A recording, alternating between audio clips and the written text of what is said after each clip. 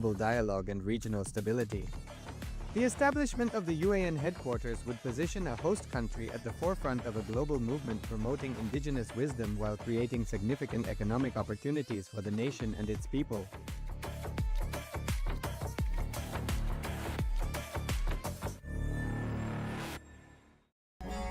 Kartike Deepam. The timeless Paramashiva decided to become many to celebrate himself on this very day. The time started from the timelessness from Kartike Deepam. That is the time that Big Bang happened.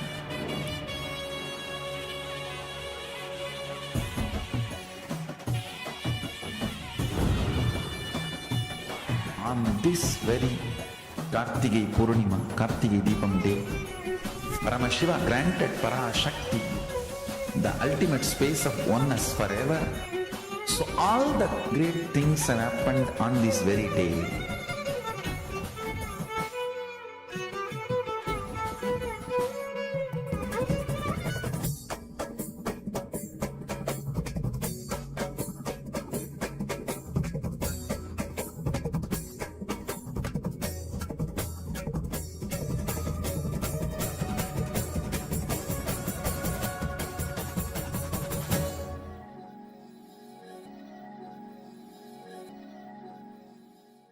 Established since 2002 in the United States of America, the United Ancient Nations is an intergovernmental organization, currently made up of 160+ members and indigenous nations. The UAN and its work are guided by the purposes and principles contained in its founding charter.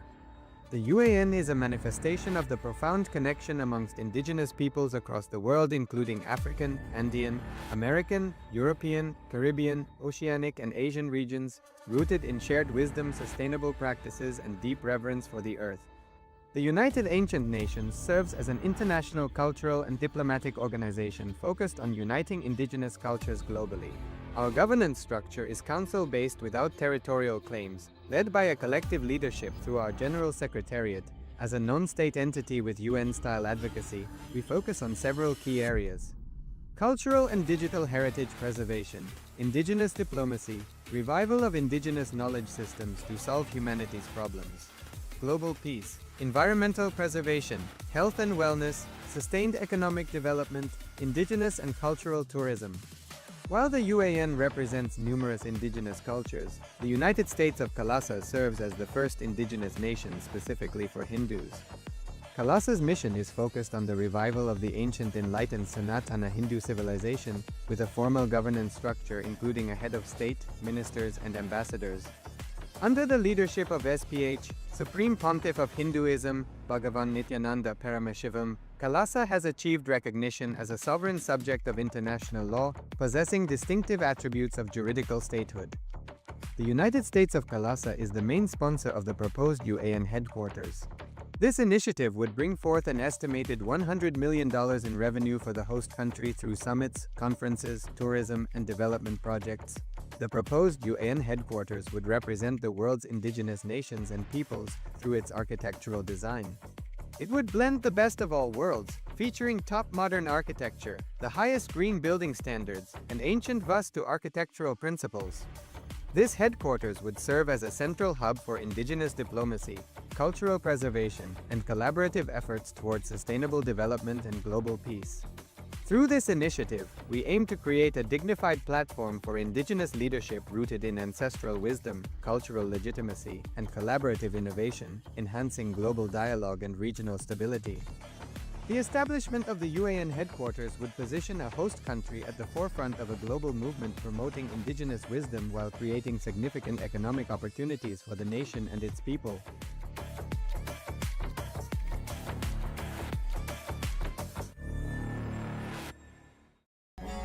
Kartike Deepam. The timeless Paramashiva decided to become many to celebrate himself on this very day. The time started from the timelessness from Kartike Deepam. That is the time that Big Bang happened.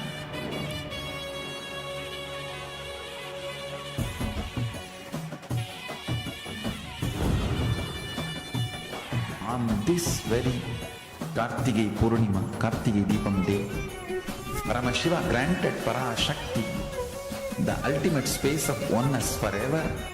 So all the great things have happened on this very day.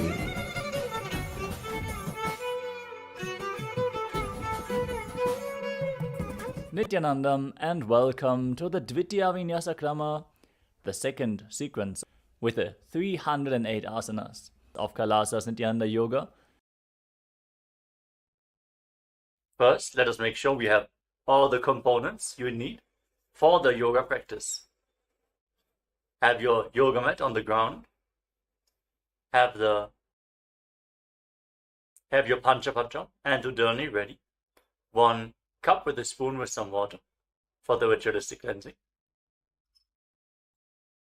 All the male bodies, please remove your upper cloth and apply the vibhuti on the 16 places over your body, as you can see on our acharyas. All the female bodies, you can apply it on your forehead. Wear the kumkum on your third eye, the Agnya chakra in between the eyebrows, and wear the Rudraksha mala around your neck. You can keep some weights at the side of the mat if you want to intensify the asana practice. And make sure you have 1 energized Shri Yantra on your yoga mat.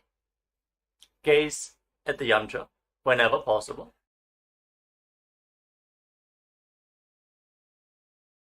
To mirror the macrocosmic energies into your microcosmos. Let us all now settle down into a comfortable cross-legged position with your head, neck and spine in a straight line. Close your eyes, take a deep breath.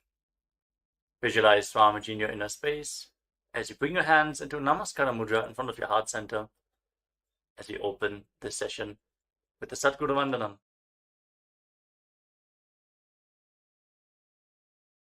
Nithyanandam Paramasukhadam Kevalam Jnanamurtim Dvandvatitam Gaganasadrisham Tattvamasyadilaksham Ekam Nityam Vimalamachalam Sarvadhi Sakshi Bhutam Bhavatitam Trigunarahitam Sadgurum Tam Namami. Next, we are going to chant the Shiva Mula mantra. Om Ham Haum Shivaya Namaha 11 times, invoking Paramashiva's presence for this ritual of Nithyananda Yoga. Please follow along internally. Om Ham Haum Shivaya Namaha. Om Ham Haum Shivaya Namaha. Om Ham Haum Shivaya Namaha. Om Ham Haum Shivaya Namaha. Om Ham Haum Shivaya Namaha. Om Ham Haum Shivaya Namaha. Om Ham Haum Shivaya Namaha. Om Ham Haum Shivaya Namaha. Om Ham Haum Shivaya Namaha. Om Ham Haum Shivaya Namaha. Om Ham Haum Shivaya Namaha. Let us now enter into the Tattvachamalam, the ritualistic cleansing. Take your Panchapatram and Udani. Keep your right hand in the Gokarna Mudra in the shape of a cow's ear. Take 1 Udani, 1 spoon of water, and pour it into your right palm. Each time the word Swadha is chanted, sip the water from the bottom of your palm and take another Udani of water into your hand for a total of 3 times. Om Atmatattvam Shodhayami Swadha.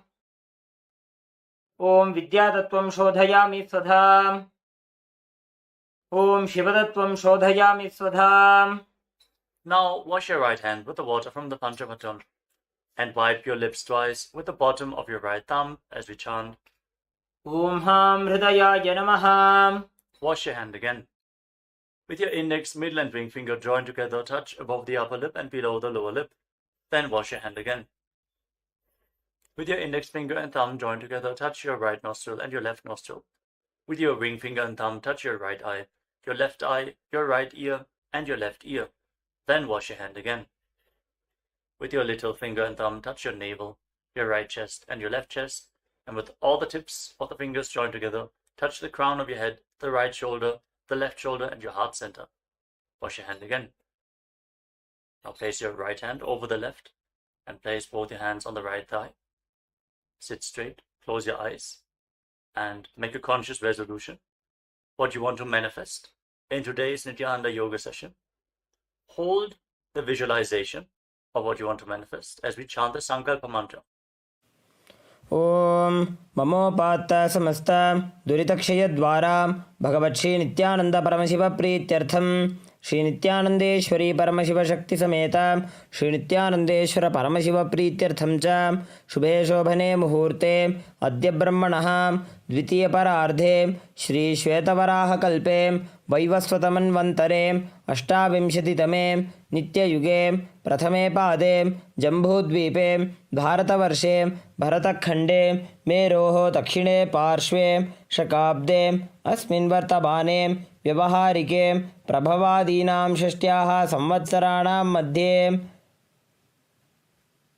शुभनामसंवत्सरे शुभायने शुभऋतौ शुभमासे शुभपक्षे शुभतिथौ शुभवासरयुक्तायां शुभनक्षत्र शुभयोग Shubhkaran एवं गुणविशेषणविशिष्टायाम् अस्यां शुभतिथौ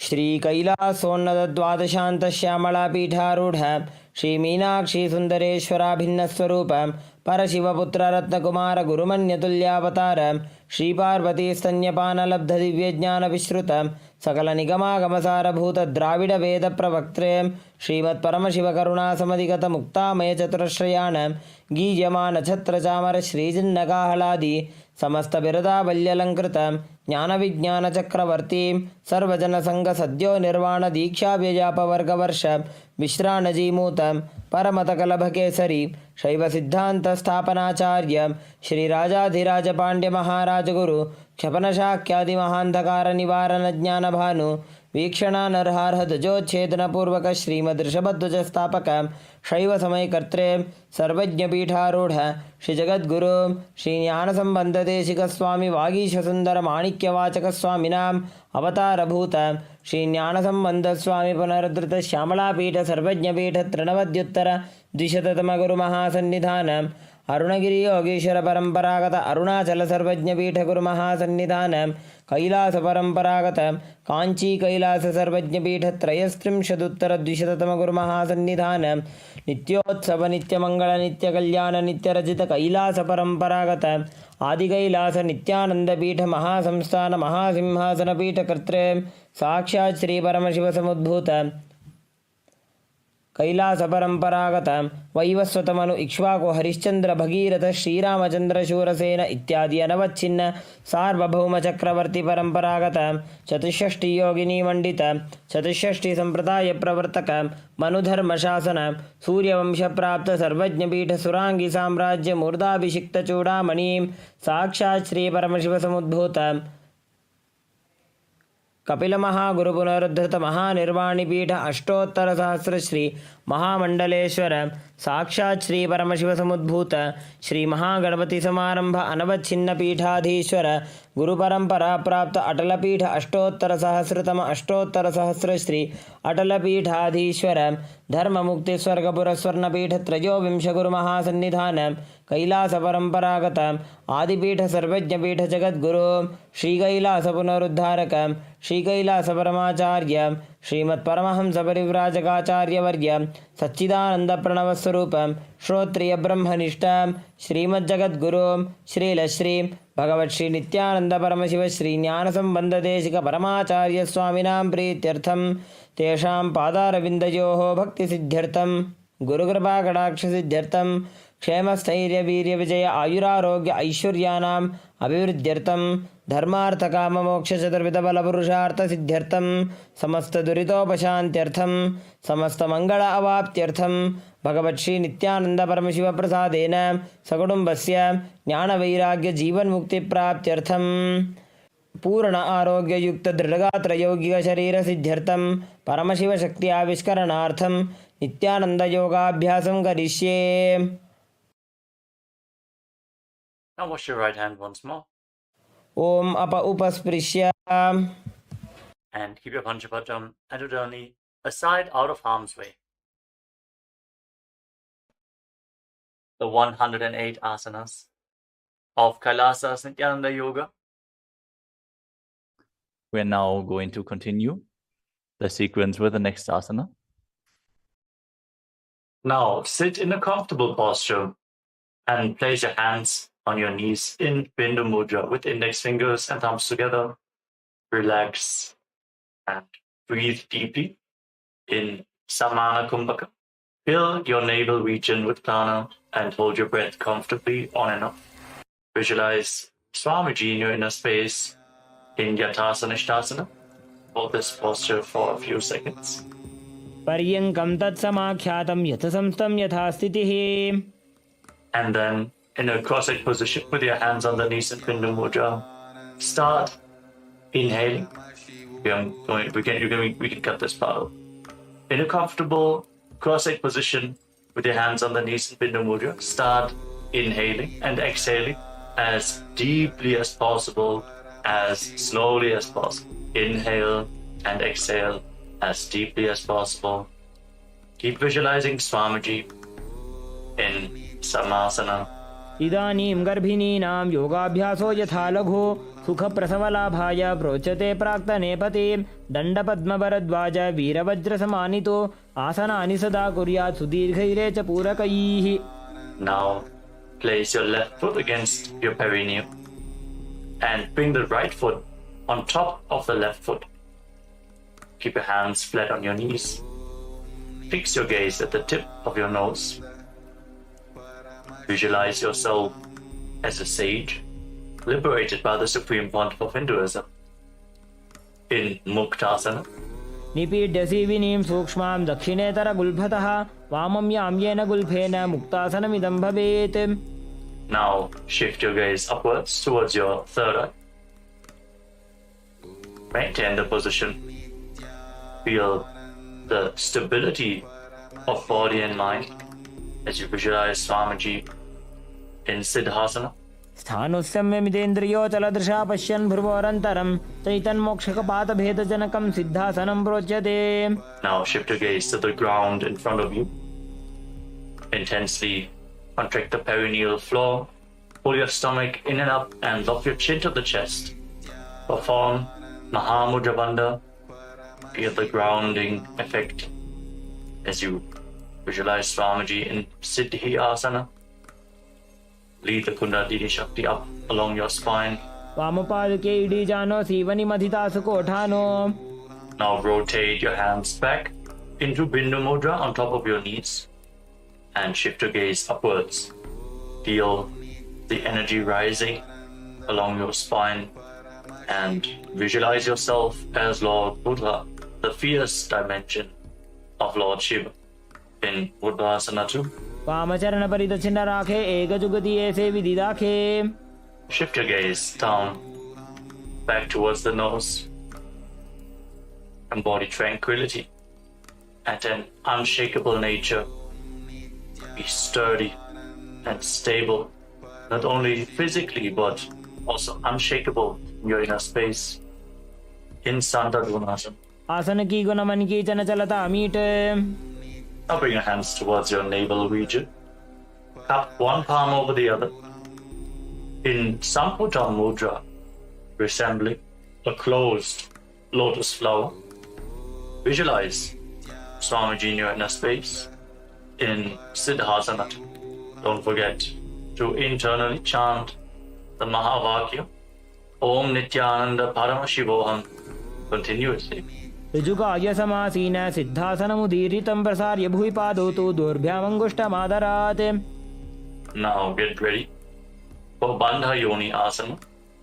We're going to perform the Shanmukhi Mudra, locking all our senses with our hands.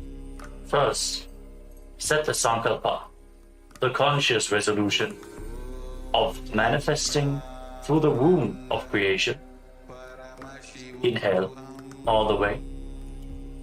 And then close your lips with your little fingers, your nostrils with your ring fingers, your eyes with the middle and index fingers, and your ears with your thumbs. Hold the breath in Shanmukhi Mudra. यत्र मध्ये महादेव बन्धयोन्यासने शृणु यत्कृत्वा खेचरो भूत्वा विचरेदीश्वरो यथा. Relax. Now, place your hands on top of the knees in Bindu Mudra with your index fingers and thumbs together as you bring the right foot on top of the left thigh and the left foot below the right thigh. Embody the space and state of bravery, Veera, in Veerasana. एकं पादमथैकस्मिन् विन्यस्योरुणि संस्थितः इतरस्मिंस्तथा चोरुं वीरासनमुदीरितम्.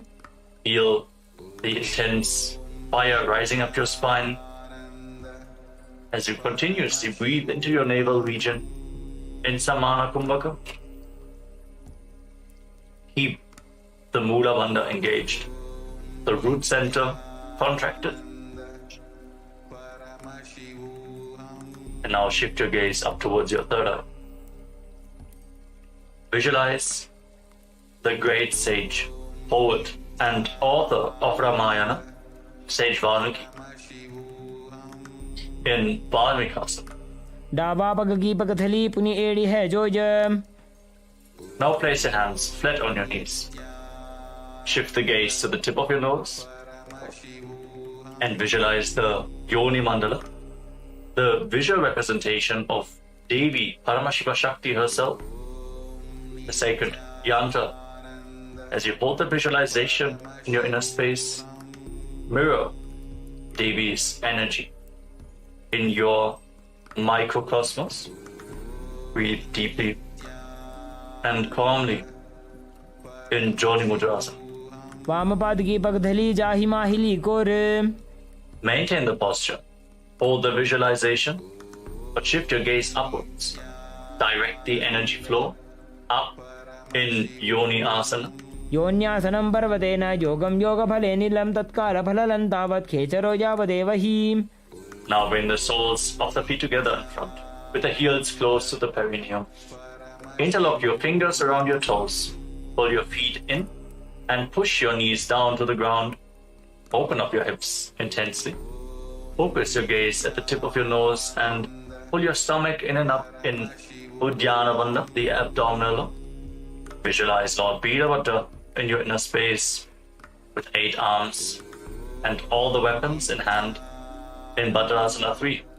गुल्फौ च वृषणस्यादः सीवन्त्याः पार्श्वयोः क्षिपेत् सव्यगुल्फं तथा सव्ये दक्षगुल्फं तु दक्षिणे. Relax. Now place the left hand on your left knee. Cover your mouth with your right hand and close the left nostril with the index finger. Inhale through the right nostril all the way.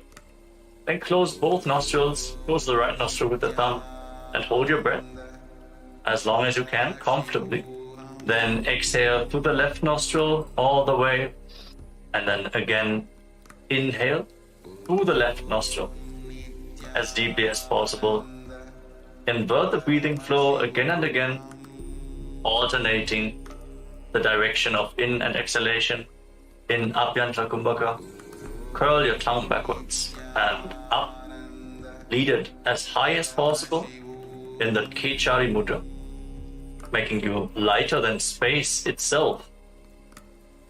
Gaze up towards your third eye and visualize yourself as an Agori in Agorasana. पूर्व कहो विश्रिका जोजी वाही विधि जो की जैसो जी. Relax. Now, separate your heels. Keep your toes together and bring your elbows down on top of your heels. Rest your chin on your hands. Fix your gaze at the tip of your nose. Pull your stomach in and up. Perform Uddiyana Bandha as you exhale all the way and hold your breath in the exhaled state. On every exhalation, in Rechaka Kumbhaka, visualize yourself as a female elephant drinking water in Kanari Pavasana. ग्वाली पाव आसन कक्षो है जैसे Yahoo में जाने विधि तैसे. Now rise up. Slightly lift your feet off the ground as you scoop your hands below the feet. Interlock your fingers in front and then lift your feet up towards your chest in Padasana as you gaze to the tip of your nose. Hold the balance. Be stable in your inner space and visualize Swamiji in your inner space. Hold this position for a moment. ततोर्ध्वं रेचयेत् वायुं मृदुनिश्वाससंयुतम्. And now interlock your fingers around the toes from the top. You can set them down for a moment. And then again, pull your feet up towards your chest. Rest your chin on the toes as you gaze to the tip of your nose and embody the state and space of a king in Gopichandasana. पूरव विधिपका का अंगूठा कंठ पराशे. Now lower your legs down and once more scoop your hands below the feet. Interlock your fingers around the toes and bring your feet towards your chest. Bring your chin onto the fingers. Focus your gaze at the tip of the nose and visualize your body being completely healthy, free from any defects in Udarasana. Hold this posture. दोबूपकदली संपुट ठाने उभय हस्तकरी उरद हिताने. Then slowly raise your feet higher in front of your face. Try to hold the balance here. Keep the interlocked fingers in front of your forehead and visualize yourself excelling in everything in Vishishtasana. दोबूपकदली जोड़ी संपुट करे. Relax. Bring your feet down. Now one by one, lift your legs over top of your shoulders. The knees bent. And off the ground. Now bend your elbows upwards. And hold on to your neck with your hands.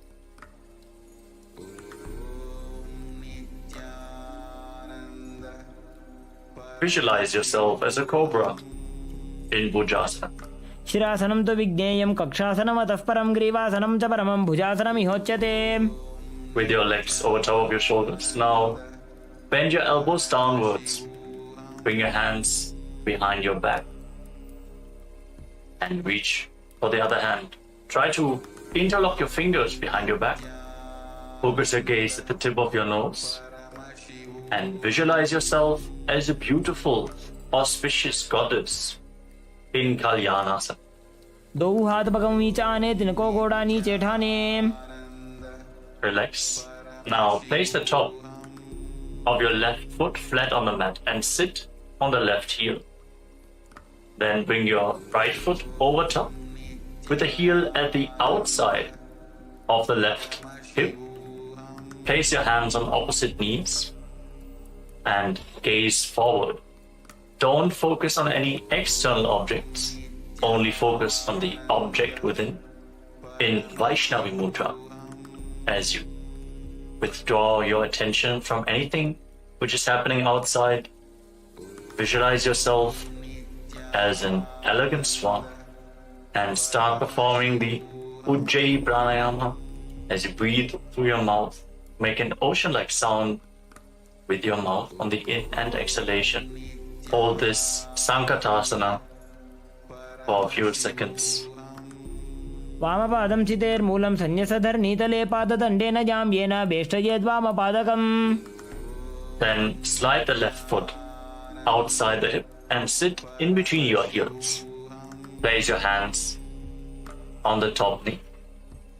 Pull your stomach inwards and up in Uddiyana Bandha.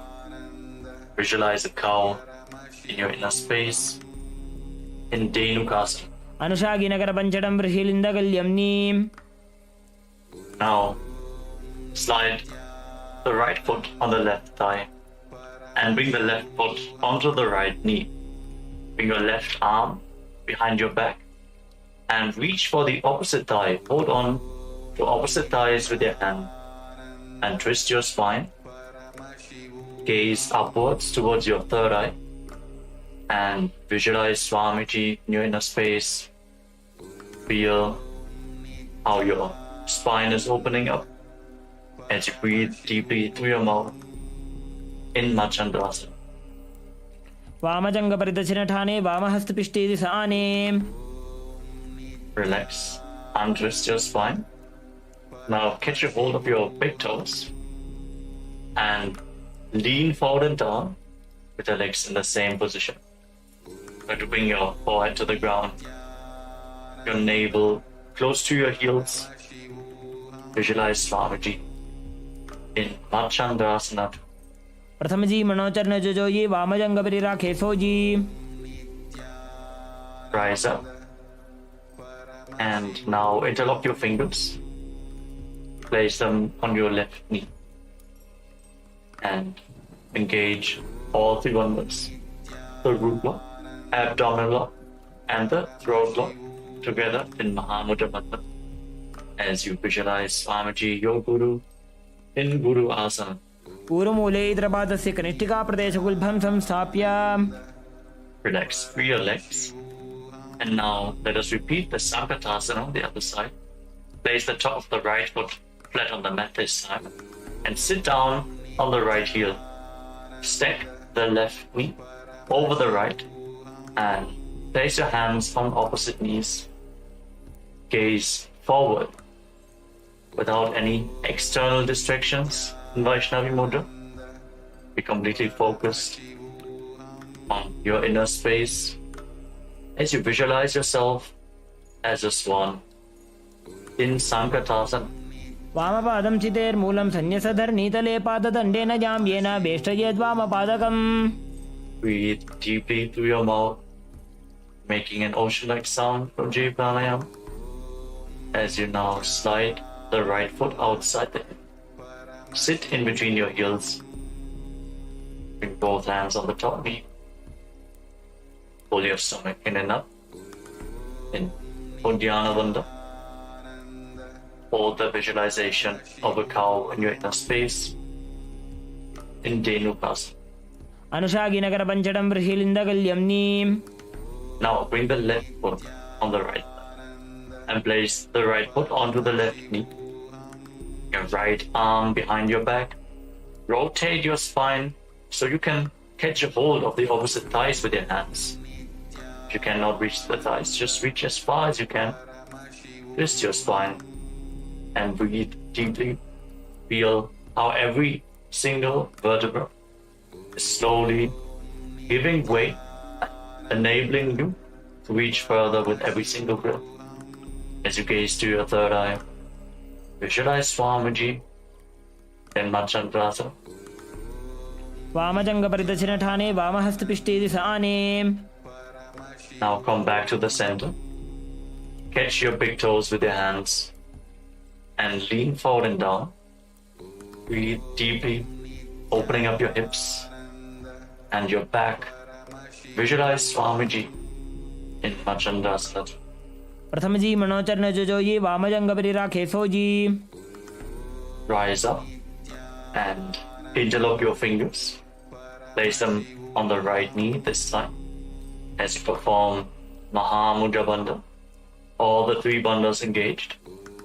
Visualize Swamiji, your Guru, in Guru Asana. पूर्वमूले इतरपादस्य कनिष्ठिका प्रदेशगुल्भं संस्थाप्य. Now free your legs and place your feet flat on the ground. Bring your knees up towards your chest. Cross your arms and hold on to opposite knees. Pull your knees close in towards your chest. Breathe against your thighs. Feel how your spine is opening up. Lead your tongue backwards and up in Kechari Mudra. Try to lead it along the pharynx, the nasal tract. If you can, fix your gaze at your third eye and visualize Swamiji in Parashasana. पादतले भूमौ निधाय जानन्यूर्षि निधाय विपरीत हस्ताभ्याभूर सहित जंगे निबध्य. Now hold on to opposite wrists with your hands and bring your chin towards the knees. Rest your chin on top of the knees. Hug your legs. Gaze to your nose and visualize yourself residing in an abode of bliss in Bodha Shukasana. Breathe deeply. दो पगदली भूपरि धरे कोरमा हिली ऐसे करे. And now bring your hands below the knees, in between the thighs and calves, and hold on to opposite elbows with your hands. Pull your legs back in towards your chest. Gaze to the tip of your nose. Your thumb still pressed upwards towards the third eye. Engage your mudra. Hold the visualization of Swamiji in your inner space. Visualize his sweet smile in Purakatasana. दो हाथ पग बाहर ले आवे, घोड़ा नीचे ले ठहरावे. Now cross the right ankle over the left and keep your toes pointing upwards to the sky. Fix your gaze at the tip of the nose and visualize Maharishi Sumati in your inner space. In Sumati Asana, remember to make an ocean-like sound with your mouth as you breathe through your mouth in Ujjayi Pranayama. मूलद्वारी धरती पर ठाने, डाबा पग पर तछपद आने. Now extend your legs forward. Keep your knees straight. Interlock your fingers and raise your arms up over top of your head with your wrists pointing outwards. Straighten your back and your legs like a stick. Feel the stretch in your upper back and shoulders as you reach high. Engage all three bandhas, Mahamudra Bandha. Fix your gaze at the tip of your nose with your tongue. Pause upwards, engage your mudra. Swamiji in your inner space. In Dandasana. इदानीं गर्भिणीनां योगाभ्यासो यथा लघु सुखप्रसवलाभाय प्रोच्यते प्राक्तने पथि. Now lean forward and down. Catch a hold of your big toes in Dana Mudra with index fingers and middle fingers. Lean down as low as possible.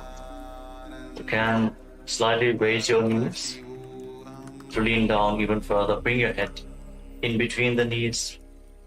Start breathing in Nadi Shodhana as you inhale through one nostril and exhale through the other, alternating without the support of your fingers. Feel the prana being led along your spine, cleansing Ida and Pingala Nadi, the main nadis along your spine. Alternate your breath, Nadi Shodhana, as you visualize Swamiji in Adambasana. दो पग मिलिवा पसारी पका का अंगूठा पकड़ी लीला टकोड़ा लगावे. Now rise up. Slightly separate your feet. Raise your knees and bring your hands below the shins, holding on to the soles of your feet from the outside. Lean down as low as possible. Stretch your lower back, your upper back. Open your hips. You can literally pull yourself down as you catch a hold of your feet. Breathe deeply, and with every exhalation, sink a little bit deeper into the stretch. Focus your gaze at your third eye. Take the energy upwards within your body. Visualize Swamiji in Vidokasana. प्रथम बेसी दो पाव पसारी कचक ऊर्ध को कुरुडो डारे. Now rise up and bring the heels together in front. The feet still extended away from your body. Lead your hands underneath the shins. Keep the palms facing up. Your elbows on the mat. Bring your chin onto your heels. Lean down as low as possible. Gaze towards the tip of your nose. And visualize Swamiji in Jalandhari Pavasana. दो एड़ी मैली के दीजिए हाथ पसारी. Relax. Rise up. Straighten your legs. And now lift one leg upwards behind your neck. You cannot bring the leg behind your neck. You can just lift it over your shoulder or pull it towards your chest. You can even just press it over the opposite knee. Then lean forward and down and hold on to the front foot with both hands. Breathe deeply as we are moving to Pratyahara Kumbhaka. Visualize how the prana is flowing upwards to 9 points of your body as revealed by Mahadeva himself. These points are the soles of your feet, the regenerative organs, your navel, the heart, the throat, the uvula, the center of your eyebrows, the top of the forehead, and the Brahmarandha, the crown of your head. Feel the prana flowing upwards in your body continuously as you visualize Swamiji in Urdhva Paschimottanasana. पश्चिमतानवत् संस्थितिं कृत्वा एकं पादं ग्रीवायां धृत्वा तिष्ठेत्. Your leg behind your neck.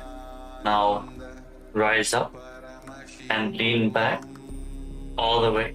Try to lay down on your back with the opposite leg extended forward. Catch a hold of the foot behind your head. Fix your gaze on the tip of your nose. Tensely open up your hips. Just straighten your body. Gaze to the tip of the nose. And visualize yourself as infinite or endless, an eternal one in Anantasana. उत्तानशयनी एकैकम्पायी ग्रीवायां विन्यस्य इतरहस्तेन पावाग्रं गृहीत्वा. Hold this posture for a moment and then roll onto your side, the side of the hand which is holding onto the foot behind your head. Rest on the side as you fix your gaze at the tip of the nose.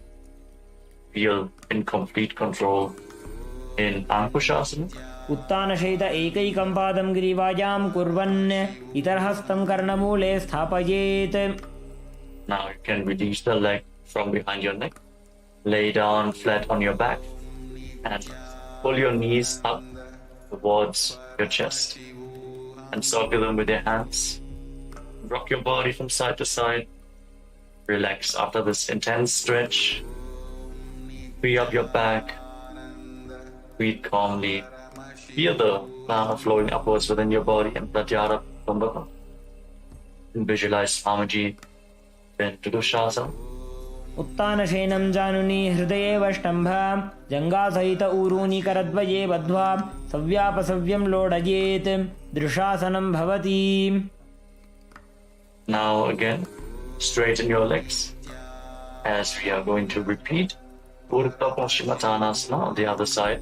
So now lift the other leg behind your neck. Lean forward and down. Hold on to the foot. Pull yourself down as low as possible. Visualize Swamiji in your inner space. Hold this posture. Feel the intense opening of the hips and back. Stretch the hamstrings. पश्चिमतानवत् संस्थितिं कृत्वा एकं पादं ग्रीवायां धृत्वा तिष्ठेत्. As you lean back, the leg behind your neck, holding onto the foot with the opposite hand. Straighten the other leg forward.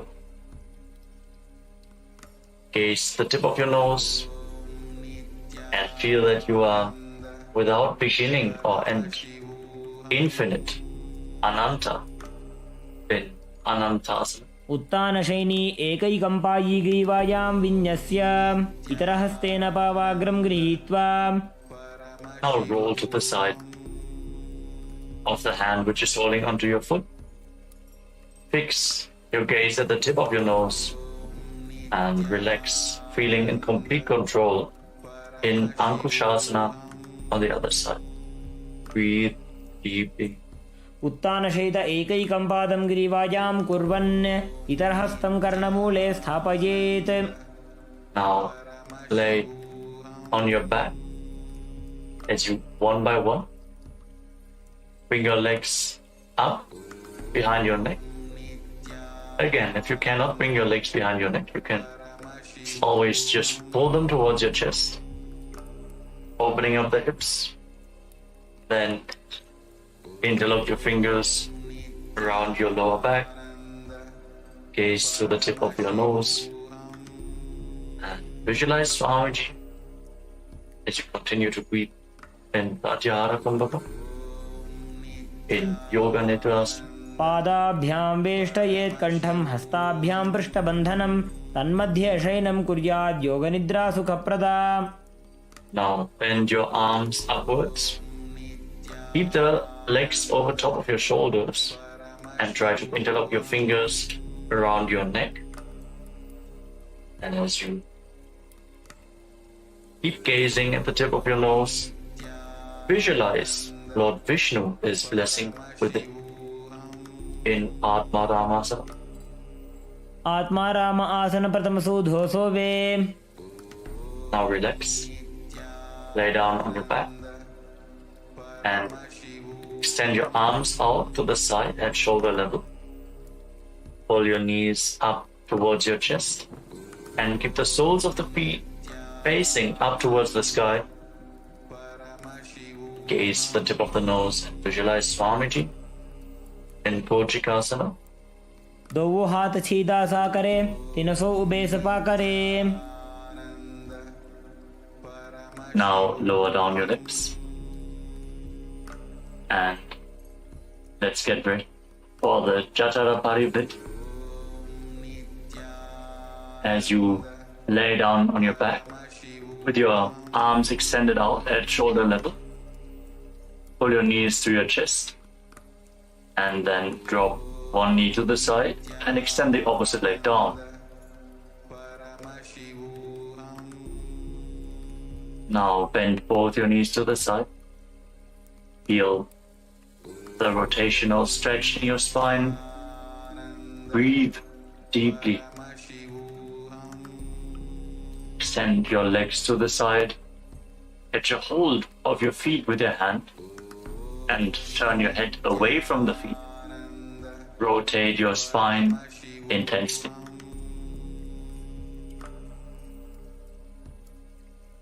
Breathe deeply. And now return back to the center. Drop the other knee to the side.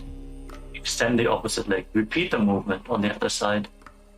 Twist your spine in the opposite direction. Bring both knees bent to the side. Feel the rotation of every single vertebra in your spine.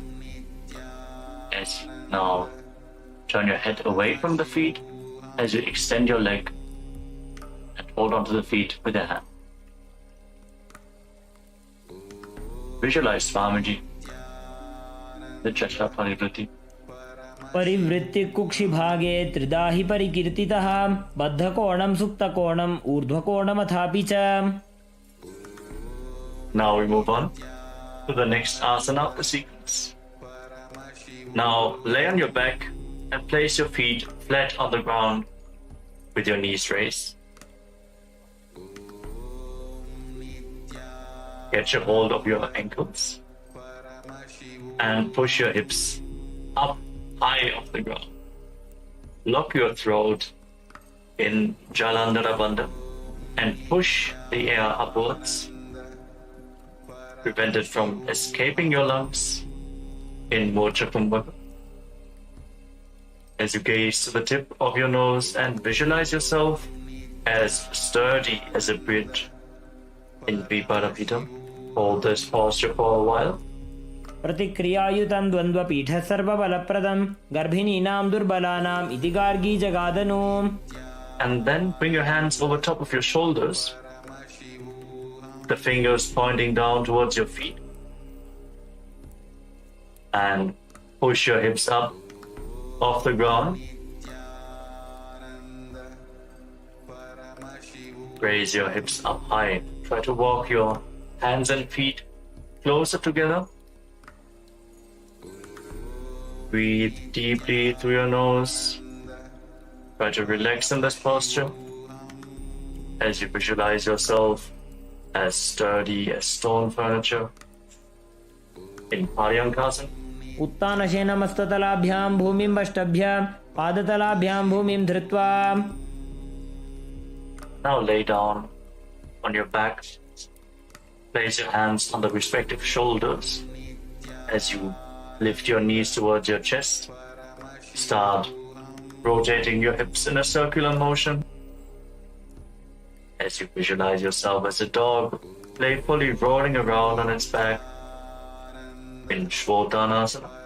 Keep breathing calmly through your nose. The prana along your spine.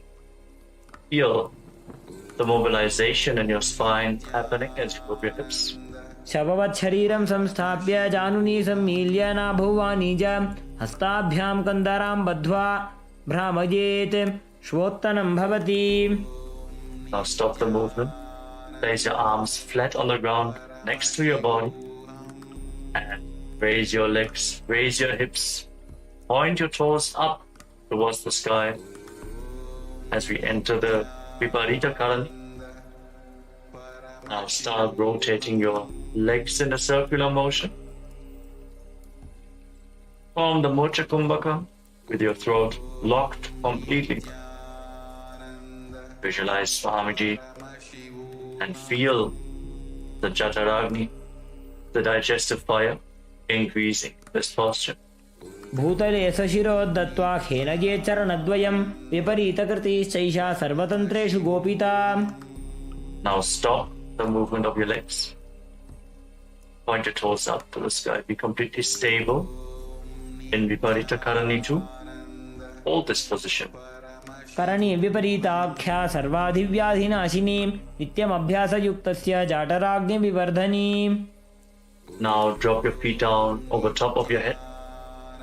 Touch the toes to the mat and interlock your fingers behind your back.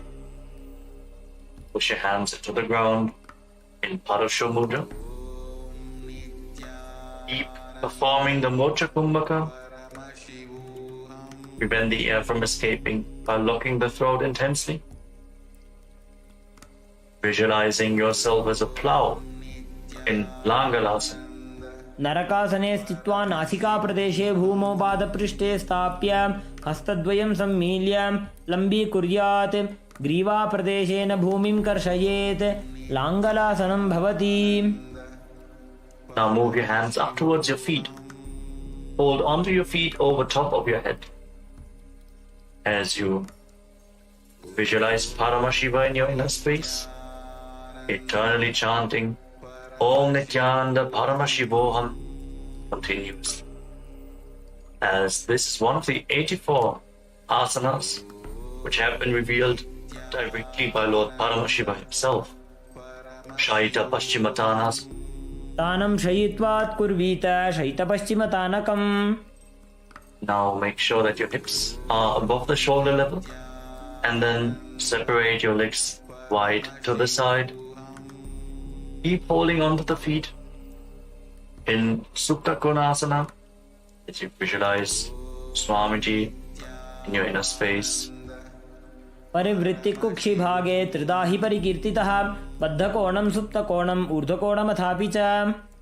Now join your feet back together. Catch a hold of your ankles and then roll onto your back, keeping your arms and legs straight. Visualize yourself as a chakra, a wheel in Chakrasana. Keep the Jalandhara Bandha engaged, your throat locked. शवासनस्तद्वौ पादौ कुर्यान्मस्तकतः परौ व्युत्क्रमेण ततः शीघ्रमेतत् सर्वस्य साधनम्. As you now lay down on your back, bring your legs vertically, pointing up towards the sky. Hold on to the big toes, your arms straight. Send your legs out of the side. Open up your hips. Feel the intense stretch. Slightly pull on the toes to move deeper into the position. Breathe firmly in Supta Prasadita Parangushtasana.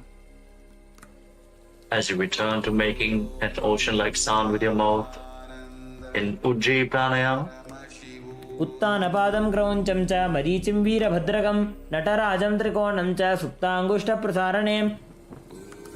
Now join your feet back together. Keep holding on to the big toes. In Supta Paramashivoham, try to straighten your knees. Feel the stretch in the hamstrings as you visualize Swamiji.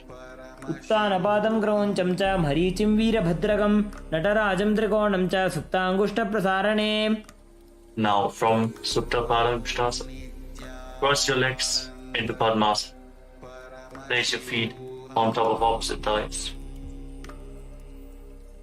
Bring your knees down towards the ground and your hands above your head. Holding onto opposite elbows, fix your gaze at the tip of your nose. Try to bring your back on the ground. Feel your pelvis rotating through your hip bones, opening up the hip rotators. Visualize Matsya, the fish avatar of Lord Vishnu in Matsyasana. मुक्तपद्मासनं कृत्वा उत्तानशयनं चरेत् कूर्पराभ्यां शिरो वेष्ट्या मत्स्यासनं तु रोगः. Place the back side of the right hand on top of the left palm over top of your head. With the legs to Padmasana. Gaze to the tip of your nose and visualize Lord Rama in your inner space in Paramashivoham. प्रथमकरे पद्मासन आचे सुधोसो वे भूपरिपाचे. Breathe deeply. Open up your hips. Now lift your knees off the ground. Raise your hips as you support your hips with your hands. Your elbows resting on the ground. Fix your gaze at the tip of the nose. Lock your throat. Visualize Swamiji in your inner space. In Sarvangasana. अथ वक्षेत्र संक्षेपात् सर्वांगासनमुत्तमं यत् कृत्वा योगनिपुणो विद्याभिः पण्डितो यथा. Now roll down onto your back. Free your legs from Padmasana and place one foot onto the opposite thigh. As you raise your knees up towards your chest, extend your arms out over top of your head. Hook your fingers forward and raise your chin to the chest. Lock your throat. Fix your gaze at the third eye as you visualize yourself as a scorpion in Vrishikasana. Hold this asana for a moment. प्रथमशयन सुधोषी शिकेशिकी सन्धि सुदाखे. Now lower your arms and legs. Place the other foot on the opposite thigh. Get ready to repeat Vrishikasana. Bring your hands over top of your head. Fingers hooked forward like the stinger of a scorpion. Gaze to the third eye in Vrishikasana. प्रथमशयन सुधोषी शिकेशिकी सन्धि सुदाखे. Now lay down flat on your back and interlock your fingers around your neck. Lift your legs off the ground and start pulling one knee in towards your chest, back and forth without setting the feet on. Breathe deeply through your nose in Sahaja Kumbhaka. Breathe the prana along your spine. Feel the mobilization of your spine in this posture. As you visualize Swamiji in your inner space, intensely engage your core, mobilize the hips, ease the body heat. उत्तानशयनं कृत्वा अङ्गुलिभ्यः कन्दरां बद्ध्वा कूर्परो मिलित्वा नितम्बेन भूमिं स्पृष्ट्वा. Place your hands next to your hips, flat on the ground. And now alternate, touching your ears with the respective knees again and again. Keep visualizing Swamiji in Maruttanasana. श्वोत्तानवत् संस्थिति कृत्वा जानुद्वयं पर्यायेन कर्णयोः संस्पृशेत्. Relax.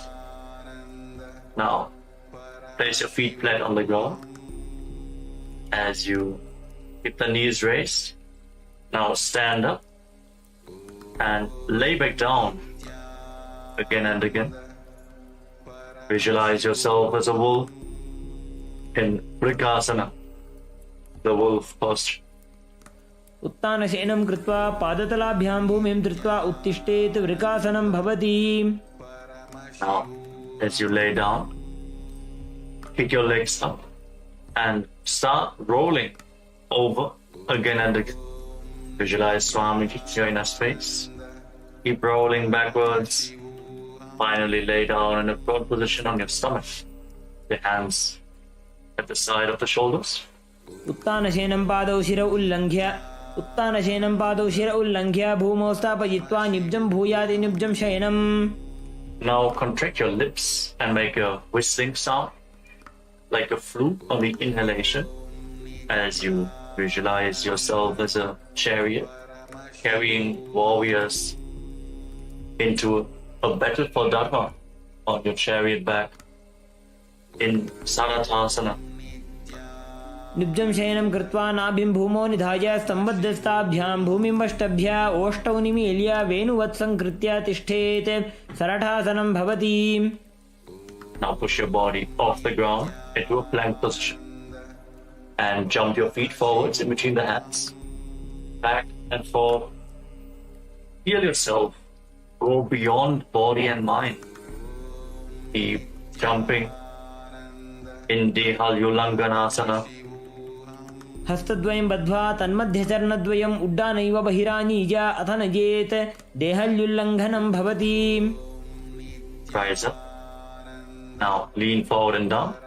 Place your hands on the ground and walk around on hands and feet as you visualize yourself as a wise 60-year-old elephant. Breathe calmly through your nose. Feel the ground underneath your palms as a natural movement. अथ जात्यासनं वक्ष्ये येन जाति स्मरो भवेत् हस्तान्द्रिभूमौ च गमनम् आगमनं ततः. Now rise back up. As you enter into the next karana of the sequence, stand in the Arimandi posture. Heels together, toes pointing outwards and your knees bent. Bring your elbows up to the shoulder level. Tilt your head back. Open up your chest and start rotating your arms around your body as you move your head in all directions. In Lolitika Karana.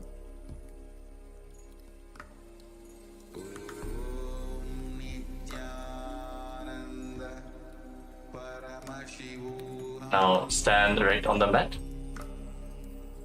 If you have a rope available, now tie your feet with a rope. Stand erect on the mat like a rod. Some yogis stand like this for the whole night to experience the Kundalini awakening. Now keep your elbows close to your body, your hands on your thighs. Visualize the Kundalini Devi as rising and curling upwards around your body in Sarvasana. Feel the energy flowing upwards. अथ सर्पासनं वक्ष्ये वायुपाणाय केवलं शरीरं दण्डवत् तिष्ठेत् रज्जुबन्धस्तु पादयोः वायवी कुण्डली देवी कुण्डलाकारमङ्गुले. Now from the standing position, lean forward and down and catch a hold of your toes from the front. Keep your hands in fists and walk around on the mat as a camel. Visualize yourself as a camel in Ushta Sadhanasana. Keep breathing deeply through your nose. Body a camel walking around on your mat. उष्टिकनिष्ठिका प्रदेशेन भूमौ निधाय उपरिपादतले संस्थाप्य उष्ट्रवत् उष्ट्रसाधनं भवति. Now shift the grasp on your feet. Hold your toes from the side and walk around visualizing yourself as a horse in Ashvasana, the horse posture. मुष्टिकनिष्ठिकाप्रदेशेन भूमौ निधाय उपरि पादतले संस्थाप्य अश्ववत् शरीरं चलनीयम् अश्वासनं भवति. Rise up. Stand with your heels touching, toes slightly separate, and interlock your fingers behind your back in Parashu Mudra. Pull your hands down towards the calves as you lean back all the way. Open up your chest. Breathe deeply. Tilt your head back. Try to relax in this posture. Every inhalation, feel the expansion of the space between the bones, with the stretch in the muscles, and on every exhalation, sink a little bit deeper into the stretch. Visualize yourself as a soaring bird diving in Kapota Nitakasana. पादतले भूमौ निधाय पृष्ठभागेन हस्तौ जङ्घापर्यन्तं नीत्वा कपोतनिटकं भवति. Now relax, rise up, and again stand in Arimandi position. Your heels together, the toes pointing outwards, and the knees bent. Join your hands in Namaskara Mudra in front of your chest, and bow down to one side. Open up your palms and raise the respective heel again and again. Visualize yourself holding a bouquet of flowers and offering it to Paramashiva in Tala Pushpa Putam Karana.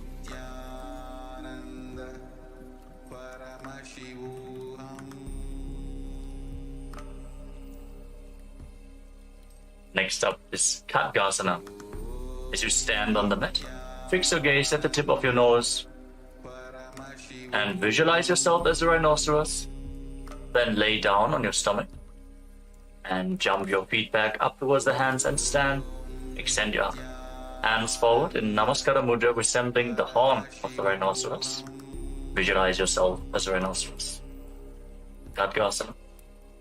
नुजसरतमासनं कृत्वा पादतलाभ्यां भूमिं पष्टभ्य उत्तिष्ठेत् खड्गासनं भवति.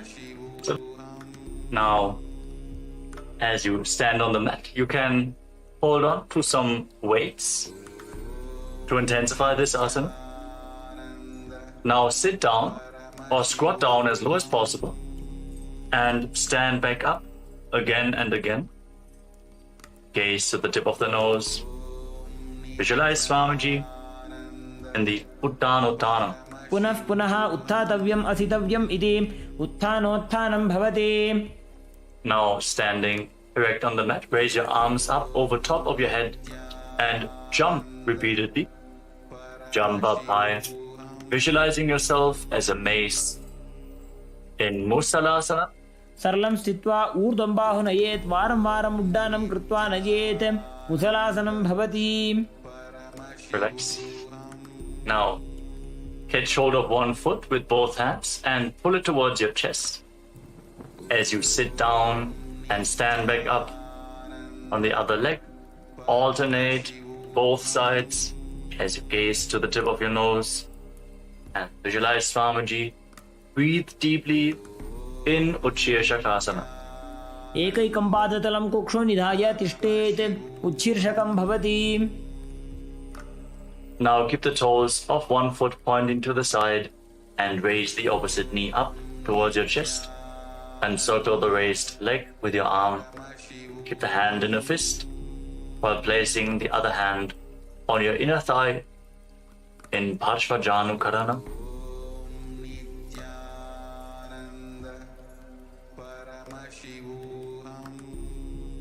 Now, again, catch a hold of the weights as you extend your arms out forward.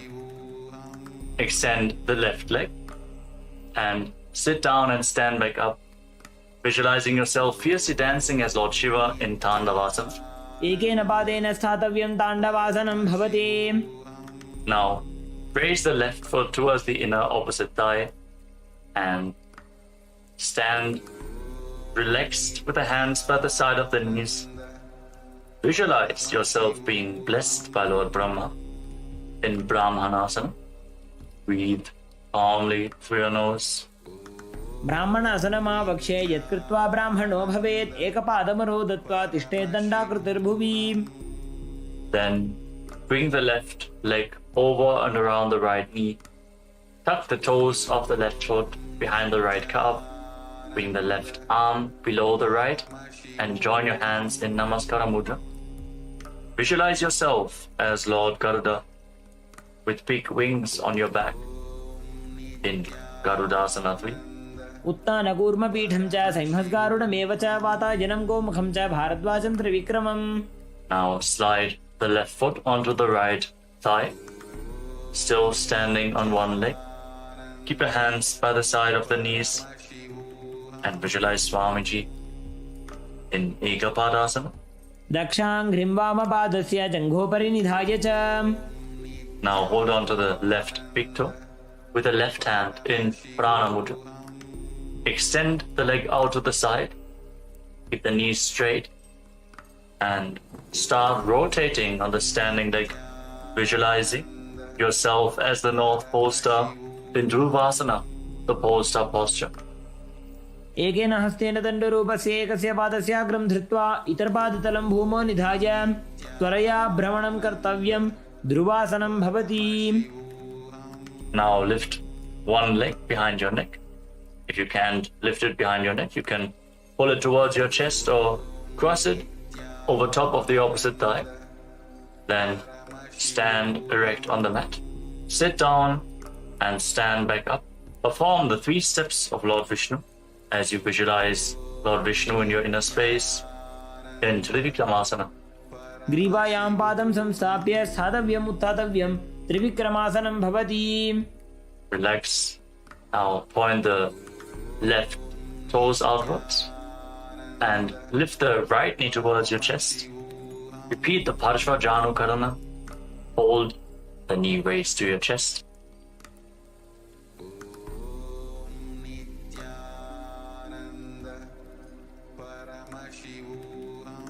Now get ready to repeat Tandavasana on the other side. Again, extend your arms forward. This time, raise the right leg. Visualize yourself dancing as Lord Shiva. As you sit down, stand back up in Tandavasana. एकेन पादेन स्थातव्यं ताण्डवासनं भवति. Now raise the right foot towards the inner left thigh with the heel close to the perineum. Hands by the side, visualizing yourself being blessed by Lord Brahma in Brahmanasana. Breathe calmly through your nose. Don't forget to chant the Mahavakya internally. Om Nithyananda Paramashivoham. ब्राह्मणासनमावक्षे यत्कृत्वा ब्राह्मणो भवेत् एकपादमरो दत्त्वा तिष्ठेत् दण्डाकृतिर्भुवि. Now bring the right foot over and around the left knee, tucking the toes behind the left calf. Bring the left arm below the right and join your hands in Namaskara Mudra. As you visualize yourself as Lord Garuda in Garudasana 3. उत्तानकूर्मपीठं च संहस्गारुडमेव च वातायनं गोमुखं च भारद्वाजं त्रिविक्रमम्. Move the right foot onto the left thigh and keep your hands relaxed by the side. Visualize Swamiji in your inner space in Ekapadasana. दक्षाङ्घ्रिं वामपादस्य जङ्घोपरि निधाय च. Now hold on to the right big toe and extend your leg out to the side. Straighten the leg and rotate quickly on the standing leg as you visualize yourself as the North Pole Star in Dhruvasana. एकेन हस्तेन दण्डरूपस्य एकस्य पादस्याग्रं धृत्वा इतरपादतलं भूमौ निधाय त्वरया भ्रमणं कर्तव्यं. ध्रुवासनं भवति. Bring the right leg behind your neck or lift it towards your chest, whatever is possible for you. And then stand straight. You can hold on to a solid object for support if needed. Then sit down and stand back up in Trivikramasana. Visualize the blessings of Lord Vishnu. ग्रीवायां पादं संस्थाप्य स्थातव्यम् उत्थातव्यं त्रिविक्रमासनं भवति. Settle down. Stand with your heels touching and keep your toes pointing outwards. The hands at the side of your hips. Your fingers pointing one by one. Breathe calmly in Samanakakarana.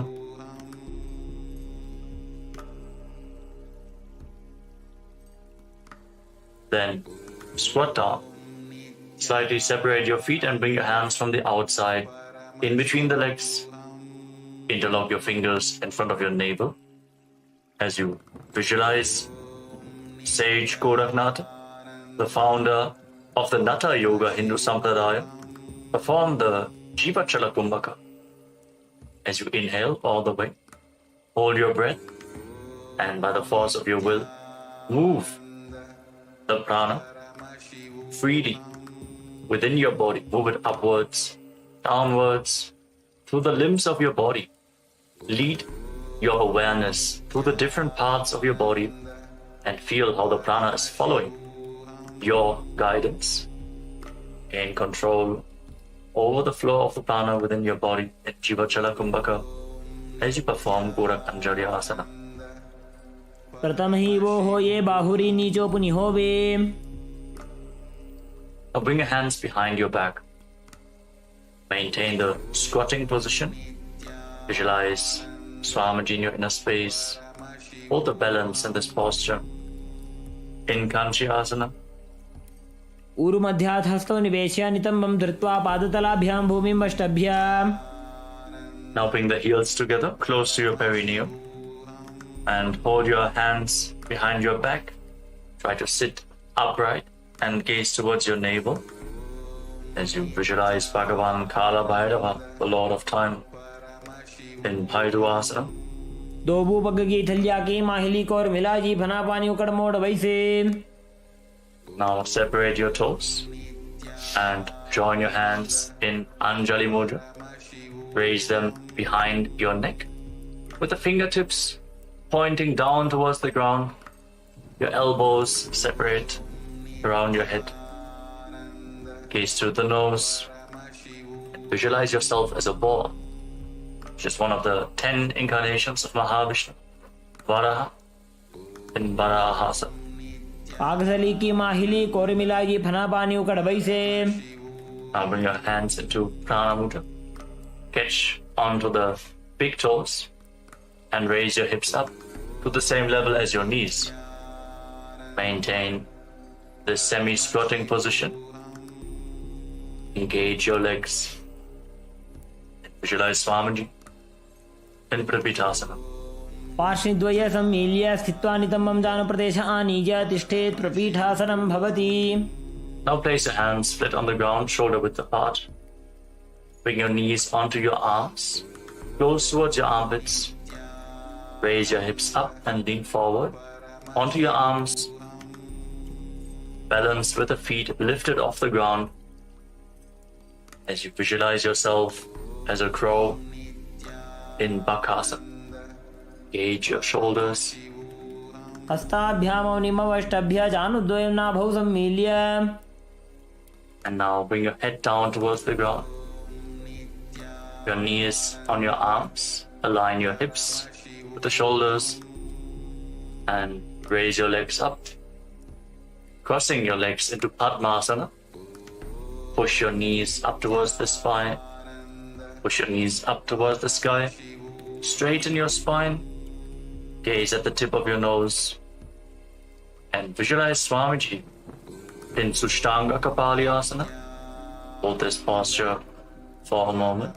आसन को गुण कपाल आछो हो जी. And then gently lower your body down to the ground and come to a kneeling posture.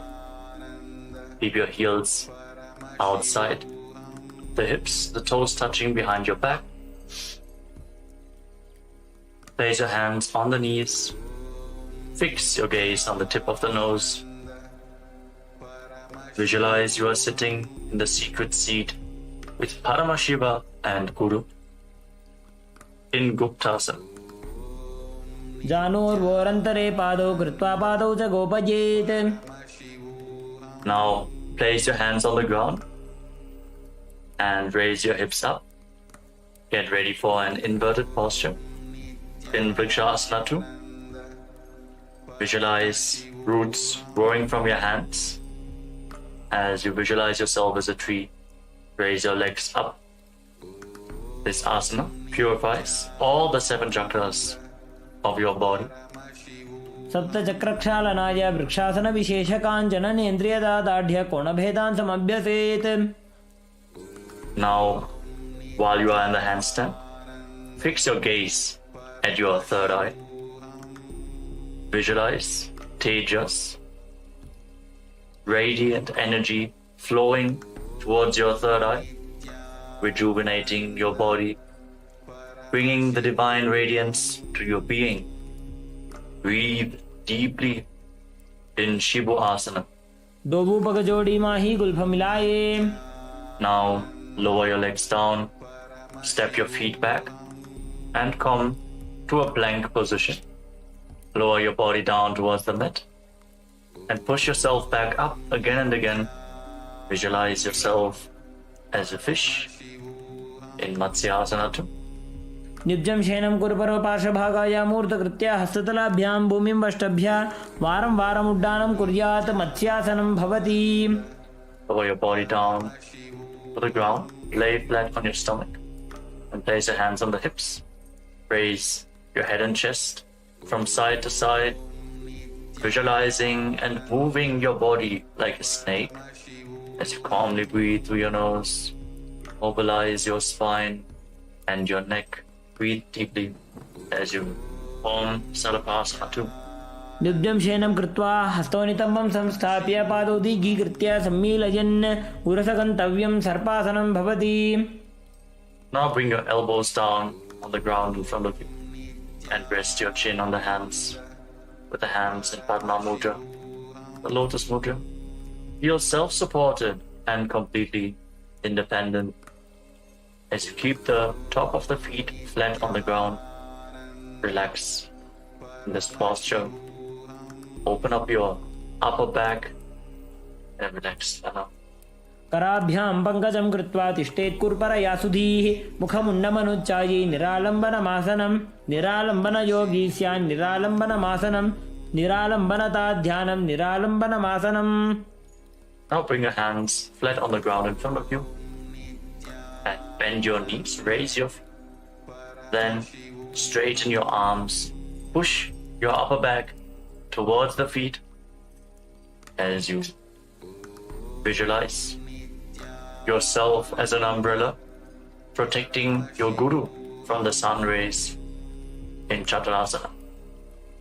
Hold this intense stretch of your spine. अर्ध्यासनं स्थित्वा हस्ततलाभ्यां भूमिं वष्टभ्य उन्नजात् छत्रासनं भवति. As you then come to a kneeling posture, place your feet down.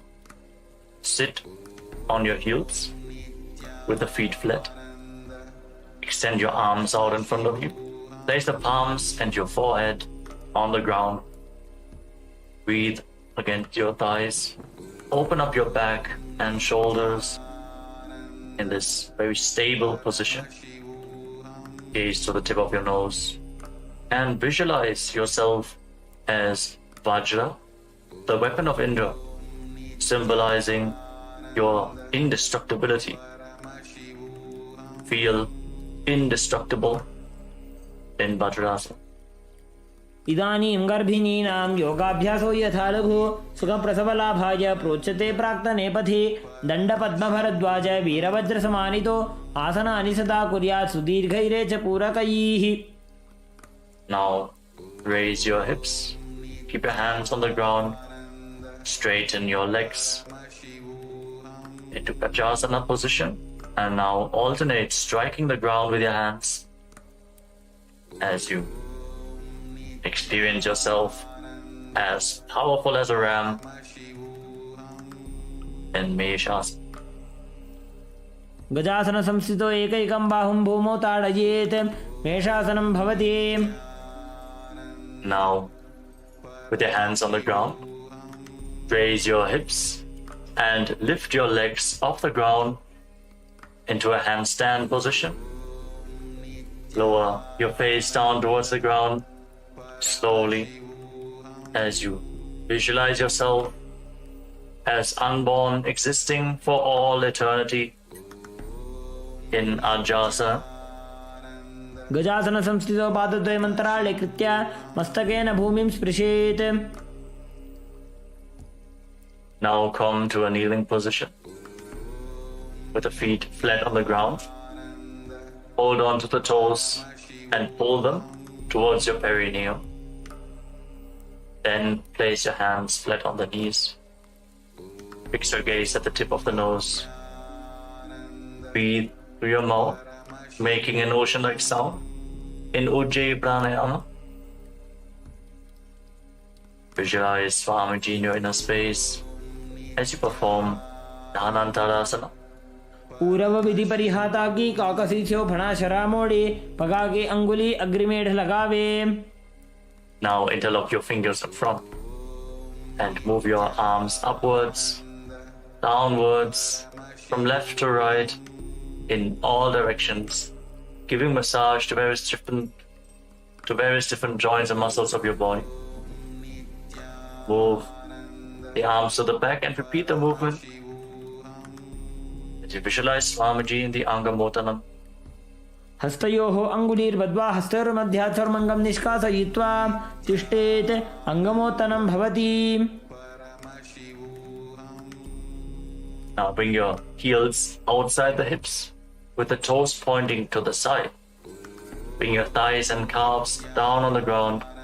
Rest your hands on the knees as you visualize yourself as Lord Garuda, flying Lord Vishnu and Lakshmi on his back in Garudasana form.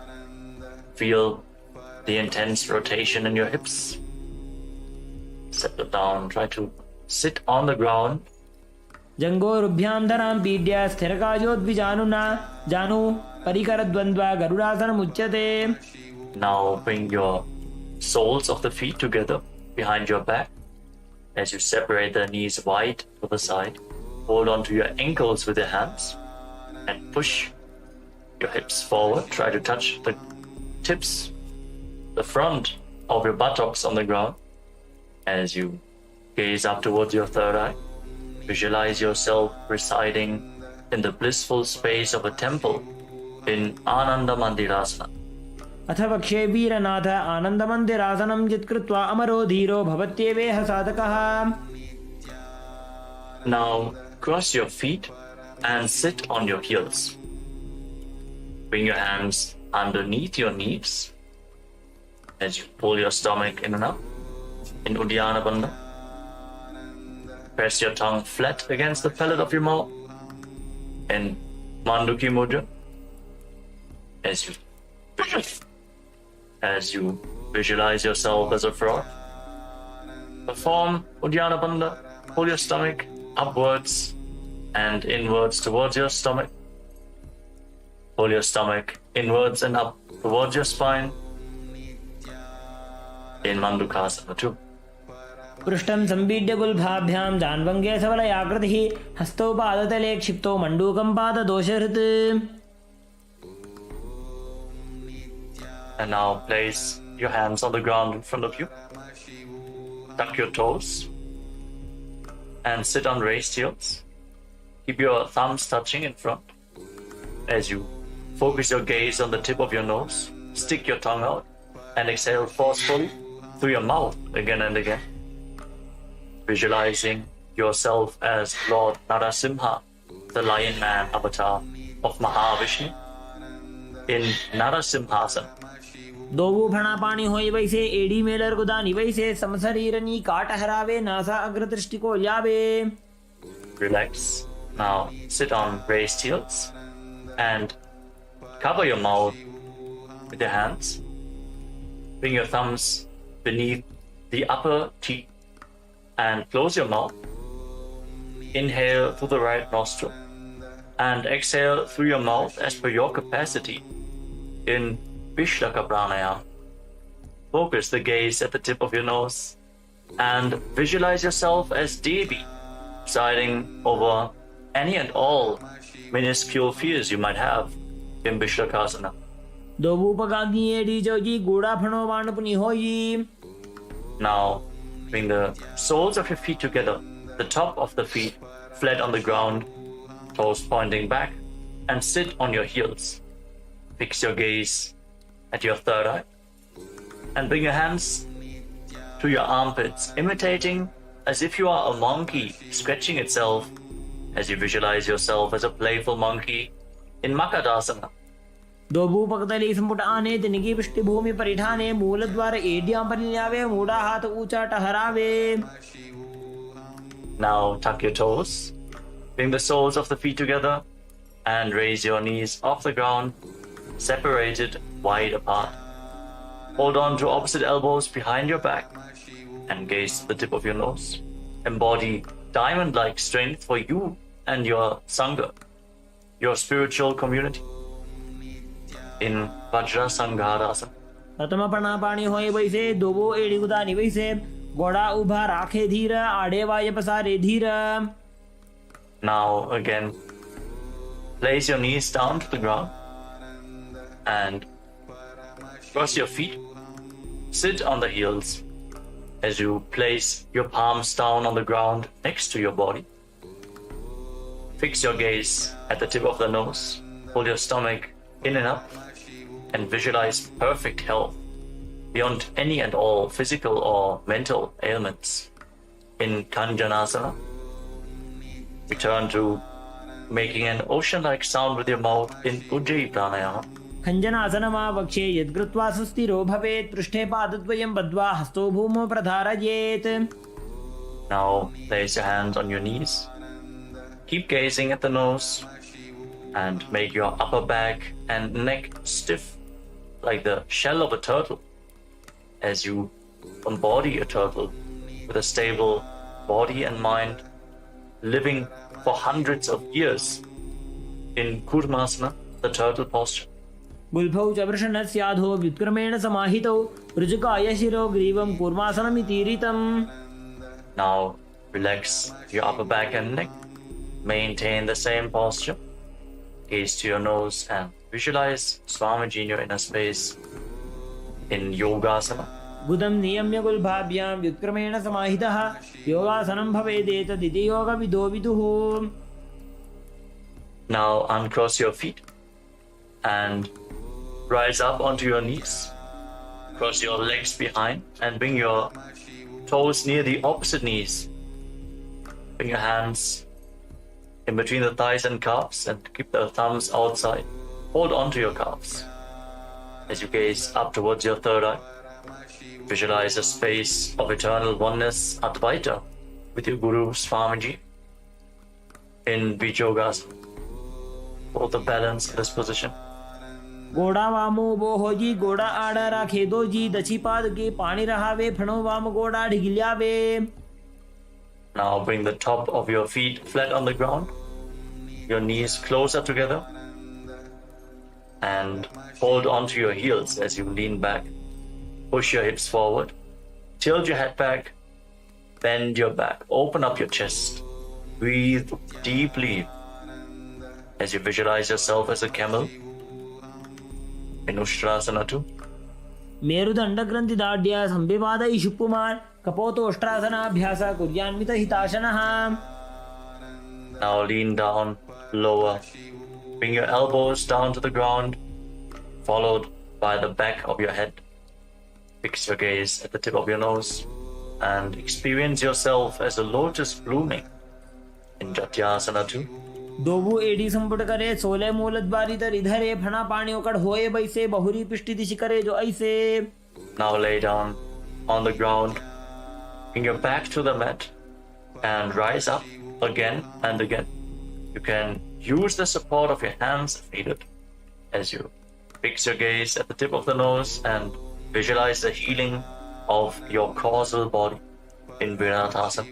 Janga Prishti Bhuvani Raja, Jangotar Joho Uruni Samstapya, Prishtivam Shamvaram Varam Sprishet. Now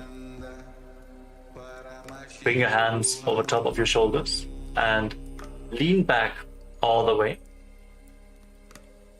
Catch a hold of your feet and bring your head in between the heels. Push your hips up high, bend your back intensely. You cannot bring your head in between the feet. It is all right. Just lean down as far as possible. Visualize yourself as a beautiful dove in Kapotasana. मेरुदण्डग्रन्थिदाढ्य सम्पिपातैः शुप्पुमान् कपोतोष्ट्रासनाभ्यासः कुर्यान्वित हिताशनः. Now, slowly rise up onto your knees. Stand on your knees with your toes tucked and hold on to opposite arms in front of your body. As you fix your gaze, the tip of the nose, internally chant Om Nithyananda, Paramashivoham. Verbalize the boon you want to receive. As you are in the boon fulfilling posture, receive your boon from Paramashiva in Varasana. जानुनी भूमौ संस्थाप्य हस्ताभ्यां बाहु परस्परं धृत्वा शरणं तिष्ठेत् वारासनं भवति. And lean forward and down. Place your forearms on the ground and rest your face on the hands. Visualize yourself as Varaha, the boar avatar of Lord Vishnu, in Varahasana too. सूर्यं चन्द्रं भेदनानि आसनानि निकथ्यन्ते कोर्परो भूमौ स्थापयित्वा जानुभ्यामवनिमवेष्टभ्य हस्तौ मस्तके संस्थाप्य पार्श्वनितम्बे संस्थाप्य तिष्ठेत् वराहासनं भवति. Now, let us get ready for another inverted posture with your forearms on the ground, elbows shoulder width apart. Interlock your fingers. Bring your head to the ground. Support your head with your hands. Raise your hips. Walk your feet forward. Align the hips with the shoulders and slowly raise your legs up in a controlled manner into a headstand posture. Keep gazing at the tip of the nose. Breathe calmly in Sahajra Kumbhaka, leading the prana along your spine. Visualize yourself as a lopped tree in Mundasana. अधो मुण्डासनं वक्षे सर्वेषां प्राणिनां सुखम् ऊर्ध्वमार्गे पते दत्त्वा धारयेन् मारुतं सिद्धिः. Now slowly lower your legs down and come to a kneeling posture. With your feet flat, sit on your heels, slightly separate your knees and lean forward and down. Bring your head in between the legs. Hold your head with both hands, your elbows outside the knees.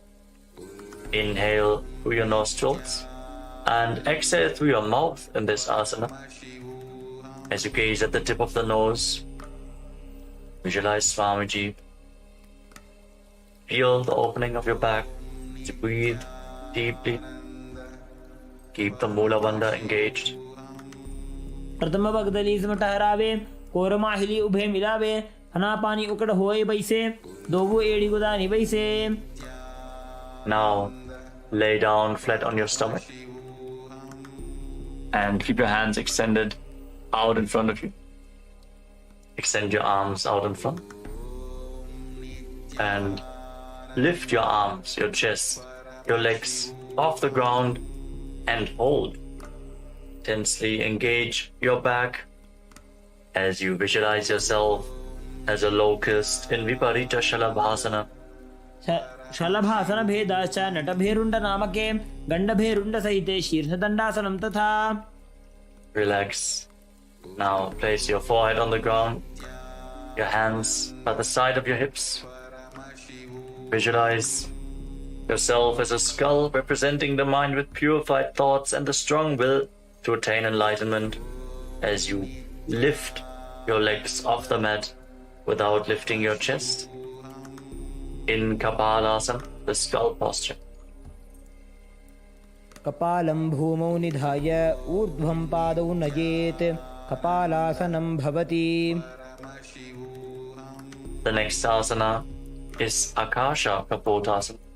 Rotate as you lay on your stomach. Lift your legs up over top of your body and try to touch your feet to the ground in front of your face. Bend your back intensely. Visualize yourself as a free and open dove. उष्ट्रासने स्थित्वा चरणौ भूमेरुत्थाप्य मस्तकोपरि नीत्वा पृष्ठप्रदेशेन भूमौ स्थापयेत् आकाशकपोटं भवति. Slowly lay down again and come to a kneeling posture. Sit on top of your heels. As you lean forward and down, place your forearms on the ground and bring your navel towards the knees. Be sturdy and stable in this position. As you visualize yourself as a sparrow in Chatakasana. कूर्परपर्यन्तौ हस्तौ धरामोष्टभ्यः जानुनी नाभौ संकुच्य.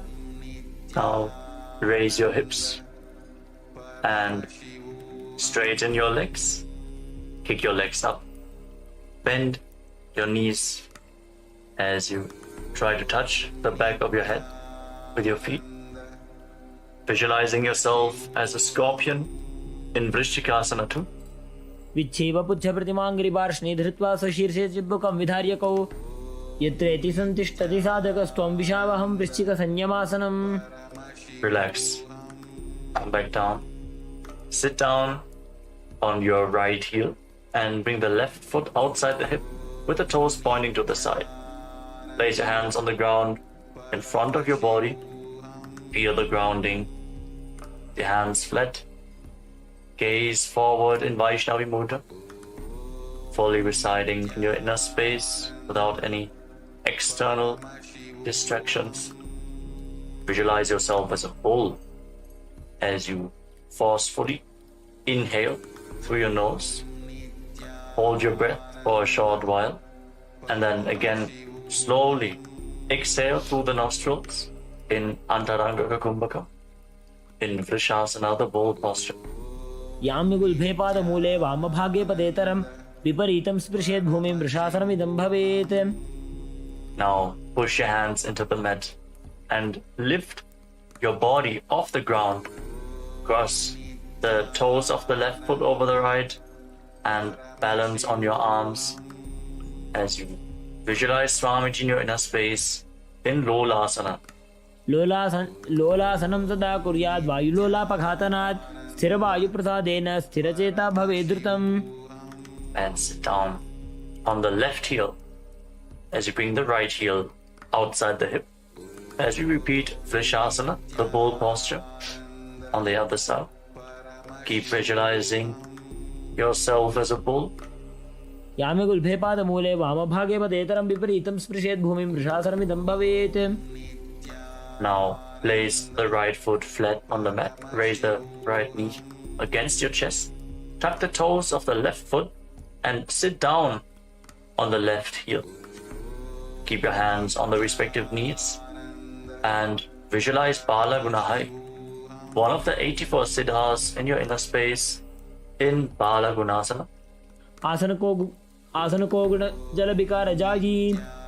Now stand up and squat down. Bring your hands through the legs from the inside out and hold on to your ankles from the outside. As you squat down as low as you can. पाददये भूमौ संस्थाप्य जानुमध्ये कूर्परौ स्थाप्य हस्ताभ्यां गुल्पप्रदेशो धृत्वा तिष्ठेत् ग्रहासनं भवति. Now repeat Bala Gunasana on the other side. Tuck the toes of the right foot and sit on the right heel. Keep your left knee raised with the foot flat, hands on the respective knees, gaze forward.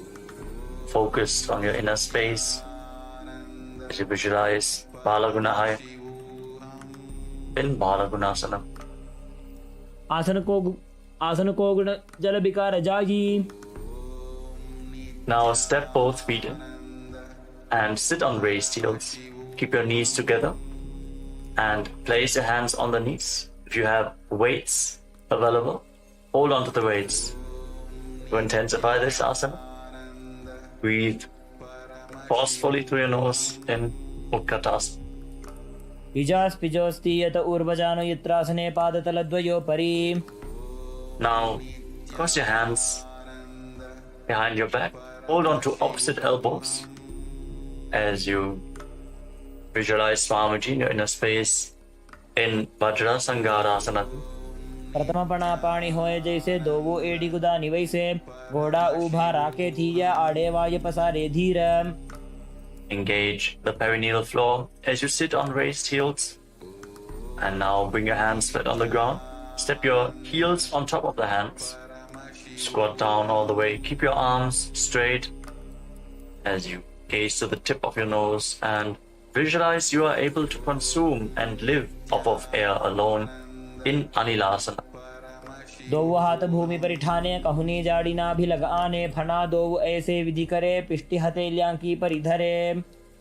Now place the back of your hands on the ground and step your feet on top of your palms.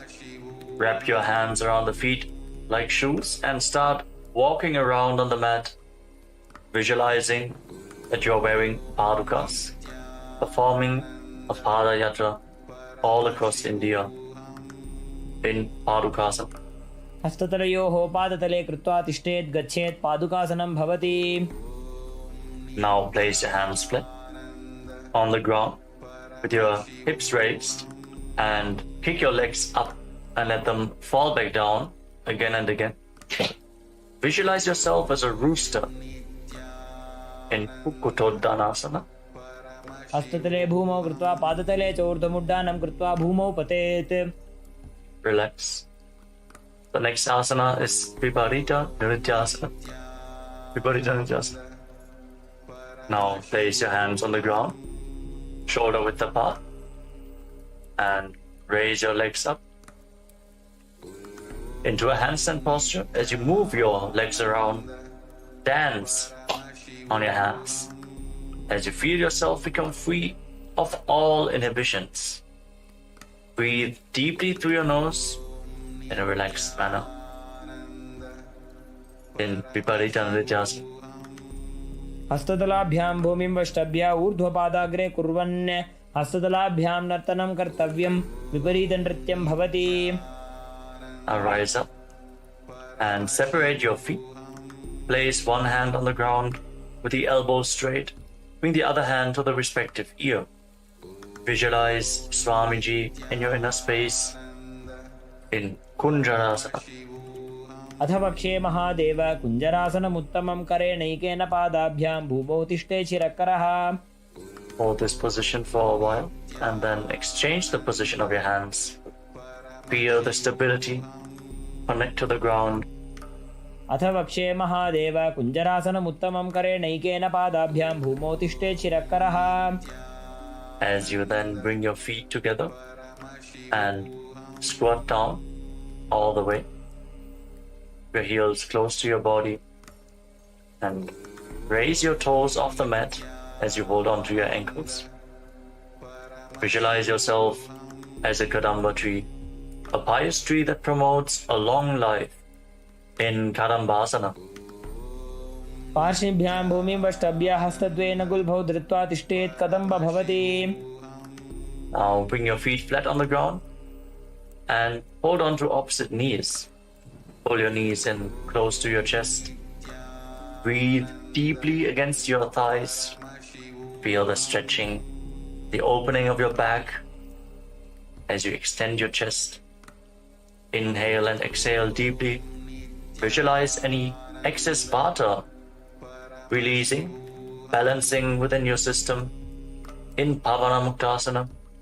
द्वयोस्तु पादयोः पाणिं लात्वा स्वस्वनितम्बके जानुनि वक्षसि साधुर्बभ्रति करबन्धनैः. Now extend your legs forward and bring one leg behind your neck. You can bring the leg behind your neck, don't worry. You can either pull it towards your chest or bring it over your shoulder, cross it over the other thigh. Then bring your hands to the side and lift your body off the ground. Gaze upwards towards your third eye. Hold this position, visualizing yourself as a powerful source of energy in Chakodasana. पूर्वतानं चतुष्पादपीठं वज्रासनं तथा चकोरक्रौञ्चशलभभुजङ्गमपि वृश्चिकम्. Now rest your body down to the ground.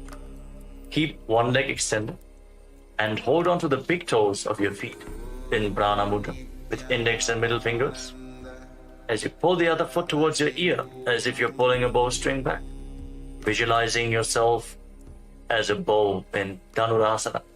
पादाङ्गुष्ठौ तु पाणिभ्यां गृहीत्वा श्रवणावधि.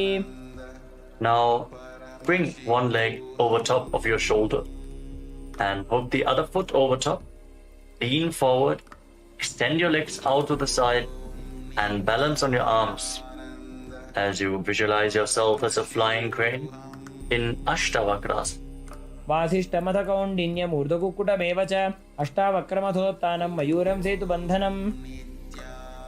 Relax, come back down to the ground and keep one foot flat as you bring the other foot on top of the opposite thigh, the knee raised. Bring your shoulder underneath the raised knee with a hand flat on the ground, the other hand pushing the respective knee to the mat.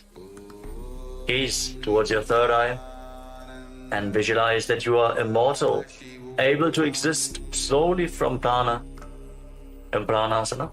एतत् प्रभेदं वक्ष्यामि करोति यस्य चामरः एकपादमुरो बद्ध्वा स्कन्धेऽन्यत्पादरक्षणम्. Now bring the raised foot to the opposite hip and step the other knee over top. Bring your elbow around the raised knee, your hand below, and interlock your fingers around your back. Reach for the other hand behind your back. Gaze up towards your third eye and visualize the master of Hatha Yoga, the great sage Yogi Matsyendranath in Parshva Matsyendasana. पार्श्वाभ्यां धृत्यते यास्तु पार्श्वमत्स्येन्द्रमुत्तमम्. Now again, straighten your legs forward. And this time lift the other foot behind your neck, hands by the side, push yourself off the mat as you gaze to your third eye. And visualize yourself as a powerful source of energy in Chakorasana.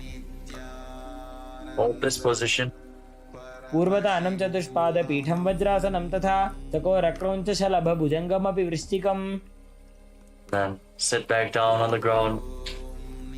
Now catch a hold of the big toes in Prana Mudra and pull the other foot towards your ear as if you're pulling a bowstring, visualizing your body as a bow in Dhanurasana too.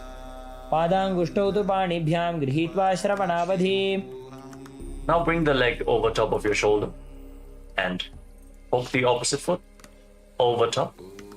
Lean forward, find balance, lift your body off the ground and extend your legs out to the side, visualizing yourself as a flying crane in Ashtavakrasana on the other side.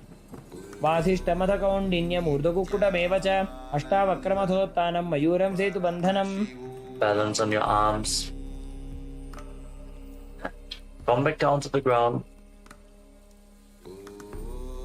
Place one foot on the ground with the knee raised and bring the other foot on top of the opposite thigh, your shoulder beneath the raised knee, and gaze through your third eye.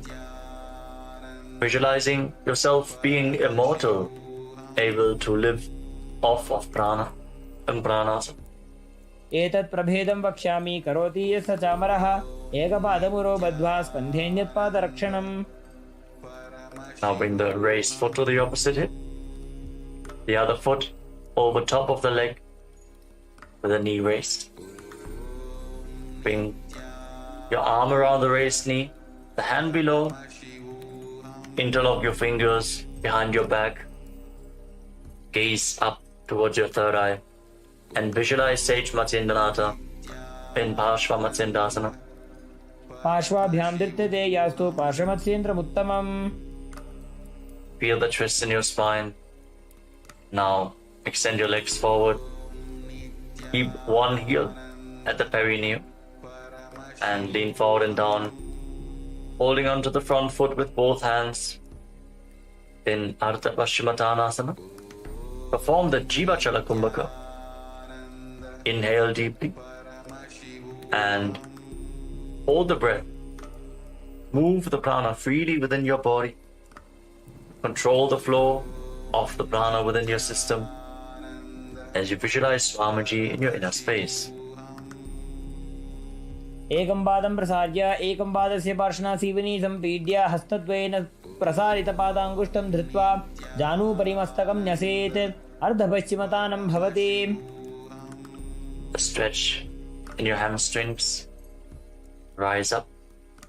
Bring the right foot outside your hip with the top of the foot flat on the ground. Hold on to the left foot and raise it in front of your face. Keep your legs straight. Visualize yourself as a crane in Kraunchasana, the crane posture. उत्तानपादं क्रौञ्चं च मरीचिं वीरभद्रकं नटराजं त्रिकोणं च सुप्ताङ्गुष्ठप्रसारणे. Now lower your leg. Keep the other foot against the perineum. As you keep the opposite leg extended forward, lean forward and down. Hold on to the front foot and breathe in Jivachala Kumbhaka.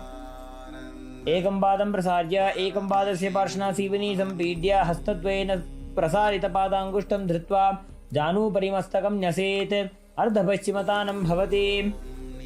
Feel the deep stretch as you rise back up.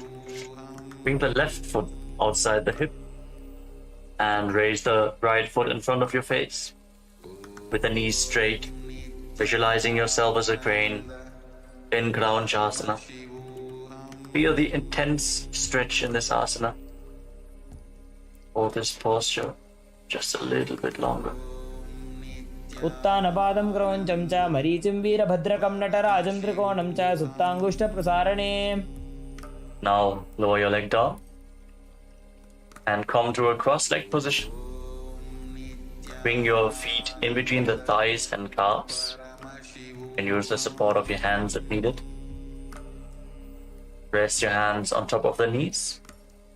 Fix your gaze at the tip of your nose and embody peace, well-being, good fortune, and prosperity. Visualize a swastika in your inner space in swastikasana. जानुर्वोरन्तरे सम्यक् कृत्वा पादतले उभे ऋजुकाय समासीन स्वस्तिकं तत् प्रचक्षते. Maintain the position of your feet, but cover your heels with your hands. Tuck your chin to the chest, lock your throat in Jalandhara Bandha. Gaze to the tip of your nose and visualize the great sage Goraknatha, the founder of the Natha Yoga Hindu Sampradaya, in Gorakshasana. जानुर्वोरन्तरे पादौ उत्तानौ व्यक्तसंस्थितौ गुल्फौ छाछाद्य हस्ताभ्याम् उत्तानाभ्यां प्रयत्नतः. Now bring your left heel against the perineum and place the right foot on top of the left thigh. Gaze up towards your third eye. As you visualize Swamiji, meditate on Arihanta, the Lord, the Enlightened One, the Avatar.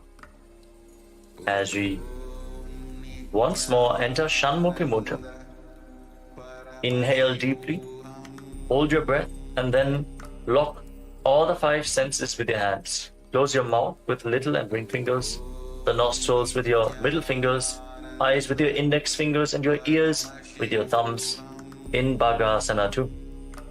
वामपार्श्वं गुदं संस्थाप्य दक्षाङ्घ्रिवामजगणे. Relax. Now place your feet onto opposite knees and bring your hands to the ground outside of your body with the palms facing upwards. Gaze to the tip of your nose and visualize Swamiji in your inner space as you bring your mouth into the shape of the beak of a crow. Inhale through your mouth and exhale through your nose in Kakachancha Kumbhaka. Keep the Mula Bandha engaged in Yogasana. उत्तानौ चरणौ कृत्वा संस्थाप्योपरि जानुनोः आसनोपरि संस्थाप्य चोत्तानं करयुग्मकम्. Now rotate your hands at the side of your body. Place your palms down. With your legs in Padmasana, lift your body off the ground. Pull your knees up. Visualize yourself as a rooster in Urdhva Kukkutasana. वासिष्ठमथ कौण्डिन्यम् ऊर्ध्वकुक्कुटमेव च अष्टावक्रमथोत्थानं मयूरं सेतुबन्धनम्. Hold this position, stability to your body, and then lower your body down. Maintain Padmasana. Bring your hands to the legs with the palms flat on the ground without lifting your body up. Stay seated on the ground. Fix your gaze at the tip of the nose.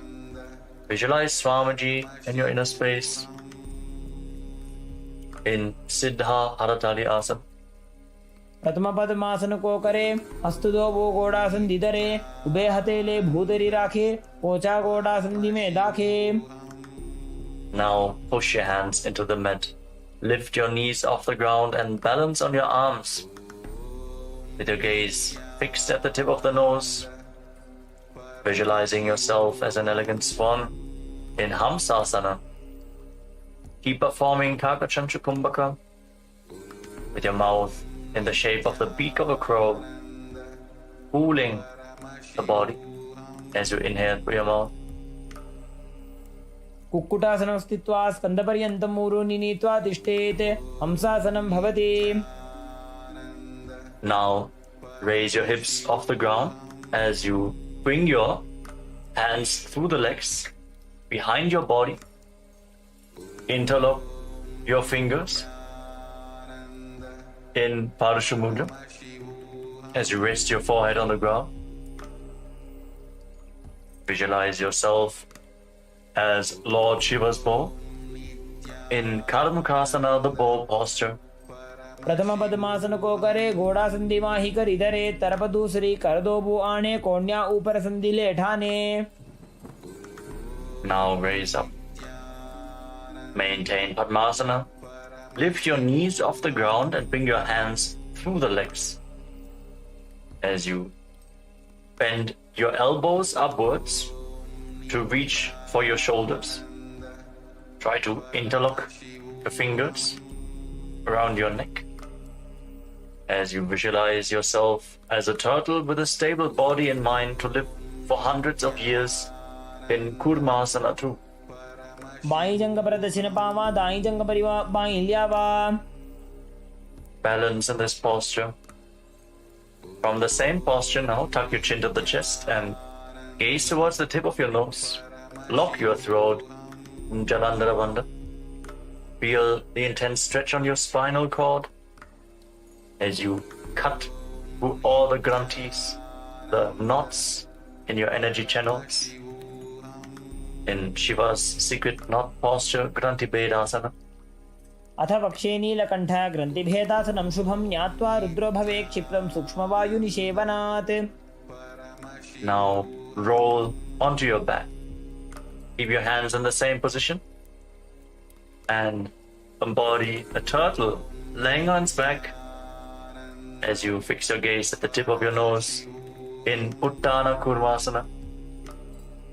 कुक्कुटासनबन्धस्थं कराभ्यान्तृतकन्धरं पीठं कूर्मवदुत्थानमेतदुत्थानकूर्मकम्. Now kick your body back up into Padmasana. Bring your hands through the legs. Place one palm on the ground and hold its wrist with the other hand. Push your body off the mat. Balance on one arm. Visualizing yourself as a rooster as you pull your knees up as high as possible in Pangu Kukkutasana.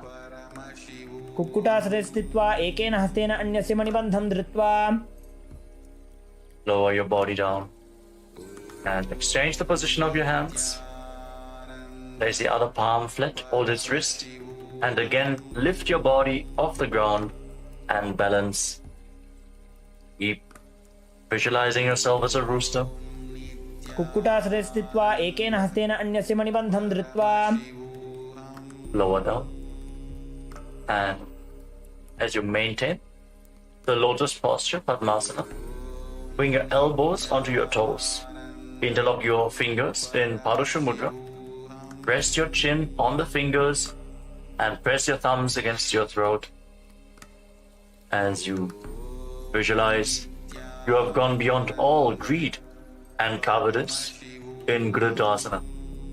जानोर्वोरन्तरे पादौ उत्तानो व्यक्तसंस्थितौ गुल्फौ छाछाद्य हस्ताभ्याम् उत्तानाभ्यां प्रयत्नतः. Rise up. Now place one hand over top of the other and place your hands in your lap. Gaze towards the tip of your nose. Sit in a meditative space as you perform Mahamudra Bandha. Engage all three bandhas together. Lock the perineum. Pull the stomach in and up and lock the throat. Lead the Kundalini Shakti up the higher energy centers and hold it there as you visualize Swamiji in your inner space in Padmasana 3. उत्तानो चरणो विधाय विधिवत् शक्तिस्थितो योगिरात्. Now bring your hands flat on top of your knees. Fix your gaze at the tip of the nose. Internally vibrate the Mahavakya Om Nithyananda Paramashivoham as you visualize Paramashiva in your inner space in Padmasana 4. एतत् पद्मासनं कुर्यात् प्राणवायु प्रसिद्धये शुभासनं सदा ध्यायेत् पुरजित्वा पुनः पुनः. Sit in that bhava, that feeling connection to Paramashiva as you keep the left hand on the respective knee and your right hand in Prana Mudra, index and middle finger holding on to the big toe. Hold the elbow back as if you're pulling a bowstring. Move the big toe round and round and visualize yourself as Paramashiva's bow. Repeat the movement on the other side as well. In Karmukasana 2. अधान्यासनमावक्ष्ये योगपूरकरक्षणात् कृत्वा पद्मासनं पाद अङ्गुष्ठजङ्घयोस्थितम्. Now bring your feet in closer to your body, sitting in Padmasana. As we get ready for Karmukasana 3. Now cross your arms behind your back. Hold on to the big toes in Prana Mudra. Reach for the opposite feet. As you gaze to the nose, engage all three bandhas and visualize yourself as Paramashiva's bow in Karmukasana 3. कार्मुकासनमाक्षित्य उदरे पूरयेत् सुखं तदा वायुर्वसो याति कालेन सूक्ष्मवायुना. Maintain this posture. Lift your head and chest as you gaze to the tip of your nose. Shift your gaze to your third eye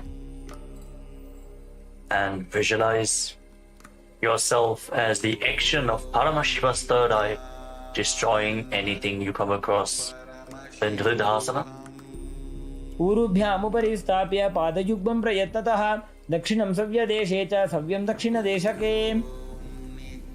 With your arms crossed behind your back, now roll back. Keep your legs in Padmasana, holding onto the toes if you can. Gaze to your nose and visualize yourself as a snake as you breathe calmly through your nose in Sahadra Kumbhaka. Lead the prana along your spine in Nagarasana. प्रथम पद्मासन कोठाने दोगो हाथ पाछाने आने पाद अंगूठा पकड़े आनी सोबई कहुन्या कुल्या पानी. Now free your arms and legs and pull your knees up towards your chest.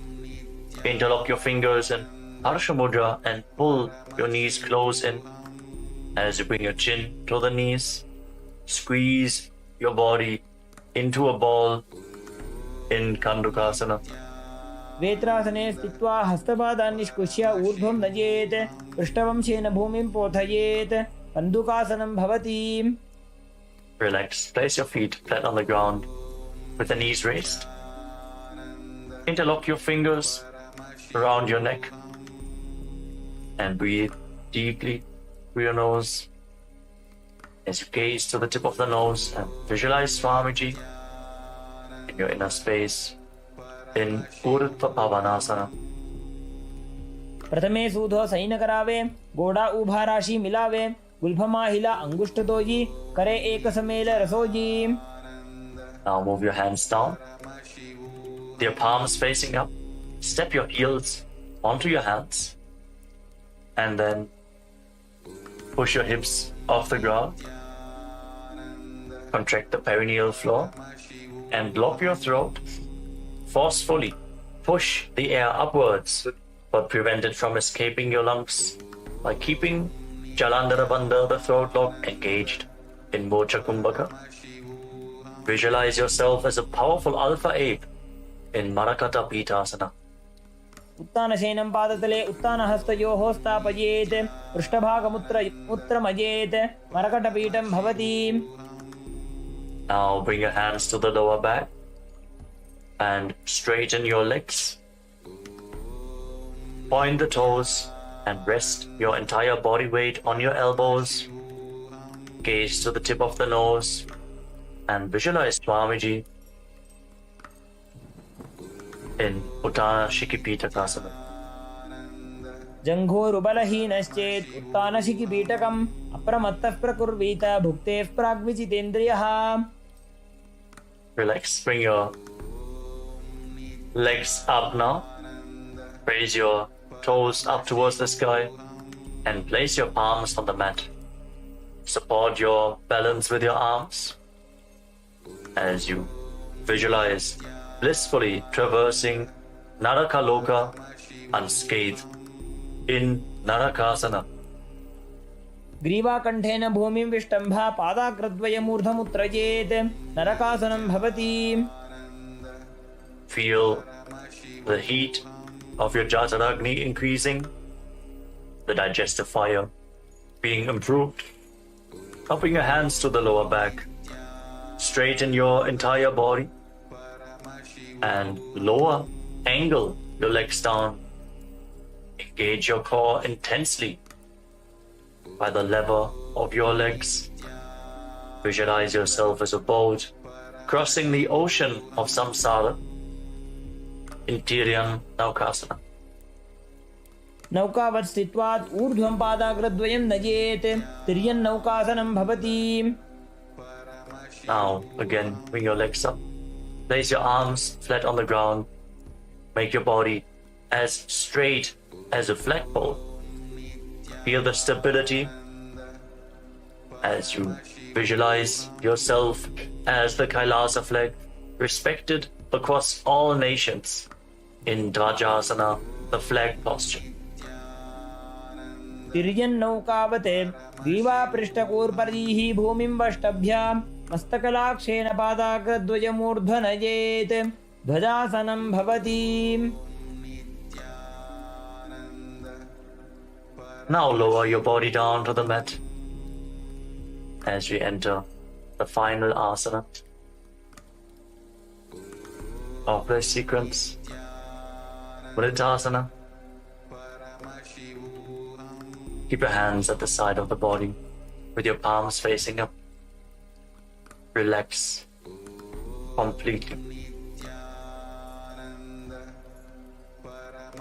as you pull the Kundalini Shakti up along your spine in Shakti Chalan Mudra,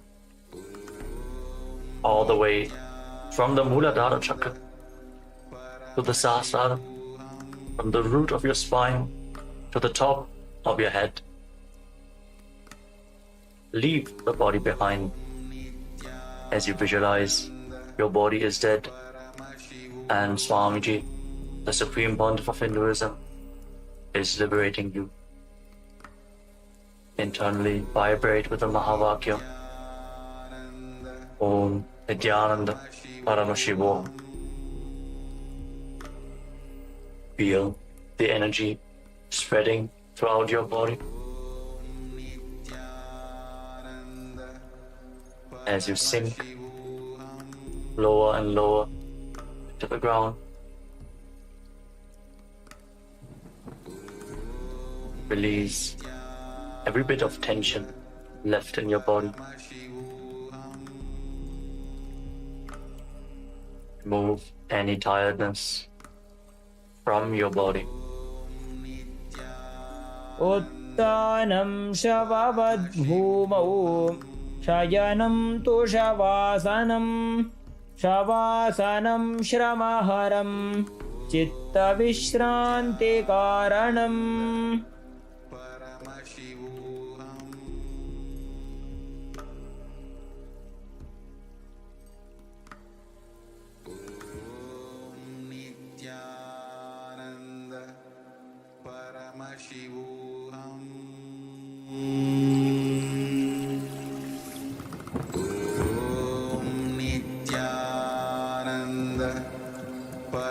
Paramashivoham.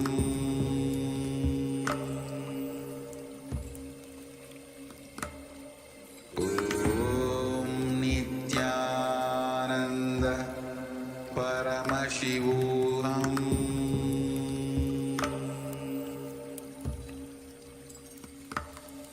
Om Nithyananda Paramashivoham.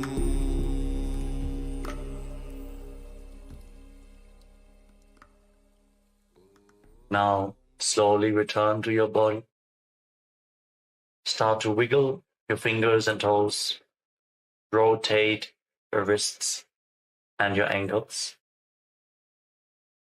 Bend your elbows and knees.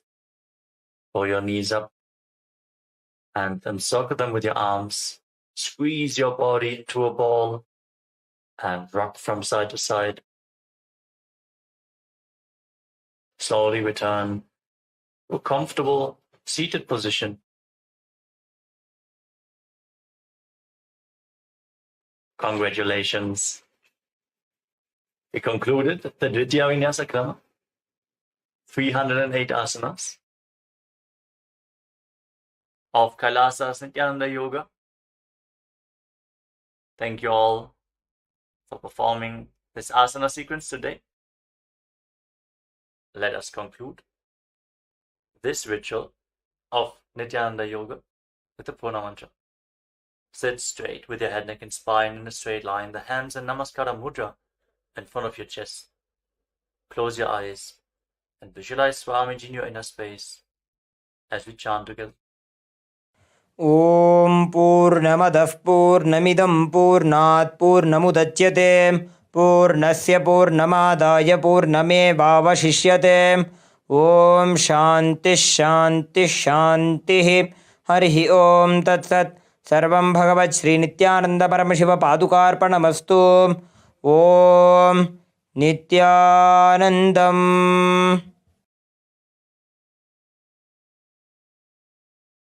Now, in deep gratitude to Swamiji, perform the Shashtanga Namaskara. Lie down onto your chest and bring your hands forward in the Namaskara Mudra above your head, surrendering yourself to Swamiji's feet. Relax. Rise up. Thank you all so much for joining us today, performing KAILASA's Nithyananda Yoga. Hope to see you all tomorrow in one of our live sessions. Also, check out the Pratama Vinyasa Krama, the 108 asana sequence, and the Tritiya Vinyasa Krama, 508 asana sequence, which is available on live stream 24/7 on KAILASA's Nithyananda Yoga YouTube channel. Thank you all. Nithyanandam.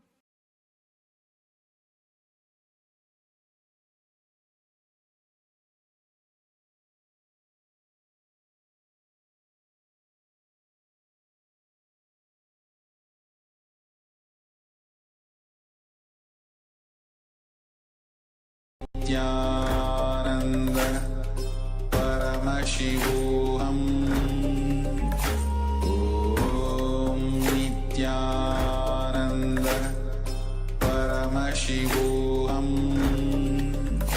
Om Nithyananda Paramashivoham.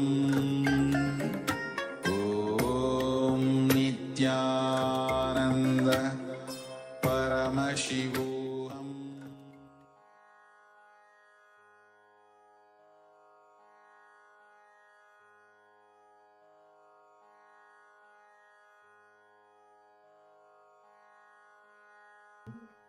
Nithyananda, we welcome all the participants, viewers, and everyone who's with us for today's Pada Puja and the Paramashiva Puja. We request all the Pada Puja participants, please be seated with your head, neck, and spine in a straight line. Be in a space of gratitude and deep restful awareness in your Ananda Gandha. Before we begin with the Pada Puja and the Paramashiva Puja today,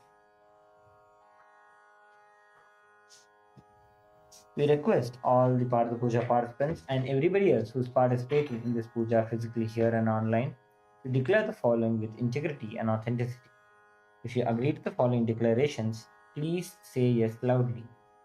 I authentically cognize, which is internally process, understand and declare the truth that the cosmic energy exists. Yes. Yes.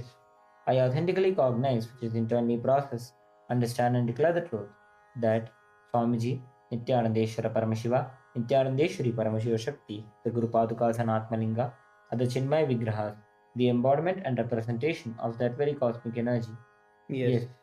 I authentically cognize, which is internally process, understand and declare the truth that whatever I offer to Swamiji, Nithyanandeshwara Paramashiva, Nithyanandeshwari Paramashiva Shakti, the Guru Padukas and Atmalinga, during the Pada Puja and the Paramashiva Puja, will reach the cosmic source of energy directly. Yes. I authentically cognize, which is internally process, understand and declare the truth of Sohamasmi, that even when I worship, I am Him. Yes. Let us now begin with the offering of the Pratyaksha Pada Puja with the Sadguru Vandana. The meaning of the mantra we will chant now is: I surrender to that Sadguru who is the eternal bliss, the bestower of supreme happiness, the one who is the embodiment of wisdom beyond duality, who is omnipresent, to whom the supreme goal is giving the enlightenment experience, who is eternal, pure and unshakable, who is the silent spectator of all the thought processes, who is beyond emotions, and the one who is without the three qualities called Sattva, Rajas and Tamas.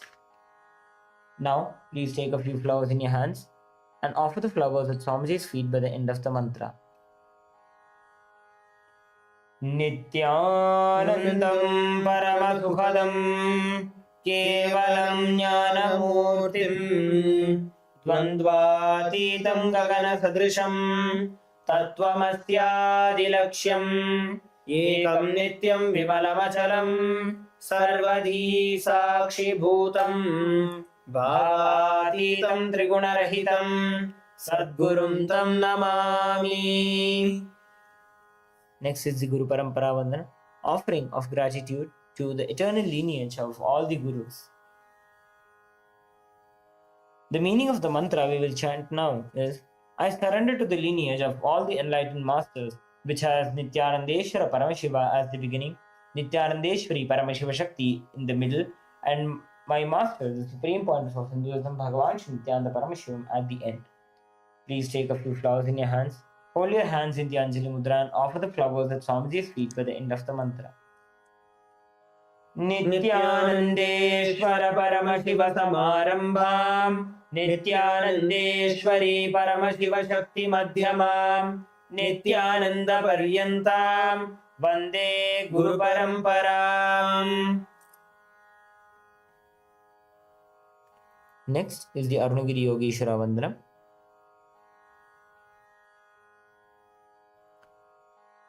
In the Arunagiri Yogeshwara Vandana, we offer our respects and gratitude to Arunagiri Yogeshwara, who is the manifestation of Paramashiva, who happened as a guru in the life of the young Supreme Pontiff of Hinduism.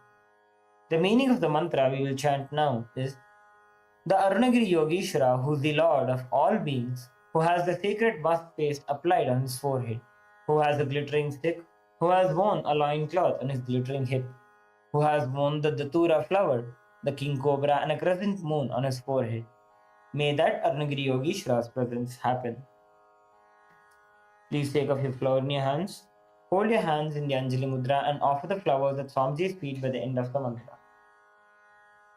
Lalate Tripundri Nitila Kasturi Tilakaha Spuranmala Spuritakatikaupi Navasanaha Dadhano Dastaram Shirati Panirajam Shashikalam Pradipa Sarvesham Arunagiri Yogi Vidayate. Next is the Tattvachamana, the process of the ritualistic cleansing. Keeping your right hand in the Gokarna Mudra, take an udharni of water into your right palm and sip the water from the base of the right palm along with the mantra. Om Atma Shodhayami Swadha.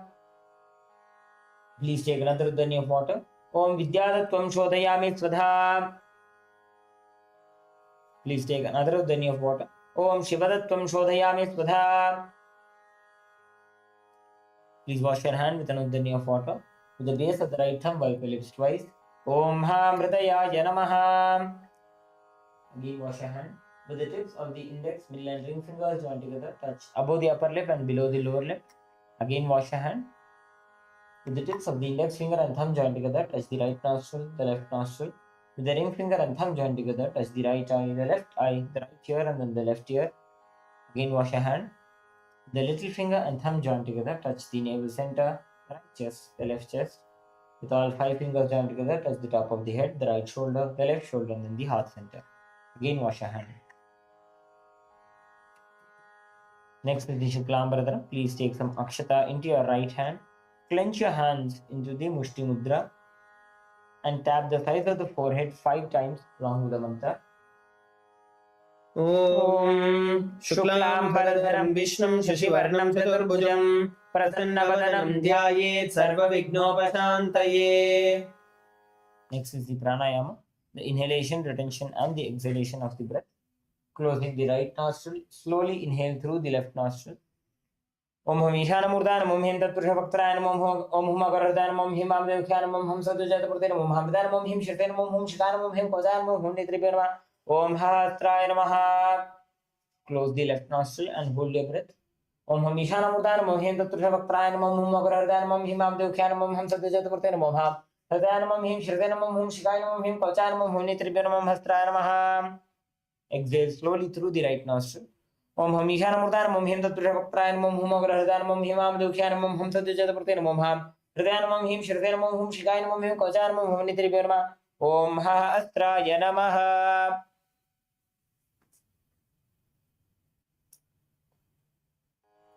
Now bring your hands into the Sankalpa Mudra. Clasp your hands. Clasping your right hand over your left hand, place it onto the right thigh. Bringing your hands into the Sankalpa Mudra. Create a deep and a strong intention, a visualization to manifest your ultimate today. As we enter into the Sankalpa now.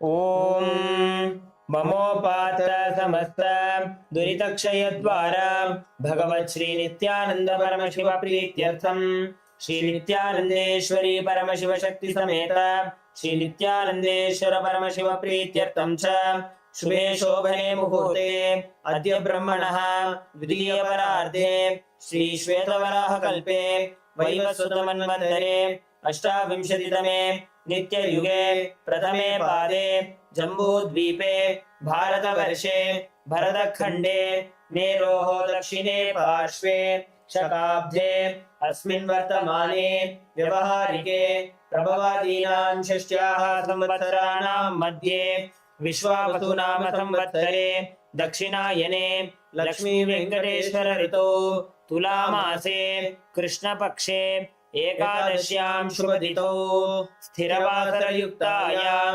उत्तरफल्गुनी नक्षत्र विष्कम्भयोग भवकर्ण एवं गुणविशेषण विशिष्टायाम् अस्यां शुभदितौ श्री कैलासोन्नतद्वादशान्तश्यामला पीठारूढ श्री मीनाक्षी सुन्दरेश्वराभिन्न स्वरूप परशिवपुत्र रत्नकुमार गुरुमन्यतुल्यावतार श्री पार्वती स्तन्यपान लब्ध दिव्य ज्ञान विश्रुत सकल निगमागमसार भूत द्राविड वेद प्रवक्त्रे श्रीमत् परमशिव करुणा समधिगत मुक्तामय चतुरश्रयान गीयमान छत्र चामर श्री चिन्हकाहलादि समस्त विरदावल्यलंकृत ज्ञान विज्ञान चक्रवर्ती सर्वजन संग सद्यो निर्वाण दीक्षा व्यापवर्ग वर्ष विश्रानजीमोत परमदकलपकेसरी शैव सिद्धांत स्थापनाचार्य श्री राजाधिराज पांड्य महाराज गुरु शबनशाक्यादि महांधकार निवारण ज्ञानभानु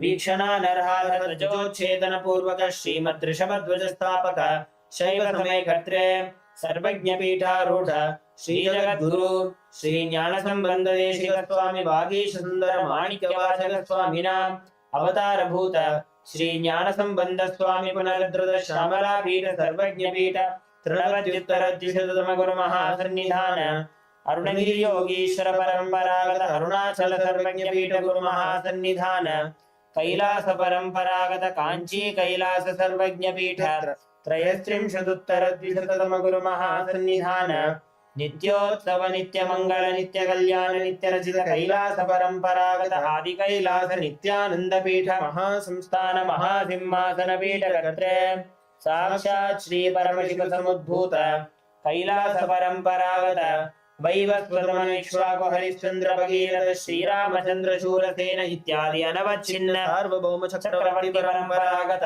चतुष्षष्टि योगिनी मंडित चतुष्षष्टि संप्रदाय प्रवर्तक मनुधर्म शासन सूर्य वंश प्राप्त सर्वज्ञ पीठ सुरांगी साम्राज्य मूर्धाभिषिक्त चूड़ामणि साक्षात् श्री परमशिव समुद्भूत कपिल महागुरु गुणरुद्र महानिर्वाणी पीठ अष्टोत्तर सहस्र श्री महामंडलेश्वर साक्षात् श्री परमशिव समुद्भूत श्री महागणपति समारंभ नवच्छिन्न पीठाधीश्वर गुरु परंपरा प्राप्त अटल पीठ अष्टोत्तर सहस्र श्री अटल पीठाधीश्वर धर्म मुक्ति स्वर्गपुर स्वर्ण पीठ त्रयोविंश गुरु महासन्निधान कैलास परंपरागत आदिपीठ सर्वज्ञ पीठ जगद्गुरु श्री कैलास पुनरुद्धारक श्री कैलास परमाचार्य श्रीमत् परमहंस परिव्राजकाचार्य वर्य सच्चिदानंद प्रणव स्वरूप श्रोत्रिय ब्रह्मनिष्ठा श्रीमज्जगद्गुरु श्रील श्री भगवत श्री नित्यानंद परमशिव श्री ज्ञान संबंध देशिक परमाचार्य स्वामिनां प्रीत्यर्थं तेषां पादारविन्दयोः भक्ति सिद्ध्यर्थं गुरुकृपा कटाक्ष सिद्ध्यर्थं क्षेम स्थैर्य वीर्य विजय आयुरारोग्य ऐश्वर्यानाम् अभिवृद्ध्यर्थं धर्मार्थ काम मोक्ष चतुर्विध बल पुरुषार्थ सिद्ध्यर्थं समस्त विलोपशान्त्यर्थं समस्त मंगलावाप्त्यर्थं भगवत् श्री नित्यानंद परमशिव प्रसादेन सकुटुम्बस्य ज्ञान वैराग्य जीवन मुक्ति प्राप्त्यर्थं श्री नित्यानंदेश्वरी परमशिव शक्ति समेत श्री नित्यानंदेश्वर परमशिव अवतार भूत श्री सर्वदेव देवी स्वरूप भगवत् श्री नित्यानंद परमशिव प्रत्यक्ष पाद पूजां करिष्ये श्री नित्यानंदेश्वरी परमशिव शक्ति समेत श्री नित्यानंदेश्वर परमशिव पूजां च करिष्ये ओम अपौपस्पृश्य Rinse your hand with an abdomen of water. Next is the Ghantanada, the ringing of the bell. Please take the bell in your left hand, hold it to the level of your heart center, and ring the bell along with the mantra.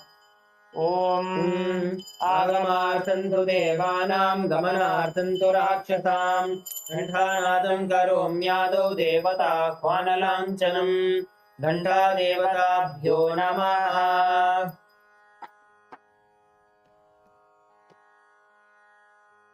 Next is the Manasa Puja, the offering of the internal worship.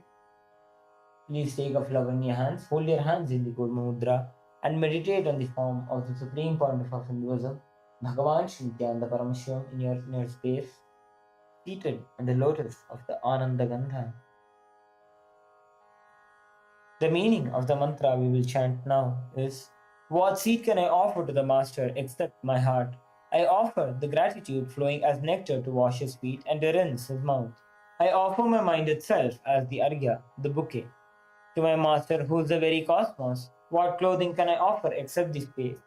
I offer my very prana, the life energy, as the incense, and I offer the ocean of nectar as the food offering.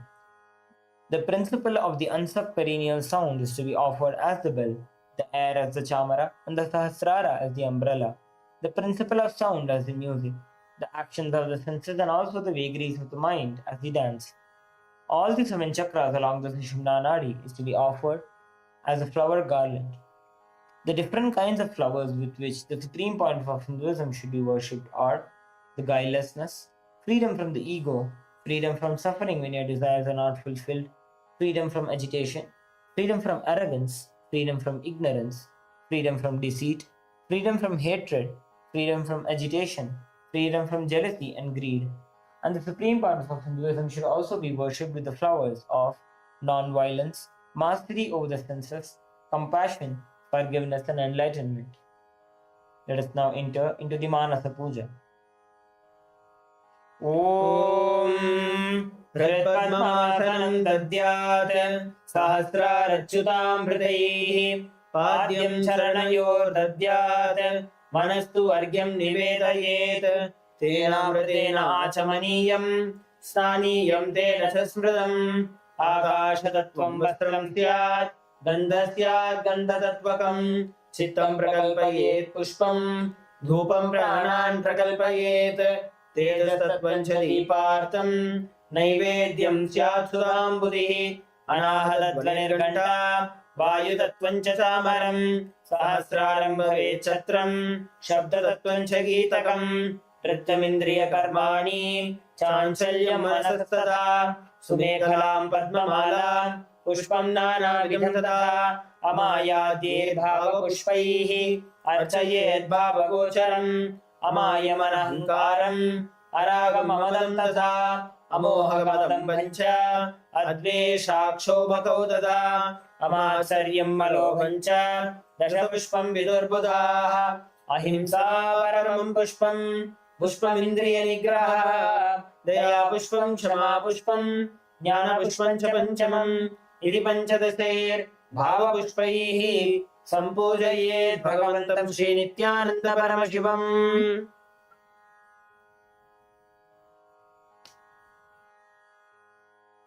We'll now enter into the Upachara Puja, the external worship. The first is the offering of asana, the offering of the seat. The meaning of the mantras we will chant now is, O the one who resides inside all the beings, the one who is the very soul of all the beings, I offer this seat to you. I surrender, I surrender. Now please take a few flowers and akshata in your hands and offer the flowers, offer the asanam at Swamiji's feet by the end of the mantra. आसनम् ॐ सर्वभूतान्तरस्थाय सर्वभूतान्तरात्मने कल्पयाम्युपवेशार्थम् आसनं ते नमो नमः। ॐ ह्रीं इदं सुवर्णासनं सर्वदेवदेवी स्वरूपाय भगवते श्रीनित्यानन्द परमशिवाय नमः। Next is the offering of Swagatam, the offering of welcoming Swamiji. The meaning of the mantra we will chant now is, because of being in everlasting calmness and because of remaining free from the attitude of performing all actions related to the fivefold cosmic function for a short duration, known as the cosmic sleep, Lord Sadashiva is called Shiva by the experts in the mantras and tantras. Salutations to such Shiva, who is the Guru and who is eternally free from the desire and aspects related to embodiment.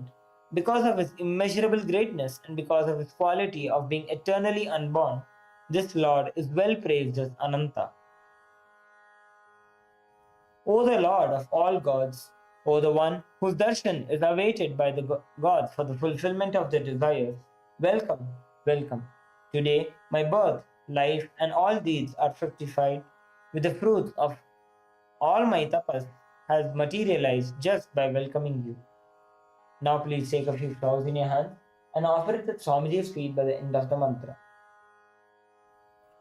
Swagatam Om Shantatvat Sarvakartritva Bhavo Paradikaranat Shiva Ukto Mahatantra Mantra Vidyastada Shivaha Tasmai Shivaya Gurave Vitaragatayave Ameyatvat Anantoyam Ajatvaja Prakirtitaha यस्य दर्शनमिच्छन्ति देवा स्वाभीष्ट सिद्धये तस्मै ते परमेशान स्वागतं स्वागतं प्रभो अद्य मे सफलं जन्म जीवनं सफला क्रियाः स्वागतं यत्त्वया तन्मे तपसां फलमागतम् ॐ ह्रीं सर्वदेवदेवी स्वरूप भगवत् श्री नित्यानन्द परमशिव स्वागतं सुस्वागतं ते। Next is the offering of Padyam, the offering of water for washing the feet of the Supreme Pontiff of Hinduism. The meaning of the mantra we will chant now is, I offer Padyam, that is the water, for washing the feet of the Supreme God, the very devotion on whom brings about the ultimate bliss. Now please take an udhani of water and offer it at Swamiji's feet by the end of the mantra. Padyam Om यद्भक्तिलेश संपर्कात् परमानंद संप्लवः तस्मै ते परमेशान पाद्यं शुद्धाय कल्पयेत् ॐ ह्रीं एतत् पाद्यं सर्वदेवदेवी स्वरूपाय भगवते श्री नित्यानंद परमशिवाय नमः। Next is the offering of Arghya, the offering of the traditional bouquet. The meaning of the mantra we will chant now is, O Maheshwara, please accept this Arghya, the offering of the traditional bouquet with water to welcome the guests, made of durva grass, a flower, a bilwa leaf, and a rice pellet, kept in a beautiful conch. Now, please take the Arghya in your hands and offer it at Swamiji's feet at the end of the mantra. Arghyaha Om दूर्वाक्षतसमायुक्तं बिल्वपत्रं तथा परं शोभनं शङ्खपात्रस्थं ग्रहाणार्घ्यं महेश्वर ॐ ह्रीं एषोऽर्घ्यः सर्वदेवदेवी स्वरूपाय भगवते श्रीनित्यानन्दपरमशिवाय स्वाहा.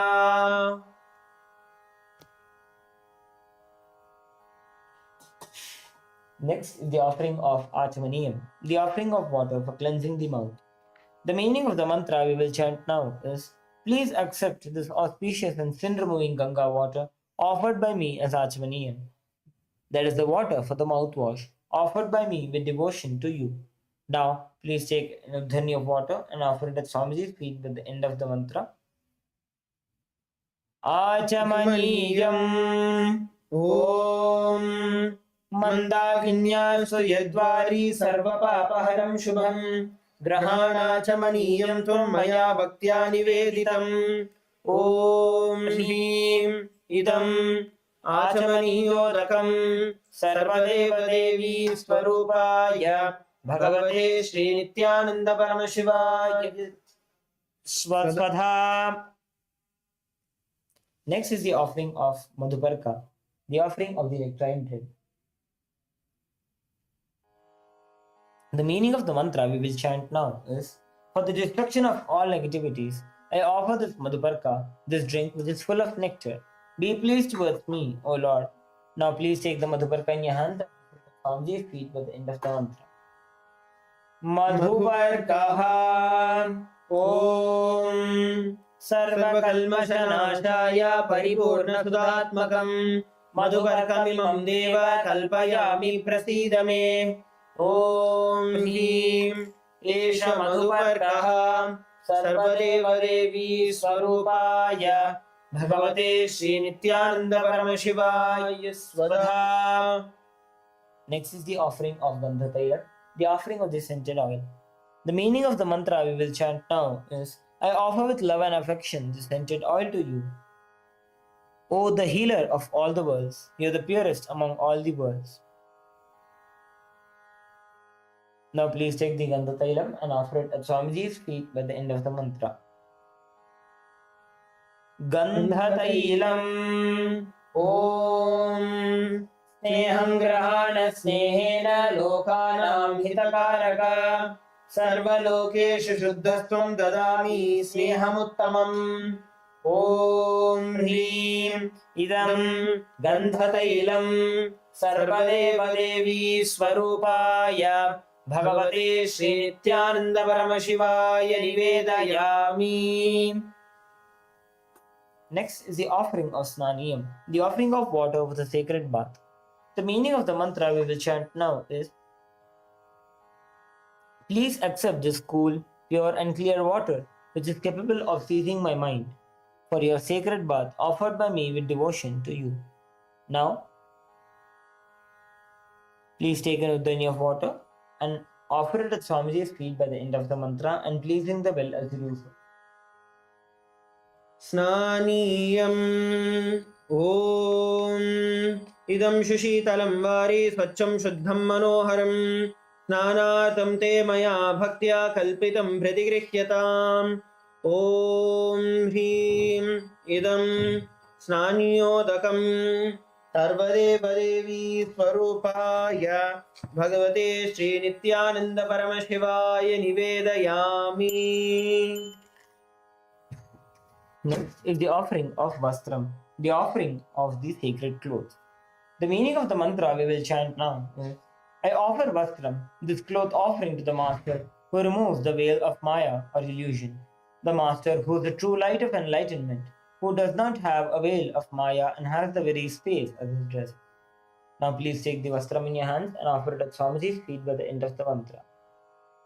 Vastram Om Maya Chitrapata Channa Nidagukyoru Tejase Niravarana Vijnaya Vasaste Kalpayamyaham Om Hrim Idam Vastrottariyam Sarvadeva Devi Swarupaya Bhagavate Sri Nithyananda Paramashivaya Nivedayami.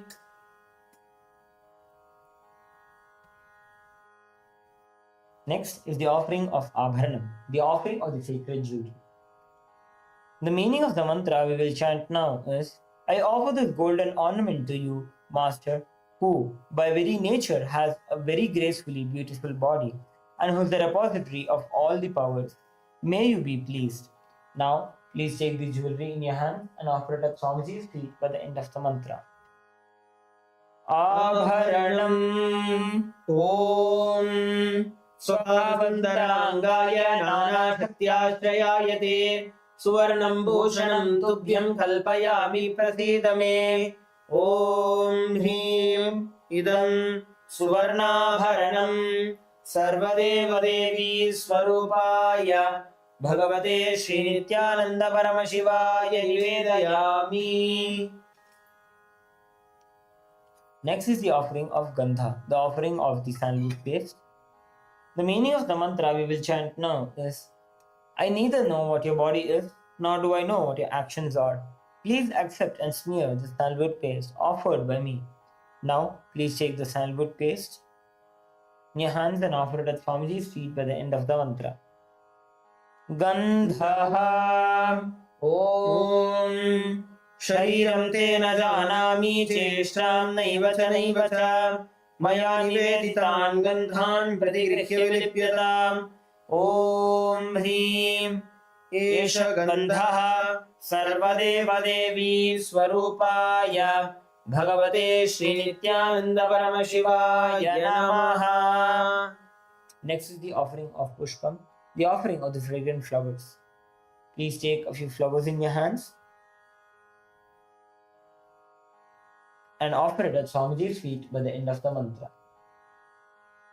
Pushpam Om Turiyavana Sampannam Nana Guramanoharam Ananda Sauravam Pushpam Grihyatam Idamuttamam Om Hrim Etani Sachandana Pushpani Sarvadeva Devi Swarupaya Bhagavate Sri Nithyananda Paramashivaya Vaushate.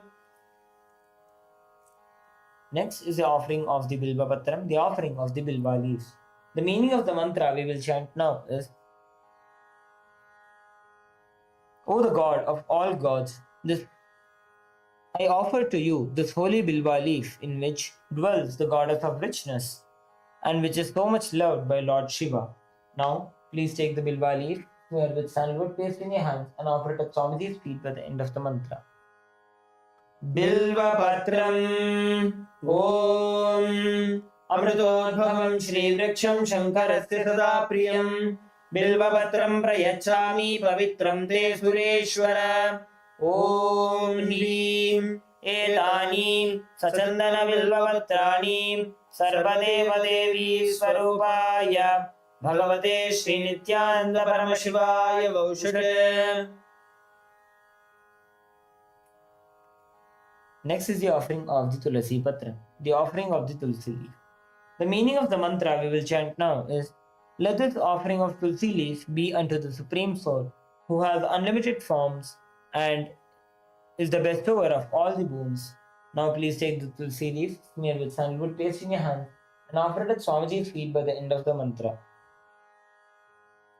Tulasi Patram Om Namaste Bahurupaya Varanamurtaye Paramatmane Swaha Om Hrim Idam Sachandana Tulasi Patram Sarvadeva Devi Swarupaya Bhagavate Sri Nithyananda Paramashivaya Namaha.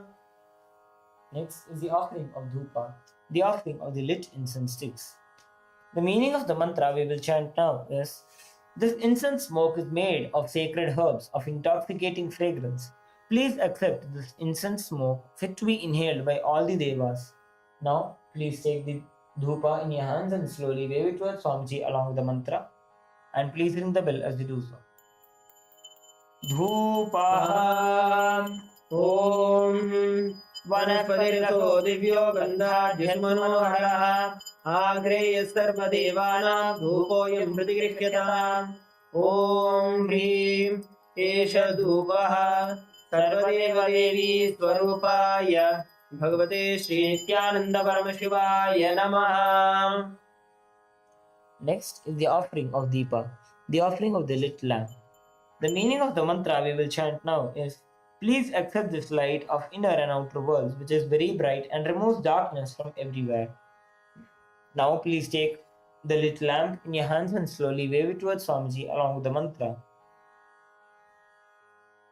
Deepaha Om Suprakaso Mahadipah Sarvatasti Virapah Sabhahyabhyankara Jyotirdeepoyam Pratigrishyataam Om Hrim Esha Deepah Sarvadeva Devi Swarupaya Bhagavate Sri Nithyananda Paramashivaya Namaha. Next is the offering of the Naivedyam, the offering of the food. The meaning of the mantra we will chant now is, these different kinds of food offerings are prepared from sweetener and other ingredients. O Lord, please accept this food offering prepared by me with devotion. Now, please take an udhani of water, hover it clockwise over the Naivedyam and offer it at Swamiji's feet by the end of the mantra. Naivedyam Om Naivedyam Vividam Deva Sharkara Nivedmitam Maya Niveditam Bhaktya Grahana Parameshwara Om Hrim Idam Sopakarna Naivedyam Sarvadeva Devi Swarupaya Bhagavate Sri Nithyananda Paramashivaya Nivedayami. Next is the offering of the Paniyam, the offering of water for drinking. The meaning of the mantra we will chant now is, O God, the Lord of all demigods, the one who bestows deep fulfillment upon us, please accept this water full of infinite bliss. Now, please take an udhani of water and offer it at Swamiji's feet by the end of the mantra. Paniyam Om Samatadeva Devesha Sarvatriptikaram Param Akhandananda Samburnam Grahana Jalamuttamam Om Hrim Idam Panarthodakam Sarvadeva Devi Swarupaya Bhagavate Sri Nithyananda Paramashivaya Namaha. Next is the offering of Punarachamaniyam, the offering of water for cleansing Swamiji's mouth. Now, the meaning of the mantra we will chant now is, I offer this water for washing the hands and the mouth to you, whose mere remembrance purifies everybody. Now, please take an udhani of water and offer it at Swamiji's feet by the end of the mantra. Punarachamaniyam Om Uchishtamapya Suchirva Yasya Smaranamatrataha Shuddhimapnoti Tasmai Te Punarachamaniyakam Om Hrim Idam Punarachamaniyodakam Sarvadeva Devi Swarupaya Bhagavate Sri Nithyananda Paramashivaya Swaha. Next is the offering of Aratrikam, the offering of the lit Arti. Now, please take the lit Arti in your hands and slowly wave it towards Swamiji along with the mantra, and please ring the bell as you do so. Aratrikam Om Hrim Esha Deepamala Sarvadeva Devi Swarupaya Bhagavate Sri Nithyananda Paramashivaya Namaha. Om Sangrahanyeshtya Yadade Imam Janatagum Sangrananiti Dvadasharagni Rashana Bhavati द्वादशमासाः संवत्सरः संवत्सरमेवावरुन्धे मौञ्जी भवति पूर्वै मुञ्जाः ऊर्जमेवावरुन्धे चित्रानक्षत्रं भवति चित्रं वा एतत् कर्म कर्पूरगौरं करुणावतारं संसारसारं भुजगेन्द्रहारं सदा वसन्तं हृदयारविन्दे भवं भवानी सहितं नमामि भवं भवानी सहितं नमामि भवं भवानी सहितं नमामि अरात्रिकं समर्पयामि भगवत् श्री नित्यानंद परमशिव चरणकमलेभ्यो नमः. Next is the offering of Pushpanjali, the offering of fragrant flowers. The meaning of the mantra we will chant now is: Guru is the Brahma, who is the source of the creation. Guru is Vishnu, who is the source of sustenance. And Guru is Maheshwara, who is the source of rejuvenation. Guru is directly the Param Brahma, the ultimate superconsciousness. Unto that Guru I surrender. I surrender to the Guru who is omnipresent and has given me a glimpse of his experience. I surrender to the Guru who removes the blinding darkness of the eyes caused by the absence of wisdom by applying the Jnananjana, the sacred black eye pigment anointing the three eyes, and awakens the all-pervasive infinite eyes. I surrender to the Guru who, by giving the knowledge about the self, has burnt my karmic baggage of so many births. I surrender to Dakshinamurti, the primordial Guru, who manifests himself differently in the form of Ishvara, Guru, and Atman, or the Self. I surrender unto that Sadguru who is in Nithyananda, the eternal bliss, the bestower of supreme happiness, who is the personification of wisdom, who is beyond duality, who is omnipresent, to whom the supreme goal is giving the experience of Tattvamasi, who is oneness, eternal, pure and immovable, and who is the direct witness, the Sakshi of the beginning and source of all beings, who is beyond emotions, and the one who is without the three qualities called Sattva, Rajas, and Tamas. Now please take a few flowers in your hands. Hold your hands in the Anjali Mudra and offer the flower at Swamiji's feet by the end of the month. Pushpanjalihi Gurur Brahma Gurur Vishnu Gurur Devo Maheshwaraha Guru Sakshat Param Brahma Tasmai Shri Gurave Namaha. Akhanda Mandala Karam Vyaptam Yena Characharam Tatpadam Darshitam Yena Tasmai Shri Gurave Namaha. Ajnanatimirandhasya Jnananjana Shalakaya Chakshurunmilitam Yena Tasmai Shri Gurave Namaha. Aneka Janma Samprapta Karma Bandha Vidahine Atmajnana Pradhanena Tasmai Shri Gurave Namaha. Mannatha Shri Jagannatho Madguru Shri Jagadguruhu Mamatma Sarvabhutatma Tasmai Shri Gurave Namaha. Ishvaro Gururajneti Murti Bheda Vibhagine Vyomavadyapta Dehaya Dakshinamurtaye Namaha. Nithyanandam Paramaspadam Kevalam Jnanamurtim Dvandvatitam Gagana Sadrisham Tattvamasyaadilaksham Ekam Nityam Vimalamachalam Sarvadhi Sakshi Bhutam Bhavatitam Trigunarahitam Sadgurum Tam Namami. Pushpanjalim Samarpayami Bhagavat Shri Nithyananda Paramashiva Charanakamaleebhyo Namaha.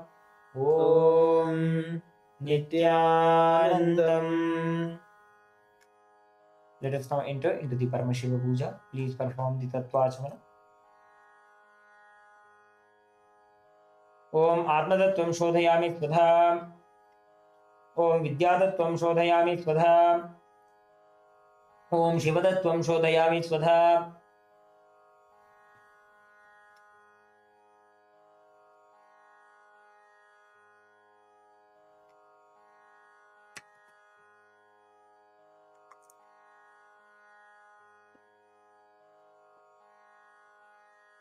Let us enter into the Sadlikarana.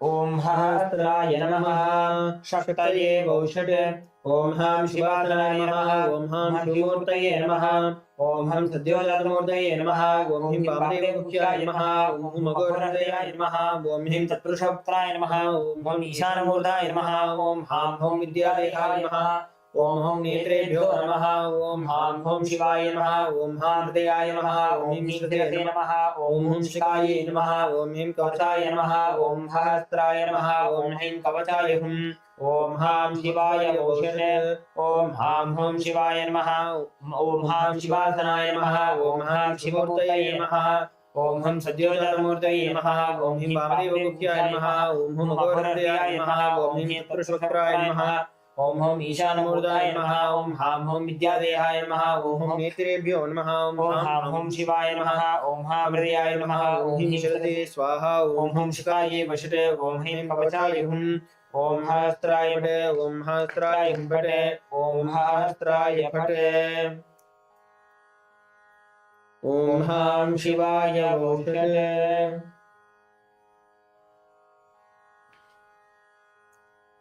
Please perform the Samanyargya Stapana. Om Om Om Om Om Om Om Om Sahasraya Bhate Om Him Kavachaye Hum Om Ham Shivaya Voshate. We'll now perform the Dhyanam and the Avahanam. Om Ham Shivasanaye Namaha Lalate Tripundri Nitilakasturi Tilakaha Spuranmaladhara Spuryanagaupi Navasanaha Tadhano Dustaram Shrudipanirajam Shashikalam Pradipastarvesham Arunagiri Yogi Vidayate Induni Bhapanchamukhastadashayuktam Shulamagatankam Sivadrama Vayamsyat Pashavaradankushmanijvala Lavami Shvetakamarasana Sadashiva Swarupam Om Ham Shivamurtaye Namaha Om Ham Hum Shivaya Namaha Shri Nithyanandeshwari Parameshwari Shakti Sameta Shri Nithyanandeshwara Parameshwaya Namaha Dhyayami Avahayami Om Ham Shivaya Namaha Nityavahana Mudram Pradarshya Stapana Sannidhana Nishtura Mudram Pradarshya Astraya Umpati Kalaganti Mudram Pradarshya Om Ham Shivaya Namaha Tilinga Mudram Namaskara Mudram Om Haim Kavachayam Vidyamukhana Mudram Cha Pradarshya Om Ham Hum Shivaya Namaha Shri Nithyanandeshwari Parameshwari Shakti Sameta Shri Nithyanandeshwara Parameshivaya Namaha Asanam Samarpayami Om Ham Shivaya Namaha Om Ham Shivaya Swada Om Ham Shivaya Swaha Shri Nithyanandeshwari Parameshwari Shakti Sameta Shri Nithyanandeshwara Parameshivaya Namaha Adhyatmanayam Dattva Om Ham Hum Shivaya Namaha Shri Nithyanandeshwari Parameshwari Shakti Sameta Shri Nithyanandeshwara Parameshivaya Namaha Snanam Samarpayami Snananantaram Achamanam Samarpayami Om Ham Shivaya Swada Om Ham Hum Shivaya Namaha Shri Nithyanandeshwari Parameshwari Shakti Sameta Shri Nithyanandeshwara Parameshivaya Namaha Astra Yajñopavita Uttari Abharnartam Akshatan Samarpayami Om Ham Hum Shivaya Namaha Shri Nithyanandeshwari Parameshwari Shakti Sameta Shri Nithyanandeshwara Parameshivaya Namaha Kundan Dharayami Gandhasyopari Haritra Kumkumachurnam Samarpayami Pushpai Pujayami Om Bhavaya Devaya Namaha Bhavasya Devasya Patni Namaha Om Sharvaya Devaya Namaha Sharvasya Devasya Patni Namaha Om Ishanaya Devaya Namaha Ishanasya Devasya Patni Namaha Om Pashupade Devaya Namaha Pashupade Devasya Patni Namaha Om Ugraya Devaya Namaha Ugrasya Devasya Patni Namaha Om Rudraya Devaya Namaha Rudrasya Devasya Patni Namaha Om Himaya Devaya Namaha Himasya Devasya Patni Namaha Om Mahater Devaya Namaha Mahator Devasya Patni Namaha Om Ham Hum Shivaya Namaha Shri Nithyanandeshwari Parameshwari Shakti Sameta Shri Nithyanandeshwara Parameshivaya Namaha Ashtapushpa Pujam Samarpayami Om Ham Hum Shivaya Namaha Shri Nithyanandeshwari Parameshwari Shakti Sameta Shri Nithyanandeshwara Parameshivaya Namaha बिल्वपत्रं समर्पयामि। ॐ सहस्राय नमः। अथ धूपः। ॐ सहस्राय फटे। ॐ हांदयाय नमः। ॐ धूरसि दूरदूर्वन्तं दूर्वतयोऽस्मान् दूर्जितं दूर्वयं वयं दूर्वामस्त्वं देवानामतितमं भवितमं दिष्टतमं मह्नितमं देवभूतममृतवसि कविर्दानं ब्रह्मस्त्वमाह्वा मित्रस्य त्वाचक्षुषा प्रेक्षेमाभिर्मा संविद्धा मात्वाहिगुं शिशम्। ॐ हां हुं शिवाय नमः। श्री नित्यानन्देश्वरी परमशिवशक्ति समेत श्री नित्यानन्देश्वर परमशिवाय नमः। धूपम् आघ्रापयामि। ॐ हां शिवाय स्वधा। अथ दीपः। ॐ सहस्राय फटे। ॐ हां हृदयाय नमः। ॐ उद्दीप्य स्वजातवेदोपज्ञनिर्मम अशोकसमख्यमावहजीवन जतिशो दिशा मानोहिगुं धीजातवेदो गामश्वं जगत् अभिभ्रग्नागहि श्रियामा परिपादय। ॐ हां हुं शिवाय नमः। श्री नित्यानन्देश्वरी परमशिवशक्ति समेत श्री नित्यानन्देश्वर परमशिवाय नमः। दीपं सन्दर्शयामि। ॐ हां शिवाय स्वधा। अथ नैवेद्यम्। ॐ सहस्राय फटे। ॐ हां हृदयाय नमः। ॐ मध्वातारदाय मधुक्षरन्तिन्दवः माध्वीर्न सन्तोषधीः मधुनक्तमुतोषधि मधुमत्पार्थिवं रजः मधुद्योरस्तु नः पिता मधुमानो वनस्पतिर्मधुमागुमस्तु सूर्यः माध्वीर्गावो भवन्तु नः मधु मधु मधु। ॐ हां हुं शिवाय नमः। श्री नित्यानन्देश्वरी परमशिवशक्ति समेत श्री नित्यानन्देश्वर परमशिवाय नमः। नैवेद्यं निवेदयामि। नैवेद्यानन्तरमाचमनं समर्पयामि। ॐ हां शिवाय स्वधा। ॐ हां हुं शिवाय नमः। श्री नित्यानन्देश्वरी परमशिवशक्ति समेत श्री नित्यानन्देश्वर परमशिवाय नमः। ताम्बूलं समर्पयामि। नीराजनम्। ॐ सहस्राय फटे। ॐ हां हृदयाय नमः। ॐ सोमो वा एतस्य राज्यमादत्ते यो राजा सन्द्राजो वा सोमेनेदते देवसुवामेतानि हवीगुंषि भवन्ति य एतावन्तो वै देवानागुं सवाः स एवास्मै सवान् प्रयच्छन्ति स एनं मुदस्तुवन्ते राज्याय देवसुराजा भवति न तत्र सूर्यो भागिनचन्द्रतारकं नेमा विद्युतो भान्तिकुतोऽयमग्निः तमेव भान्तमनुभाति सर्वं तस्य भासा सर्वमिदं विभाति। कर्पूरगौरवं करुणावतारं संसारसारं भुजगेन्द्रहारं सदा वसन्तं हृदयारविन्दे भवं भवानी सहितं नमामि। भवं भवानी सहितं नमामि। भवं भवानी सहितं नमामि। ॐ हां हुं शिवाय नमः। श्री नित्यानन्देश्वरी परमशिवशक्ति समेत श्री नित्यानन्देश्वर परमशिवाय नमः। कर्पूरनीराजनं सन्दर्शयामि। रक्षां धारयामि।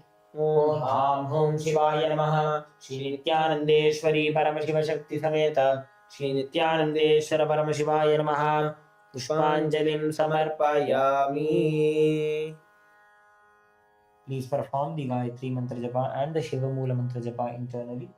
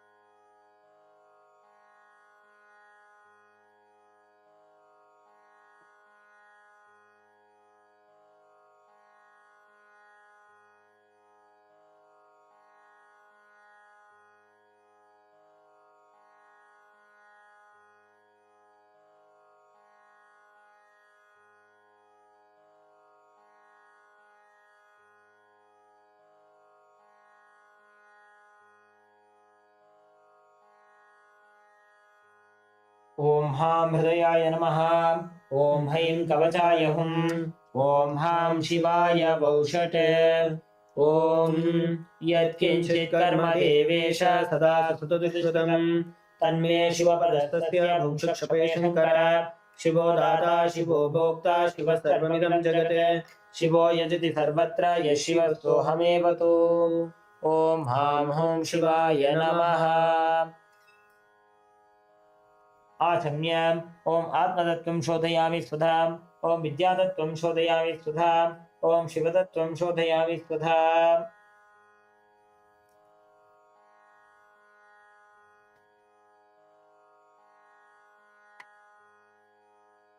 ओम पूर्णमदः पूर्णमिदं पूर्णात् पूर्णमुदच्यते पूर्णस्य पूर्णमादाय पूर्णमेवावशिष्यते ओम शांति शांति शांतिः हरिः ओम तत्सत् सर्वं भगवत् श्री नित्यानंद परमशिव पादुकार्पणमस्तु ओम नित्यानंदम्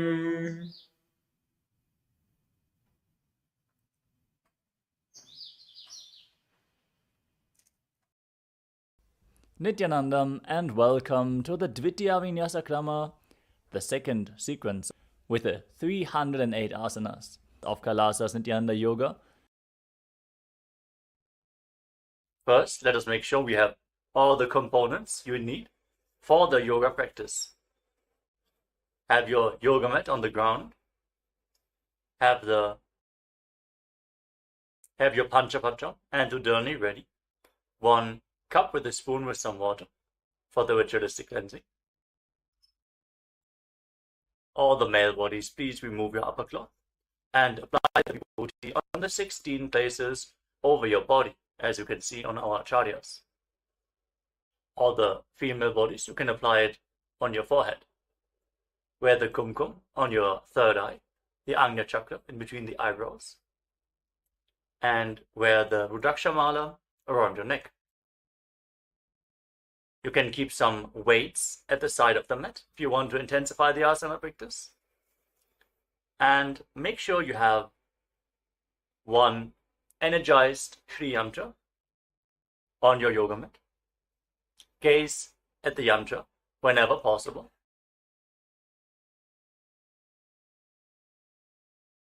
To mirror the macrocosmic energies into your microcosmos. Let us all now settle down into a comfortable cross-legged position with your head, neck and spine in a straight line. Close your eyes, take a deep breath. Visualize Swamiji in your inner space as you bring your hands into Namaskara Mudra in front of your heart center as we open this session with the Sadguru Vandanam.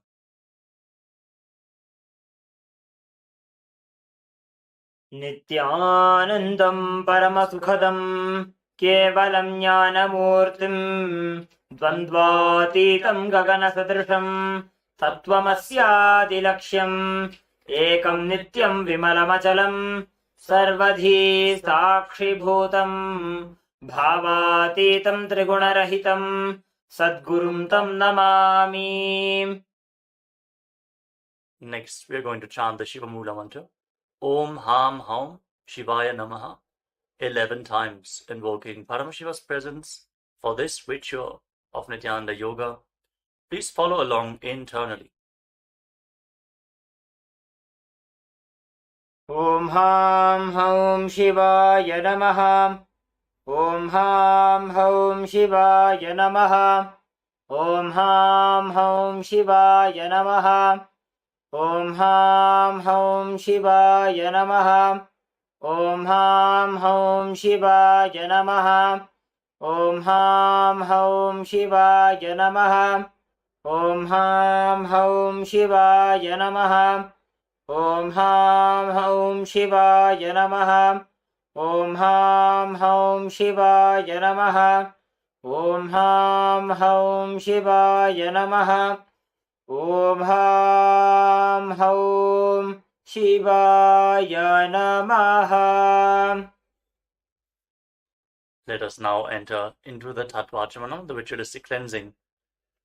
Take your Panchapatram and Udana.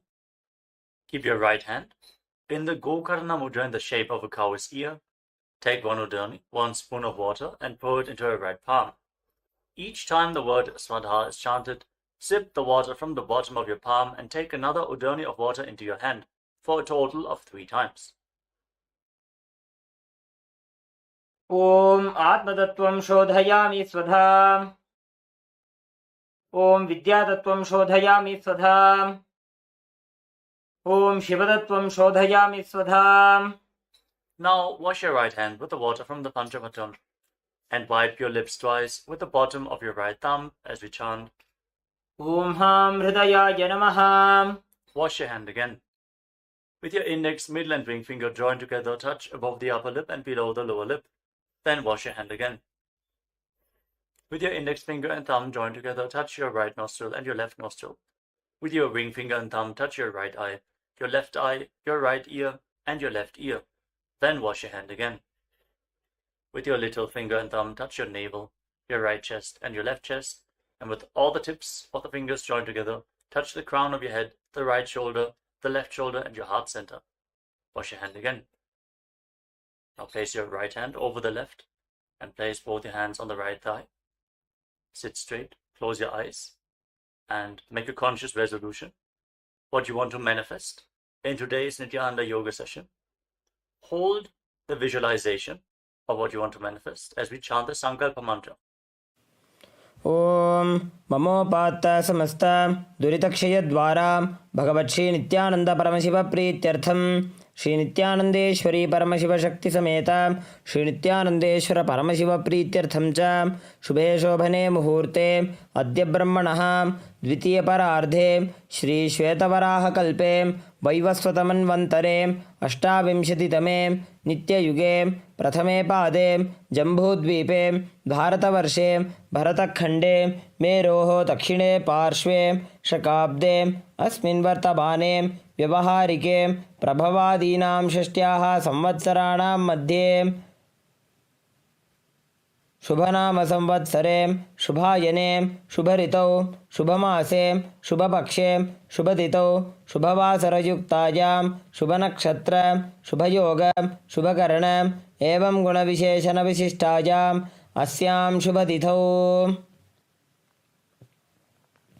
Shri Kailasonnada Dwadashanta Shyamala Pitharudha Shri Meenakshi Sundareshwara Bhinna Swarupam Parashiva Putra Ratna Kumara Gurumanyatulyavataram Shri Parvati Stanyapana Labdha Divya Jnana Vishrutam Sakala Nigama Gamasara Bhuta Dravida Veda Pravaktre Srimat Paramashiva Karuna Samadhigata Mukta Maya Chaturashrayanam Gijamana Chatra Chamara Shri Jinnagahaladi Samasta Birada Valyalankratam Jnana Vijnana Chakravarti Sarvajana Sangha Sadyo Nirvana Diksha Vyajapa Varga Varsha Vishranaji Mutam Paramata Kalabha Kesari Shaiva Siddhanta Sthapanacharya Shri Rajadhiraja Pandya Maharaja Guru Kshapana Shakyadi Mahandakara Nivarana Jnana Bhanu Vikshana Narharha Dajochetana Purvaka Srimad Rishabhadvaja Sthapaka Shaiva Samay Kartre Sarvajna Pitharudha Shri Jagat Guru Shri Jnana Sambandha Deshika Swami Vagisha Sundara Manikya Vachaka Swaminam Avatara Bhuta Shri Jnana Sambandha Swami Punaradhrita Shyamala Pita Sarvajna Pita Trinavadyuttara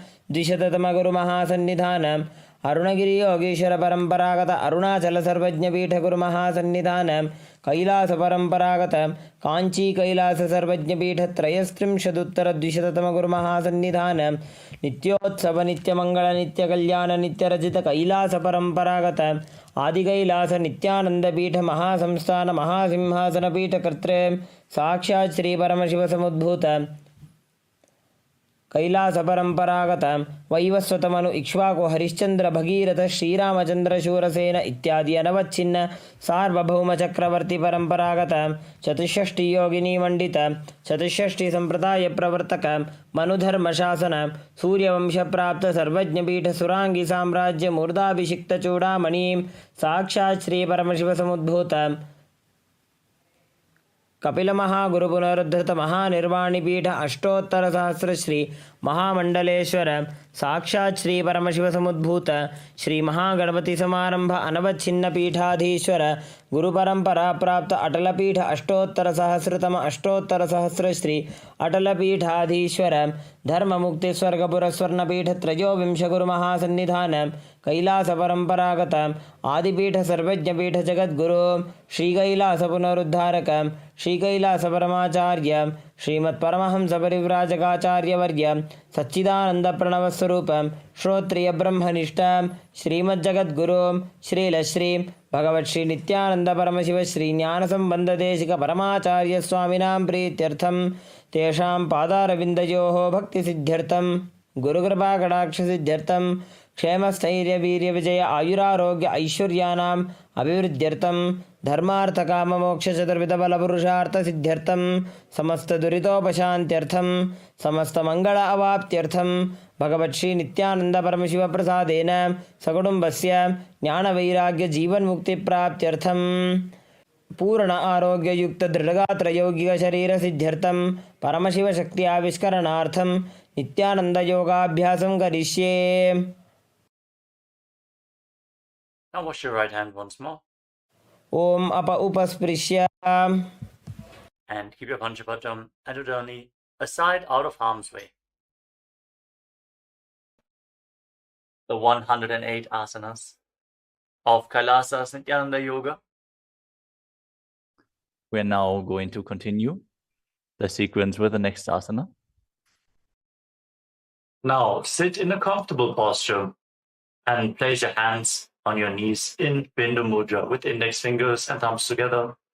Relax and breathe deeply in Samana Kumbhaka. Fill your navel region with prana and hold your breath comfortably on and off. Visualize Swamiji in your inner space in Yatasana Ishtasana. Hold this posture for a few seconds. पर्यंकं तत्समाख्यातं यथसंस्थं यथा स्थितिः. And then in a cross-legged position with your hands on the knees in Bindu Mudra, start inhaling. We can cut this part out. In a comfortable cross-legged position with your hands on the knees in Bindu Mudra, start inhaling and exhaling as deeply as possible, as slowly as possible. Inhale and exhale as deeply as possible. Keep visualizing Swamiji in Samasana. इदानीं गर्भिणीनां योगाभ्यासो यथा लघु सुखप्रसवलाभाय प्रोच्यते प्राक्तनेपति दण्डपद्मभरद्वाज वीरवज्रसमानितो आसनानि सदा कुर्यात् सुदीर्घैरे च पूरकैः. Now place your left foot against your perineum and bring the right foot on top of the left foot. Keep your hands flat on your knees. Fix your gaze at the tip of your nose. Visualize yourself as a sage, liberated by the Supreme Pontiff of Hinduism, in Muktasana. निपीड्यसि विनीं सूक्ष्मां दक्षिणेतरगुल्फतः वामं याम्येन गुल्फेन मुक्तासनमिदं भवेत्. Now shift your gaze upwards towards your third eye. Maintain the position. Feel the stability of body and mind as you visualize Swamiji in Siddhasana. स्थानुस्यम्यमितेन्द्रियोचलदृशा पश्यन् भ्रुवोरन्तरं चैतन्मोक्षकपातभेदजनकं सिद्धासनं प्रोच्यते. Now shift your gaze to the ground in front of you. Intensely contract the perineal floor. Pull your stomach in and up and lock your chin to the chest. Perform Mahamudra Bandha. Feel the grounding effect as you visualize Swamiji in Siddhi Asana. Lead the Kundalini Shakti up along your spine. वामपादुके इडीजानो सीवनिमथितासुकोठानो.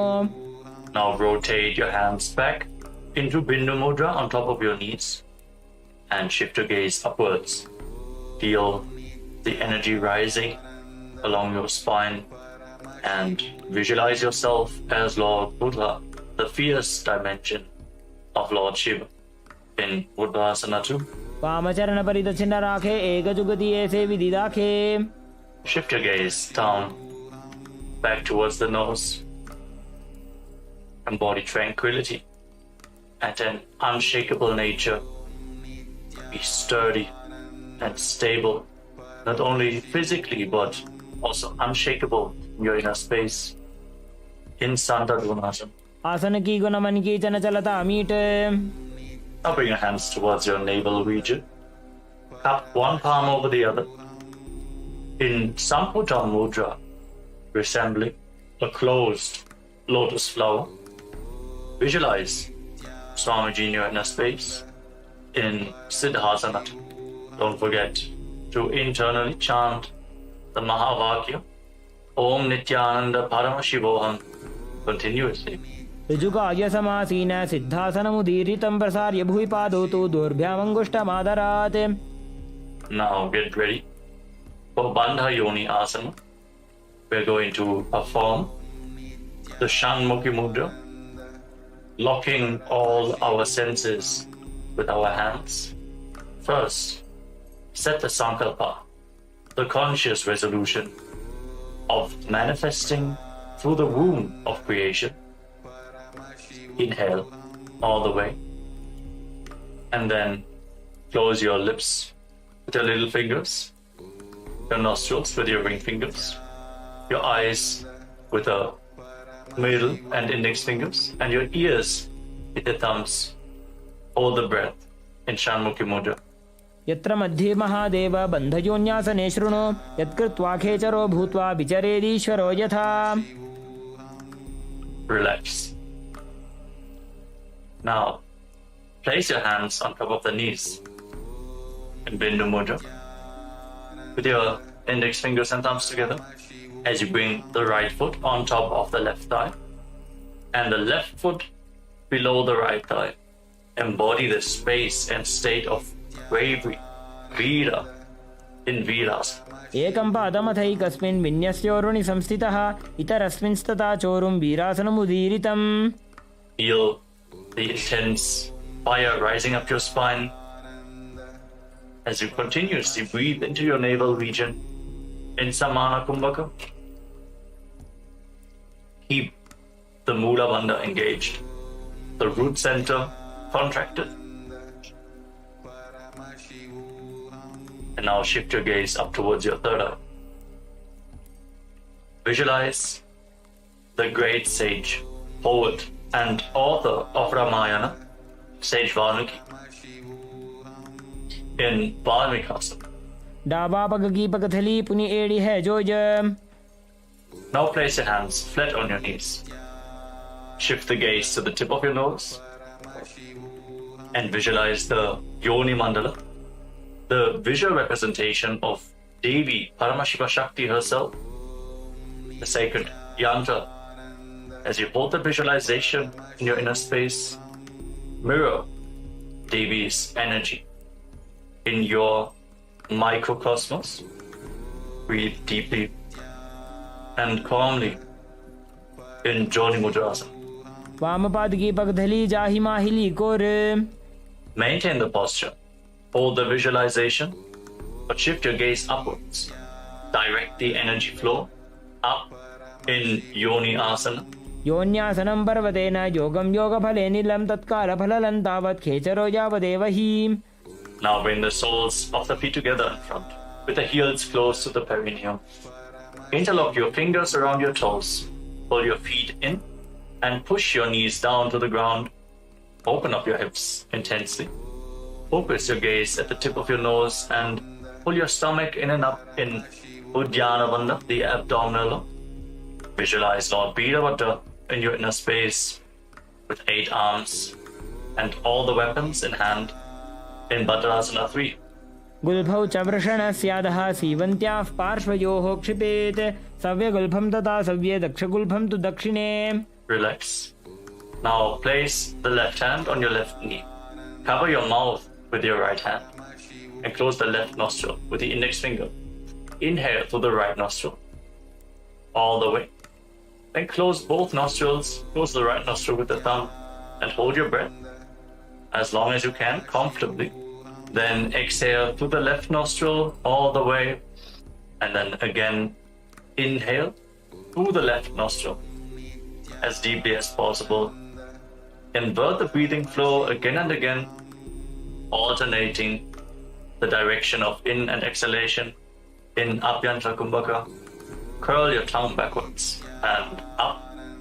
Lead it as high as possible in the Khechari Mudra, making you lighter than space itself. Gaze up towards your third eye and visualize yourself as an Agori in Agorasana. पूर्व कहो भिश्रिका जोगी वाही विधि जो की जैसो जी. Relax. Now, separate your heels. Keep your toes together and bring your elbows down on top of your heels. Rest your chin on your hands. Fix your gaze at the tip of your nose. Pull your stomach in and up. Perform Uddiyana Bandha as you exhale all the way and hold your breath in the exhaled state. On every exhalation, in Rechaka Kumbhaka, visualize yourself as a female elephant drinking water in Kanari Pavasana. ग्वाली पाव आसन कक्ष्यो है जैसे Yahoo में जाने विधि तैसे. Now rise up. Slightly lift your feet off the ground as you scoop your hands below the feet. Interlock your fingers in front and then lift your feet up towards your chest in Padasana as you gaze to the tip of your nose. Hold the balance. Be stable in your inner space and visualize Swamiji in your inner space. Hold this position for a moment. ततोर्ध्वं रेचयेत् वायुं मृदुनिश्वास संयुतम्. And now interlock your fingers around the toes from the top. You can set them down for a moment. And then again, pull your feet up towards your chest. Rest your chin on the toes as you gaze to the tip of your nose and embody the state and space of a king in Gopichandasana. पूरव विधिपका का अंगूठा कंठकूप राशे. Now lower your legs down and once more scoop your hands below the feet.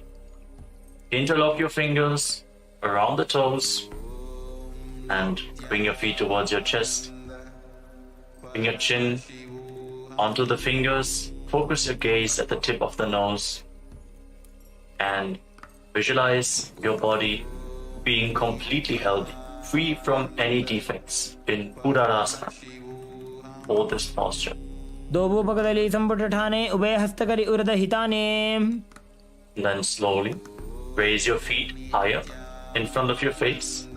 Try to hold the balance here. Keep the interlocked fingers in front of your forehead and visualize yourself excelling in everything in Vishishtasana.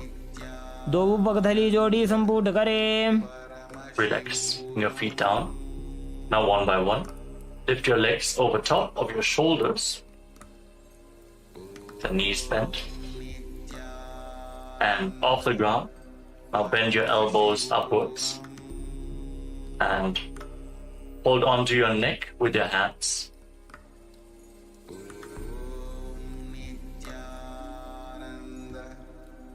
Visualize yourself as a cobra in Bhujasana. शिरासनं तु विज्ञेयं कक्षासनम् अतः परं ग्रीवासनं च परमं भुजासनमिहोच्यते. With your legs over top of your shoulders. Now bend your elbows downwards. Bring your hands behind your back and reach for the other hand. Try to interlock your fingers behind your back. Focus your gaze at the tip of your nose and visualize yourself as a beautiful, auspicious goddess in Kalyanasana. दो हाथ Burgman नीचे आने तिनको गोड़ा नीचे ठाने. Relax. Now place the top of your left foot flat on the mat and sit on the left heel. Then bring your right foot over top with the heel at the outside of the left hip. Place your hands on opposite knees and gaze forward. Don't focus on any external objects. Only focus on the object within in Vaishnavi Mudra as you withdraw your attention from anything which is happening outside. Visualize yourself as an elegant swan and start performing the Ujjayi Pranayama as you breathe through your mouth. Make an ocean-like sound with your mouth on the in and exhalation. Hold this Sankatasana for a few seconds. वामपादं चितेर्मूलं संन्यसधर्नीतले पाददण्डेन जाम्येन वेष्टयेद्वामपादकम्. Then slide the left foot outside the hip and sit in between your heels. Place your hands on the top knee. Pull your stomach inwards and up. Kartikeya Deepam. The timeless Paramashiva decided to become many to celebrate himself on this very day. The time started from the timelessness from Kartikeya Deepam. That is the time that Big Bang happened.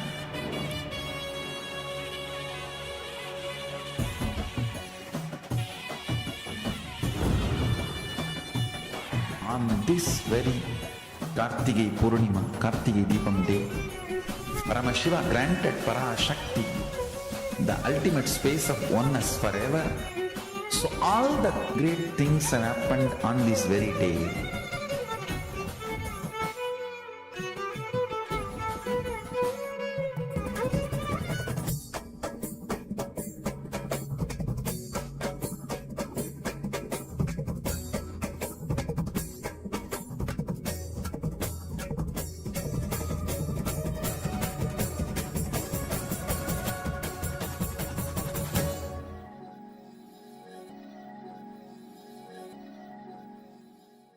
Established since 2002 in the United States of America, the United Ancient Nations is an intergovernmental organization currently made up of 160+ members and indigenous nations. The UAN and its work are guided by the purposes and principles contained in its founding charter.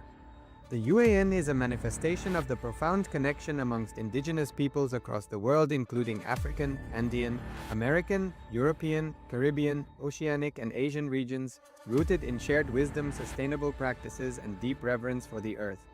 The United Ancient Nations serves as an international cultural and diplomatic organization focused on uniting indigenous cultures globally.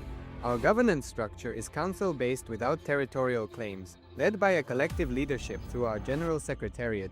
As a non-state entity with UN-style advocacy, we focus on several key areas: cultural and digital heritage preservation, indigenous diplomacy, revival of indigenous knowledge systems to solve humanity's problems, global peace, environmental preservation, health and wellness, sustained economic development, indigenous and cultural tourism.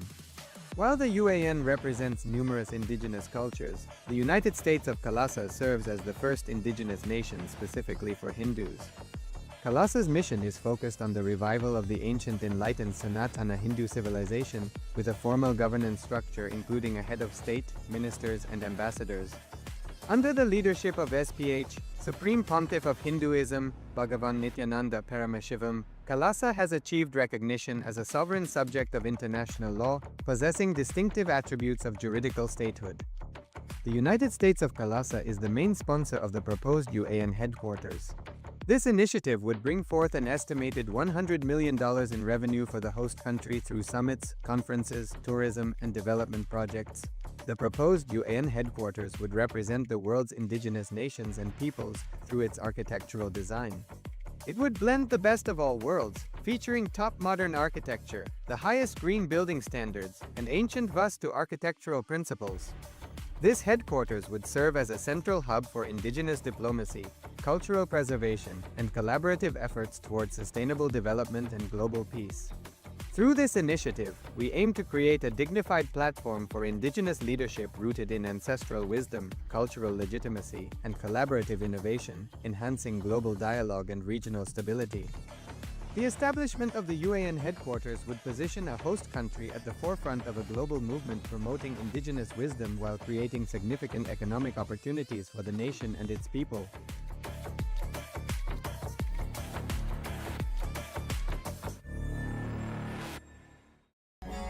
Kartikeya Deepam.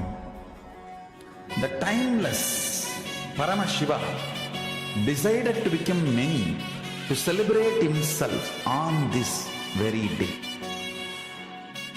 The time started from the timelessness from Kartikeya Deepam. That is the time that Big Bang happened.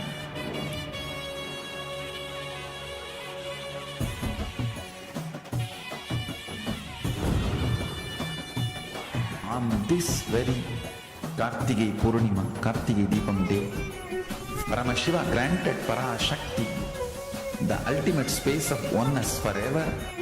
So all the great things have happened on this very day.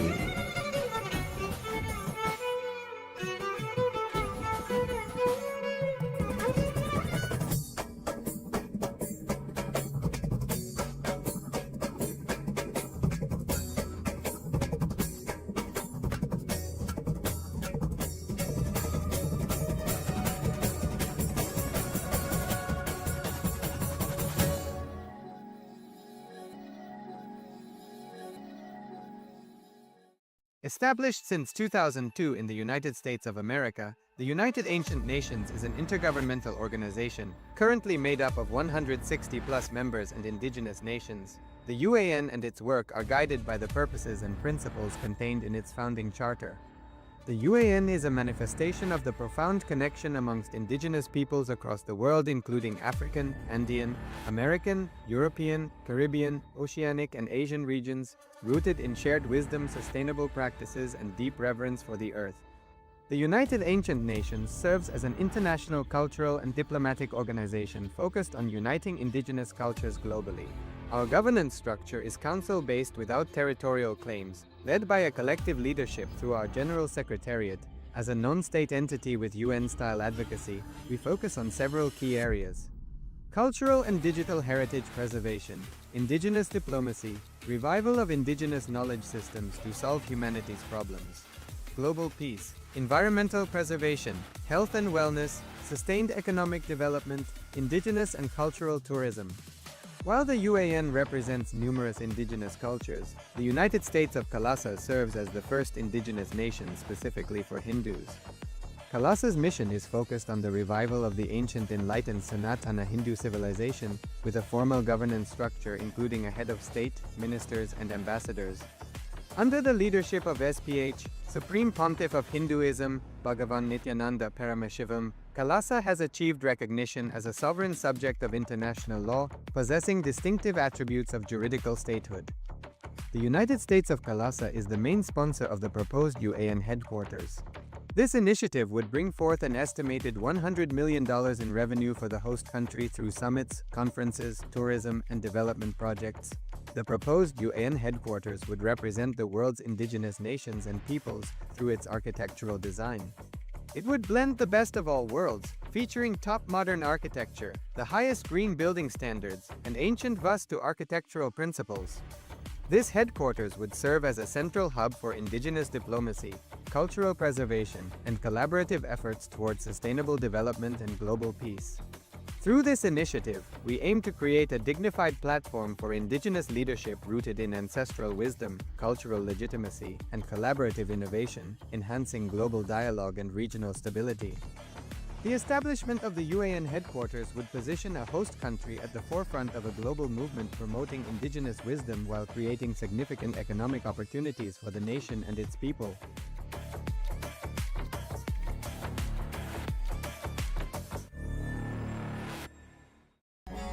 Kartikeya Deepam, the timeless Paramashiva decided to become many to celebrate himself on this very day. The time started from the timelessness from Kartikeya Deepam. That is the time that Big Bang happened.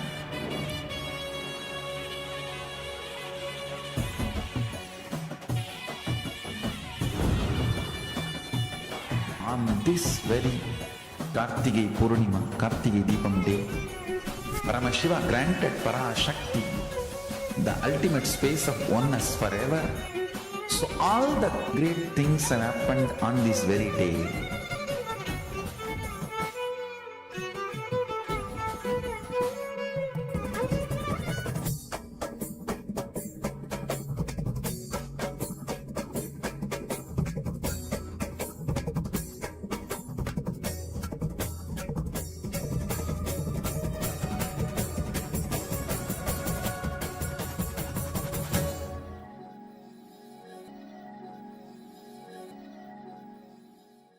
Established since 2002 in the United States of America, the United Ancient Nations is an intergovernmental organization, currently made up of 160+ members and indigenous nations. The UAN and its work are guided by the purposes and principles contained in its founding charter.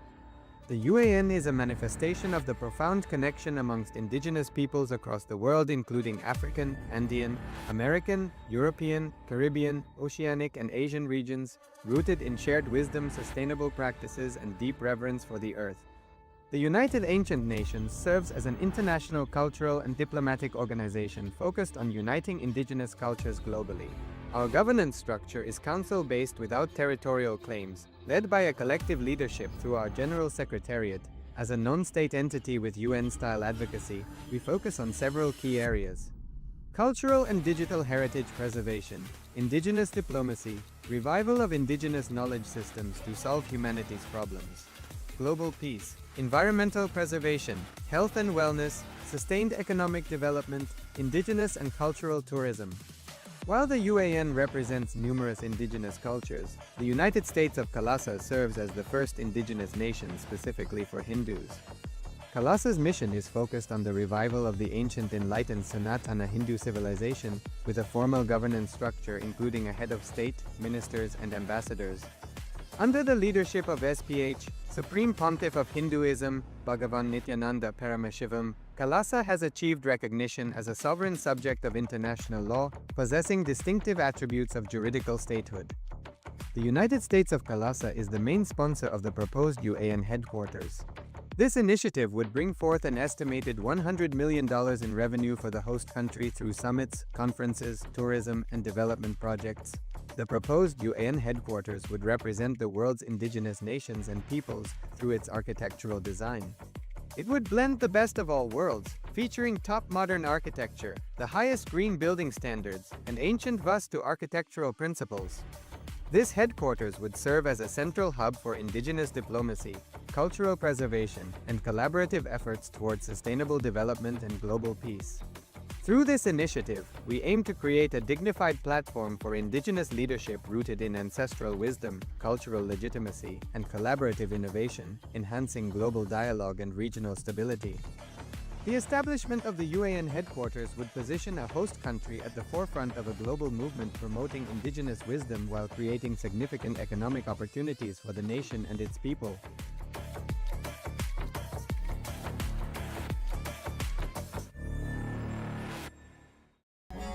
Kartike Deepam, the timeless Paramashiva decided to become many, to celebrate himself on this very day. The time started from the timelessness from Kartike Deepam. That is the time that Big Bang happened.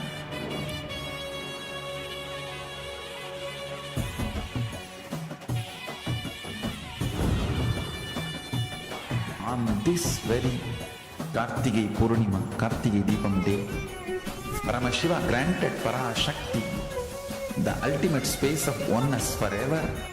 So all the great things have happened on this very day.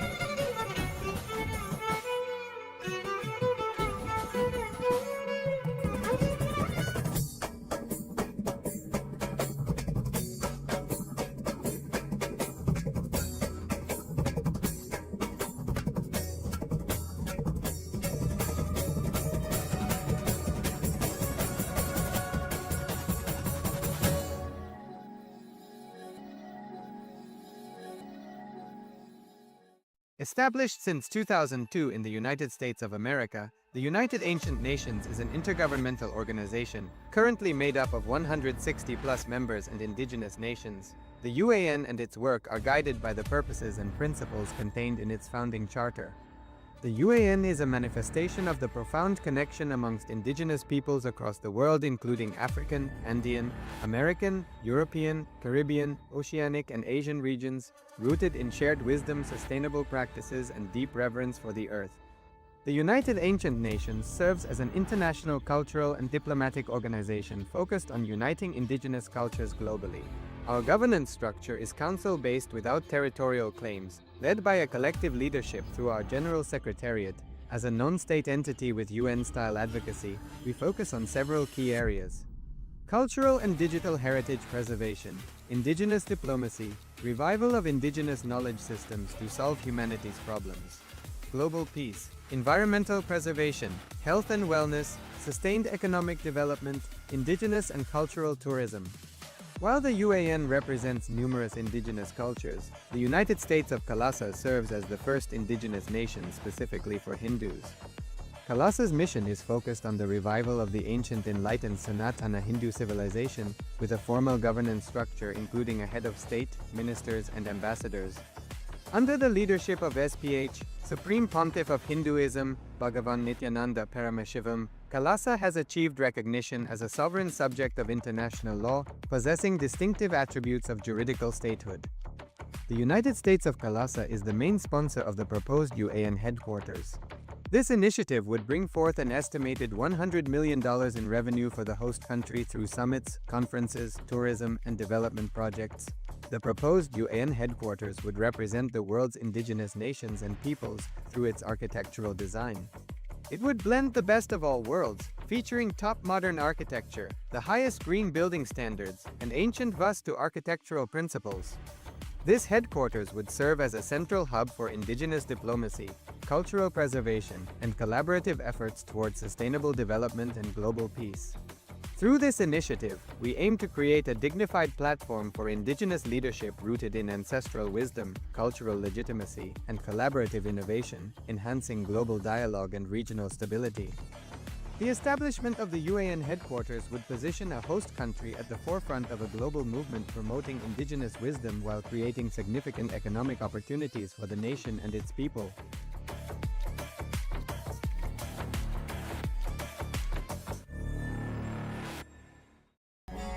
Kartike Deepam, the timeless Paramashiva decided to become many to celebrate himself on this very day.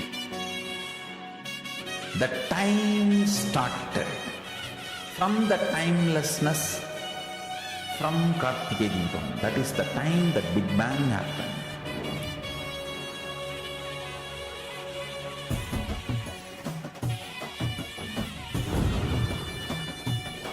On this very Kartike Purnima, Kartike Deepam day, Paramashiva granted Parashakti the ultimate space of oneness forever. So all the great things have happened on this very day.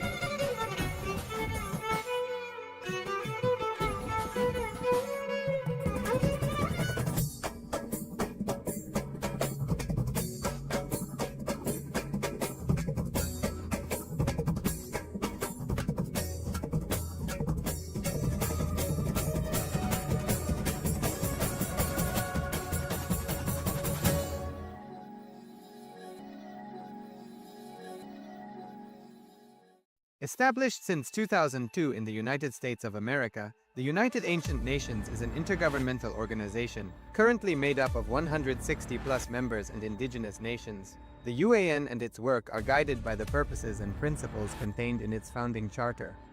The UAN is a manifestation of the profound connection amongst indigenous peoples across the world, including African, Andean, American, European, Caribbean, Oceanic, and Asian regions, rooted in shared wisdom, sustainable practices, and deep reverence for the earth. The United Ancient Nations serves as an international cultural and diplomatic organization focused on uniting indigenous cultures globally. Our governance structure is council-based without territorial claims, led by a collective leadership through our General Secretariat. As a non-state entity with UN-style advocacy, we focus on several key areas: cultural and digital heritage preservation, indigenous diplomacy, revival of indigenous knowledge systems to solve humanity's problems, global peace, environmental preservation, health and wellness, sustained economic development, indigenous and cultural tourism.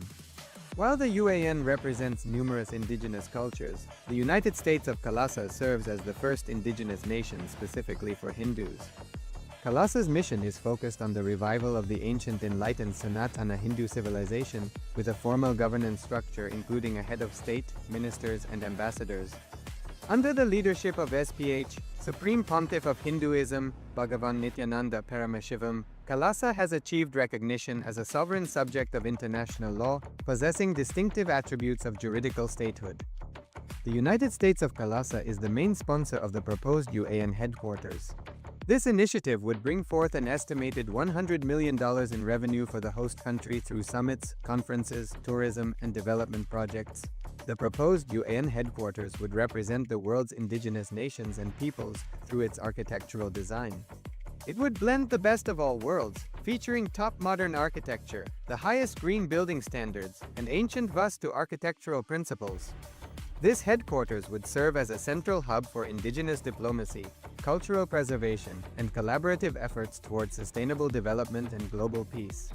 Through this initiative, we aim to create a dignified platform for indigenous leadership rooted in ancestral wisdom, cultural legitimacy, and collaborative innovation, enhancing global dialogue and regional stability. The establishment of the UAN headquarters would position a host country at the forefront of a global movement promoting indigenous wisdom while creating significant economic opportunities for the nation and its people.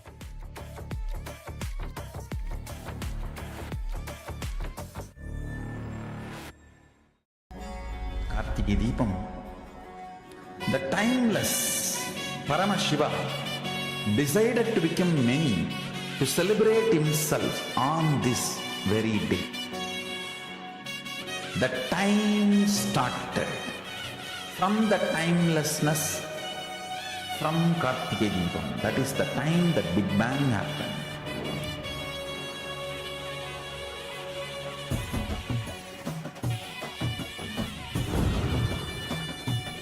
On this very Kartike Purnima, Kartike Deepam day, Paramashiva granted Parashakti the ultimate space of oneness forever. So all the great things have happened on this very day.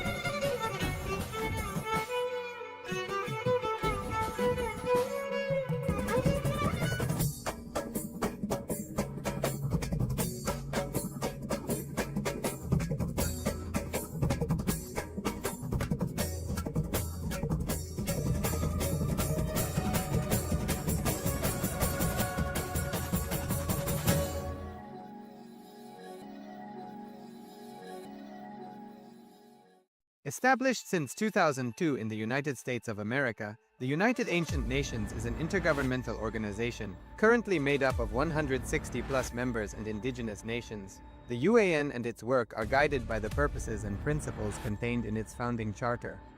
The UAN is a manifestation of the profound connection amongst indigenous peoples across the world, including African, Andean, American, European, Caribbean, Oceanic, and Asian regions, rooted in shared wisdom, sustainable practices, and deep reverence for the earth.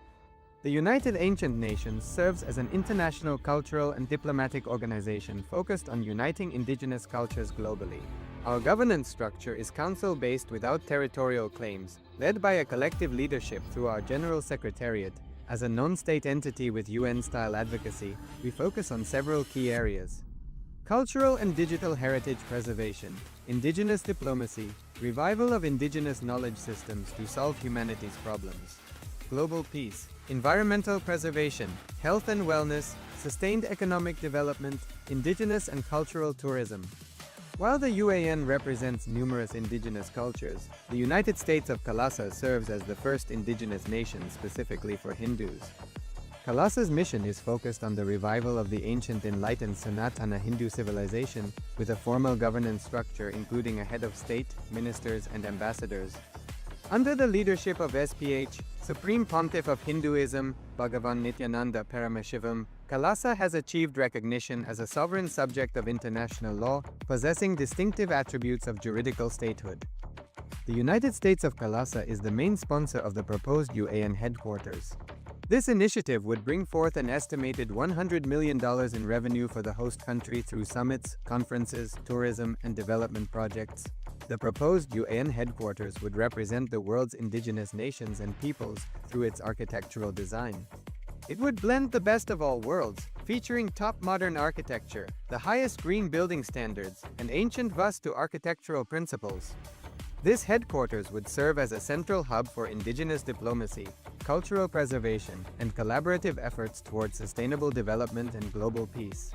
Through this initiative, we aim to create a dignified platform for indigenous leadership rooted in ancestral wisdom, cultural legitimacy, and collaborative innovation, enhancing global dialogue and regional stability.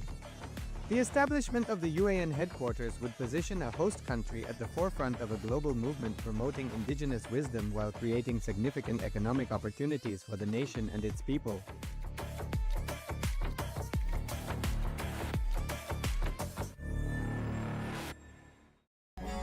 Kartike Deepam, the timeless Paramashiva decided to become many, to celebrate himself on this very day. The time started from the timelessness from Kartike Deepam. That is the time that Big Bang happened.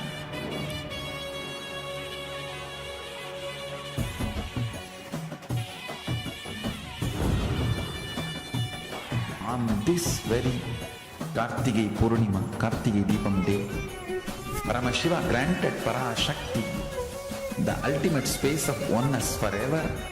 So all the great things have happened on this very day.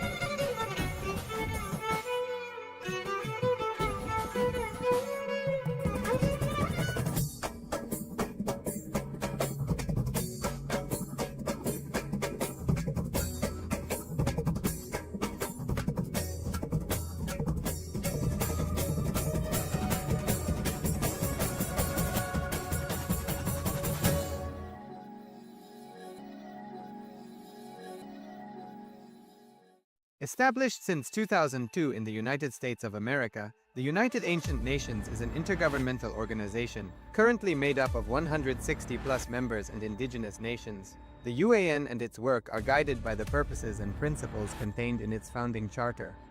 The UAN is a manifestation of the profound connection amongst indigenous peoples across the world, including African, Andean, American, European, Caribbean, Oceanic, and Asian regions, rooted in shared wisdom, sustainable practices, and deep reverence for the earth.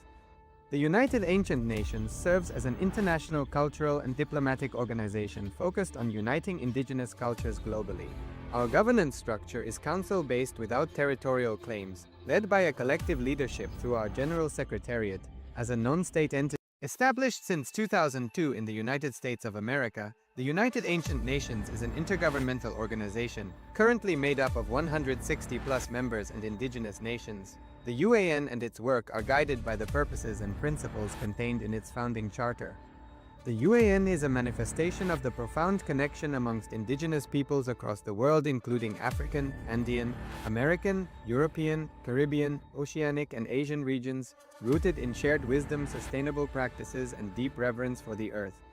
The United Ancient Nations serves as an international cultural and diplomatic organization focused on uniting indigenous cultures globally. Our governance structure is council-based without territorial claims, led by a collective leadership through our General Secretariat. As a non-state entity with UN-style advocacy, we focus on several key areas: cultural and digital heritage preservation, indigenous diplomacy, revival of indigenous knowledge systems to solve humanity's problems, global peace, environmental preservation, health and wellness, sustained economic development, indigenous and cultural tourism. While the UAN represents numerous indigenous cultures, the United States of KAILASA serves as the first indigenous nation specifically for Hindus. KAILASA's mission is focused on the revival of the ancient enlightened Sanatana Hindu civilization, with a formal governance structure including a head of state, ministers, and ambassadors. Under the leadership of SPH, Supreme Pontiff of Hinduism, Bhagavan Nithyananda Paramashivoham, KAILASA has achieved recognition as a sovereign subject of international law, possessing distinctive attributes of juridical statehood. The United States of KAILASA is the main sponsor of the proposed UAN headquarters. This initiative would bring forth an estimated $100 million in revenue for the host country through summits, conferences, tourism, and development projects. The proposed UAN headquarters would represent the world's indigenous nations and peoples through its architectural design. It would blend the best of all worlds, featuring top modern architecture, the highest green building standards, and ancient Vastu architectural principles. This headquarters would serve as a central hub for indigenous diplomacy, cultural preservation, and collaborative efforts towards sustainable development and global peace. Through this initiative, we aim to create a dignified platform for indigenous leadership rooted in ancestral wisdom, cultural legitimacy, and collaborative innovation, enhancing global dialogue and regional stability. The establishment of the UAN headquarters would position a host country at the forefront of a global movement promoting indigenous wisdom while creating significant economic opportunities for the nation and its people.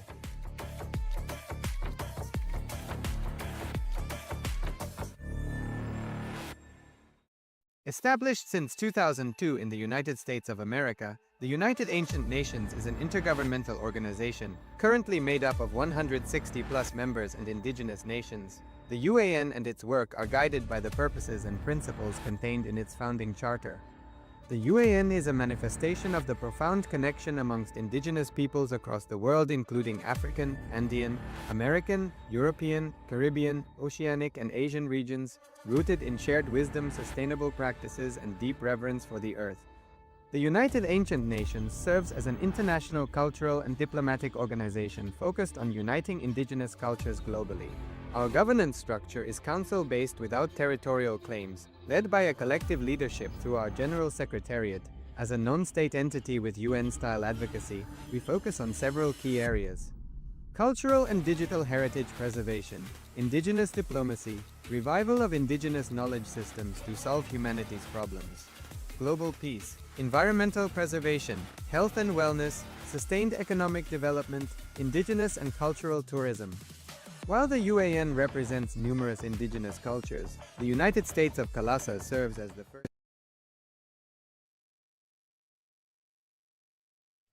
Nithyanandam Paramasukadam Kevalam Jnanamurtim Dvandvatitam Gaganasadrisham Tattvamasya Ekam Nityam Vimalamachalam Sarvadi Sakshibhutam Bhavatitam Trigunarahitam Satgurum Tam Namami. Nithyanandam, and welcome to all of you on this wonderful journey of Paramashivoham, yet another wonderful, powerful, and beautiful day of Paramashivoham. So welcome all of you. As we just had the intense yoga and puja session, if you would like to share your experience of yoga, experience of puja, you can go ahead and share, understand what makes the Nithyananda special, because yoga is not a lifestyle hobby or a modern fitness trend. It is the sacred Hindu ritual revealed by Paramashiva himself millions years ago in Agamas. Understand, the real yoga begins with Atman. The moment we do the ritual, we do the Atmana. So when you do the Atman, you invoke the divine, you chant Om, and you enter into the sacred state where your body, mind, and breath obeys your consciousness. So anything else is not yoga. It is an ampulated version designed to disconnect yoga from its spiritual roots, and it is sold in the market products as a market product. The Supreme Pontiff of Hinduism, Bhagwan Sri Nithyananda Paramashivoham, exposes how the modern yoga has been reduced, repackaged, and cutting the very angas, the limbs, that makes it transformative. Swamiji explains that the true yoga must preserve its ritual purity, the Sanskrit mantras, spiritual instructions, and initiation lineage from the Guru Parampara. Yoga is meant to be practiced as Paramashiva has taught, with the sacred chanting, with the original sutras, and as a doorway to the consciousness, to the super consciousness. So when you do the yoga, see, understand, the true yoga is not invented. It is inherited from Paramashiva. So Nithyananda Yoga is the original yogic revolution the world must remember. So with this, we'll be now getting ready. You want to share your experience of yoga? You want to share your experience of puja? Please go ahead, use the chat box. Meanwhile, we'll be getting ready for the power manifestation. We'd like to welcome all of you who are here with us. We have Ma Sharmimits Nithyanandam, Ma Nistegunya Nithyanandam. We have Piotr Vajeda Nithyanandam, person with the name iPhone. If you could rename yourself. That'll be great for us. And also with the person with the name Chinese character, please rename yourself, so that is for us it's much easier for you to address. Yes, welcome all of you. And with this, please go ahead and cover your eyes now as we enter into the Sas Pramana. Then we'll be entering into the manifesting the powers of third eye. So the words goes as Kapalantarmano yasya tishtan militalochanaha pramena manasodharyat lakshaye lakshamuttamam. Paramashiva says, by fixing the mind on the inner space within the crown center and sitting stably without any movement, having the eyes closed in succession, with that stability of the mind and the inner space, through the power of third eye, one directly sees the ultimate goal, Laksham. By having the vision beyond the sight that reveals any object or place, attaining the space of oneness with the source, Paramashiva. With this, let's get ready to enter into the power manifestation with the Acharyas will be projecting your image on your screen. And through the power of third eye, you'll be getting the details as Swamiji reveals to you. So please go ahead and cover your eyes, your two eyes now. And sit with an intention to manifest the state, space, powers, and being of Paramashiva. Remember, you are Nithyananda Paramashivam. Rest everything is division. You are Nithyananda Paramashivam. Any thought that creates conflict in you, any thought that creates self-doubt, self-hatred, self-denial in you, to realize this, simply unclutch.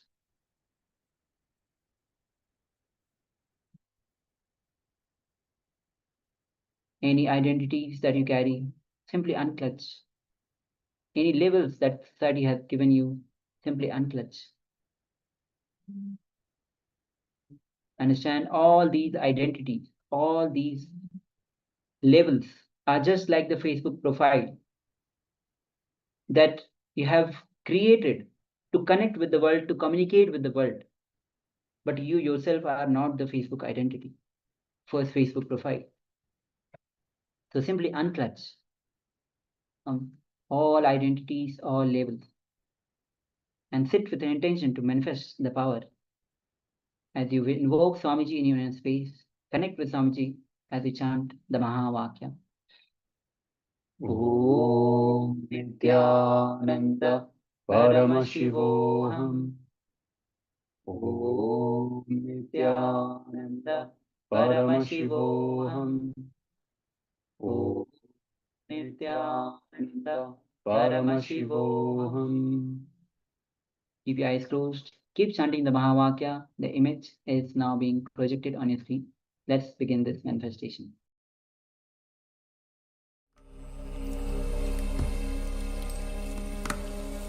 Om Nithyananda Paramashivoham.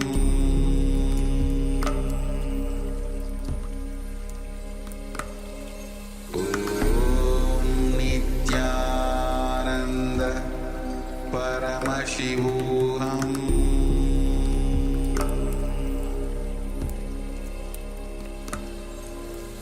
Om Nithyananda Paramashivoham.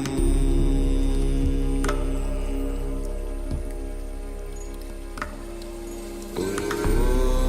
Nithyananda Paramashivoham.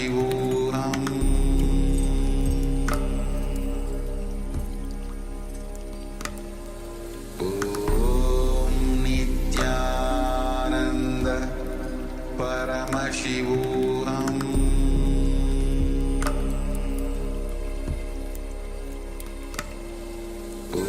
Om Nithyananda Paramashivoham.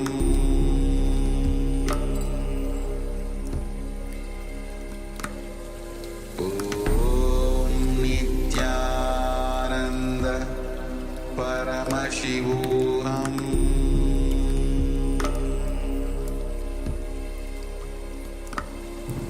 Om Paramashivoham.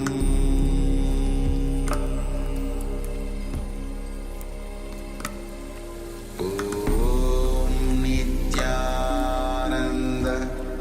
Paramashivoham.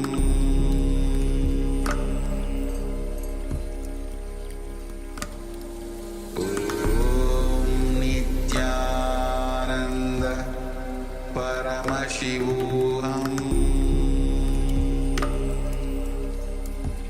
Paramashivoham. Om Nithyananda Paramashivoham.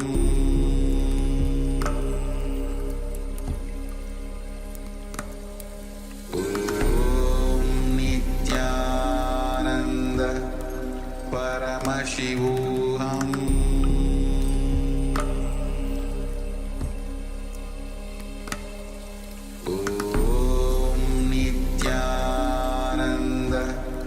Paramashivoham.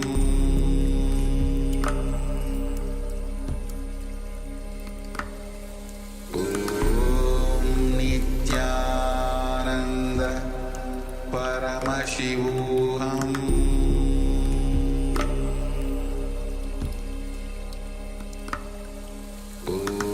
Om Nithyananda Paramashivoham.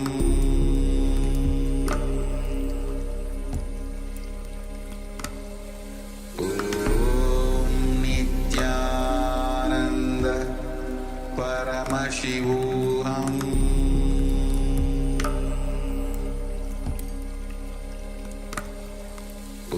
Om Nithyananda Paramashivoham.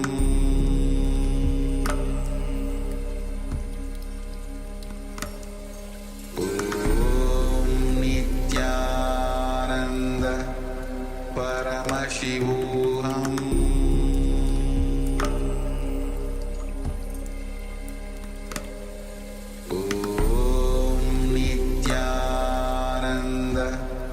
Paramashivoham. Om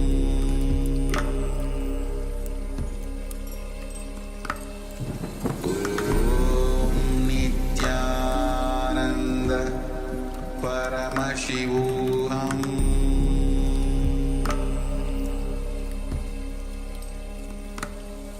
Om Nithyananda Paramashivoham.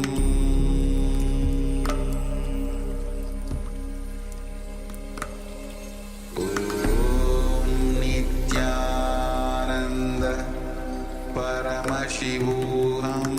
Om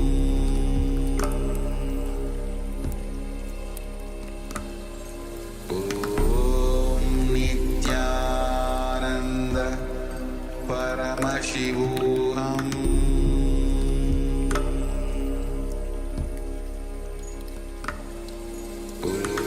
Om Nithyananda Paramashivoham.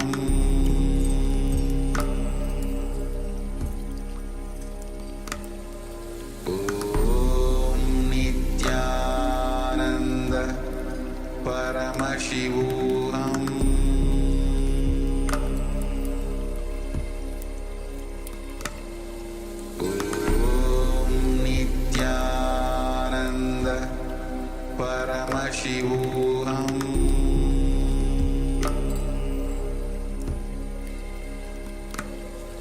Om Nithyananda Paramashivoham.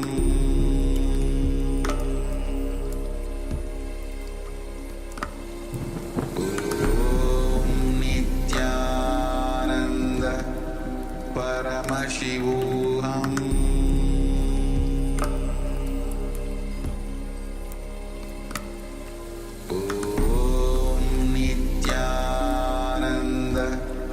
Paramashivoham.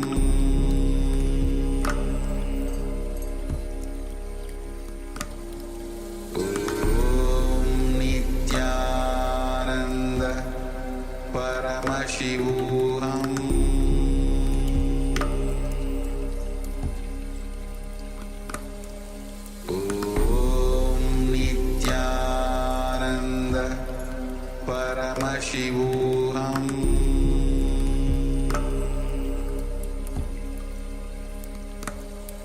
Om Nithyananda.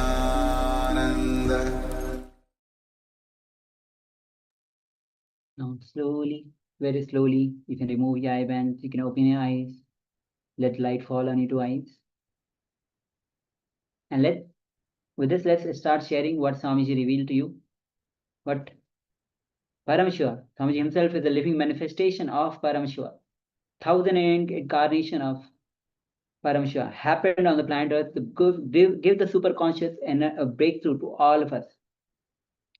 And as Swamiji says, he has come down to give this superconscious breakthrough. And we have been waiting for this opportunity that Swamiji himself arrives and we get that opportunity to get connected with him. And when you are connected, that is the best thing that you can do. Never miss this opportunity, because once this opportunity is lost, you never know when this opportunity is going to come, because religion is so powerful, it can simply pull you. And again, bring back yourself having that devotion, connection with Swamiji to realize the ultimate superconscious breakthrough. So with this, let's go ahead and start sharing what Swamiji revealed to you.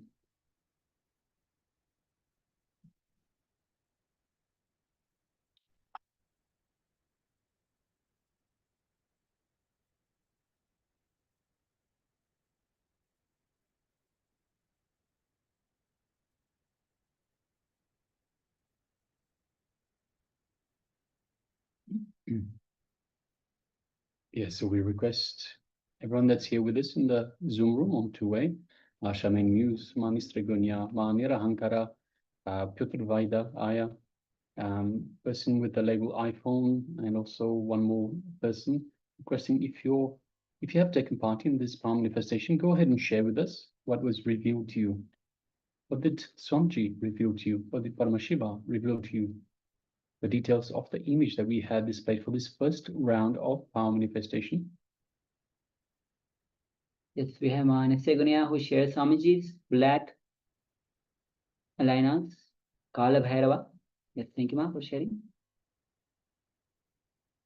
Yes, and we also have Manistragunya. Sorry, we have Manira Hankara that shares the stream in the valley. So a stream in the valley, silver black stone steps, small green plants, and white sky. Yes, thank you very much for sharing.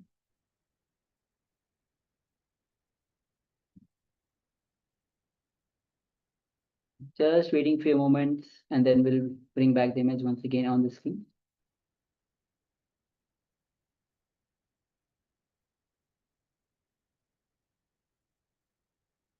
Okay, so let's bring back the image once again on the screen. So yes, this is the image that we had projected. So as you can see, it's a stream of river flowing through the stones. Probably there's a hill both sides, and of course you can see the plants, and of course you can see the sunlight falling on the left side. And there's a small opening through which we can see on there's a in between there's a gap through the hills. We can see that is leading to the opening. So yes, this is the overall picture. In terms of colors, we have green, we have gray, white, black, little yellowish, goldish, white. Yes. So Swamiji's black alliance, Kala Bhairava. Yes, we have Swamiji here, Ma. So definitely, thank you for sharing. Swamiji is always with us. Within his grace, with his protection, we are evolving, growing to have that superconscious break. Yes, thank you for sharing. Yes, and we have Manira Hankara that shares stream in the valley. So yes, Ma, spot on. Silver black stones, yes, as steps. So as we're going down, the stones are going down as well as we're going down the stream. Small green plants. So yes, we have small green plants on either side of this little stream, and white sky. We can't see the white sky. We can see just the bright sun that is reflecting off the plants, but otherwise spot on, Ma. Yes, Ma, Mr. Gunnar shares Swamiji black like Kala Bhairava. Yes, thank you very much So thank you very much to both of you for taking part and for manifesting this power of the third eye.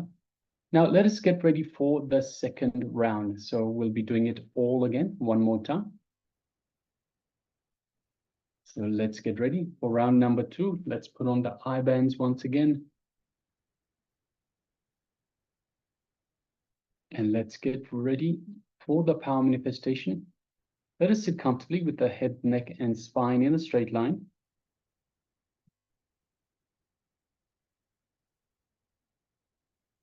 And let us bring our full awareness to our Ananda Gandha, which is just below the heart center.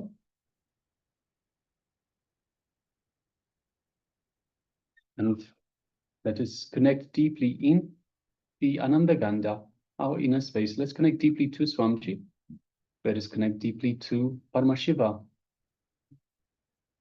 Let us feel the feeling connection we have to the Master, feeling connection we have to Swamiji, the Supreme Pontiff of Hinduism.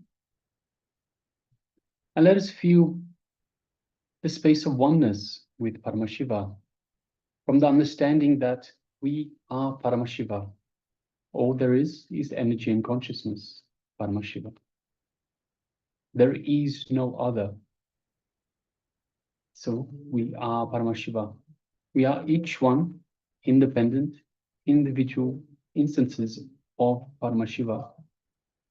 We are divine beings having human experience. And as such, we are both one with Paramashiva and in oneness with Paramashiva. So let us feel all of that in our inner space, just below the heart center, just above the navel center.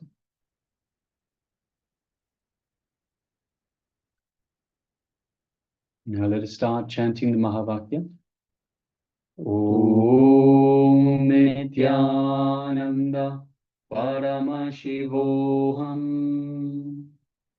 Om Nithyananda Paramashivoham. Om Nithyananda Paramashivoham. Yes, let us continue chanting this Mahavakya throughout this power manifestation. And from the space of oneness with Paramashiva, with Swamiji, let us start manifesting this power of third eye vision, seeing images blindfolded. The image is being displayed for you now. So let us begin. Paramashivoham.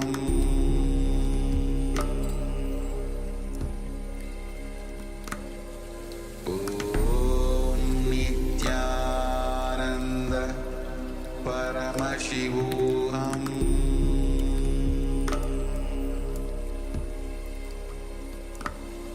Om Nithyananda Paramashivoham.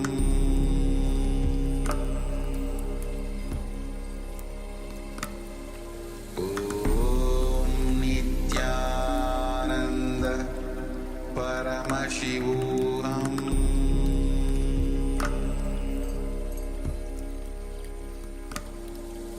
Om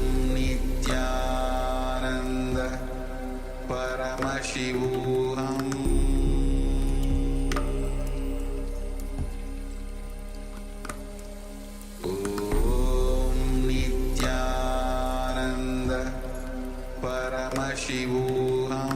Om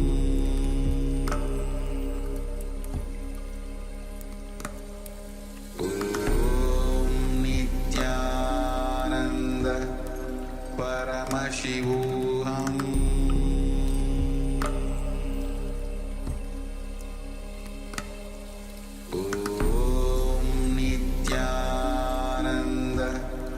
Paramashivoham.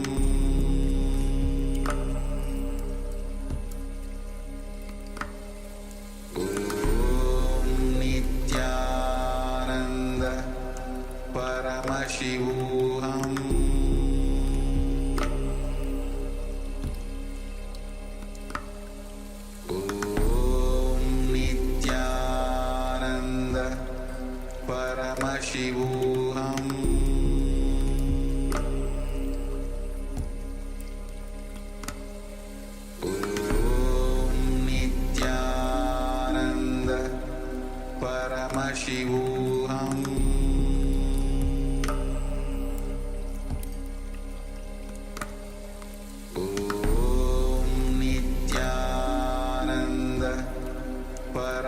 Paramashivoham.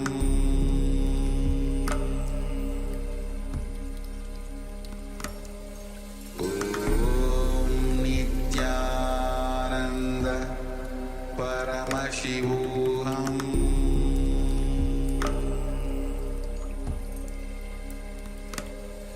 Om Nithyananda Paramashivoham.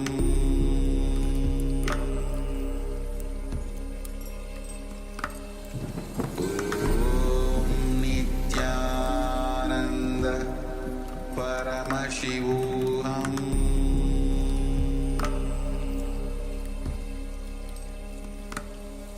Om Nithyananda Paramashivoham.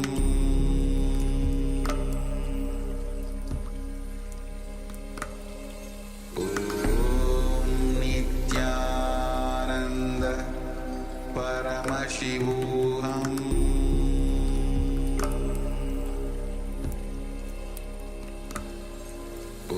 Om Nithyananda Paramashivoham.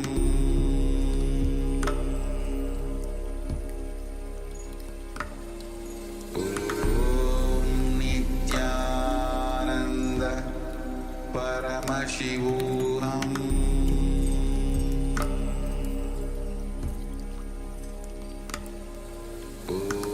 Om Nithyananda Paramashivoham.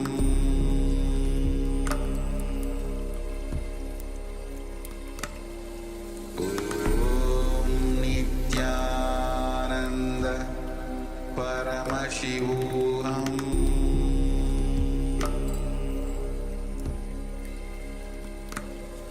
Om Nithyananda Paramashivoham.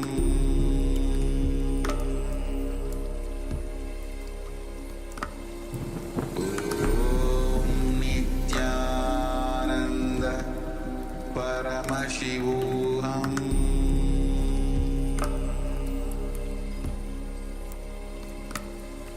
Om Nithyananda. Yes, you can relax now. Slowly, very slowly, you can remove your eye bands. Gently let the light come back into your eyes. And once the light has readjusted for your eyesight, while it's still fresh in your mind, take a moment and share with us what was revealed to you as the details of the image we had displayed for the second round of power manifestation. So go ahead and share.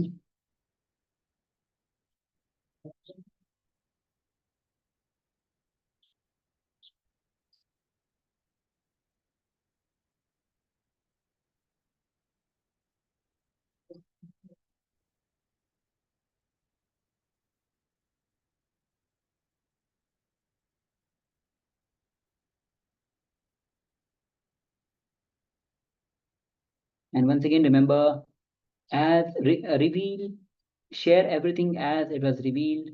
Do not hesitate. Sometimes we feel, I saw this image, some object, and you could have seen any other object or some place, some kind of environment also. Like, for example, you saw a tree in the forest. You'll describe the tree, you'll tell about the tree, but you'll forget the forest. You can describe as much as detail. For example, the environment was nice, it was peaceful, there were birds chirping around, the sounds were coming, in as much as detail. Yes, we have Ma Nistragunya that shares. Blue dark waters, sun orange, yellow gold skies, and Lord Nataraja dancing and gold. Yes, thank you very much for sharing, Ma.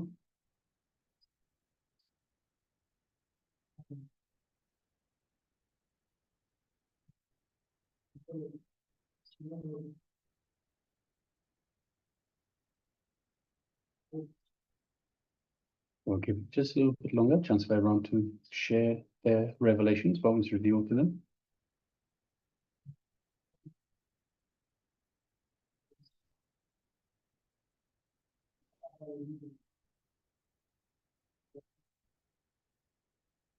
Yes, Ma Nirahankara shares. Ma, if you can please translate it as well for us, that would be great.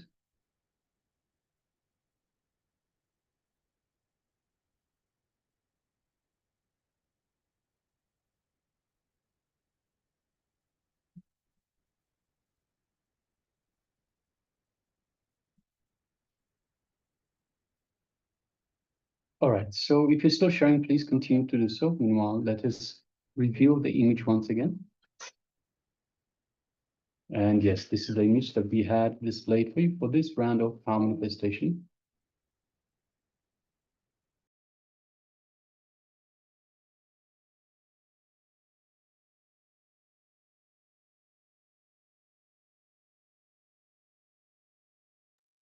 Yes, as you can see, we have jaggery and sesame seeds balls and a nice little basket in which to hold them. So one of our favorite sweets around. So let us have a look at the sharings. We have Ma Nisrigunya that shares blue dark waters, sun orange. So we don't have the sun, but we have the shape of the sun. So it's nice and round. And we have shades of orange by all means, of course. We have yellow and we have gold shades. Lord Natarasha dancing and gold once again. So again, gold is the predominant color here. So yes, thank you very much for sharing, Ma. And Ma Nirahankara, Ma, so once again, if you could please translate, that would be great. All right. So this was the second round of the power manifestation that we had for you. Yes, Ma, Mr. Gunya says, very beautiful. I love this Ladun Sesame. Yes, it is one of our favorites as well, Ma. All right, so now let us get ready and enter into the program as such. And the program today is Atma Spurana. So it is the flowering of the Atman. So Atman is our self, our true self. So flowering of the Atman. And we'll be starting with then an introduction to Atma Spurana. So Swamiji will be taking us through this introduction to Atma Spurana. What exactly does it mean? How does it happen? And also a revelation on the time shaft theory. So requesting everyone, let us sit comfortably with the head, neck, and spine in a straight line. And let us hear directly from the Supreme Pontiff of Hinduism on these great sacred truths. Let's begin.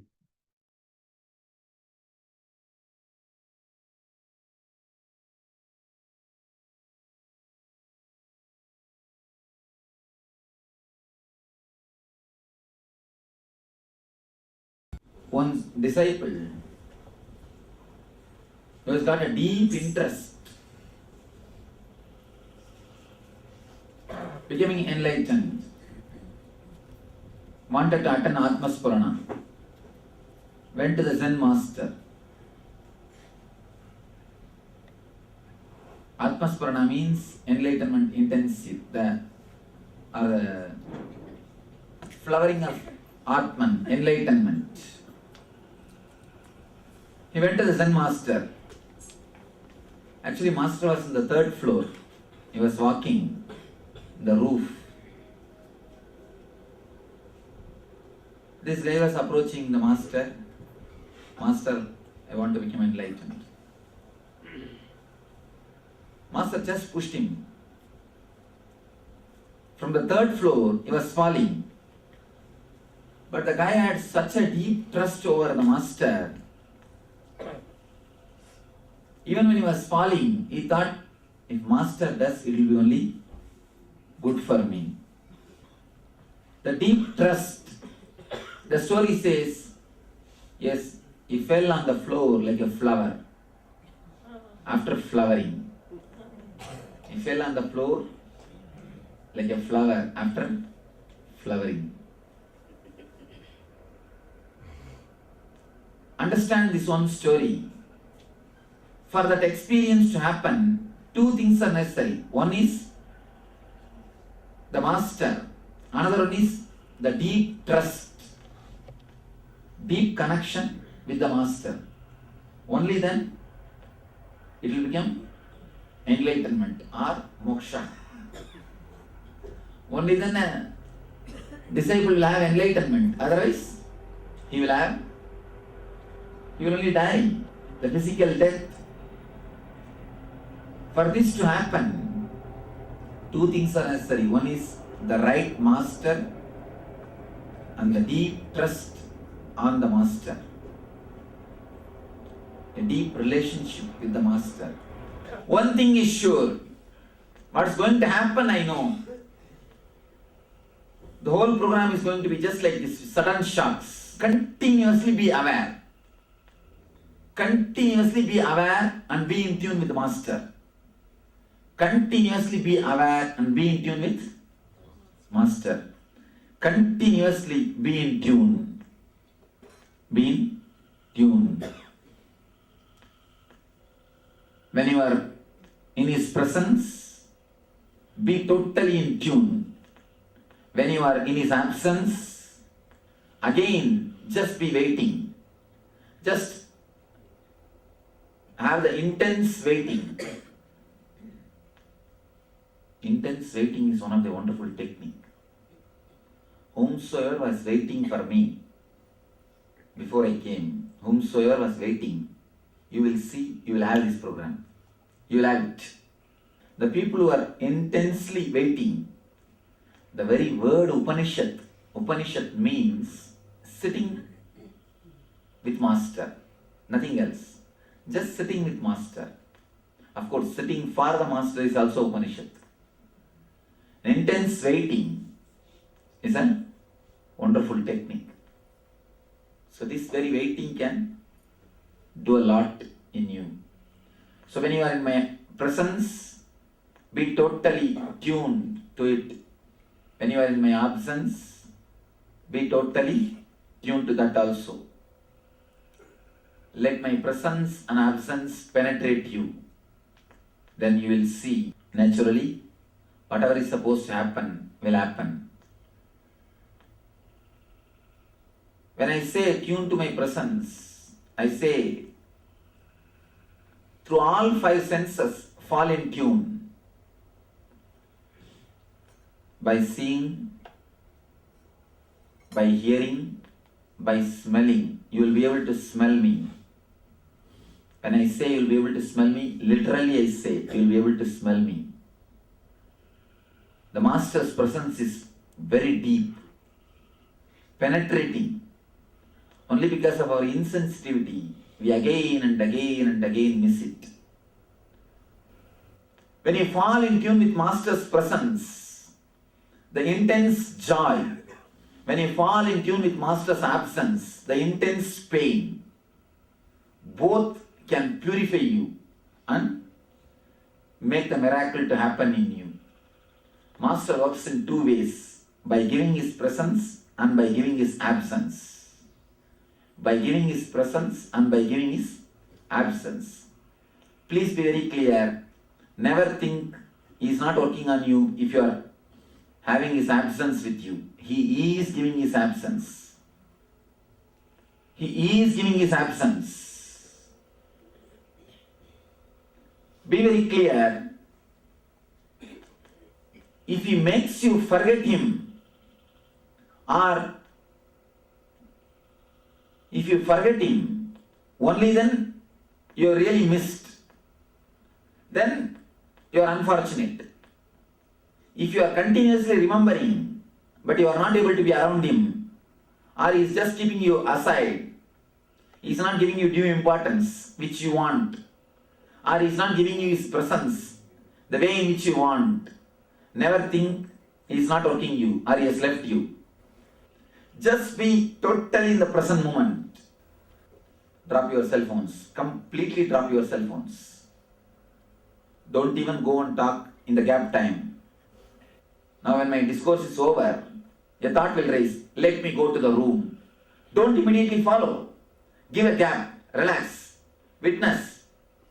Let it come again and again. Let it become strong and move your body automatically. Listen here. Now, the moment the thought comes, let me go to the room, you catch that thought. Your body starts moving. When the thought comes, let me go to the room, witness it. Then again it will come, witness it. Maximum possible time, witness that thought. After some time, after some 10, 12 time, the thought will become so intense, it will just take your body, lift your body. When the thought directly lifts your body, without you being inside, something happens to you. That is what I call grace. That is what I call grace.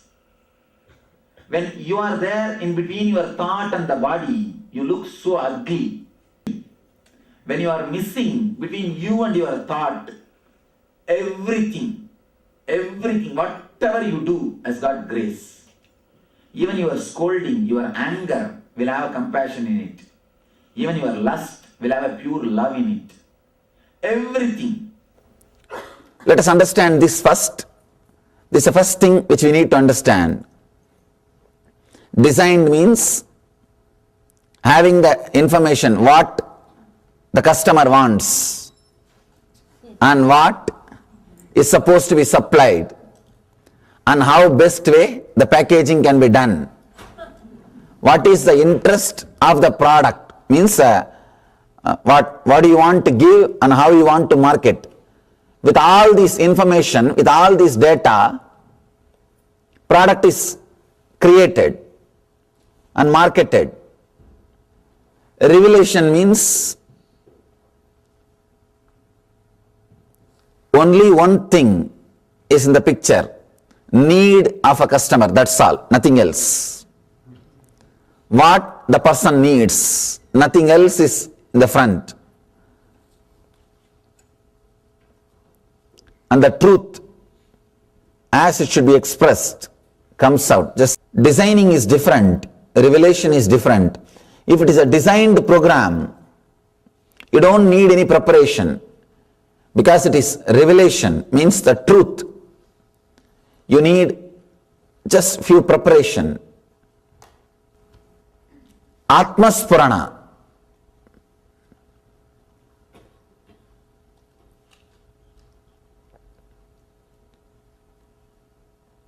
Flowering of yourself.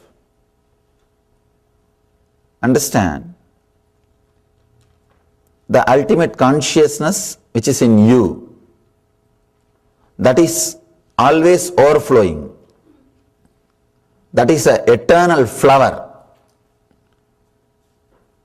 We don't need to work on it. But something which is between that self and us, your body, your mind, your emotions, these few things, these few sheaths we call Koshas. Only these few Koshas needs to flower, needs to open, needs to radiate, needs to fall in tune. Understand? The ultimate self itself does not need anything. But the instruments with which you experience the self needs to flower. They need to open up. They need to experience the truth. Now we are going to work on the very koshas, very layers, not just on the engrams. In NSP you worked on the painting. Now we are going to work on the canvas on which the engrams or the paintings are painted. Koshas, the 5 layer, first layer, the first body which you carry is Annamaya Kosha, the physical body with the flesh, bones. Second, Pranamaya, the breathing, the prana movement happening in you. Third, Manomaya, the inner chattering happening in you. Fourth, Vijnanamaya, the emotion, intense emotion happening in you. Fifth, ultimate, Anandamaya, the peace which you experience or the joy which you experience. Now all 5 layers need to be purified so that it constantly radiates enlightenment. One more thing, please understand, in NSP we work on the samskaras, means the engrams which is printed on the koshas, on the layers. Now we are going to work on the very koshas, very layer itself, on the very canvas itself.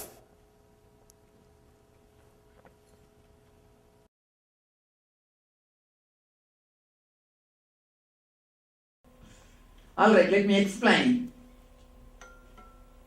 This is what I call time shaft. Time shaft means the time. Kala chakra, continuously moving. The future is continuously entering into past. This moment, you see the next moment is future. By now it is already become past. Future. Now already it has become past. The past is continuous, the future is continuously becoming past. The time, the future time is continuously becoming past. The time is moving, the time shaft. Continuously it is rolling and moving in this direction. In this direction.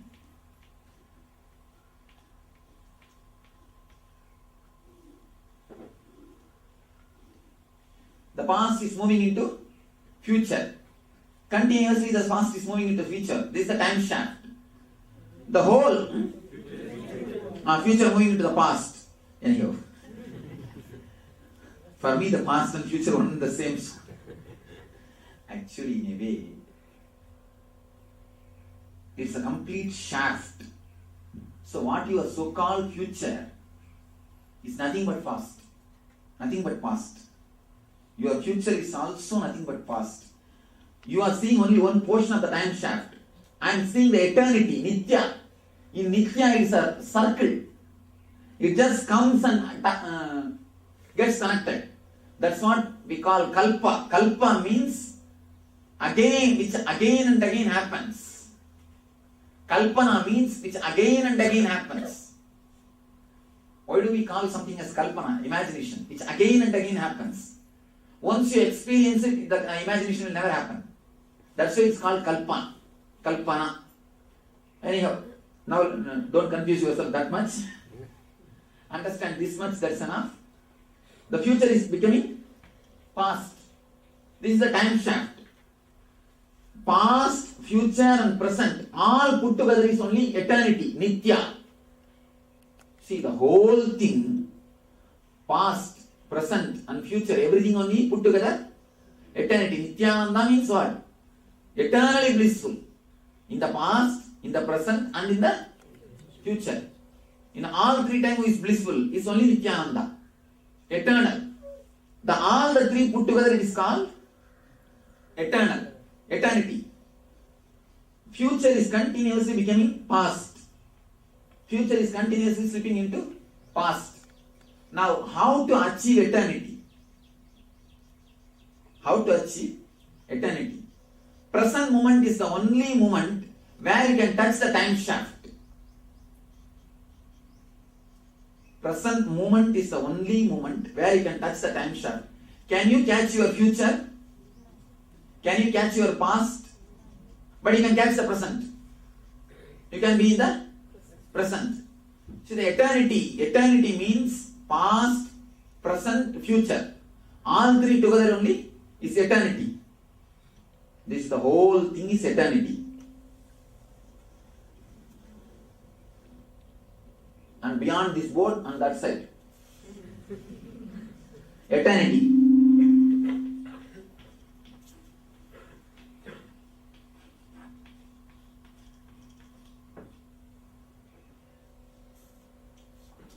Adi, understand all these diagrams and copyright it. Because these are all not taken from anywhere. Simply downloaded.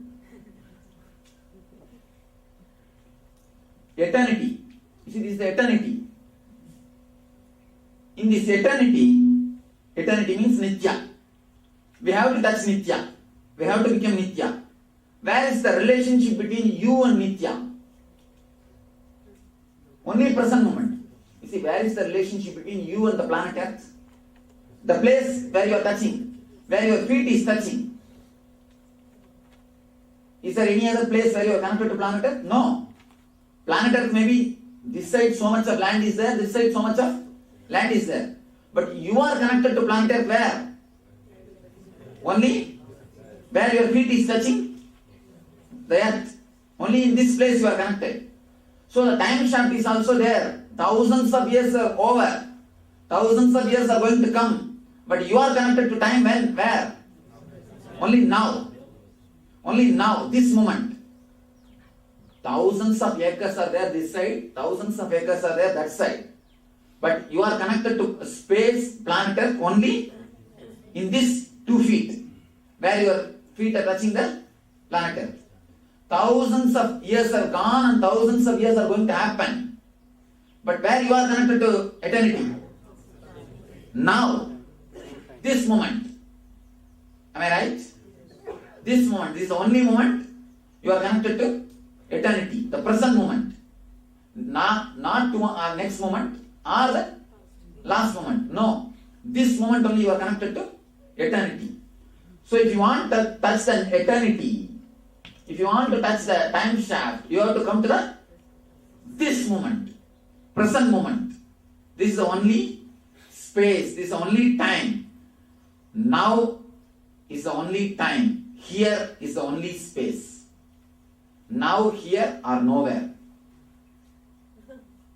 Now, here, or nowhere.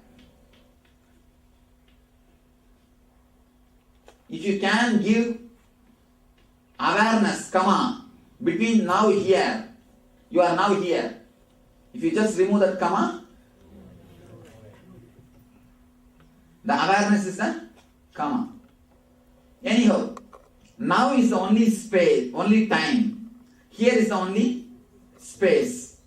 If you have to penetrate Nithya, if you have to touch Nithya, if you have to touch Nithyananda, if you have to even see Nithyananda, please be very clear, you have to be now and here. You can't see me if you are in the past or if you are in the future. Don't think you have seen me. The big problem is you think you have seen me. That's a major problem. That's a major problem. You think you have seen me. The moment you think you have seen me, you have missed me. You cannot see me unless you see Nithya. So many people, so many hundreds of our devotees in Anya meditation, they have experienced the chair is empty. Chair is empty. So many hundreds, they say that the back completely we are able to see the screen. The chair is empty. You are not there. What has happened? Actually, I tell them, I am not there. Here nobody is speaking. Please be very clear. Here nobody is speaking. Nobody is standing in front of you. Nobody is holding the mic. I don't know how you will understand or get confused. No problem. Nobody is standing. The problem is, if you really penetrate Nithya, the present moment, you will understand your emptiness is there. Just your emptiness is speaking with you. When you don't know, when you are not able to penetrate Nithya, you start thinking you have seen me. You are seeing me. Only when you penetrate the present moment, Nithya, only when you penetrate the time shaft, Nithya, you come to the clarity. You can touch the Nithya. Now, the Atman is in eternity. Atman is eternity. Atman is eternity. Atman is everywhere. Atman is present in all the time. Atman exists. Atma exists in past, present and future. Now how will you touch the Atma? How will you become one with Atma? What's the way? Only coming to the present moment. Only this moment you can relate with Atman. You can't relate with Atman with any other moment. Only this moment. This moment is the only time you can relate with Atman. This is the only moment you can relate with Atman. If you have to have the Atma Spurana, you have to come down to the present moment. Present moment. Only then you can penetrate the eternity. Only then you can penetrate the eternity. Only then you can penetrate the Atman. So the whole thing which we are going to do, these 3 days, not only these 4 days, whatever I have done only for this. All your ASP, NSP, RSSP, NESP, till ASP to ZSP, have all the SPs are done only for this, nothing else. You are supposed to come to this moment. You are supposed to be brought to this moment. To bring you to this moment is the only work. To bring you to this moment is the only job. To bring you totally to this moment is the whole purpose of this program or anything. People ask me, many people come and ask me, Swamiji, when we sit around you, when we are around you, we do not know how time passes. Just time flies. We do not know how dates are passing, how time is flying, what is happening. We do not know what's happening. And the other day we went to Thiruvannamalai. Some of our guys forgot even the date. Even the date, day, everything is forgotten. And they didn't even remember the days and dates. Time is forgotten. Dates are forgotten. Not everything is forgotten. What is happening? How it's happening like this? See, if you sit with a person who is boring you, even 10 minutes will look like a 10 years. You will continuously again and again see the watch. And if you sit with a person with whom you are in tune, you are enjoying, days are passing but you don't feel like a time is gone, time is up. You don't feel like time is moving. How this happens? You need to understand deeply. You see, when you are with a person with whom you are not happy, you are uneasy, number of thoughts happening in your system is more. Number of thoughts happening in your system is more. Continuously, so many thoughts are happening. Thoughts are nothing but your movement between future and the past. Understand? I am defining the thoughts. Thoughts are nothing but your particle or yourself. Consider yourself as a particle. Yes, particle. The particle is yourself. This particle, if it moves from past to future in high frequency, that is what is called thoughts. Your thoughts are nothing but about your past and the future. Is there anything else? About the past or about the future? Your thoughts are nothing but your illogical, irrational, idiotical movement between your past and the future. Your thoughts are nothing but your illogical, irrational and idiotical. The word is right, idiotical. R will create, that's all, whatever is after all idiot. And you know, idiotical moments of between future and the past. And one more thing I wanted you to be very clear. There is no good thought and bad thought. Please be very clear. Now I am breaking one more stone. There is no good thought and bad thought. All thoughts are bad. Over. No, really. Even your thought to become enlightened is bad. Even your thought to become enlightened will stop your enlightenment. In ultimate sense, that is what will be the final hindrance. That's what will be the final hindrance. Any thought is bad, that's all. In the garbage, there is no good garbage and bad garbage, no. No question of good and bad. Your thoughts are as such bad. Simply as such your thoughts are bad. There is no question of good thought and bad thought. Don't think that if I do some punya, it's a good thought, otherwise it's a bad thought. No. The very moment between past and the future, just running. Actually, that's what you are doing. Don't think you are sitting. It's not actually now you are doing. Actually, that is what you are doing. You do not know. And this is the same thing you are doing. Continuously you are doing. Between past and the future, past and the future, past and the future, past and the future, past and the future. Now that's what actually you are doing. Past and the future, past and the future, past and the future. Continuously, the frequency that you are vibrating. You are oscillating. This side and that side, this side and that side, this side and that side. So much of movement is happening. That is what I call thoughts. You are moving irrationally, illogically and idiotically between the future and the past is what I call thoughts. Now, in this, there are few categories.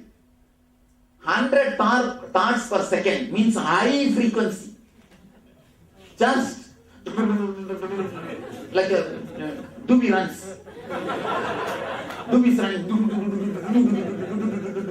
This is 100 thoughts per second. 100 thoughts per second. When the frequency, that's what TPS, Newton, TM, SM. Service mark. TPS, thoughts per second. If it's 100, I'm using the word just 100 thoughts for a mark. There is no such thing as 100. I think it will be a little more, I don't know. 100 thoughts per second. If that is the case, you are too much away from the time shaft. You are too much away from your center. You are too much away from the Nithya. You are too much away from your Atman. Your Atman, center, Nithya, everything is one and the same. This is your Atman. Atman, center, Nithya, everything is this only.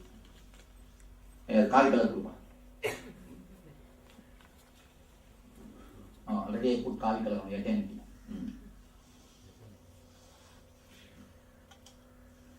Here you and me is one and the same. Here you and me are one and the same. Please be very clear. In this space, you and me are one and the same. If you chronologically, plan, you're still thinking. That means you'll lead a life of... No.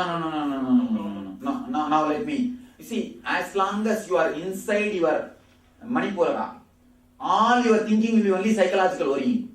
The moment you are out, all your thinking will be chronological planning. As long as you are inside your Manipura, yesterday that is what I gave you the technique. Just sit, don't move. Don't move by your thoughts. Witness. Create maximum space between you and your thoughts. There will be time when the cold becomes too much. You are not able to sit. Your body wants rest. Automatically your body will get up and move. You will not even have any feeling. Neither you will feel like controlling, nor you will feel like not controlling. You see, when you walk that way, you will not have weight in you. Understand, this is the key. You will move, but you will not have the weight in you. Usually you always have weight in this space. In this place, you will always have a weight. Always you will have a weight and a solid feeling in this place. Am I right? In this place, between the Manipurana and the Swadhisthana, in this space, always you will have a weight. You will have a tightness. It's a continuous. When you move in that way, you will not have any weight. That space will be totally relaxed. That space will be just empty. Try 2-3 days. Nothing wrong. Then naturally you will see all your psychological worrying will become chronological planning. Just get out. Then things will become alright. I will put them straight. As long as it is 100 thoughts per second, you are too much away from the time shaft or Nithya or eternity, Atman. When it is 80 thoughts per second, the frequency is little less. Now less.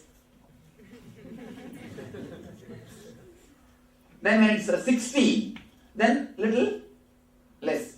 You can say just like a kilometer speed only. 100 kilometer is Ragini drives. And 80 kilometer Chitrama driving. And the 60 sheaths driving. No, sheaths driving.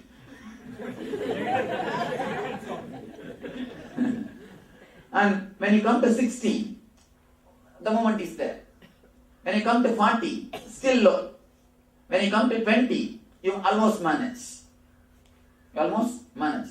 The thoughts per second, if it can be brought down, that is what is meditation. Meditation is nothing but techniques to bring down the TPS. Bring down the TPS. Whatever helps you to bring down the TPS is meditation. When you carry your child, if you are just totally relaxed and TPS comes down, that is meditation. When you are playing, you are totally relaxed, TPS comes down, that is meditation. Whatever makes your TPS to come down is meditation. Please be very clear. Whatever makes your TPS to come down, anything, if it makes your TPS to come down, it's meditation. It is path to eternity. Nithya. Whatever makes the TPS up, it is mithya. Sometimes even our meditation makes TPS up.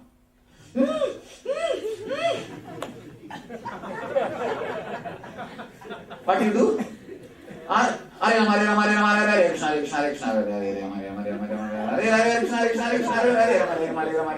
What happens? TPS just goes up. So whatever makes your TPS up is mithya. Whatever makes your TPS down is nithya. See, I am giving you the sutras to create meditation techniques. I taught enough of meditation. Now I am giving you the sutras. Let you start creating techniques. Whatever brings your TPS down is nithya. Whatever takes your TPS up is mithya. Easiest to measure. Straight, that's all. Straight. The more TPS, more suffering. The less TPS, less suffering. The less TPS, more ecstasy, more joy, more bliss. Because you are near Nithya. You are coming nearer and nearer to Nithya. Don't think if you are sitting here, you are near to Nithya. No. That's what we think. That's what we tend to think. We think if we are sitting in the front row, we are near Nithya. No. If you are sitting, don't think if you are sitting there, you are near. Again, there is one more complex. This is, I am near. Where you are sitting, it's not the thing. If you are sitting, you are near Nithya. If you are doing, then you are. If you are sitting, you are near Nithya. Just sit, you will be with Nithya. Just sitting you will be with Nithya. Nothing else.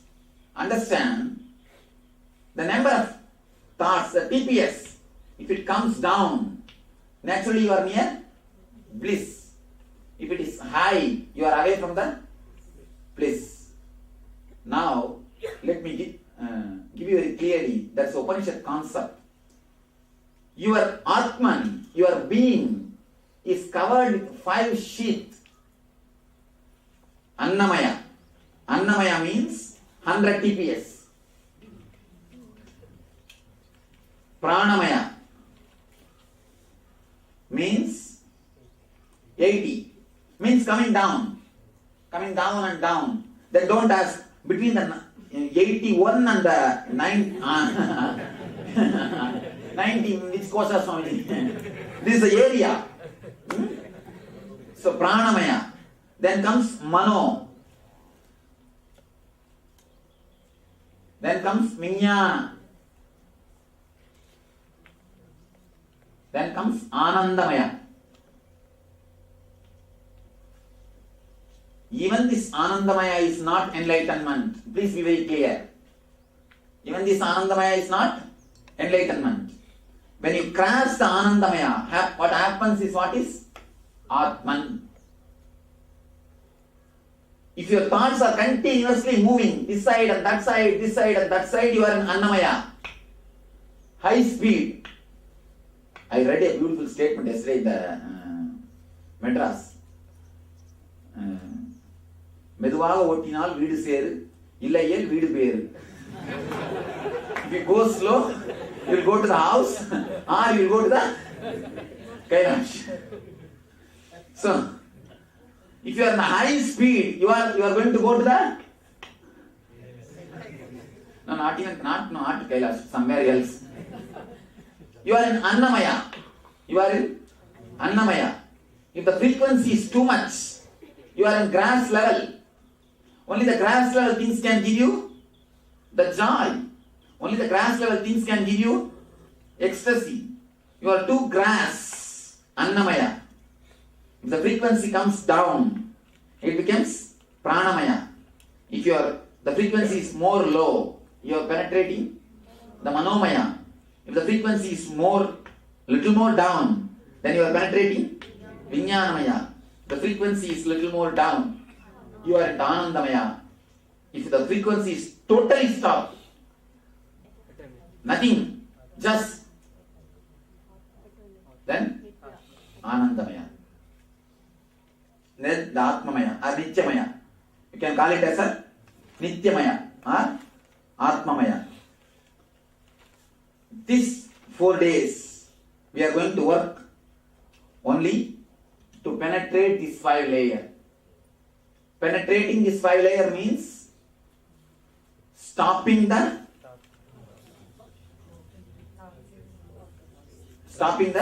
movements. Continuous running between past and the future. Bringing it to a stop. Giving a break to time. Give time a break.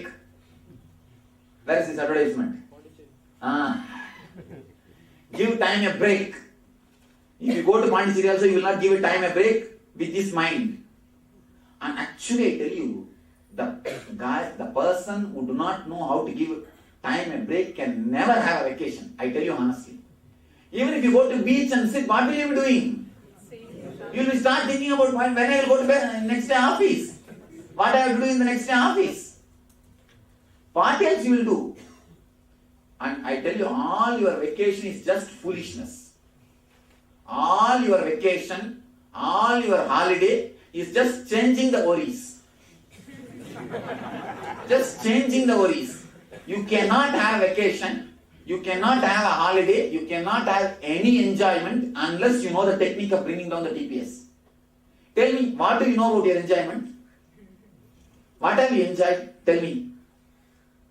All your enjoyment is nothing but changing the worries. Instead of worrying about how to clean the house and how to do things, you go and sit in the beach and start worrying, when will I go to office and what will I do? Worrying in the house is work. Worrying in the office is profession. Worrying in the beach is vacation. That's all. In your life, this is nothing else. Worrying in the house is work. Worrying in the office is profession. Worrying in the beach is vacation. Nothing else. What else you know about vacation? Nothing else. Unless you know how to give time a break, you can't have a vacation. All your vacation is just an idea about vacation.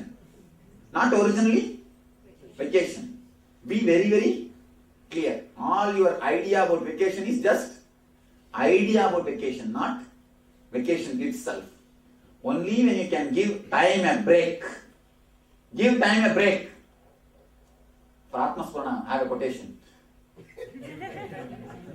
Atma Spurana, in the bracket, give time a break. Give time a break. That is the only way to have a vacation. Now really, these 4 days, you are going to have a vacation. That is why, even with all the difficulty, I told the kitchen guys, give food whenever they come. Give food whenever they come. Here, they will be making the announcement for regular timings. But you are not supposed to, you are not compelled to follow the regular timings. It's up to you. Continuously give time a break. Continuously give time a break.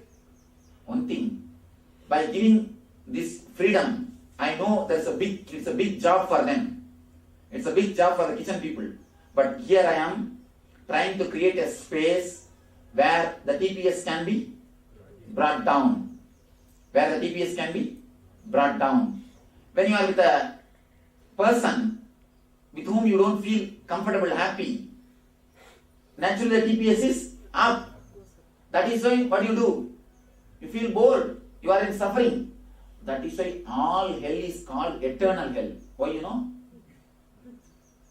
You feel the time is not moving. Even if it is 10 minutes, what do you feel? 10 yuga, you don't feel time is moving.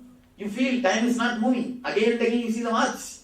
Time is not moving. It looks like a eternity. Even if you spend half an hour, it looks like a eternity. And heaven always looks very short. Oh, time is up. Days are over. Heaven always looks short. Even if you enjoy your whole life in the heaven, you feel, oh, over, ended. Again, it's over. You feel it is ended. Why? Because the frequency is less. If the frequency is less, you don't feel the time passing. That's what in Sanskrit they say. In Sanskrit, time is measured psychologically, not chronologically. Shana. Shana means gap between one thought and the other thought. You see, in this level, Shana is too small. In this level, Shana is too big. In this level, Shana is too small. In this level, Shana is too big. That is why for Devatas, for us 1 year means for Devatas. No, for us 1 day, for us 1 full year is for Devatas 1 day. For us 1 year, what they say for Devatas?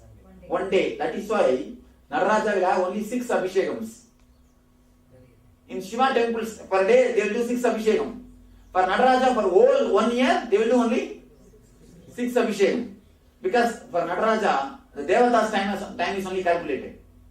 The cosmic dance frequency is very, only when you come down in this frequency you can tune in with that frequency. Cosmic frequency. You go near the time shaft. He is dancing in the time shaft only. See, that circle is time shaft. That circle is time shaft. Below you see the 2 snakes will be there. Swallowing. The past is swallowing the future. From the past, the mouth of the future, the time shaft starts and ends in the mouth of the past. He is dancing in the time shaft. Only when you go near the time shaft, you will experience the cosmic dance, the bliss, the joy, Ananda Tandava, Ananda Nardana. Only when you go near the time shaft, you can understand what is Ananda Tandava and what is Ananda Nardana. Otherwise, what will you do? That much only you will do. Nothing else can be done. You can never understand real Ananda Tandava. You can never understand real cosmic dance. You can never understand the real joy. When the frequency is silence, that is why he is called, he is doing his cosmic dance in silence. Utter silence and the total dancing is one and the same. When the frequency is not there, when it is almost zero frequency, you can see the cosmic dance happening. You can see the cosmic dance happening because he is in that frequency. That is why once in a year only we do the 6 Abhishekams. 1 year is considered for as a 1 day for Nataraja, for Devatas. Only the guys who are living in that frequency can really understand who is Nataraja. All other people can only see he is dancing, that's all. Nothing else. What other guys can understand? Nothing. What people can understand when they see my dancing? Dance somewhere. Dance somewhere. I'll explain now. It cannot be called exactly as Nithya.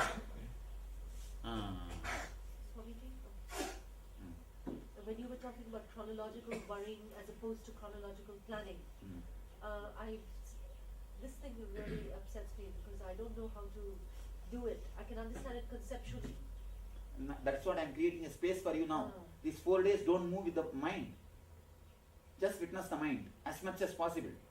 Don't give food. Don't do anything. Just witness. Let us see how much the body can pull you, how much the mind can pull you.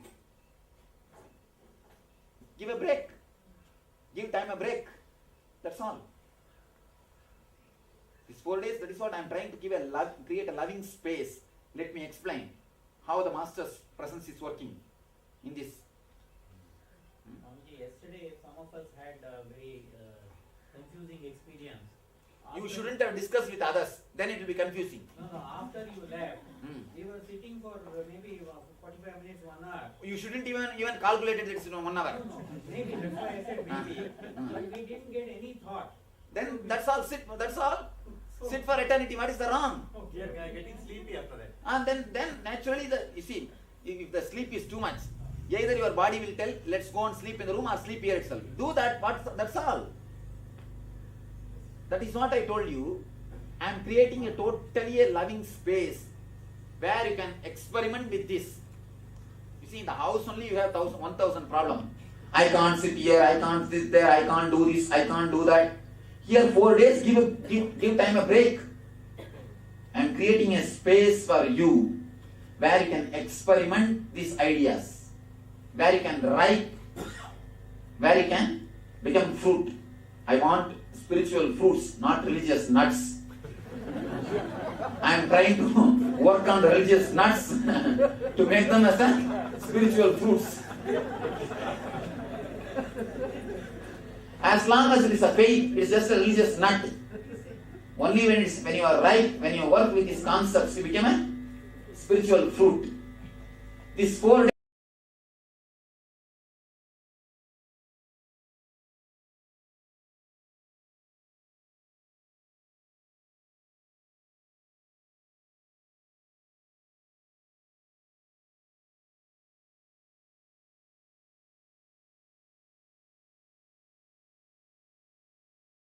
The problem starts. Actually, there is nothing else but Nithya. But when you start becoming very vague, you start creating an idea. It's like a mist. It's like a mist. How it happens, you can't say. You can say only how to escape.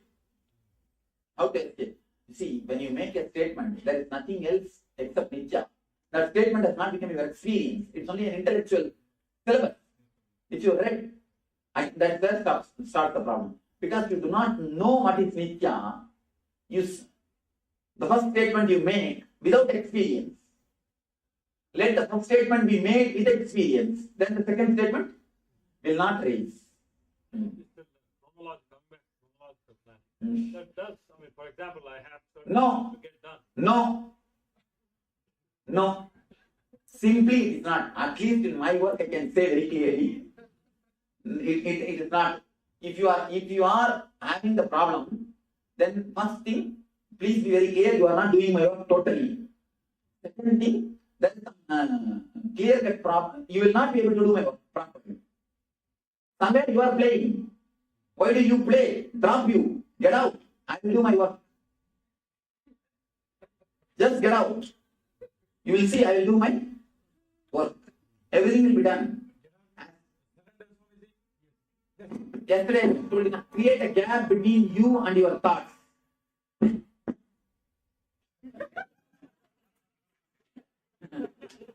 Create a gap between you and your thoughts. That's all. Nothing else. Don't move with your thoughts. These 4 days, try. Simply try. Now, let me tell you the importance of the Master's presence. You see, when the Master is here, when he is in the zero state, he is beyond the tension. He is beyond the tension. Simply, when you are around him, you see, when you just attend some programs, you are in 100 TPS. That 100 becomes, what to say, 100 plus 0 is 100.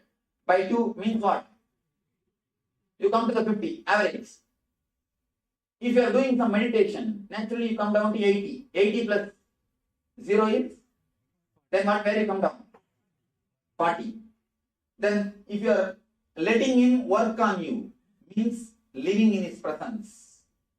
then you become a 60. 60 plus 0 by 2 is 30. Actually, by totally surrendering or relaxing to the Master's presence, if you totally trust him and relax, he simply stops your time shaft and wipes it. Simply stops the time shaft. His presence can simply stop the time shaft. Simply the presence can stop the time shaft. Just if you relax, simply the time shaft can be stopped. That is what we say. Just by relaxing in the presence of the Master, whole future can be changed. Thousands of people come and tell me, this has happened, that has happened, you helped me this way, that way. How? The time shaft has stopped. The time shaft has stopped. Naturally, the past never penetrates into the future. If you are too urging, Swamiji, do it immediately, what will happen? Then what happens? How much of energy I put, what will happen? Because you become, see, if I put 100%, you become 200%. You sit on the monkey like a monkey. Then what will happen? You will come down only 100. You will not be less than 100 TPS. So if you can cooperate and surrender and relax, simply the future can be altered or just brushed.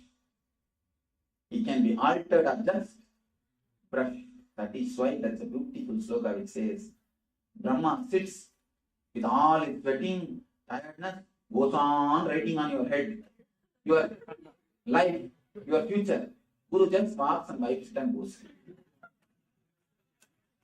He goes on, he sits with so much of sweating. Goes on, writing on your head. Goes on, writes continuously. Brahma writes your life, your future. What Guru does? When he walks, just casually wipes it and goes. Because of the tension. This is the way the future is changed. The future is changed. Otherwise, the future can never be changed. The Dharmalingam. He was, according to the time chart, he was supposed to live throughout his life only as a handicap. Only as handicap. When he let the eternity to work on him, when he opened up with so much of trust and surrender, naturally, the future is just wiped. The future is just cleaned. Life is moving. That's all. This is the only way all miracles can happen. I think this is the ultimate diagram. This explains the science of miracle, science of meditation, science of ananda, time shaft, everything. Samskara. Yeah? Three movements of it actually. There is one the circular movement, one vertical, and one oscillation. That's what length, breadth, depth. Length, breadth, depth over. The whole cosmic theory. This whole cosmic theory. Vibrations only imprint samskara. No, vibrations are only depth. See, length, breadth, vibrations, depth, over. They create the imprints of samskara. See the vibration, touching this and touching that. See, when you touch past and touch the future, you exactly reproduce the past in the future because you know only that. put there. That's all. That is what is samskara. That is what I call samskara. Reproducing the same things which has happened in your past into the future is what I call samskara. Is what is samskara. That's all. You know only that much. You see, if you are trained to feel the saliva in your mouth, the moment you hear the gongura chutney, immediately saliva. Naturally, whenever the gongura chutney is brought in front of you, what will you do? Same reaction. So the past and the future moment. If you are trained to get hurt, somebody hurts, somebody criticizes you. If you choose to get hurt when somebody criticizes you, naturally you will be continuously getting hurt whenever people criticize you.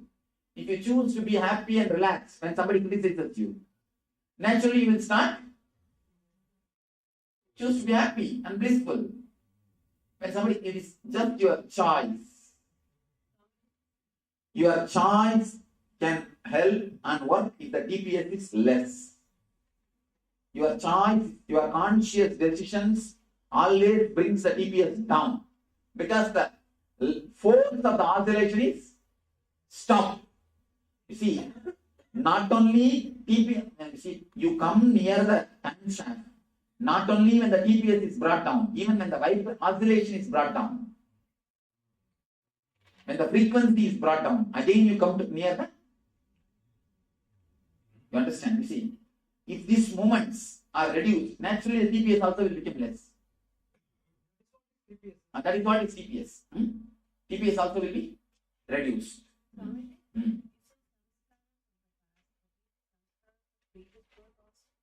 Yes.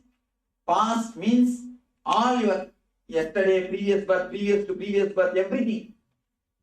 Everything.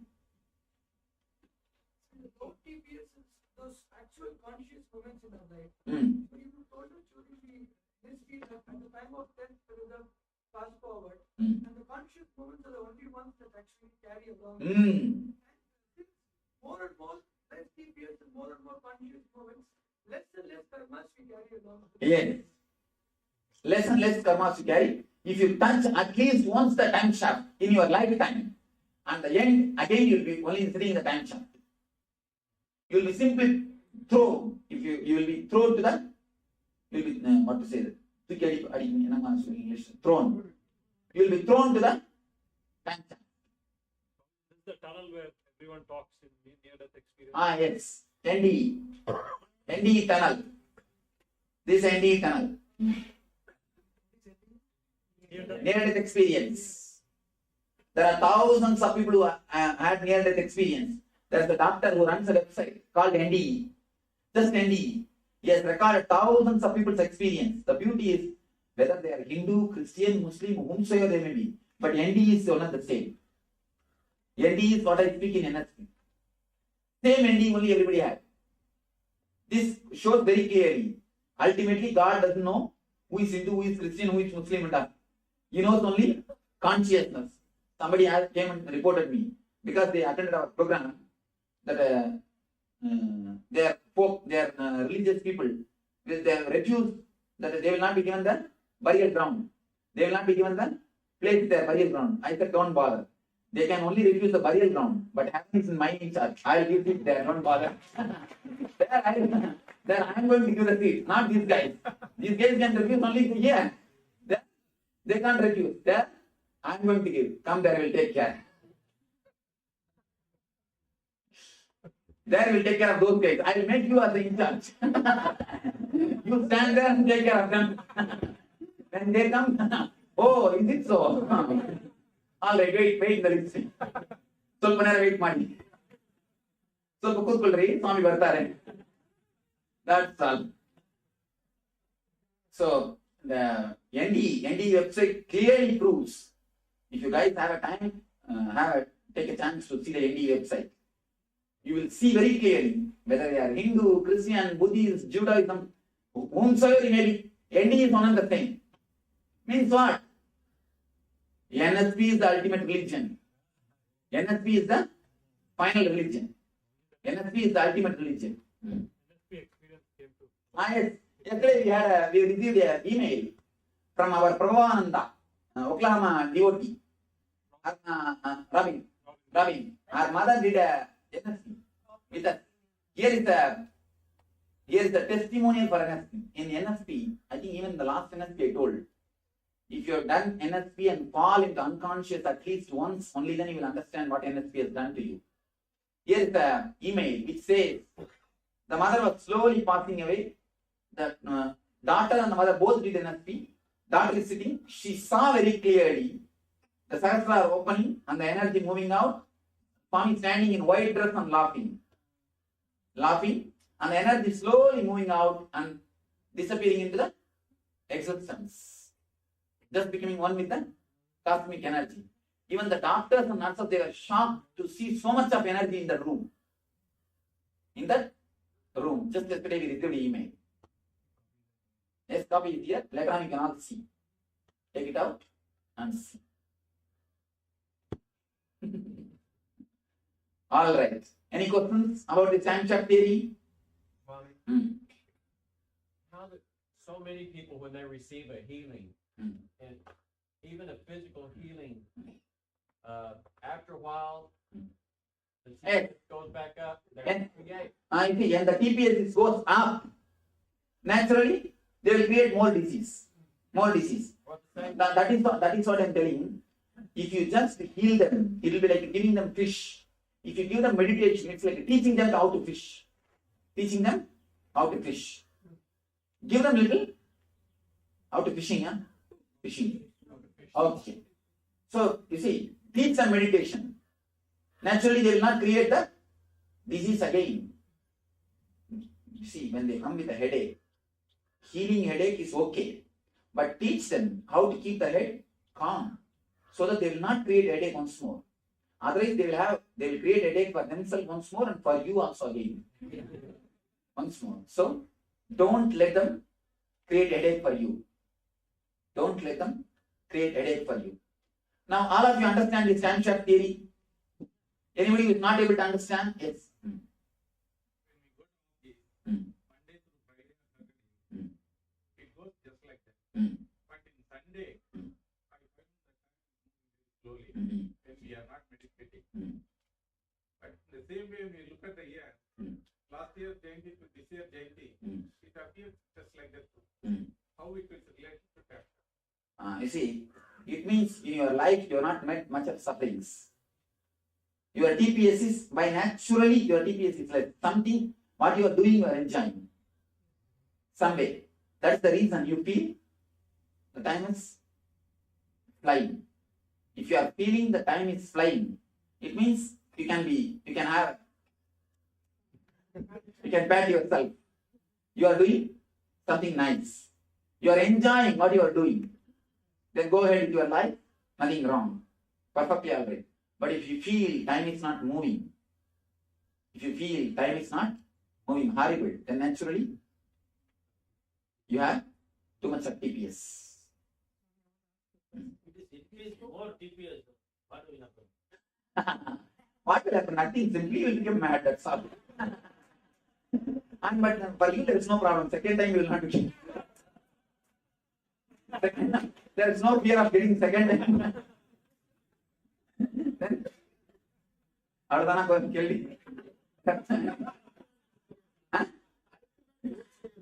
Actually, no. The more TPS, more depression. That's more suffering. That's nothing else. More mental torture. That's nothing else. Responding to the call of the master. Yes. Now I ask you this is like we're all living in a society. Now sometimes the call from the master. The very idea we are all living in the society is not surrender. As if I am not living in the society. Now there is a call from the master and there is something happening there. Now one responds to the call. Something is happening here because of our non-presence. How do you handle this? This is a very practical problem that many women especially face. Simply respond to the master's call. Everything else will be taken care. Everything else will be taken care. Next.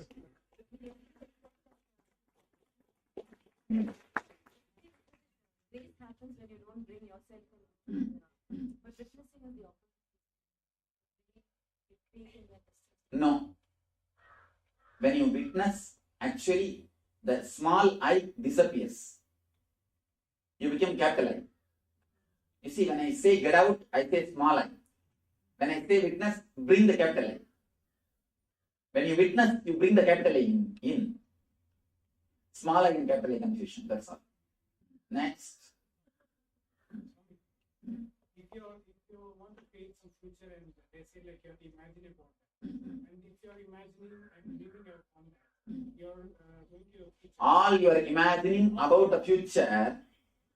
imagining about the future will be nothing but the expression of the past. If you have enjoyed something deeply in the past, or if you thought you enjoyed something in the past, that is the same way you will create about the future. Don't create anything called your so-called future. Just penetrate the time shaft. Future will be art. See, if you create the future, you will be creating. If you let me create the future, I will be creating. You are intelligent or I am intelligent. Who is supposed to create your future? Decide. If you relax, I will create. If you create, you will create. Who should create? Decide. Next.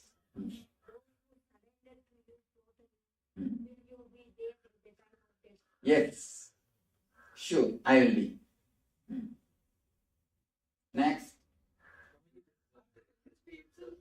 Yes. Even after the NSP, whatever way you live, you will see that at the time, last moment, I will be there. Yes. Who has done complete NSP. It's a pure gift. When you are totally surrendered, even physically, even your life will be there with me. See, when you, at the moment of dying, just to have a physical master's presence or spiritual presence is not a big job, not a big deal. Having that presence when you are living also, that is the real beauty. That is the great beauty. Enjoying now. See, that's the big treasure. Will you say, let it be there, after 50 years you will enjoy? No. If you really understand it's a treasure, you want now. Let us enjoy. Why tomorrow morning? Tonight? Now. Naturally, you will say now. If you don't understand, only then you will say, oh, anyhow, we have done NSP. Swami will be there at the end. That's enough, we will take care. Now let us live. Kala Kode. Now, you will start. Next. Just because you live in, just because somebody lives in the ashram, it is not that they are surrendered. Surrendered. Please be very clear. It is intensity of the individual. There are so many idiots who are taking my life, staying here. And if they get out, actually it will be a big surrender. They will do a big job for me. That may be it will be a big service for me. And neither they are going out, nor are they are coming in. They are just standing in the gate and stopping the traffic. I'm blocking the traffic. And traffic jam is happening. If they come in, okay. If they get up, then okay. They stand in the traffic and block the traffic and traffic jam is happening. So for that idiot, what to do? All right. Only for human beings or for what about the other animals? All other animals, too much of TPS. The more TPS, totally unconscious. The more TPS, you become more instinct. Around the human level TPS, you become intellect. The less TPS, you become intelligent. Instinct, intellect, in the intelligence. And then finally intel.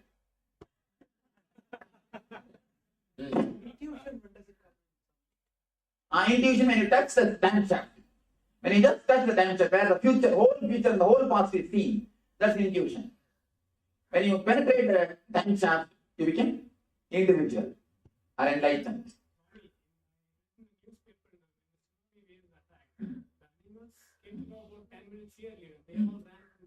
That's called instinct.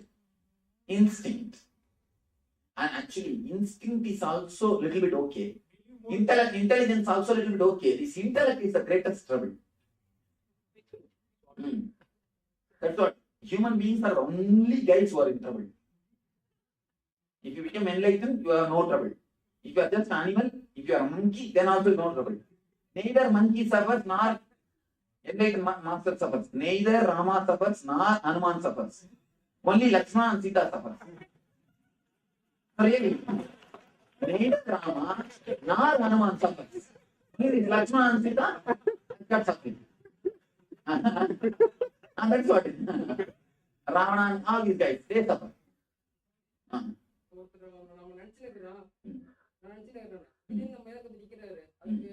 அதான் explain பண்ணேன்.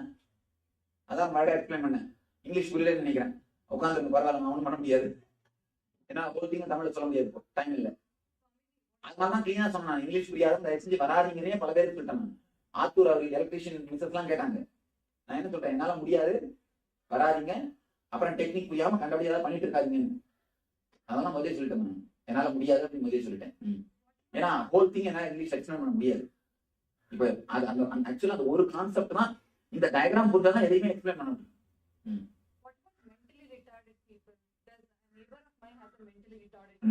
Too much of frequency. Swamiji, dreams, once in a while you see impressions of some ancient times and something which you also... Again, too much of frequency.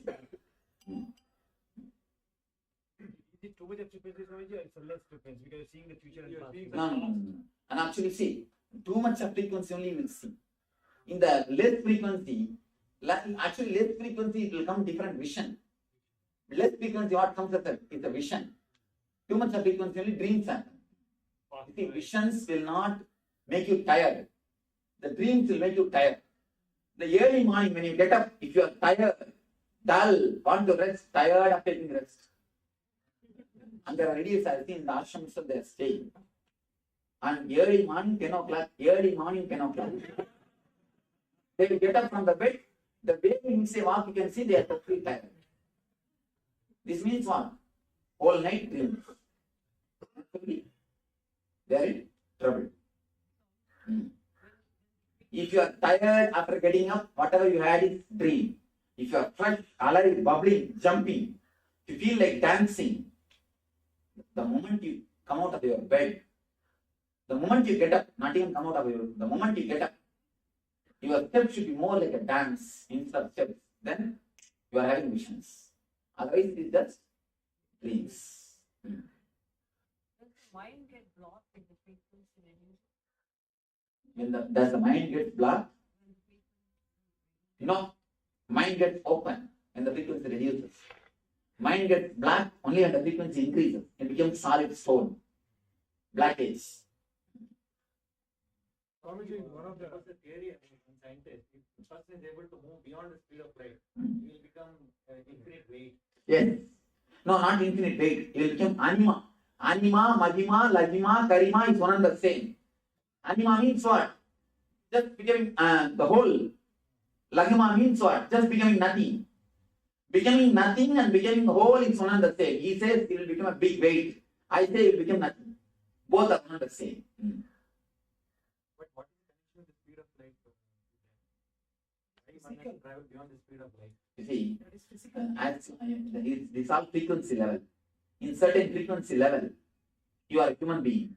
In certain frequency level, you are in the dream world. In certain frequency level, you are in the castle body. In certain frequency level, you are in Deva. He says about the Deva Loka. It is thought that the speed. Physical whereas this is all of the thought. Physical thought level is one and the same. Nothing is two different things. The more is 100 TPS means you are physical. If the TPS is less, you are mental. That's all. Your thought and you are not two different things. Please be very clear. Your thought and you are not two different things. You are totality of all your thoughts. All your thoughts put together is what is you. Swamiji, when we are working against some time targets, though we enjoy the job and still do it, we always feel we are running short of time. Again, the TPS is too much because of worry. We are really Yes. doing the job which we are enjoying. Again, then pressure. Pressure brings the TPS. You may enjoy the job, but not the fear. Again, pressure brings the TPS. Some of the body structure related to our thoughts. Yes, directly. So we can change it. Yes, simply you can program your body. Now I'm coming up with a book called Designing Your Body. Designing Your Body. Nitya Yoga. Swamiji, in one of the lectures, you talked about energy going up to 7 energy centers. And you said once it comes to the naval center, then people have an ability to predict the future. That is what? You touch the attention.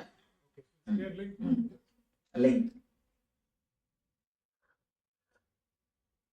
Though TPS is operating from state of the being. No, I'm operating. Lower TPS is what is operating from the state of the being.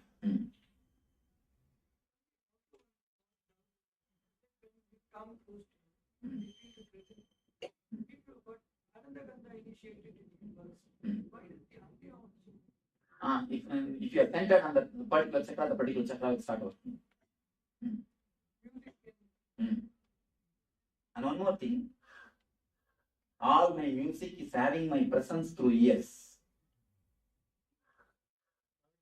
I am giving a big rubber stamp, understand? All my music is having my presence through your ears. All my pictures are having my presence through your eyes. Doesn't it go straight into the chakra if you focus on the chakra? If someone were deaf, could they actually still receive it directly?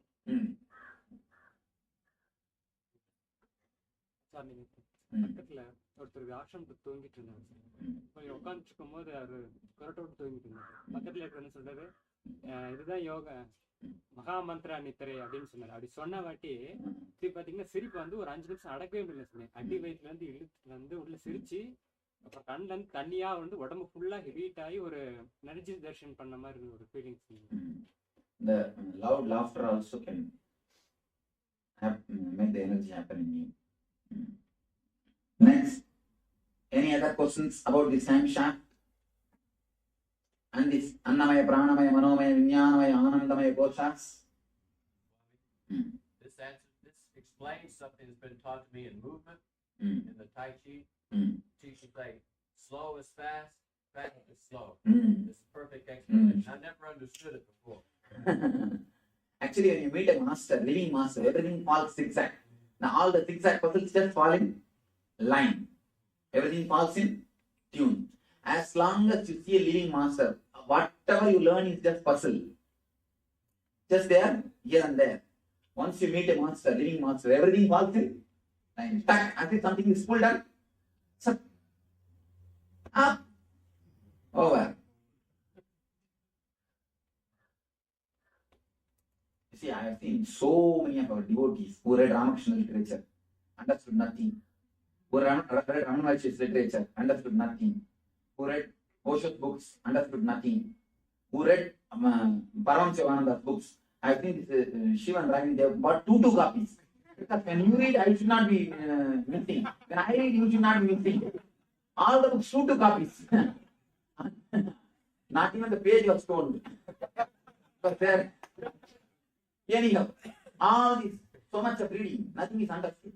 The moment when you see a living master, everything falls in place.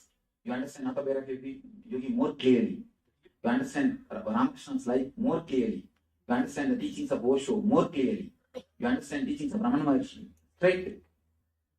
Everything falls in one line. That's what. When you are in the master's presence, the TPS comes down, intelligence starts working, everything falls in line, falls in tune. The less TPS, more intelligence, more bliss, more energy. Bliss, intelligence, energy, compassion, everything is one and the same. Over. Don't even feel like touching a book. I think so many of our guys have stopped reading and stopped doing puja. There are so many who stopped going to the puja room, who stopped going to the temples, who stopped. I never say don't go to temples or don't go to puja room or don't read. Simply everything drops.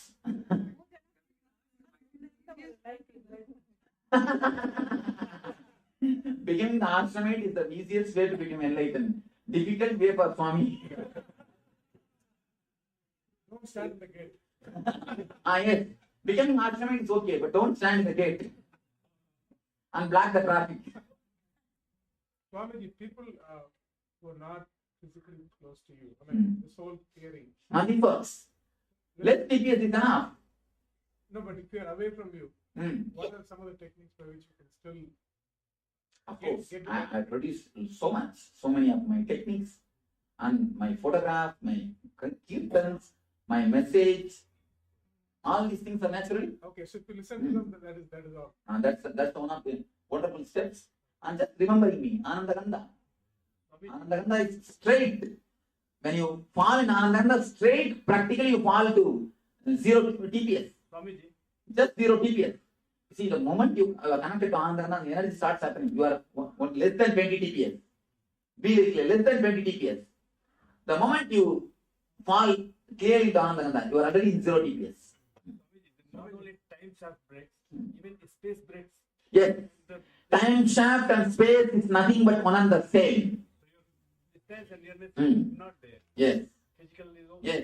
You see, in the 100 TPS, even this distance is too much.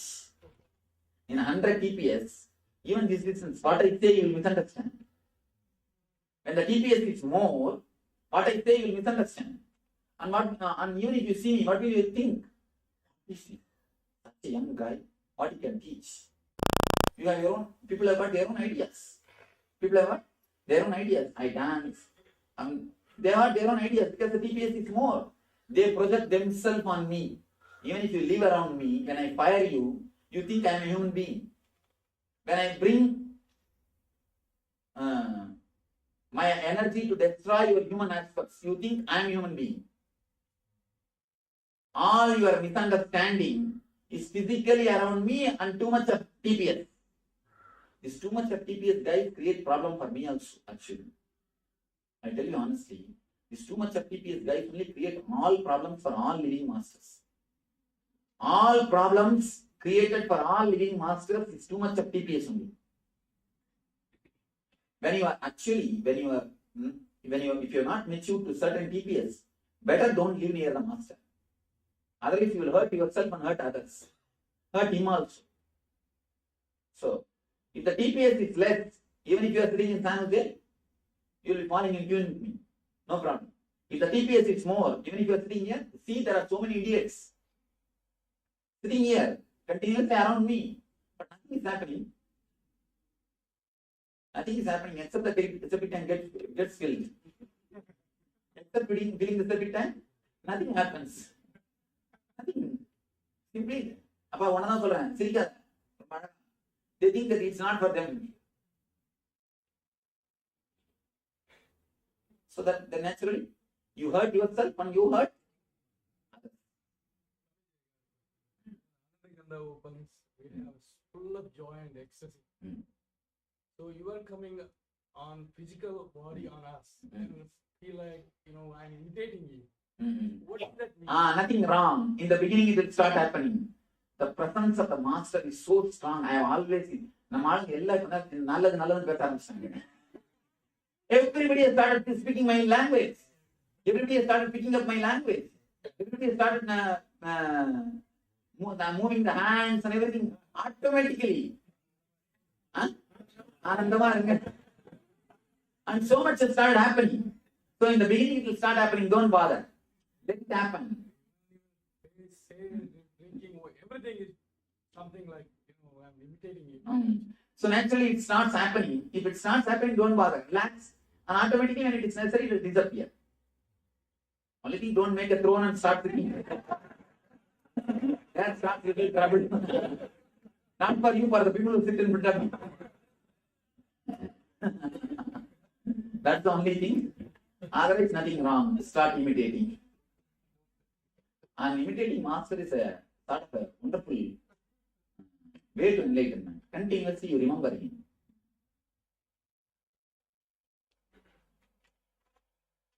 Next. I think now many will start growing the hair like me. Many are thinking, I think, already. To leave the hair and shave the face.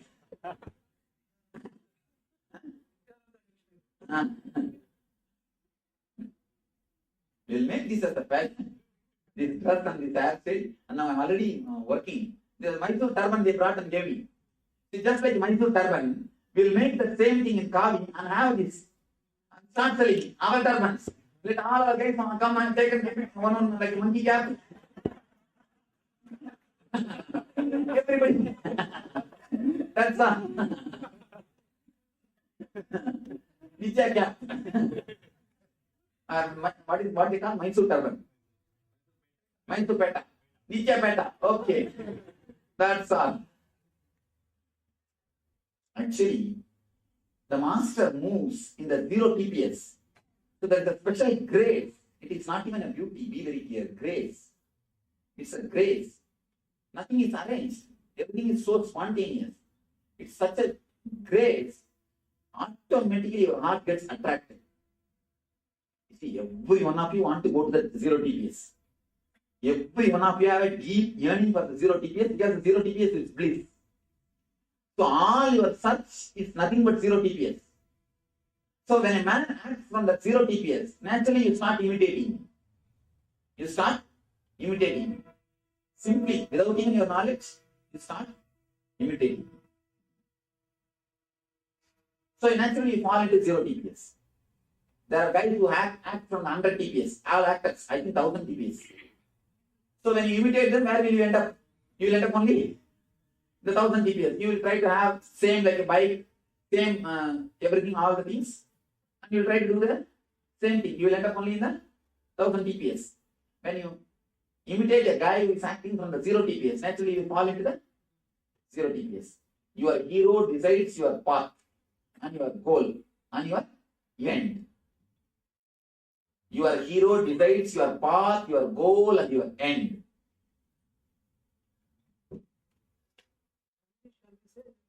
Scientists, great scientists, that TPS was low. For one moment, and without their knowledge, they fell into the low TPS, again they are thrown out.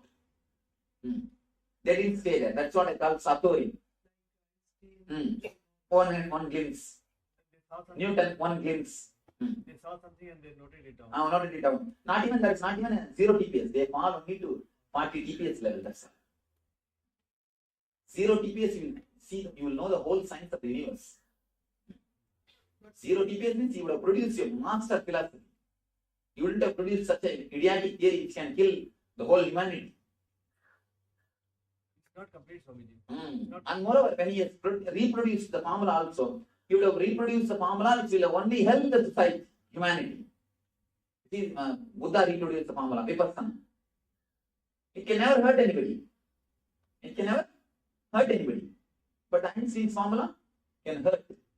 The possibility of hurting itself shows the formula is not 100%. It's only the intellect, not intelligence. He didn't implement for a No. Even the possibility, even that gate, if it is kept open, it's not complete intelligence. Buddha closed all the possible negative gates. You understand? Even the future possible negative gates will be locked by intelligence. prevent those negative things to be happening.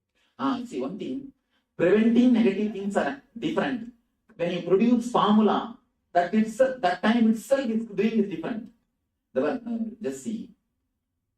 Now, for example, the negative formula is created and the process is also done. Now the product is ready to be launched. Then stopping is very difficult because already it is ripe.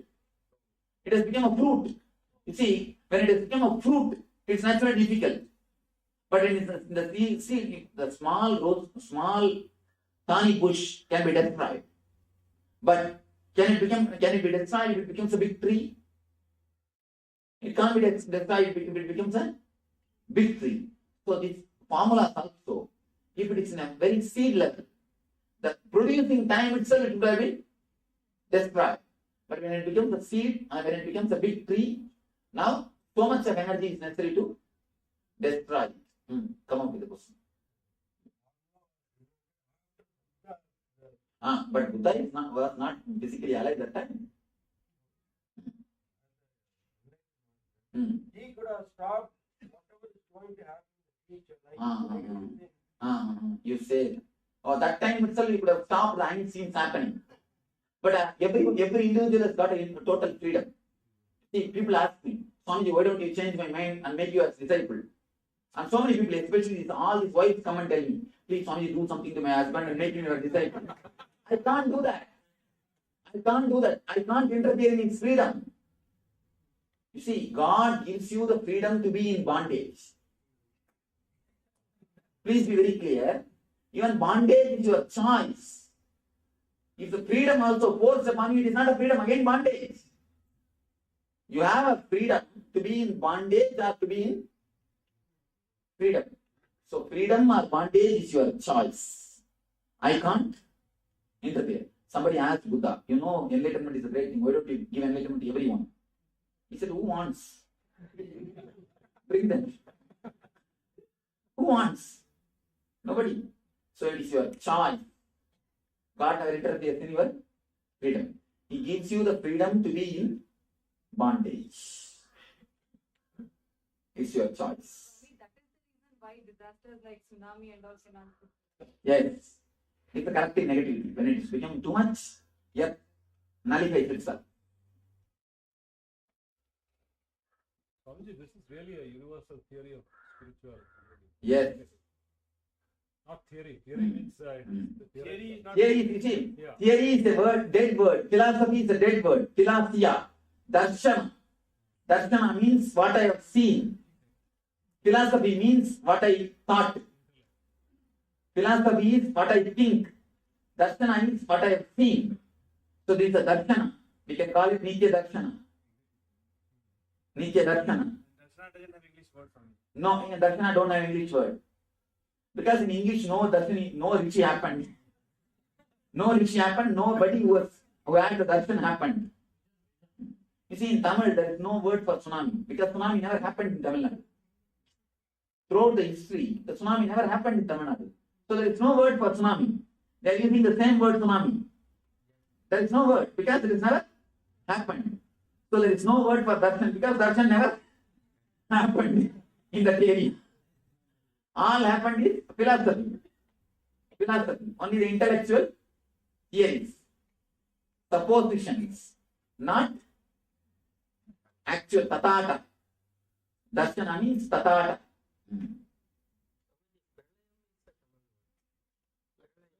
But this is not pralaya.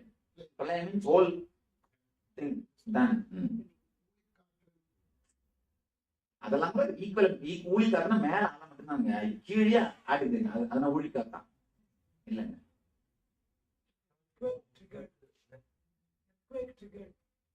Tamil வார்த்தை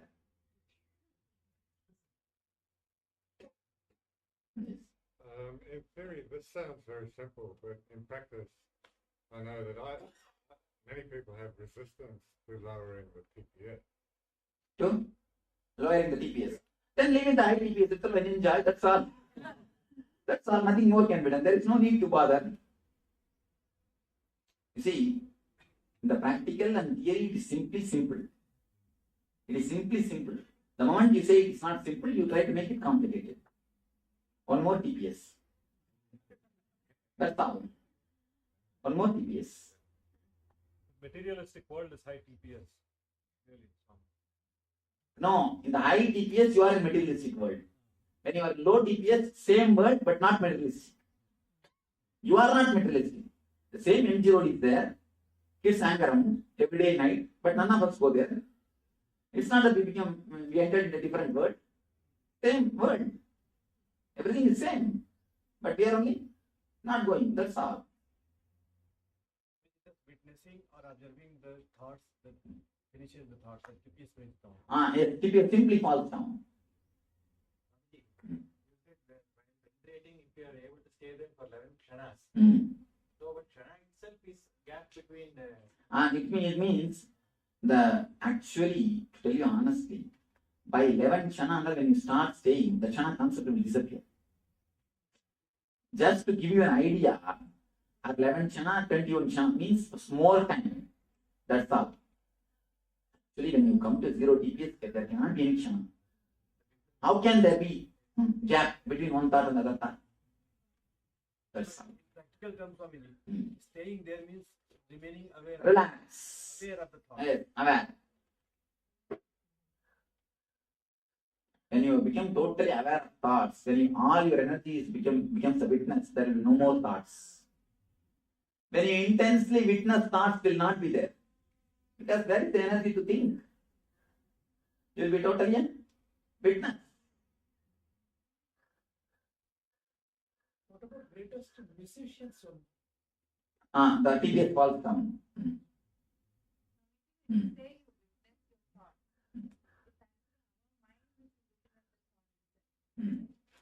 Witness the witness itself. But when you start witnessing, the mind will not be there. Whenever you forget witnessing, only the mind will start moving. It's like you play the double game. When you start witnessing, you play the game of the mind and you. It's like you sit in a chair and sit in the chair and speak. Sit in this chair and speak. Like you take a subject and you sit in this chair and speak for the subject. You sit in that chair and speak against the subject. Tak, tak, tak, tak, tak, tak, tak, tak. That is the game now we are doing. When you start witnessing, slowly you will stop moving to that chair. You will just become this chair. Naturally you will see. That you don't bother. The witness is what is energy. You became a nobody. You became Nithya. You just became Nithya. Witness intensely. Witness the witness.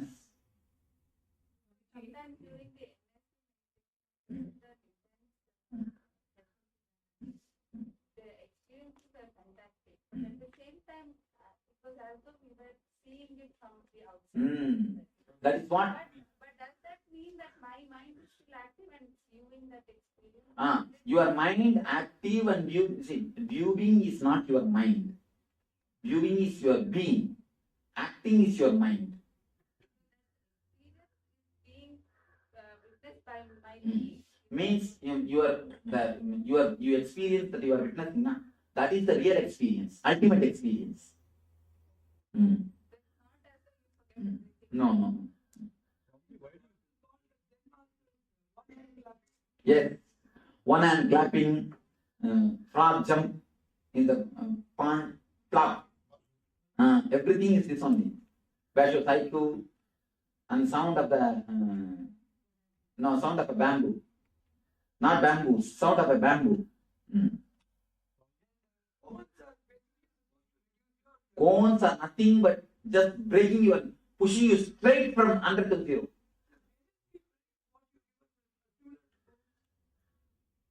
what you asked us to make plays and say now you're going to play like this. Now it's not more exactly like a cone. It's a different. You can call it Nithya cones. That's all. Yes, thoughts come down. Nithya cones. Nithya cones. When you think of your being, it comes from the Anandagandha. Is that where your Yes. Atman? Is that the Anandagandha is where you and me are straight away connected.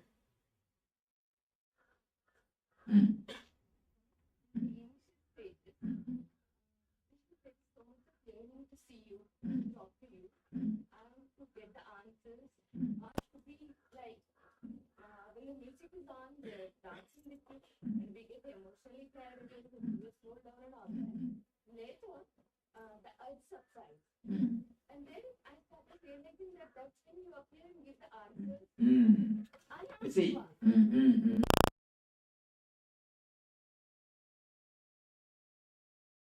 Let's start the Kriya. Please understand, today's Kriya is basically for all the skin problems. Care for all the skin problems?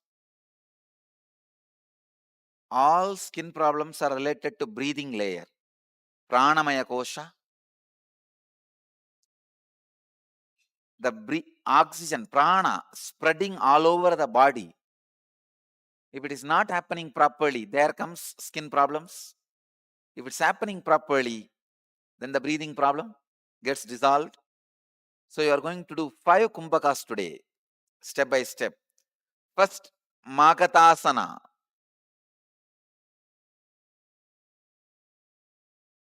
Magatasana.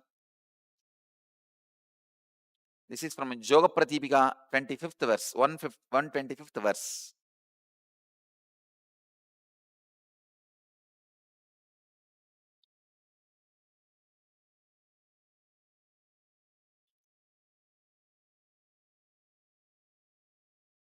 Magatasana. The first kumbhaka is Shanta Kumbhaka, Kumbhaka Patadi, 90th verse, 90 verse. Let me tell you the technique. Hold the breath inside. Inhale, hold the breath inside. Visualize you are just a skeleton. Your whole body is hollow, your skin, everything is porous. The prana is coming in and going out freely. Your whole skin, outside the skin, inside the skin, filled with prana. You are just a skeleton, bone structure. Hold as long as you can.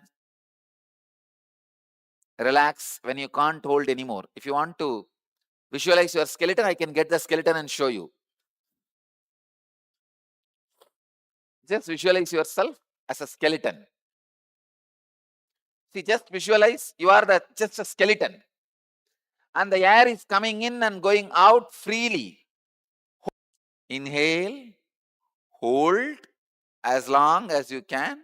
While you hold, visualize you are just a skeleton and the prana is going in and out freely. Your skin is not stopping the air moving into your body. Your air is moving into all your organs, parts of body, everywhere freely, till your backbone, till your bone structure. Do this 21 times.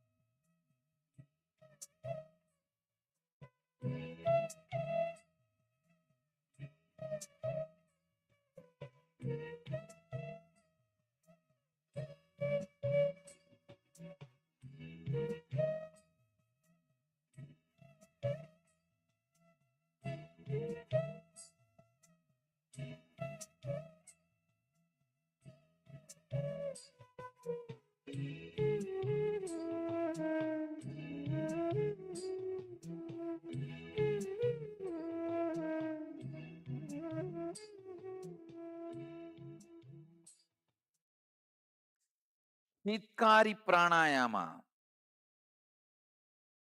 Continue to sit in the same posture. Press the lower teeth with the upper teeth and open the lips comfortably. Suck the air in through the gaps between the teeth. Be aware of the sound produced. After inhaling, close the mouth and exhale through the nose. Do not hold. Don't hold the breath. Just inhale and exhale. That's it.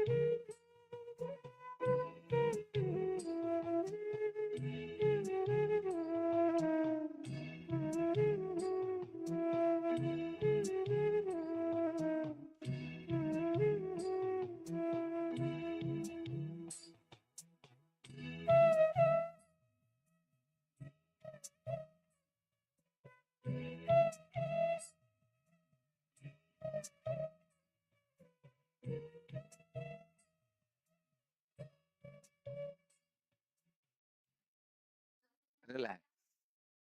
The next step, Bastrika. It's from Garanda Samhita, 5th chapter, 75th Upadesha. With a bellowing sound, forcefully blow out the air out of both the nostrils so that your abdomen gets tucked in. Slowly allow the body to inhale. Like,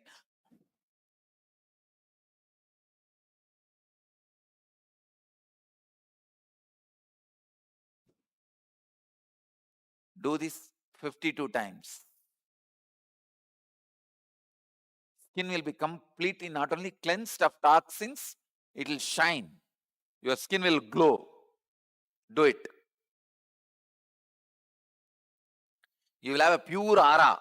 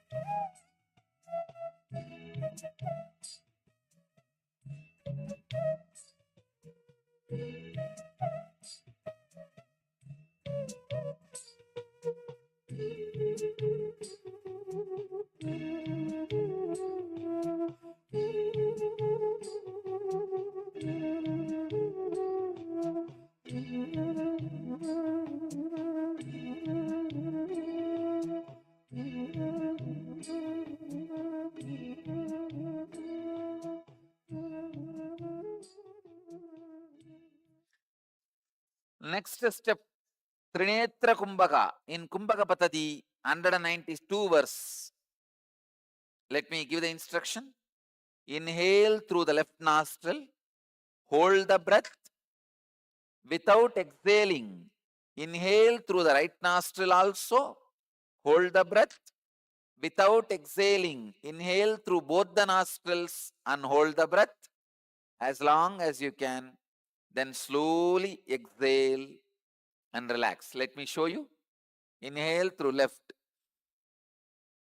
hold. Again, inhale through right, hold. Inhale through both, hold as long as you can. Now exhale, slowly relax.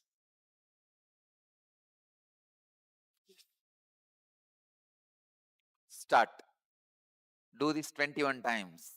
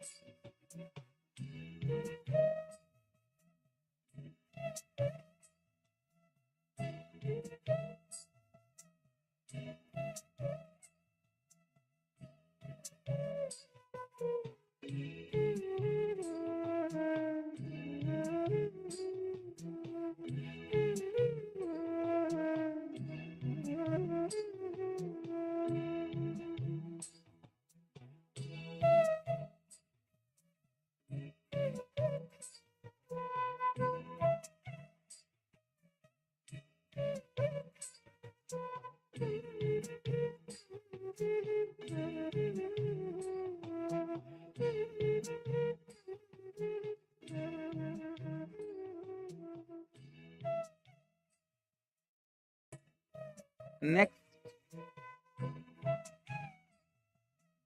Trishula Kumbhaka. From Kumbhaka Patati, 193rd verse. Inhale through the nostrils and also through the mouth simultaneously.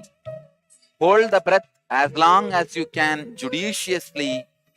Now exhale and relax. Please understand. Through the nostrils and mouth, inhale. Hold judiciously as long as you can. Then relax slowly. Do this 21 times.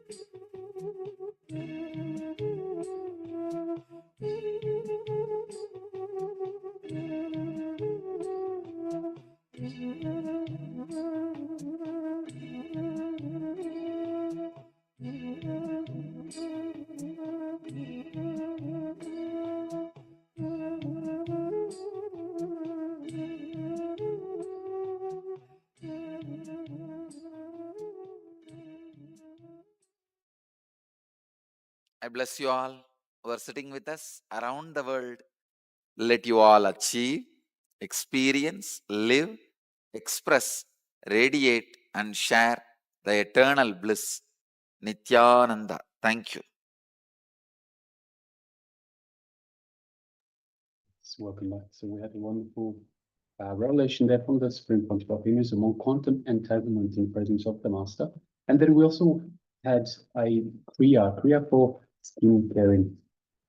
So beautiful, beautiful revelations and beautiful guided meditation, guided kriya by the Supreme Pontiff of Hinduism. So with that, let us enter into the power manifestation. And by the way, if you have any questions in terms of anything that we have covered so far today, and of course not just today, from any of the days so far in the program, do let us know. I would like to take a moment and welcome some of the participants that have joined us. So let's welcome everybody. We have Masha Menus, Nithyananda. Welcome. We have Yu Hai Yin, Nithyananda. We have Manistra Gunya, Nithyananda.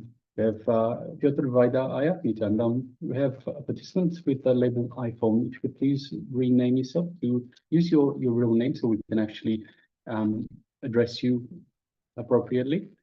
We have a second iPhone. Same thing, please rename yourself. We have Mahagura Swarupini, Mayoga Netra Shakti, and another participant with a Xiaomi. Requesting please rename yourself to your real name. Yes, we have Mahasham Nibo, Nithyananda, welcome. We have a question from Manistra Gunya. What time is satsang live, please, today? So satsang will be at 7 p.m. Eastern time. So 7 p.m. Eastern time, that is just about 6 hours from now. So in about 6 hours, we'll have live darshan. So Manistra Gunya, yes, I can see you there. In about 6 hours, we'll have the live darshan.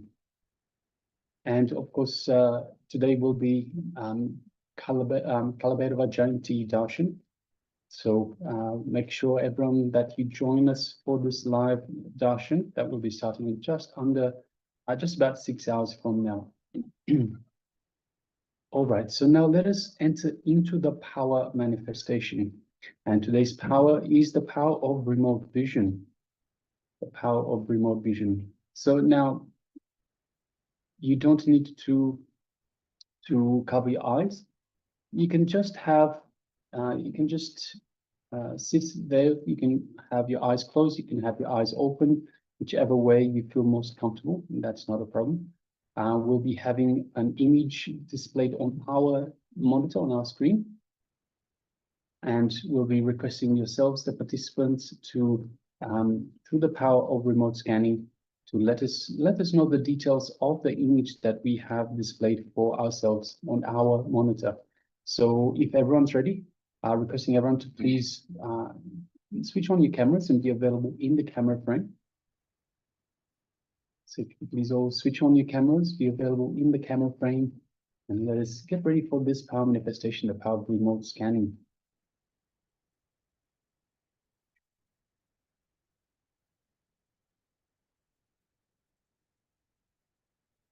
So let's get ready.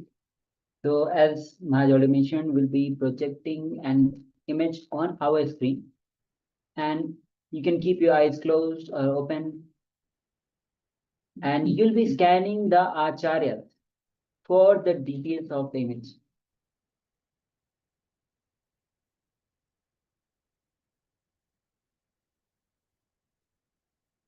Yes. So you'll be scanning for the image that we have in front of us. So let's get ready. Let's sit comfortably with the head, neck, and spine in a straight line.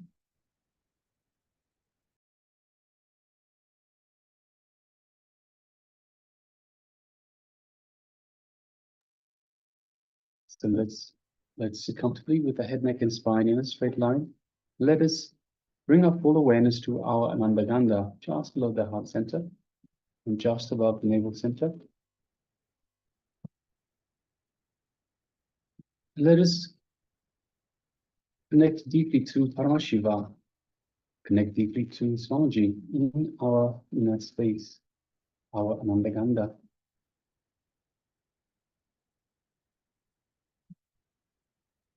From the powerful cognition that we are Paramashiva, let us fill the space of oneness with Paramashiva. Let us feel the feeling connection we have to Swamiji, to the Master.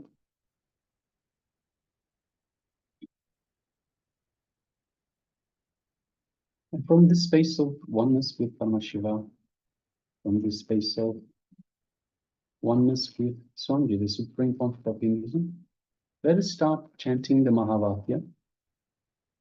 Om Nithyananda Paramashivoham.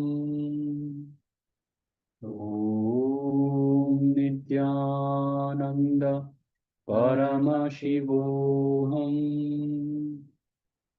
Om Nithyananda Paramashivoham.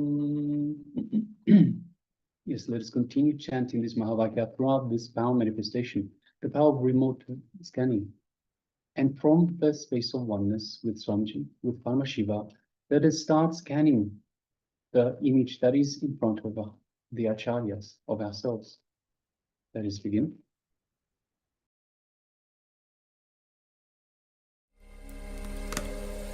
Om Nithyananda Paramashivoham.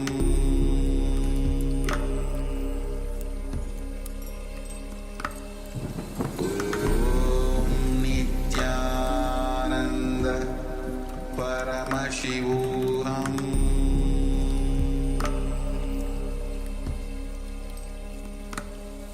Om Nithyananda Paramashivoham. Om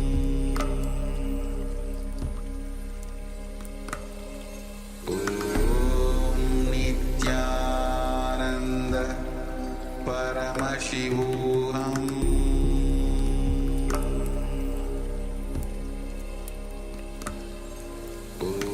Om Nithyananda Paramashivoham. Om Nithyananda Paramashivoham.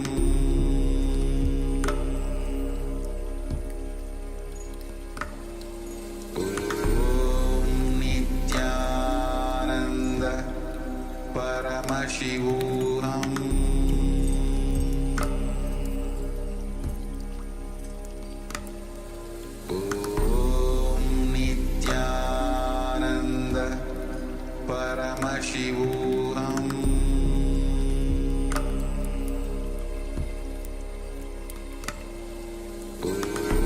Om Nithyananda Paramashivoham.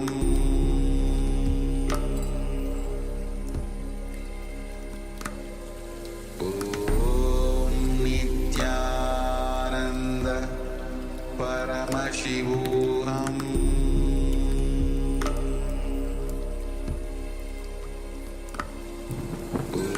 Om Nithyananda Paramashivoham.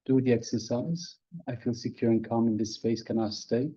Absolutely, Mom. Absolutely. You can, you're more than welcome to stay. It's good to have you with us. And of course, this whole ecosystem Swamiji is giving. Just to give you a little background of the program itself, it was a $21,000 paid program, flagship program, the Paramashivoham program. But now Swamiji is giving this whole program for free for everyone to get benefited, because this whole program is happening from this space of Paramashivoham. All of us can get benefited with this exercise, this program.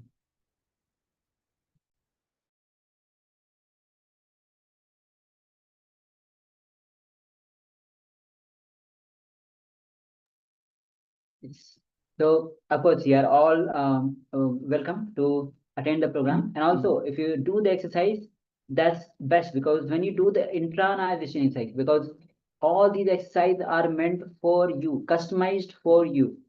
When you do this exercise, it's not a general exercise that you're doing. You're looking into yourself.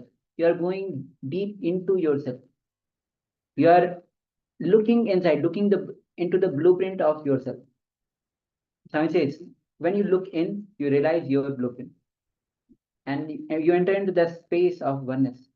There, as Swami reveals, when you are in that space, no force on the planet Earth can disturb you. No force on the planet Earth can manipulate you. They have no power over you.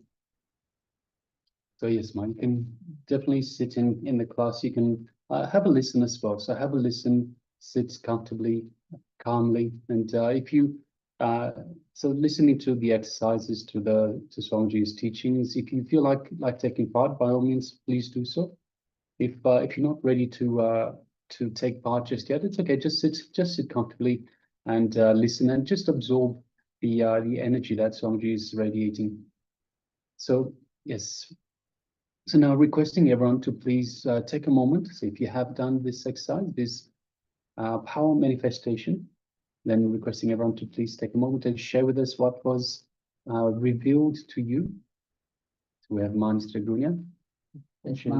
Shares. I saw a picture of Swamiji and ocean blue, light blue with waves. Swamiji is dousing Snanam, bath with head underwater of the ocean. Okay, beautiful. Thank you for sharing on. Yes, just waiting for other sharings. Then we'll reveal the image, what the acharyas were looking at. Come on, it's an interesting round. You can go ahead and share as it is, whether it was, you saw fully dark, nothing was revealed to you. You can share that as well. Do not hesitate. Even you saw one object, one item, you can share that as well. We also have Manisugune who adds garlands and flowers in the water. Thank you. Shane. Thank you for sharing, Mom. I mean, well, we also welcome Nithyananda that has just joined us. Nithyananda, welcome. Good to have you with us. All right, so we are just in the, it's a form Nithyananda who has just joined us. We are just in the power manifestation segment. So we have had a couple of sharings. Manistra Gunya. So if if you have taken part in this power manifestation and you are still sharing, please continue to do so. Let us bring the image that we had in front of the acharyas. So yes, there's the image that we have in front of us. So as you can see, it's a sesame laddu, sesame jaggery ball. Even out in the packet and outside the packet, there's another kind of a sweet, probably Masu Pak. And you can see the candles, you can see the diya, you can see a glass pot, you can see the flower inside, you can see probably a copper vessel behind, little blurred out. You can see the whole thing is on the wooden base. You can see behind the window, and sun is directly, though the picture is little blurred at the background, but you can see that sunlight is falling from the window. What else is there? You can see a flower on the ground near the vessels, and there's a jug, probably copper vessel, copper jug just in front of the window. Yes, so this is the overall image that we have. Yes, so today is a sweet, sweet day. Again, Ladu. So yes, Mr. Gunesh so says, wow, again, Ladu, I have to eat this. Is this puja? So today is a happy day. It is a good day for KAILASA, for the UAN, and we are in a celebratory mood. So we are sharing the sweets around. Yes. So beautiful. Thank you. And you have actually cognized this, and you have shared also Laddu. That's beautiful, ma. And today also is the Kal Bhairav Jayanti, and on lots and lots of auspicious things happening. KAILASA is expanding, UAN is expanding, and Swamiji himself, who is the creator of all, and who is taking care of us all. So, with this ma Nithyananda, I saw the picture of Swamiji. Yes, picture of Swamiji we have here, and this is also the picture is from the KAILASA store itself, which is from Swamiji himself, and the ocean light blue. So if you look through the window, there's a kind of a tinge light blue with waves. Swamiji is doing Anam. So yes, garland, flowers. We have the flowers. Yes, thank you, ma, for sharing. And Laddu, of course. Laddu is there, ma. Yes. So thank you, everyone, for taking part. Everyone, of course, once again, everyone is welcome. It's good to have you all with us for this this day, which is day 11 of the Paramashivoham program. So it is a 21-day program. This is day 11, and today's theme is Atma Spurana, which is flowering of the Atman. And of course, the Atman is our true self, our connection to the divine spark that is inside each and every one of us. So far we've had an introduction to the Atma Spurana, what exactly it is, what it means to us, and also revelations on the time shaft theory from the Supreme Pontiff of Hinduism. And then we went into the entanglement in the presence of the master. So entanglement is when you are in the presence of the master, all the energy that you are absorbing, all the energy and everything that happens as a result of that energy to us. And of course, we also had just previous to this session a kriya. And understand the kriyas. Swamiji has developed 108 kriyas for various different ailments, diseases, and problems that plagues humanity these days. And Swamiji has personally tested these kriyas to make sure that they work the way they are meant to work, and they are the best thing for us in terms of these 108 elements. And this one is a cure for skin problems. So for anyone that has skin problems, but not only. So even just practicing the kriya, even if you don't have skin problems, it just brings so many benefits. So now we're going to move into the next segment, which is the Annamaya Kosha. So this is talking about the physical body. So the Kosha is a 5-layer system of the body. So it's not, we don't just have the physical body. We have the Pranamaya Kosha, which is the prana body, the pranic body. We have so many other layers. So there's 5 layers all together. This is the first layer, which is the physical layer, which we most of the time associate ourselves with. Excuse me. So let us get ready. And after that, we'll go into a meditation, a little meditation guided by the Supreme Pontiff of Hinduism related to this very Annamaya Kosha. So requesting everyone, let us get ready. Let's sit comfortably with the head, neck, and spine in a straight line. And let us hear directly from the Supreme Pontiff of Hinduism as he reveals these great secrets, and of course takes us through the meditation. Let's begin. The reality which is happening. If you are really serious about transformation, this is the one and only way. If you just want to play the game, you see, many times, no, Swamiji, it's a nice game, so we are playing. There are so many professional seekers come to me, they come and tell me, Swamiji, my seeking is much older than your age. They come and, yesterday also somebody came and told me, I am 1 century ahead of you. That's okay, nothing wrong. Being 1 century ahead of me is nothing, half a century, not one, half a century. Nothing wrong. Another one person told me, my seeking is 1 century, half a century ahead of you. Right, but what have you got? What have you achieved? If you are a professional seeker, just want to do window shopping and just saw the flyer somewhere, oh, nice Swami, let's go and see what he says. If you have come to check out, then okay, you don't need any meditation or anything or any of these great teachings. You can just sit and listen. If you are really sincere, serious about the business of transformation, if you are really serious, then this is the only way. Let you understand. Now we will work step by step to take this understanding into your deeper layer and show you exactly how what I am saying is truth. How this is truth in your inner space. Now I presented this truth in front of you. We will work in every step, in the level of guilt, in the level of fear, in the level of desire.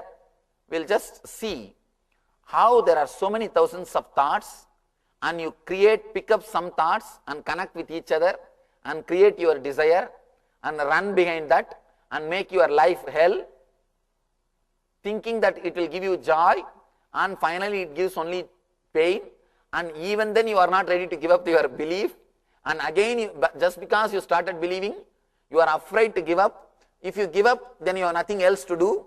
The fear of not doing anything else or fear of being alone, that drives you crazy.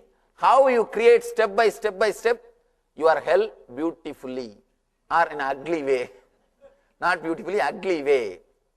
We will see how you are creating your hell. The moment you understand how you create your hell, naturally you will stop creating. That's enough. You don't need to start creating your heaven, because heaven is existing. All you need to do is just stop creating hell for yourself and for others. You are not only creating for you, you create for others also. Because you feel lonely in your hell.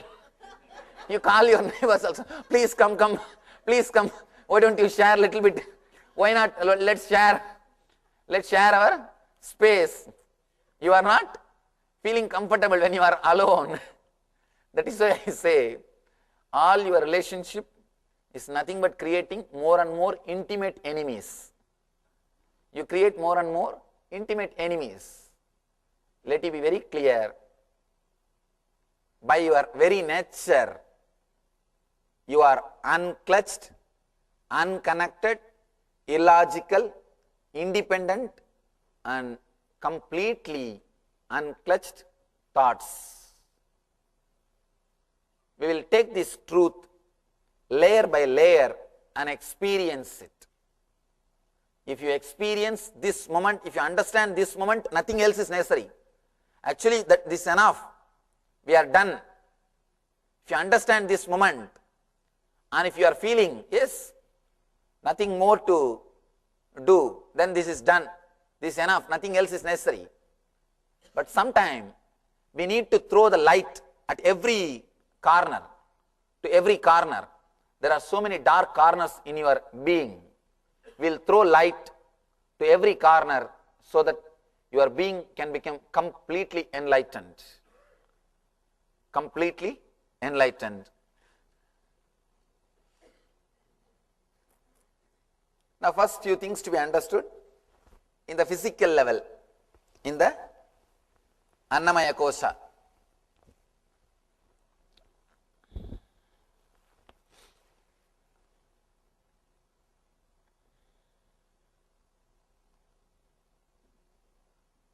Just very simple, basic to understanding. Then you will understand how you are stopping the growth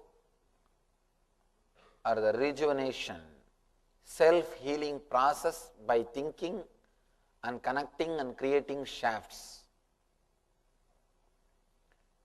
Every movement constantly your thoughts are creating your body. That's the first thing.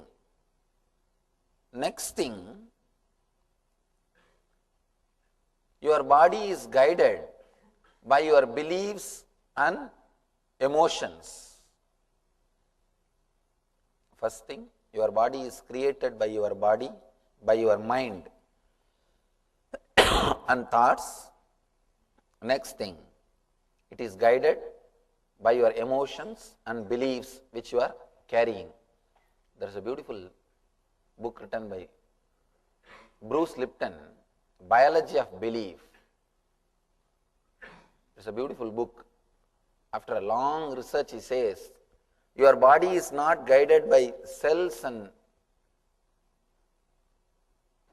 as we are all made to believe in biology, your body is not guided by cells. You are not just a biomechanism. He says you are guided by your belief and your emotions. And he goes further deep to explain step by step everything. Anyhow, 5,000 years ago, Patanjali is very clear. He says very clearly, just by icha matra, just by your desire, you create your sharira. Just by your desire, you create your body, and you can destroy or you can do whatever you want with your body. Now, understand with this truth of you being unclutched.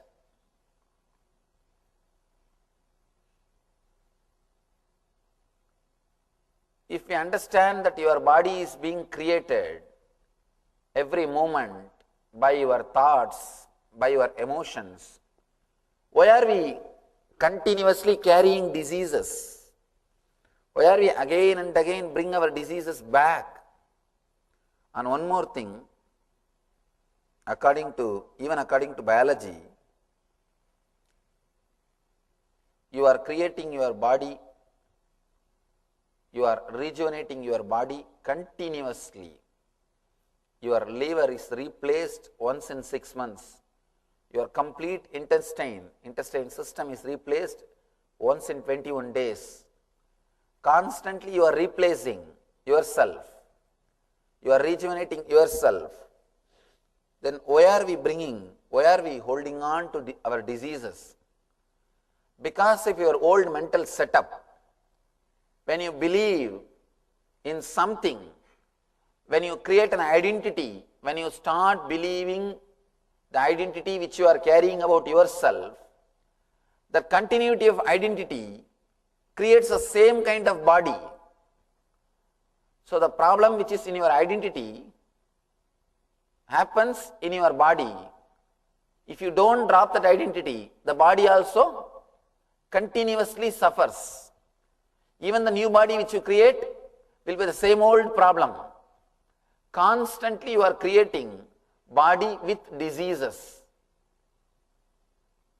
If you can understand and relax with this truth, if you can understand and relax with this one truth, you are unclutched.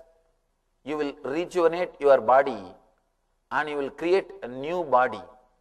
That's what Shiva says, be born anew. By understanding this truth, be born anew. Whether you have pain or any suffering, just completely unclutch yourself and see the pain which you experienced 10 days ago, the pain which you experienced 9 days ago, the pain which you experienced yesterday. Do not connect them and give a label. Just be very clear, something is happening in that area. Something is happening in my body. Do not label. Do not start believing I have continuous pain. The moment you start believing you have continuous pain, you have created problem. Even if you get rid of that pain, you will be waiting for that pain. Oh, that pain has gone, but I don't know when it will come back. Inside your mind, you don't believe that it has gone once for all. You will wait to bring that pain back. You are waiting to get hurt. You are waiting to get the disease. You are just silently, patiently meditating for the disease to come inside. That is what you are doing. Waiting for the disease, particular disease to come in means you are meditating. You are just waiting for it to come inside. You are just asking, oh, when it will come, I don't know. When it will come, I don't know. It's almost like meditating for God. You are meditating for pains. You are meditating for diseases. When you create even one shaft, one idea, you have this problem, you have that problem. Constantly you will be bringing it back. Even when you don't have, you will not be able to believe that you are not having. You will not be able to believe you are not having. You can see in your life, in the young age, if your mother teaches you, if you are taught by your mother, if you go in the rain, you will have wheezing.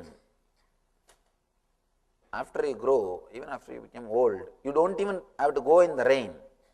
Just see the rain through the window, you will sneeze.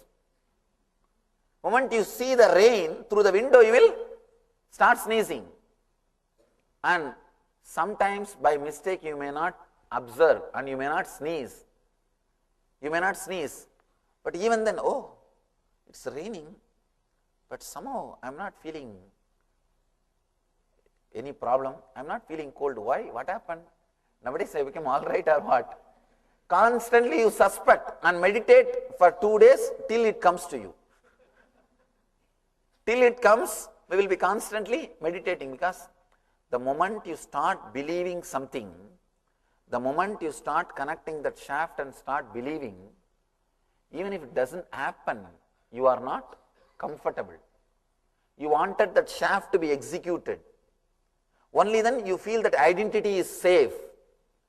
You are ready to do, you are ready to sacrifice anything to protect your identity. Be very clear.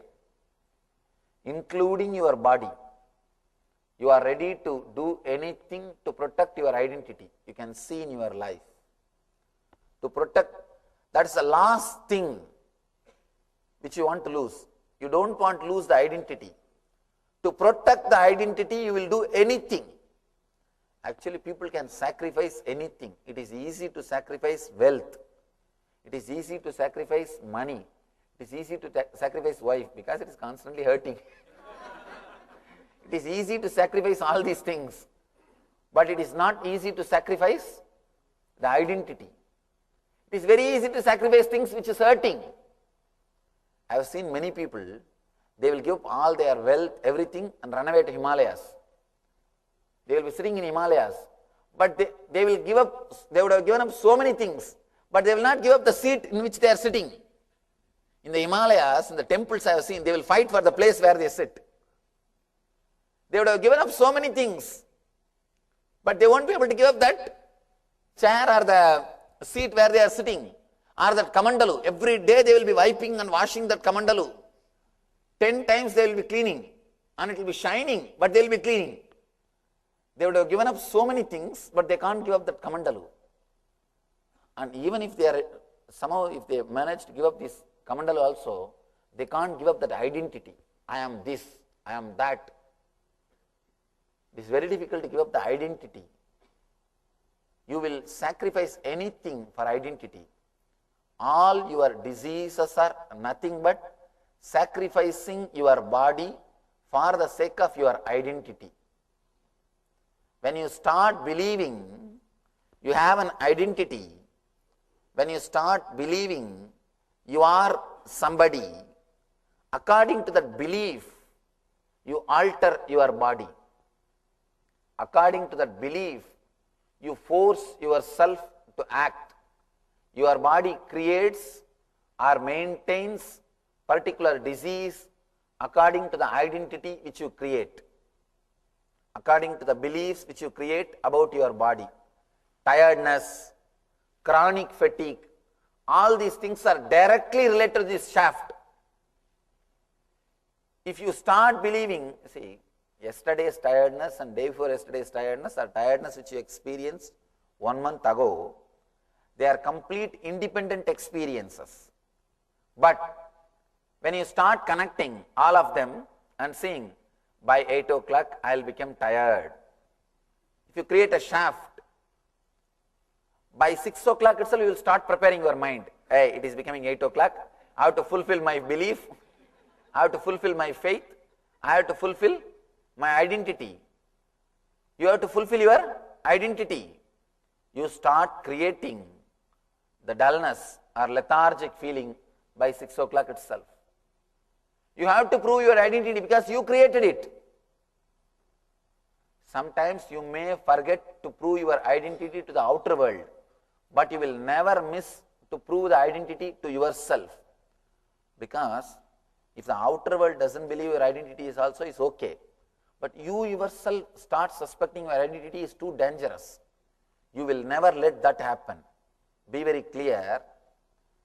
I am exposing all the cunning games you are playing with yourself. All the games which you are playing with yourself, you will never let down your identity with yourself. Because without that identity, you will be afraid what to do, how to be. You need to be. You can't be without anything. So you have to be somebody. So create some identity. All your identity is a pure myth. You see, I can generalize and tell you these are the usual problems which you suffer in the Annamaya Kosha, in the first layer, because of your identity and because of the belief or because you connect and see the shaft. If you can come up with your questions, now we will have a few minutes. Either you can share some of your understanding, how you are creating shaft and suffering related to this Annamaya Kosha, and how you understand about that now. You can share your understanding, or you can put some question. You can ask some question. Anything related to this Annamaya Kosha, we will analyze now. Layer by layer we will analyze. Otherwise, all the questions at a time, we will forget the truth which we are supposed to understand. Layer by layer, we will understand, we will throw light and we will apply the same truth and try to liberate ourselves from the shaft which we are creating or which we are thinking we are creating. Again, whether that shaft exists or not, we don't know. But we constantly think we have created that shaft. So now we will take few minutes to share. You can share some of your understanding now, or you can put any question. To share some of your understanding, you need the courage to laugh at the drama or the game which you are playing. If you don't have the courage, you can't open up. Because again you will be protecting the identity which you are carrying.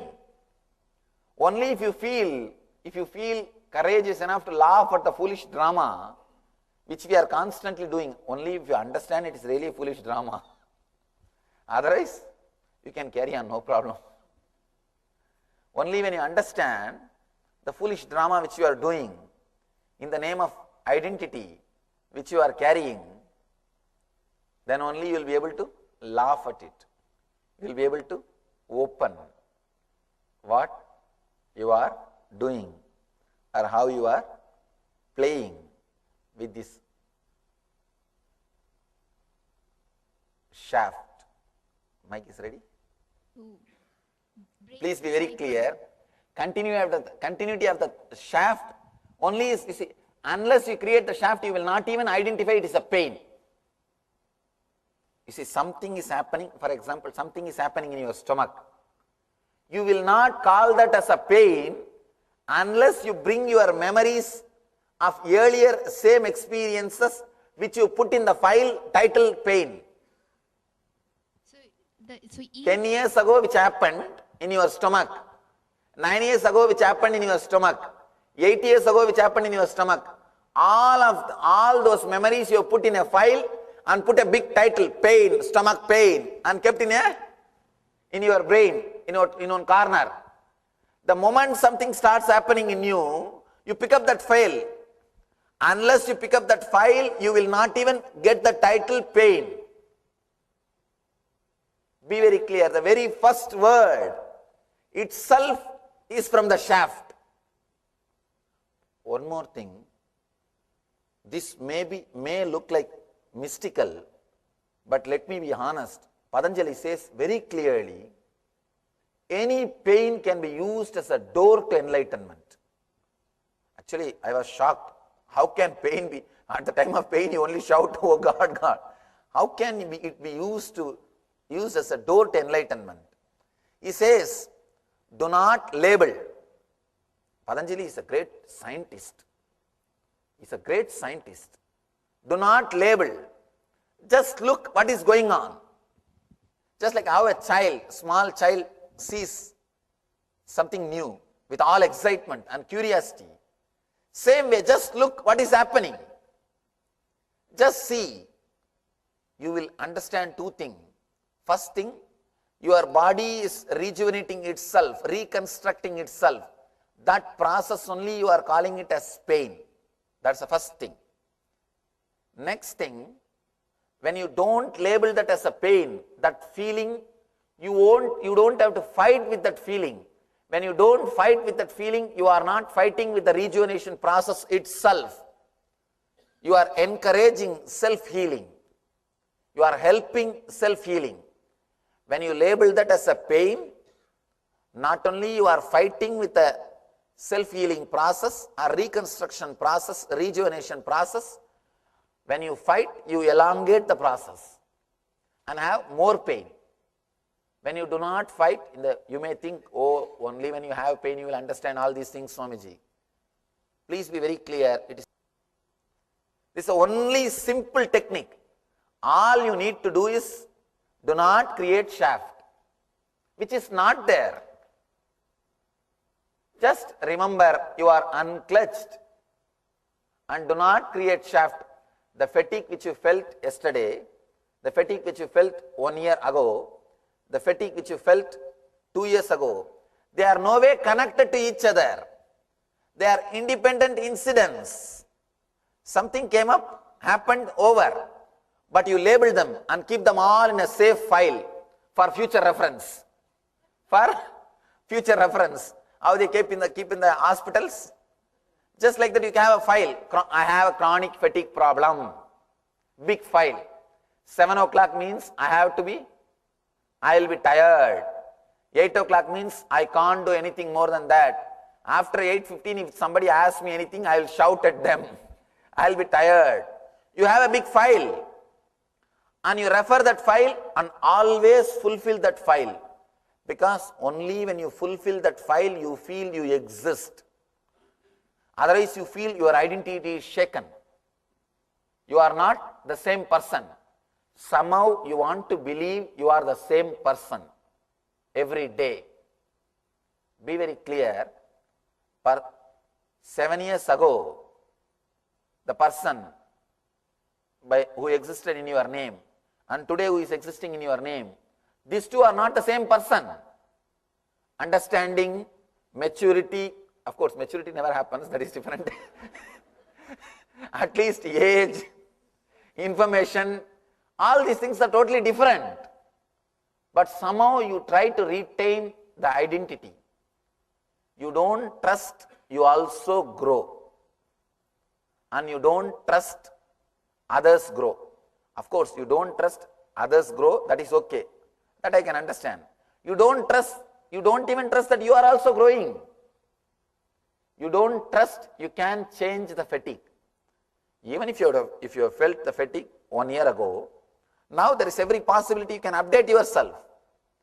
Your body might have overcome. You may not have that problem now. You are not interested in trusting that. You wanted to retain the identity. You can sacrifice anything for identity. That is why you try a very cunning, very polite but cunning game. This whole thing is just the game which you are playing.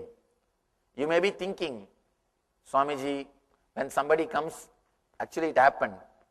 One person came to me with a chronic headache and he was complaining. I said, it is all in your mind. Why don't you give me little time to explain and try to understand, and then it will disappear. He says, when I come with the pain, instead of consoling me, you are saying this all in my mind. It's a deep disrespect to me. And I told him, please understand, it may look like deep disrespect. And people feel really offended when I say it is in your mind, because their identity is attacked. I am straight away attacking their identity. See, you may feel offended, but what I am saying is truth. Let it be very clear. I can console you, that's not a big thing. Oh, you will become all right, you are great, you are a nice person, don't worry, I will heal you. All these things are okay. And one more thing, let me be very clear, open. Now I am opening another one business secret. Healing is nothing but giving you one more shaft. You have one shaft. You start believing somehow you have the body. That itself is a great lie. You come with that big lie. First lie, you have a body. Second lie, you have a disease in that body. Now somehow I manage to take that one lie and replace another one lie. You have the healed body, that's all. And you heal yourself. Be very clear. It's purely playing with lies. Somehow I take that one lie that you have diseased body. Basic lie is you have a body. That's the first lie. Because you don't have a body. That is the truth. You may play with this body, but you don't have this body. You are playing with this body. Or you decided to play with this body. Anyhow, that is the first lie. The second lie, you have a diseased body. That's the second lie built on that first lie. When you come to me, actually second level, third level lies can be easily operated and opened. The first level lie is the difficult thing. The second level, third level lie, they're all superficial lies. It's almost a simple belief. It's very easy to change it. I just take that lie and replace this lie. You have a healed body, over. And you feel, oh, Swami has done a great help for me. Let it be very clear, this whole thing is myth. You are playing with some lies, so I play with some more lies, over. And let us ask another one question. All right, you come with a knee pain, I heal. You think that once for all you are healed? I made your whole knee with the steel. In 10 days you will have same pain. You will have the pain. If you don't change your mental setup, you will bring that pain back. Because your mental setup which is bringing the disease. Your mental setup which is bringing the disease. Unless we go to the depth and touch the core, I have always seen when people do meditation and have the healing, once for all they are healed. They never get the disease back. But people who come to me for healing, I tell them, why don't you come for a meditation program? They think, oh, you just heal me, Swamiji, I don't want to meditate and all. They just want the energy from me, but they don't want to listen to what I am saying. Then I tell them, all right, I have no problem, let you be healed. They will be healed because of that energy, but it won't stay permanently. Because unless the deeper transformation happens, what can happen? You will bring that same disease back in 10 days. 10 days is too much, I think. You will bring it back because you are carrying the same mind. But if you also work with the mind, if you also cooperate with me with the meditation, anything which happens can be permanent. It can stay with you because you understand the truth. You start unclutching yourself. Any meditation can be called as meditation only if it gives you the experience of being unclutched. You may not know the word. If it just gives you the experience, then it can be called as meditation. Unless it gives you the feeling or experience of being unclutched, it can't be called as spiritual technique. One important thing, especially Western mind will be shaken with this truth because Western mind is trained to believe You are nothing but your mind. At least in the East, from the beginning they know, even though they don't realize, there is unconscious belief, there is something more than mind exists. There is something more than mind exists. You are Atman, Brahman. You don't understand what is Brahman or Atman, that is different. But there is one more word inserted into you which is beyond mind. You understand that much, even if your mind is not functioning, you will not die. There is something more in you. There is some more ingredients in you than mind, than just the mind masala. That is, you are made to believe, or you are given that understanding from the young age. But with the Western mind, it is very difficult for them to understand, and you will really feel you are shaken. I am shaking what you think as you. Your identity is questioned. I am giving you the truth which shakes your very belief about your identity, your very attachment with the identity. You can see in your life what all the dramas you are doing. Yes, next.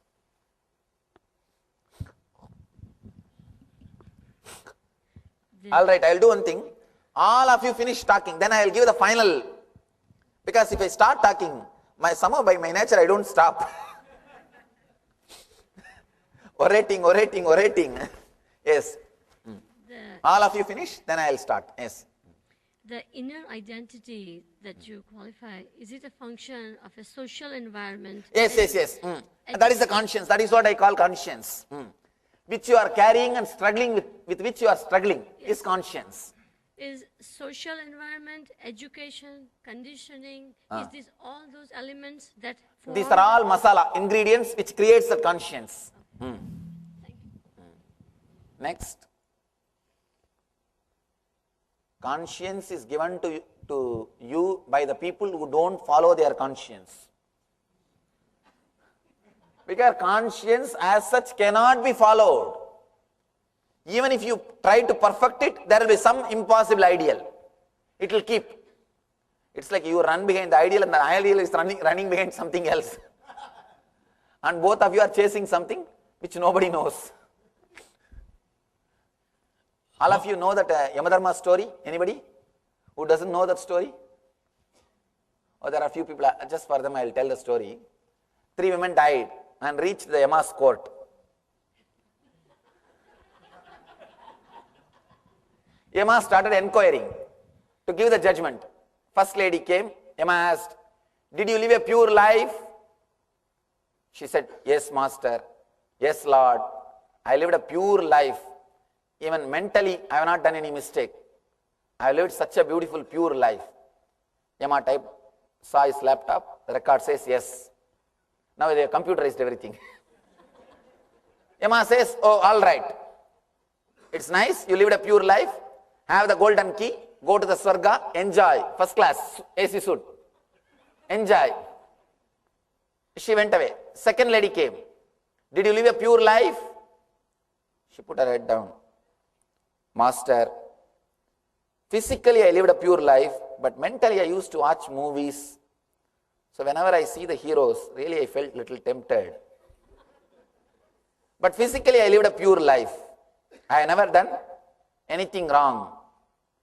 Yama just typed the laptop, he saw the record. "All right, at least you told the truth, you are honest. So, have the silver key, go and enjoy, second class." Third lady came. Yama asked, "Did you live a pure life?" She put her head down. "I was a dancer in nightclub, and I have done whatever you can imagine, and I have done whatever you can't imagine. I have done everything." She has put her head down. She says, "Now only you have to save me, Lord." Yama looked this side and that side. Said, "Have my room key, I'll be there in few minutes." Be very clear. Whoever gives you conscience, they are giving their room keys. Whoever gives you conscience, they are all giving their room keys. person who can hide his personal life from others, only they create conscience in you. Let it be very clear. Let it be very clear. See, creating impossible ideals is the best way to rule people. Once you create an impossible ideal and insert into his brain, create guilt, throughout his life he is a slave. Let me tell you, real morality will happen when you integrate yourself, not when you break yourself, not when you are schizophrenia. See, the morality of schizophrenia is not going to help you. You became schizophrenia. Let it be very clear, that is no way going to help you. That's why I tell you, conscience is poor substitute for consciousness. If you are conscious, a different kind of morality will be around you.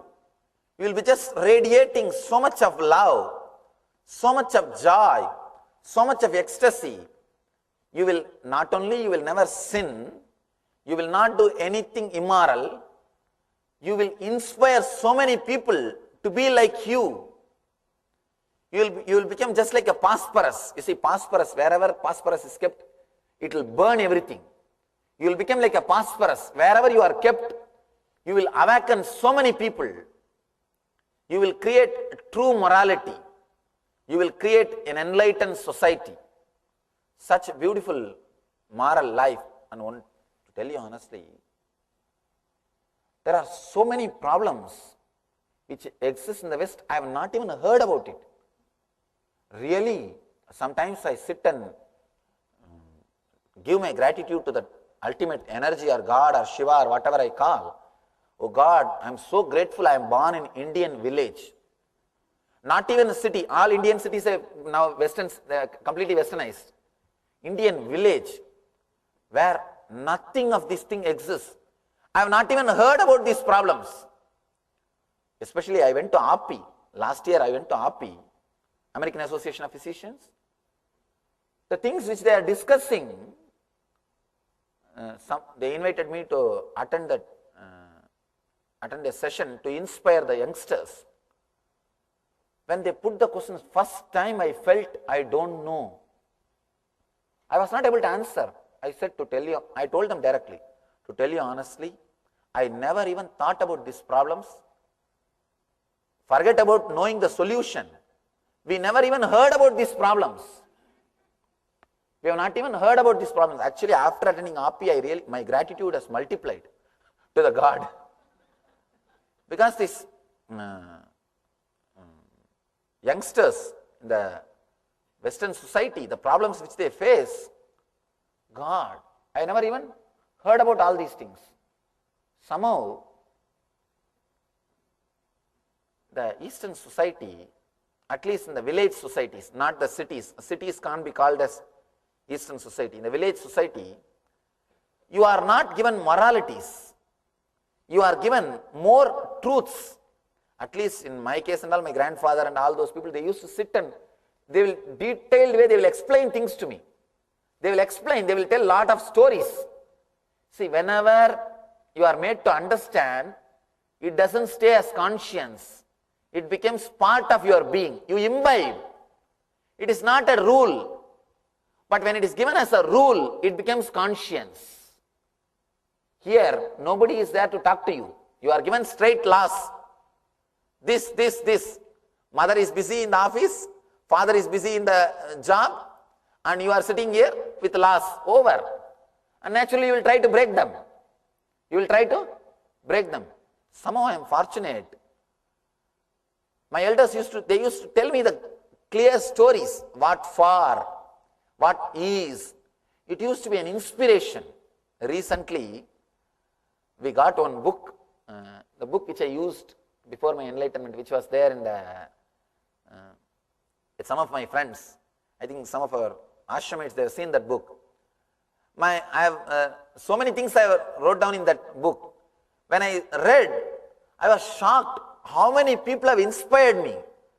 How all I derived inspiration. See, throughout that book, I have not written a single morality. I have written so many stories about Prahalada, Markandeya, Dhruva. Only inspiration. You are given only inspiration, never laws, never conscience. It was only inspiring. It was only technique. Actually, if you receive techniques, it will directly lead to consciousness. If you receive instructions, it will lead to conscience. Teachings will create conscience, techniques will create consciousness. Yes. In new diseases like blood pressure, there is no blood pressure shaft yet. Blood pressure. A disease like blood pressure, how do you explain that? Because there is no shaft yet. You did not create You create a shaft. You see, there is no need for shaft in the outer world. You create a shaft at some particular point. You are having this. And one more thing, see, there are so many diseases which can be measured only by instruments. Those diseases, the moment you start believing that instrument is the authority, you start creating. You can see in this, especially in the psychosomatic field, the psychiatric field, the more and more new diseases are discovered, more and more patients are discovered. No, really. 10 times when you see, especially these American TV advertisements, oh God, constantly, are you having little depression? Why don't you try this medicine? Are you having little headache? Why don't you try this medicine? Are you having little pain in one corner? Why don't you try this medicine? This may be this may be that, this may be that. Constantly when you are bombarded with these ideas, see, constantly when you see McDonald's, naturally you will feel like eating. You will feel the hunger. You will start imagining the hunger. In India, if you travel in the highways, you will come to know that there is a village by seeing a temple tower. Here, you will come to know there is a county by seeing the McDonald's tower. McDonald's tower is replaced by temple tower. Constantly you will feel like, naturally you will feel like eating. So when these ideas are supplied to you, you see, you have heard about many ideas about BP from others experiences. So naturally what you do? You keep all those files and you create a shaft and you are waiting. When I feel the same symptom, I think I have BP. But let me be very clear. The pressure which you had 10 years ago, the pressure which you had 9 years ago, the pressure which you had 8 years ago, they are effects of independent incidents. When you start connecting them and believing I have BP, you will simply start creating constant pressure. Because anything which you believe, your body follows. If you believe you will have pain, your body will follow. I have seen some of our ashramites, somehow from the beginning I managed to make them believe that they don't have to sleep. Still now, I can say at least 10-15 people in the ashram, they hardly sleep for 2 hours. Somehow I made them believe. Hardly they sleep 2 hours and no eye wrinkles, whatever you say in the West, all that nonsense, nothing is there. And here people believe that if you don't sleep, you will have that, what do you call? Anyhow, better not knowing all these words. Better let me not know all these words. Now, less you know about all these things, you won't create much. And you can come and see. Of course, people who have come and stayed in the ashram, they know. Inside ashram, nobody walks. They only run. Somehow, I am successful in making them believe that they don't have to sleep that much. They are not only, they are alive, they are active, they are energetic. They don't feel. See, your body follows what you believe. Your body follows what you believe. I personally feel we had the power of flying. We lost by social conditioning. Of course, I don't have solid proof to show to you all. That's why I can't emphasize on this. But if you trust, I have little intelligence, or I tell something which works, which helps in your life, let you be very clear. I have seen one yogi flying with my eyes. With my eyes, I have seen. We had the power. By nature, human beings had the power. Maybe in course of social conditioning, when you are made to believe you can't, or when you are made to believe this is your boundary, your body started following that boundary. See, I myself have seen one Lama who is 136 years old. Let me tell you the story how I met him. I went to Nepal. From Nepal, actually before the Tibet, before the border, there's a place called Potala Monastery. Any of you have been there, you would have seen that. Beautiful place. If you walk into the jungle some 100 kilometers, you will see a village where Lamas live together. I went there because they told me that very elderly Lamas live there. Very old people live there. So I went there to see. I asked one villager, can I see some old Lama? They said, go to that field. One Lama is working. He is also an elderly person. Go and meet him. I went there. He was working in the field with that yak and all those things. I asked, Babaji, Swamiji, I heard that you are, and they told me he will speak little English. He will understand little English. So I thought I can manage few words. I asked him, Babaji, I heard that you are a very elderly person. Can you say some of your experiences, something about your life? He started laughing and said, what? Elderly? I am only middle-aged man. I am just 136. There are so many people who are 180, 190. Go and talk to them. Be very clear, it is not myth. Medically, doctors are certifying. From Wisconsin University, the group of scientists have gone to experiment on them. They went and did some experiments on them. And biologically, they are more than 190 years. There are so many people who are living 190 years. I asked him, Swami, Babaji, how you people are living so long? He said, what is there? From the beginning we know human life of the human being is 300 years. No, from the beginning they are made to believe. And they took me to the graveyards. It's every graveyard 280 years, 290 years. In one graveyard it is written, this person had untimely death at the age of 180. Untimely death in 180. No, really, you all should visit that village. You will understand. What I am saying is not, please don't think what I am saying is a lie. There are so many Western newspapers covered. The Wisconsin University went and did research on them. They say that the energy produced by their body is 6 times more with the same quantity of food. Simply faith, simply belief. Your body is just like a child. Whatever you believe, simply the body will follow. All you need to do is create a strong right belief or just be unclutched. Even if you are unclutched, things will take its own turn and you will constantly rejuvenate yourself. But when you start having the wrong beliefs, wrong understanding, you will abuse your body. You will disrespect your body. Actually, I was shocked when I saw that Lama, when I saw that Baba. And another one Swami, who has attended 12 Kumbh Melas. I have seen him in Allahabad. He has attended 12 Kumbh Melas. 12 Kumbh Mela means 12 into 12. What is that? 144. 12 Kumbh Melas. And he is healthy. He is going around. So be very clear. It is your faith. Whatever you believe, your body simply follows.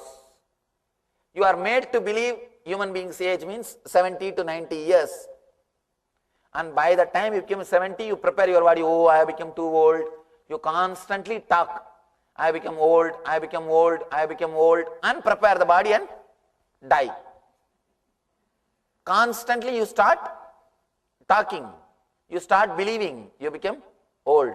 Especially in the West, elderly people are not respected. It is very pathetic. Elderly people have to compete with the youngsters. That's in the East, elderly people are respected. In village culture, I can't say complete East. East has gone to dogs. No, really, all the so-called cities have gone to dogs. Completely confused.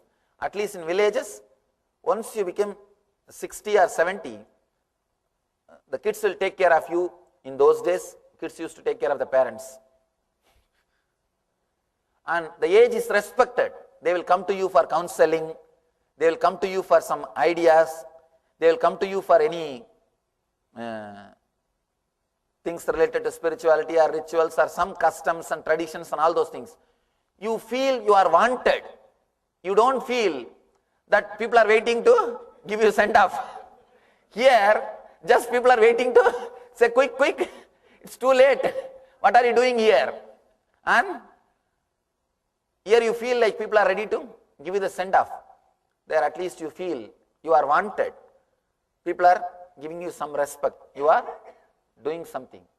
Actually, if you live in that type of community where you are wanted, your life will be prolonged. You will live an energetic, active, happy life because your mind is directly related to body. Yes, next. Oh, it is not like that. Lamas they do marry also. You see, in Buddhism, anybody who takes birth, they have to go to monastery. It is a compulsory. And after the age of 28, you can decide. They give 3 options. At the age of 14, they allow you to marry. And after that, 21, they give you a break. They give you the chance, you can marry. And again, 28, they give you the chance, you can marry. Even if you marry, they give you a different kind of life, but there are lamas who are married. And especially the yogi about whom I am talking, who used to fly, he is married and he had 14 kids. I don't know what else he was doing. Maybe the only entertainment.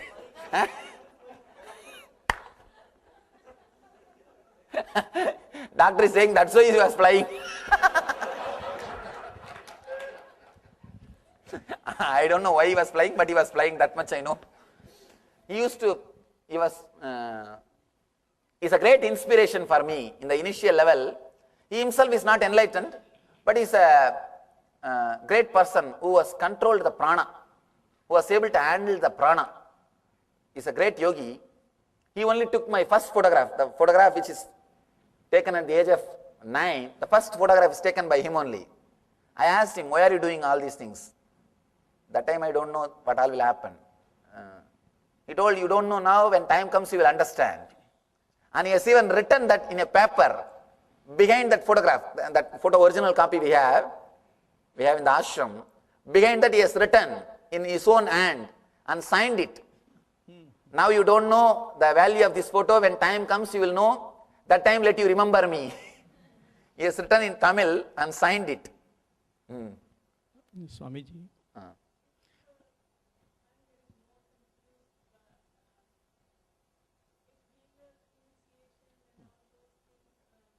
There again, I am giving you the energy to play with that superficial lies.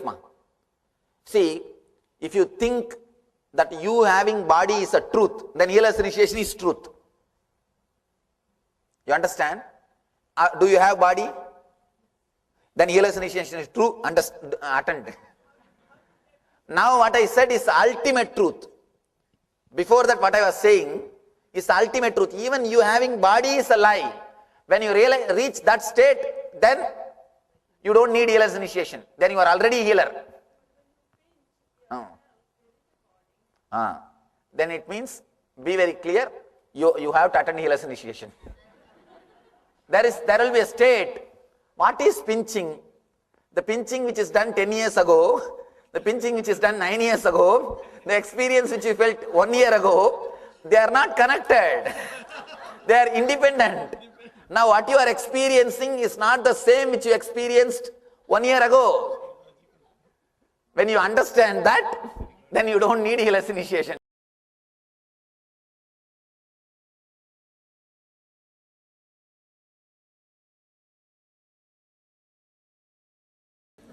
Now let us start the process. Annamaya Kosha, first layer, means the physical layer with which you are living, the bone, flesh structure.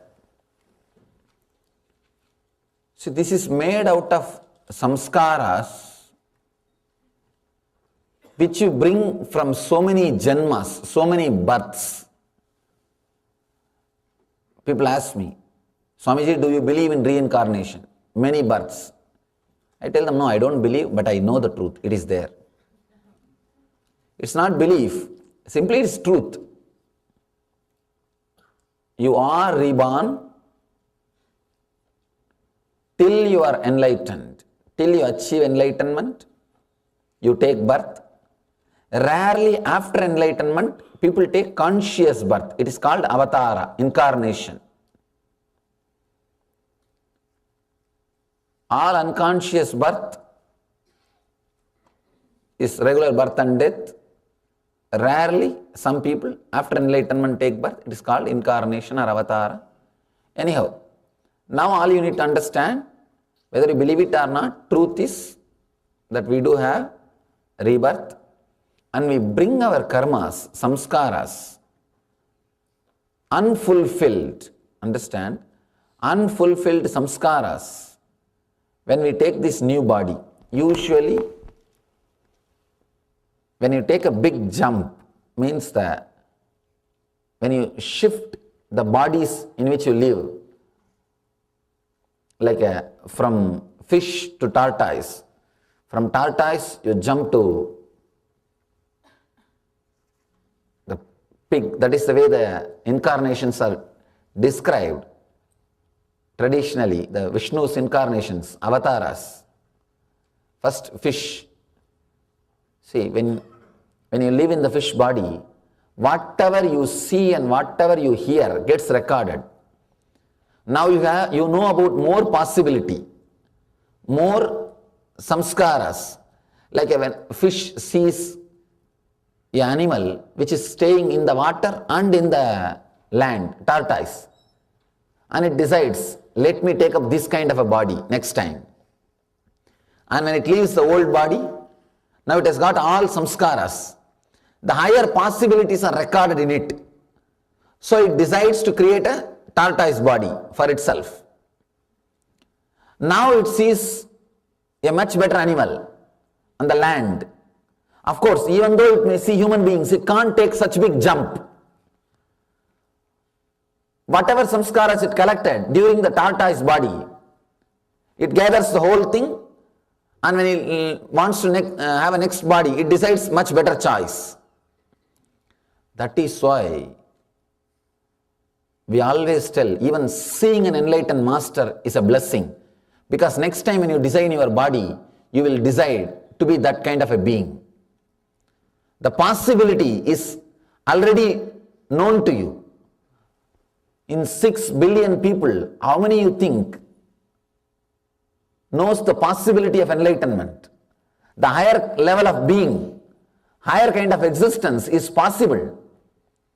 That is why we say in Vedic tradition, darshana, seeing itself is a great thing.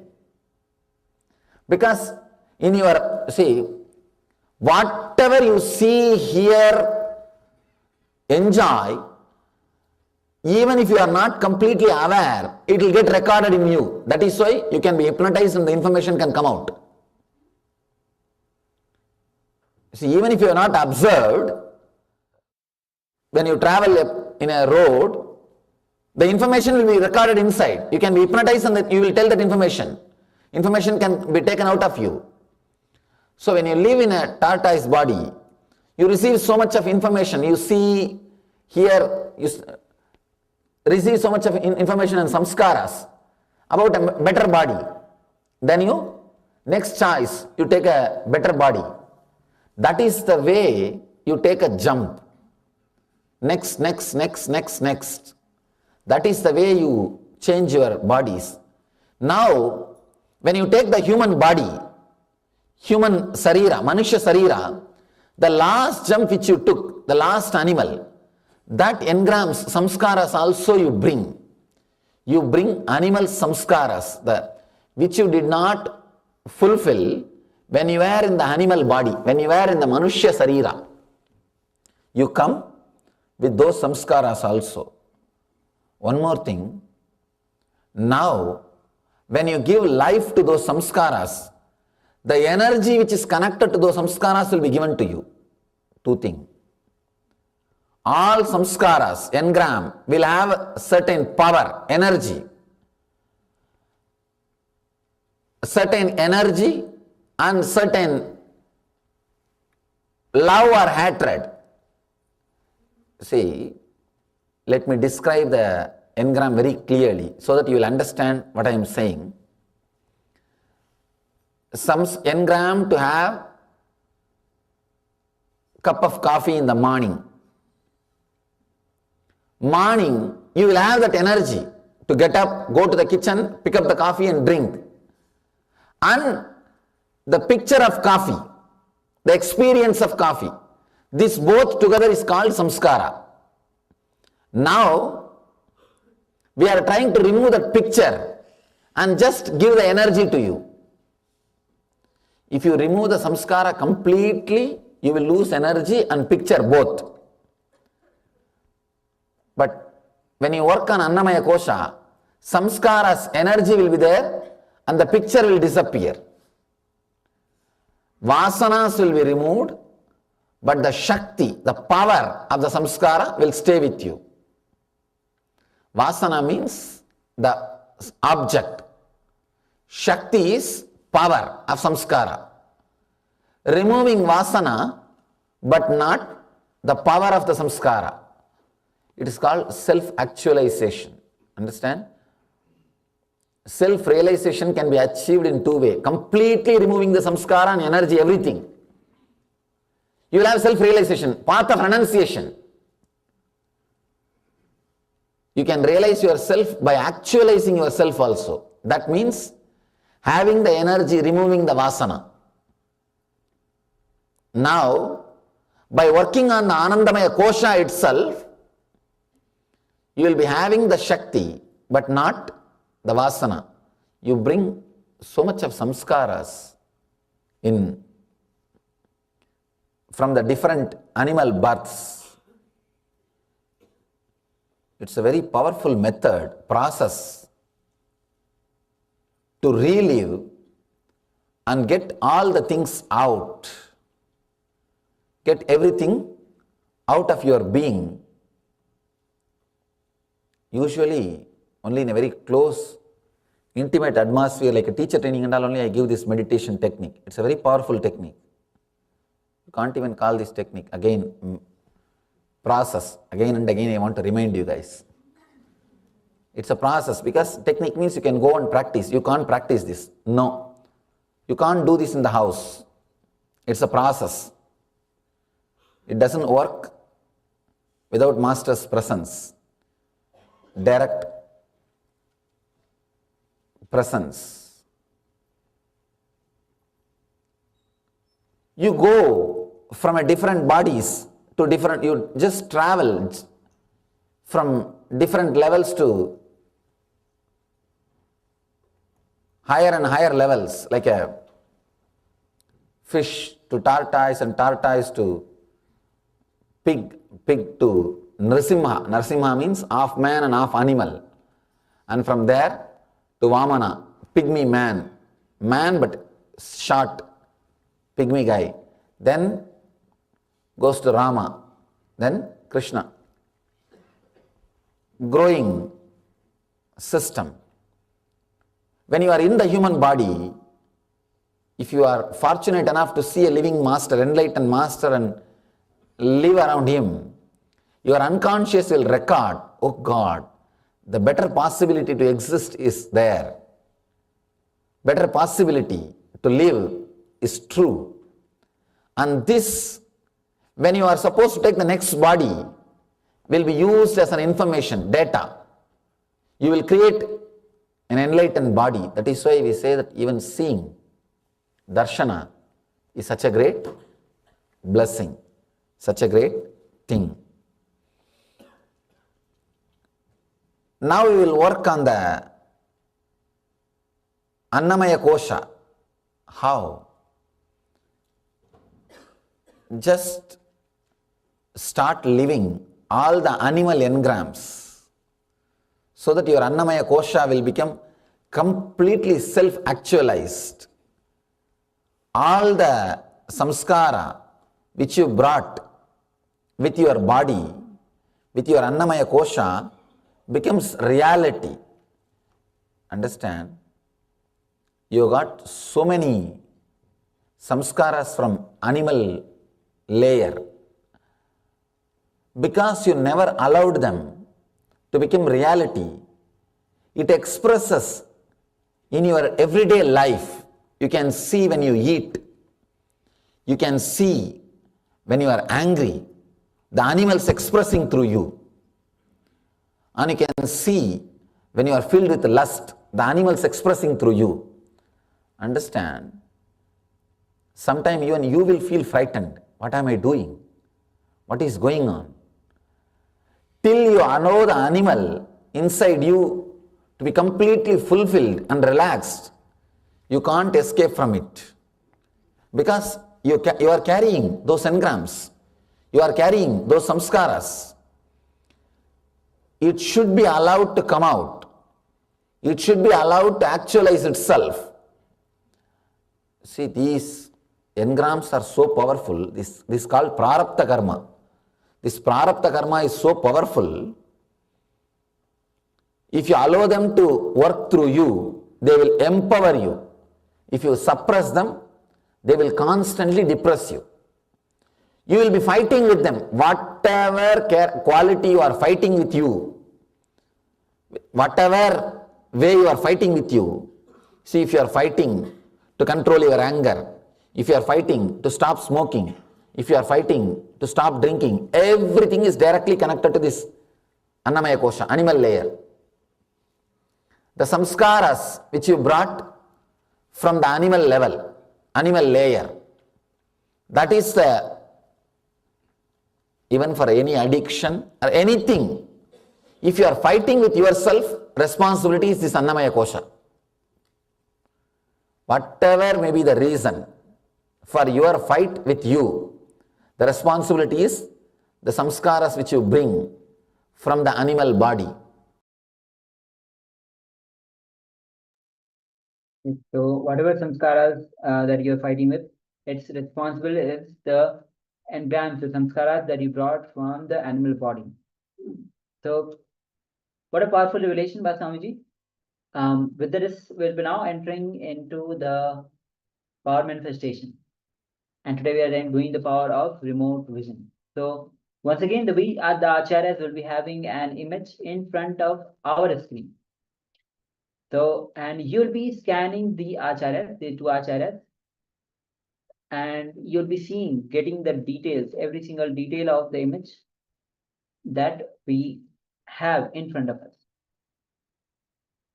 So let's get ready. So once again, image will be in front of acharyas, not in front of you. And you'll be scanning the acharyas for the details of the image. So once again, requesting everyone, please switch on your cameras, be available. Let's get ready.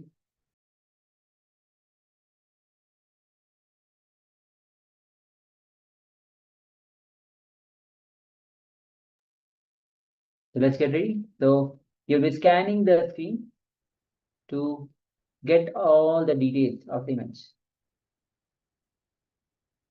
Sit with your head neck spine in a straight line. Close your eyes. If you want, you can open your eyes as well. And just be completely relaxed, completely unclutched.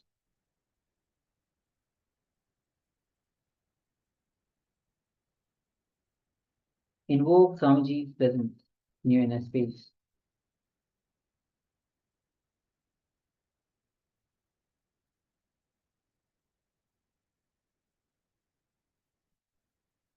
As you remove Swamiji in your space, gently bring your awareness to your third eye, and through your third eye, gaze at Swamiji's third eye. As you start chanting the Mahavakya. Om Nithyananda Paramashivoham. Om Nithyananda Paramashivoham. Om Nithyananda Paramashivoham. Keep chanting the Mahavakya.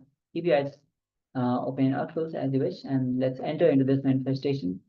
Power of remote vision. Let's begin.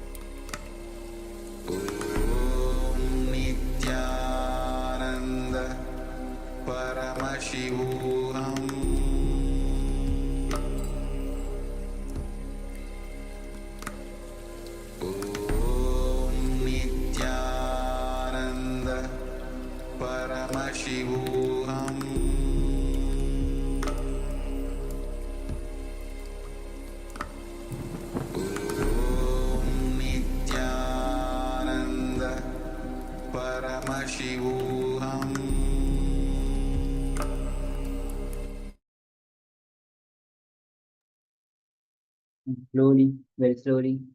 You can open your eyes if you have closed your eyes. And let's start sharing what Swamiji revealed to you. As you are scanning the acharyas for the image. As you are scanning the acharya's screen for them. So let's go ahead and let's start sharing.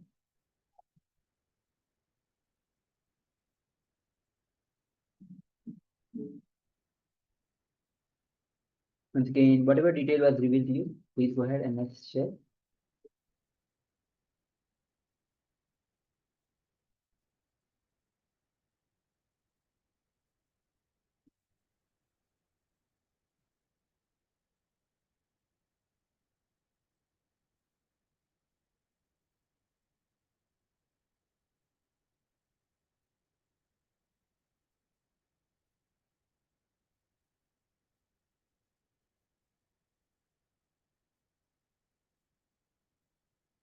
So please go ahead and let's share. Yes, so requesting everyone that is in the Zoom room with us, if you've taken part in the power manifestation, please take a moment and share. Ma Shamin News, Ma Yu Hai Yin, Ma Nitya Prema, Ma Mr. Gunya, Piotr Vaida Aya, participant with the label iPhone. But also please rename yourself to your real name so we know who you are, so we can guide you better, we can communicate better. Also, we have Ma Agora Swarupini, Ma Jangibo, and Ma Yoga Trinetra Shakti. So everyone that has taken part in this power manifestation, please take a moment and share. Share what was revealed to you. So what was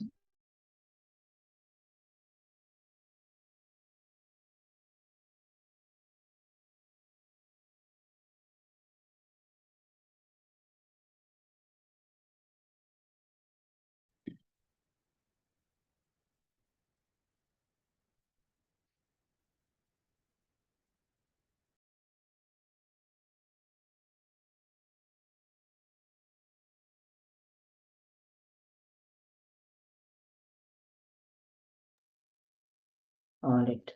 So if you're still sharing, please do so. Continue to do so. Meanwhile, let's bring back the image. Once again, let's see. Just now. So if you're still sharing, please continue to do so. We're giving a few more moments for you. All right. So let's bring back the image. Bring the image back on screen here.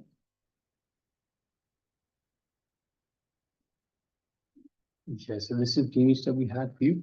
As you can see, it's a beautiful image of a tiger. It looks like a white tiger. So yes, the image of a white tiger, beautiful creature, just sitting comfortably, relaxing sitting in the grass and relaxing. You can see the grass and not much else in the image itself. You can see the stripes, so it's mostly white with brown stripes. It seems to just be lying there with the eyes closed, perhaps just enjoying the sunlight. And that's pretty much the entire details. So if you had anything in terms of an animal, a cat, a tiger, the colors, perhaps white, brown, the grass, green, and you can see the sun shining brightly. We can't see the sun itself, but you can see it's reflecting off the fur of the animal. And so yes, if you had any of these details, then congratulate yourself. You can also see some small flowers part in the grass itself. So yes, if you have seen any of these details, then congratulate yourself. You have manifested this power. And requesting everyone, please make sure that you do share with everyone. Make sure that you do share that you are manifesting. And yes. So now let us move on to the next segment in our program for today. And the next segment is, we'll have a Q&A, so frequently asked questions in terms of owning the body. And then Swamiji will be taking us through the 4 states of consciousness. So, testing everyone once again, let's sit comfortably with the head, neck, and spine in a straight line. That is, bring our awareness to the Supreme Pontiff of Hinduism as he reveals these great secrets. And in just a moment,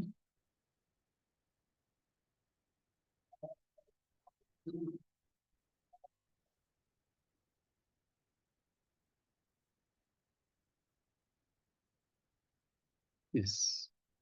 All right, so once again, let's sit comfortably with the head, neck, and spine in a straight line. And let's bring our full awareness, our full attention to Swamiji. Let's begin.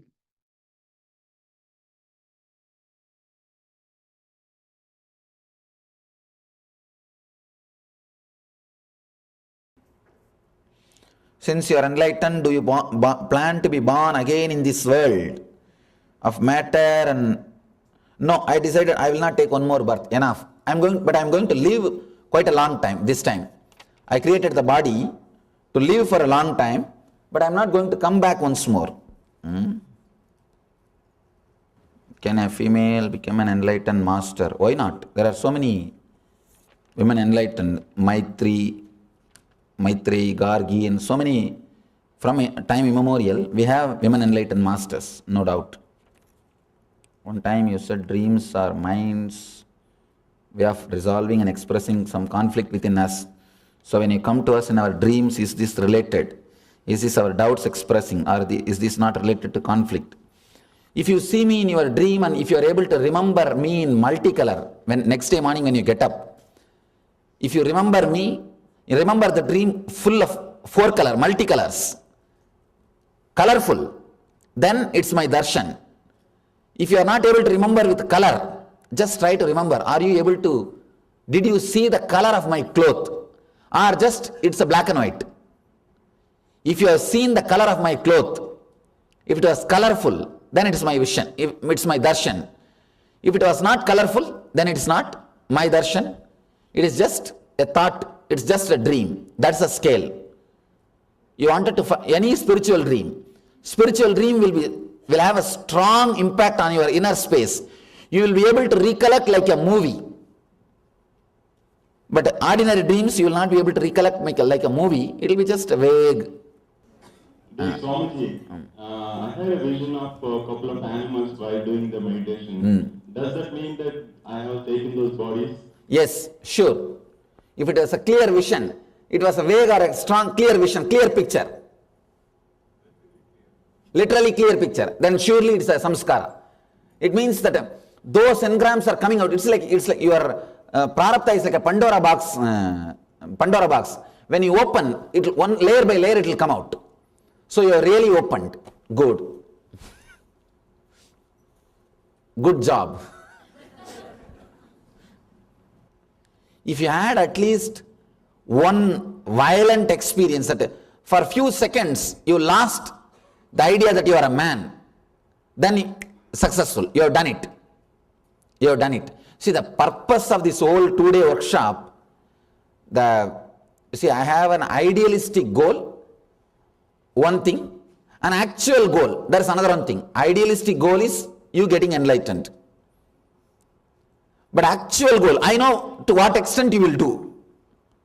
The technology itself is powerful enough to make you enlightened. But your capability to experience the technology, your capability to put yourself into it, with that I have a practical goal, at least complete rejuvenation and the engrams which you use in day-to-day life, healing that. The engrams with which you suffer day-to-day life, like a simple basic diseases, insomnia, tiredness or chronic fatigue, basic diseases, healing you out of that, the addictions, and giving you the intense, the joy or the excitement. See, the physical and mental healing is the practical goal. At least this will happen. But the ideological goal is enlightenment. So this is the idea behind the whole program. This opening, feeling, at least for a few minutes, disconnected from the identity that you are a man, you allow at least the basic engrams which are constantly erupting in your life and attacking you, which comes out the moment you lose your imbalance. Usually you lose your balance little in anger or lust. During those moments, those engrams will just come out first. Those layers will be healed. Even that will do so much of benefit. That will take care of you so much. That is the purpose. So even for 2-3 minutes, you did not remember at all that you have a human body. You have done it. We have done the meditation for quite a long time, but at least 2-3 minutes if you have done. Okay. I have also feeling like an eagle and all kinds of other things, goats and all kinds of other animals. I had a very intense experience.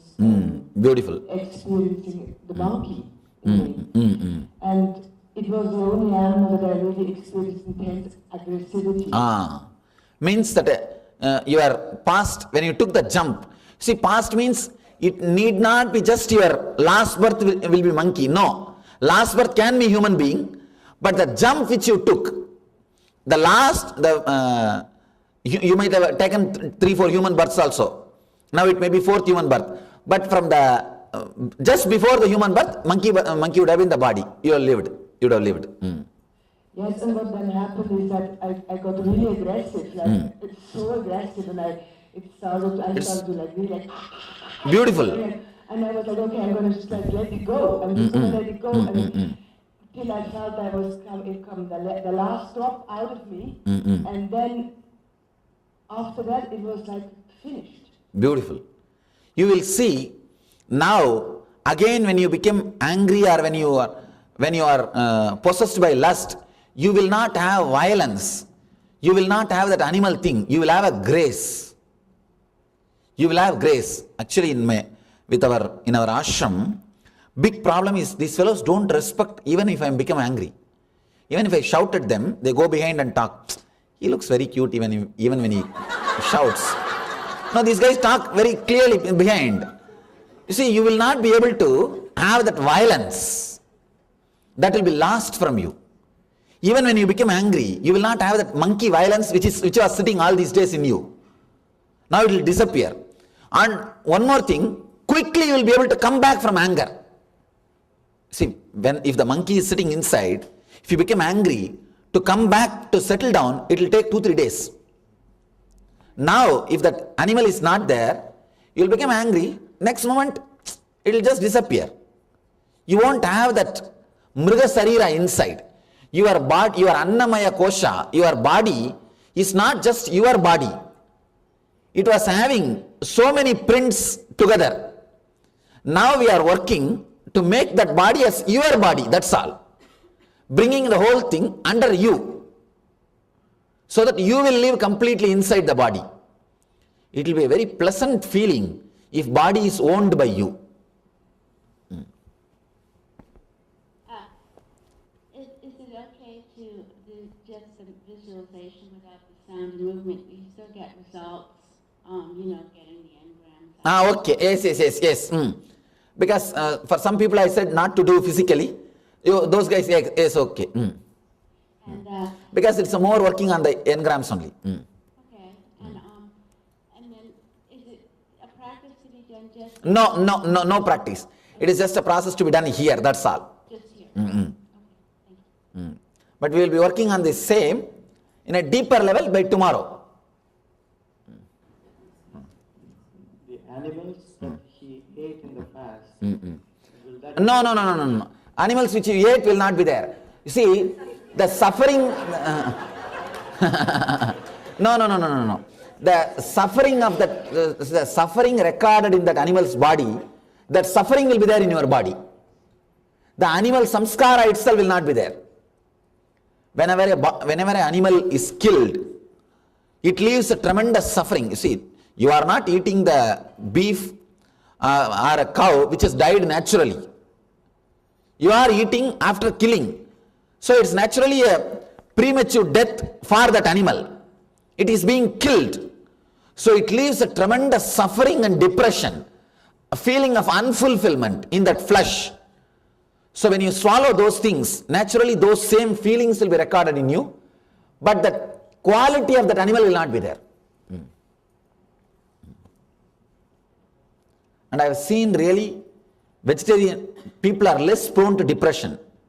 See, I am not far vegetarian because no vegetarian company is sponsoring me. I am not sponsored by any vegetarian food producers or companies. From my experience, I tell you, I have done enough of research in the human consciousness, worked with more than 1 million disciples. So,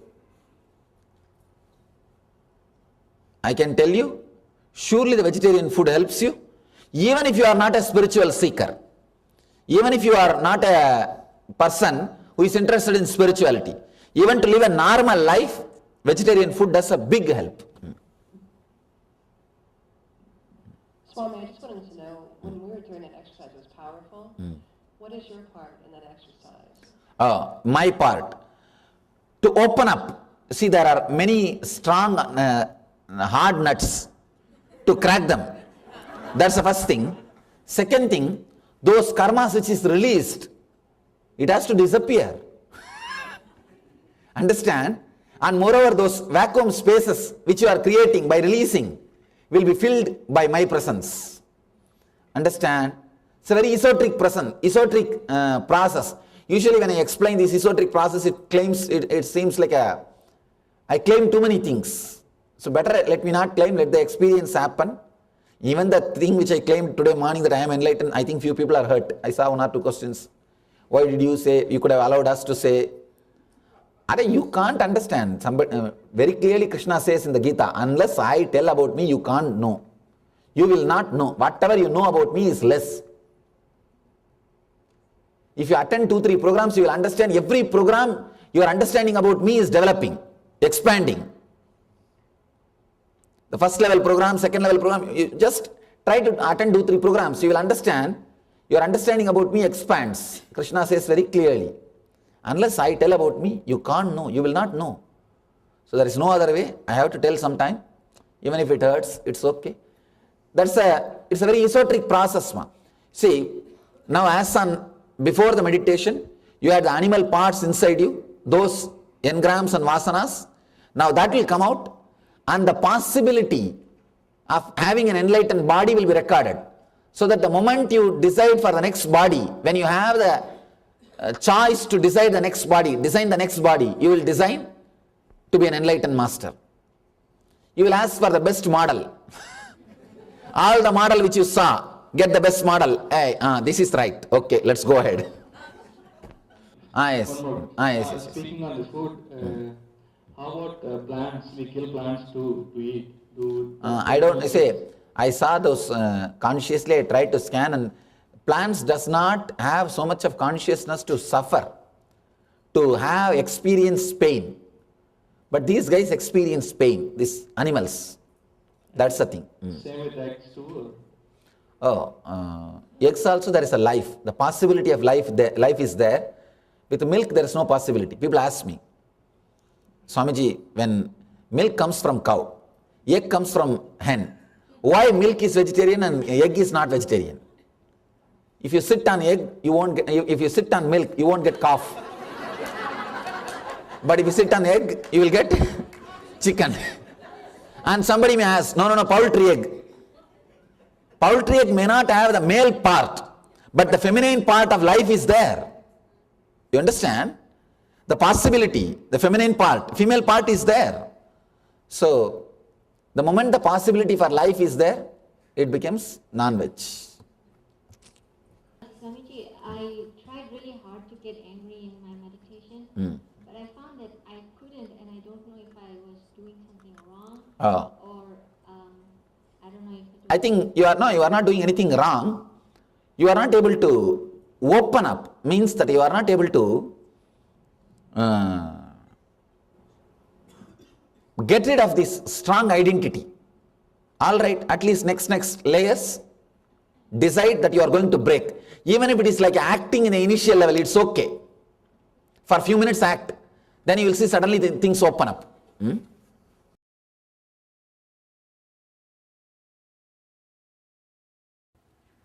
Let's enter into today's sutra. 89th sutra. Here Mahadeva is addressing Devi. Shiva is addressing Devi. Beloved, at this moment, let mind, knowing, breath, form be included.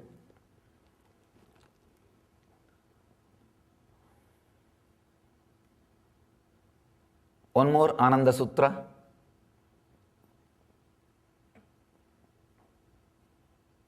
Understand? One more very strong initiation, very strong click. When I say click, just logically, if you allow this word to go inside, that is enough. That will shake your whole logic. With a simple logic, whatever you understand, with that understanding, if you allow this understanding to go inside, it will shake all the other understandings. It's like it will completely loosen up the programming, a conditioning which you did to yourself or which society has done to you. Beloved, at this moment, let mind, knowing, breath, form be included.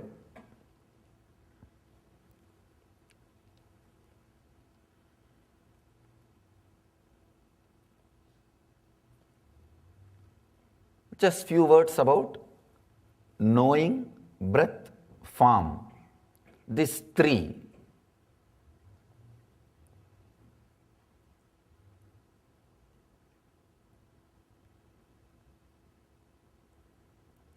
You have three levels of body.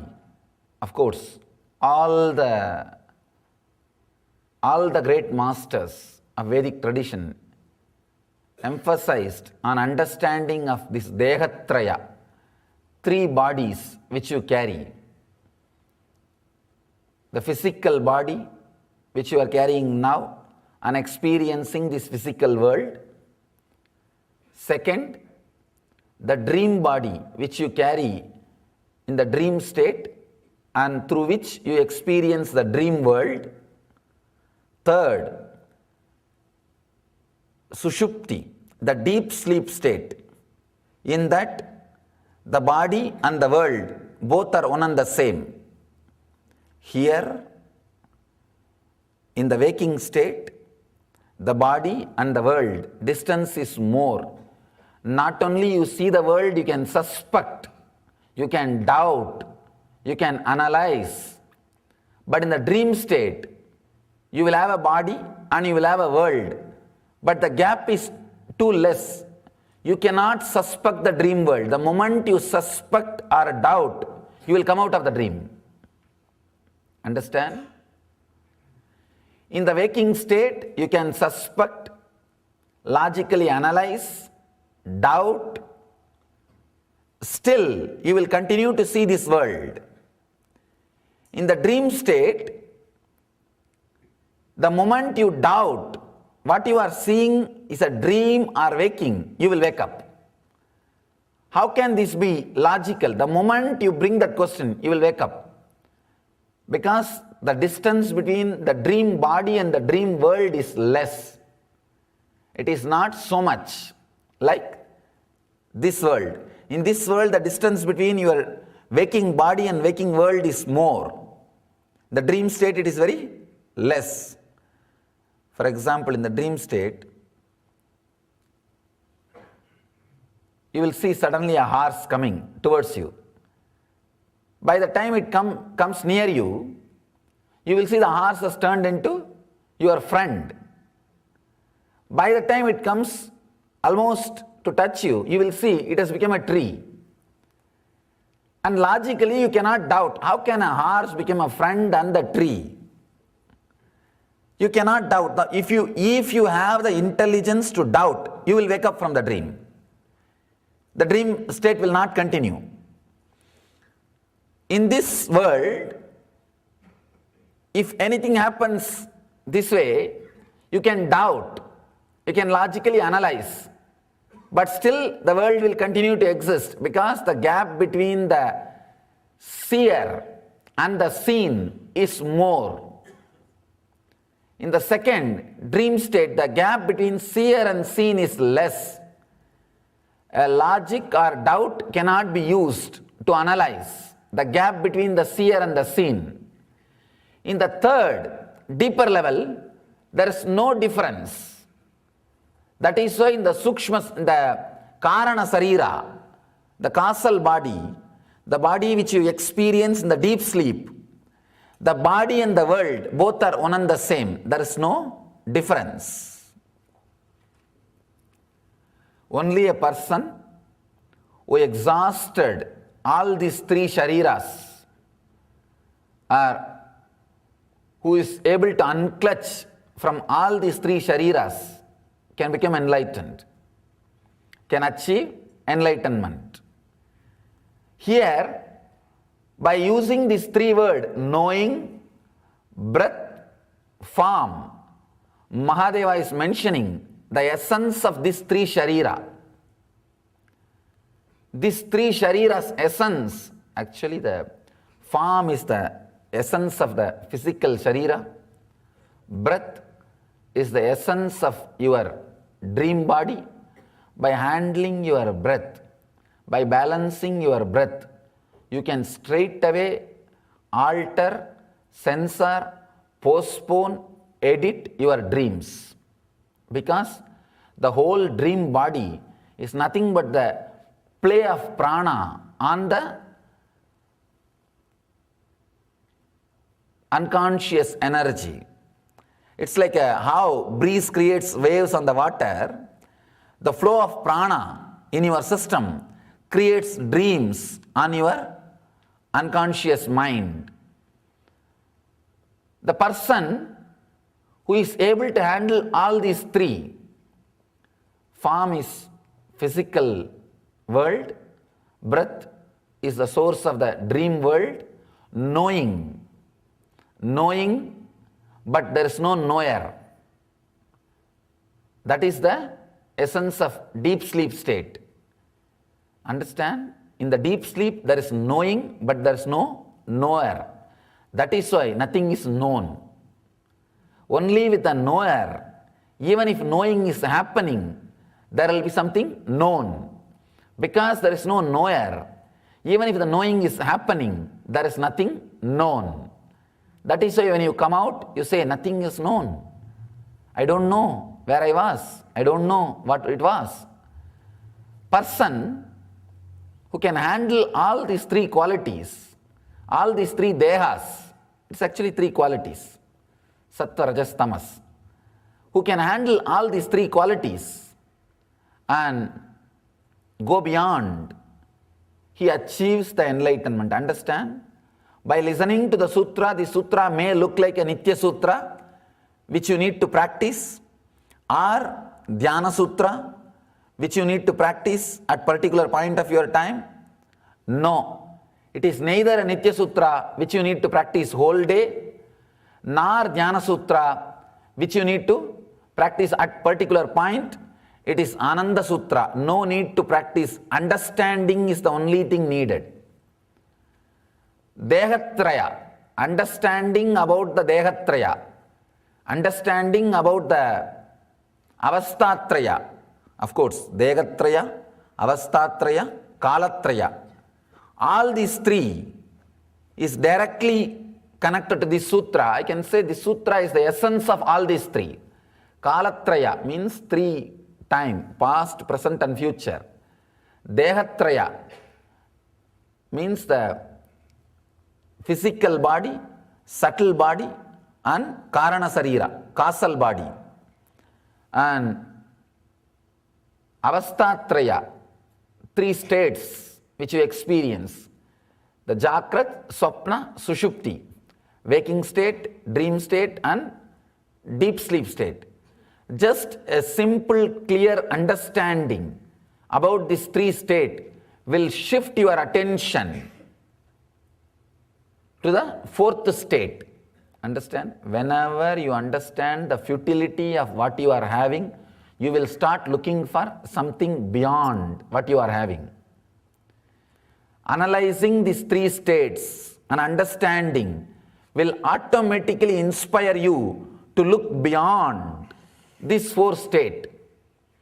That is why I tell you, this is Ananda Sutra, means just understand, automatically it will shift your attention to beyond this three state. To wake up from the dream, you don't need any technique. Very beautiful story by Ramana Maharshi. Somebody goes to Bhagavan and asks, Bhagavan, what is the technique to become enlightened? Will the service to society help? Or breathing, controlling the breath will help? Or should I do meditation? Should I do this? Should I do that? Bhagavan beautifully says in a story, one person is seeing a dream as if a tiger is chasing him. And he is shouting, tiger is chasing me, save me, save me. If you give him a weapon from the waking state, you see he is dreaming and he is shouting in the dream, means he is shouting in the sleep, tiger is chasing me, save me, save me. You are sleeping in the next room, suddenly you bring a weapon and give him. Will it be of any help? No. All you need to do, save him from that suffering, is just tell him, hey, wake up. That's all. Nothing else is needed. Nothing else can help. All you need to do is wake up. Tell him to wake up. No other technique will help. No other method can help. How the waking up happens? The attention, instead of being on the scene, when it turns towards the seer, he wakes up. This understanding about the avastatraya, these three states of consciousness, I can say three states of mind. We can't use the word consciousness because consciousness has no states. It's beyond. Only in the Western psychology they use the word unconscious, subconscious, and conscious and superconscious. Conscious is always super. It's beyond super. It cannot be. Maybe you can use the word for mind. If you understand the three states of the mind, Trivikalpa, your whole attention will turn towards the seer and the awakening will happen automatically. Understand? Only a person who has crossed all these three before leaving the body is enlightened. There are very few rare souls who leave the body after exhausting all these three, but even after that they descend. They assume a body. They are called incarnations, avatara. Understand? Based on the state in which you stayed most of your time, that is the state will automatically erupt when you are leaving the body. If you stayed most of your time in the waking, clear state, if that was the strongest experience of your life, that was the essence of your life, you will see when you leave the body, only that will come up. If dream state is the state you spent most of your time, or you feel that is the essence of your life, that will come up when you leave the body. If deep sleep state was the real experience you enjoyed, most of your life you spent only in that state, then naturally when you were about to die, you will fall into coma. Understand? Based on the person's death, we can say how he lived. If a person can leave the body consciously, he lived consciously. The majority of his life was conscious, means in the waking state. Understand? All the time you are able to move your body and mind as you want, do not think you are waking state. No. Many times you will be driving, but you do not know in which road you are driving. Only when you reach your office and park the car, suddenly you remember last 30 minutes you drove. At least 200 decisions you would have made to drive, right, left, stopping in the red signal. 200 decisions you have made without being aware you are driving. You are doing something. So all the moments in which you are able to move your hands or leg as you want does not mean you are in waking state.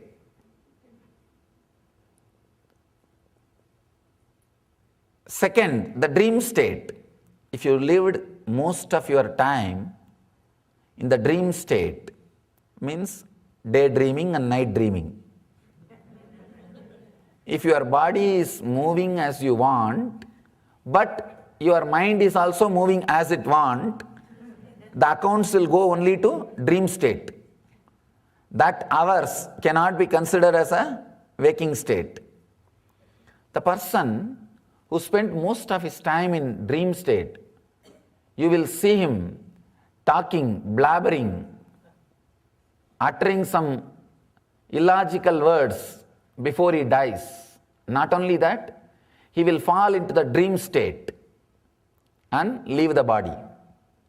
And the person who lived most of his time in the deep sleep state,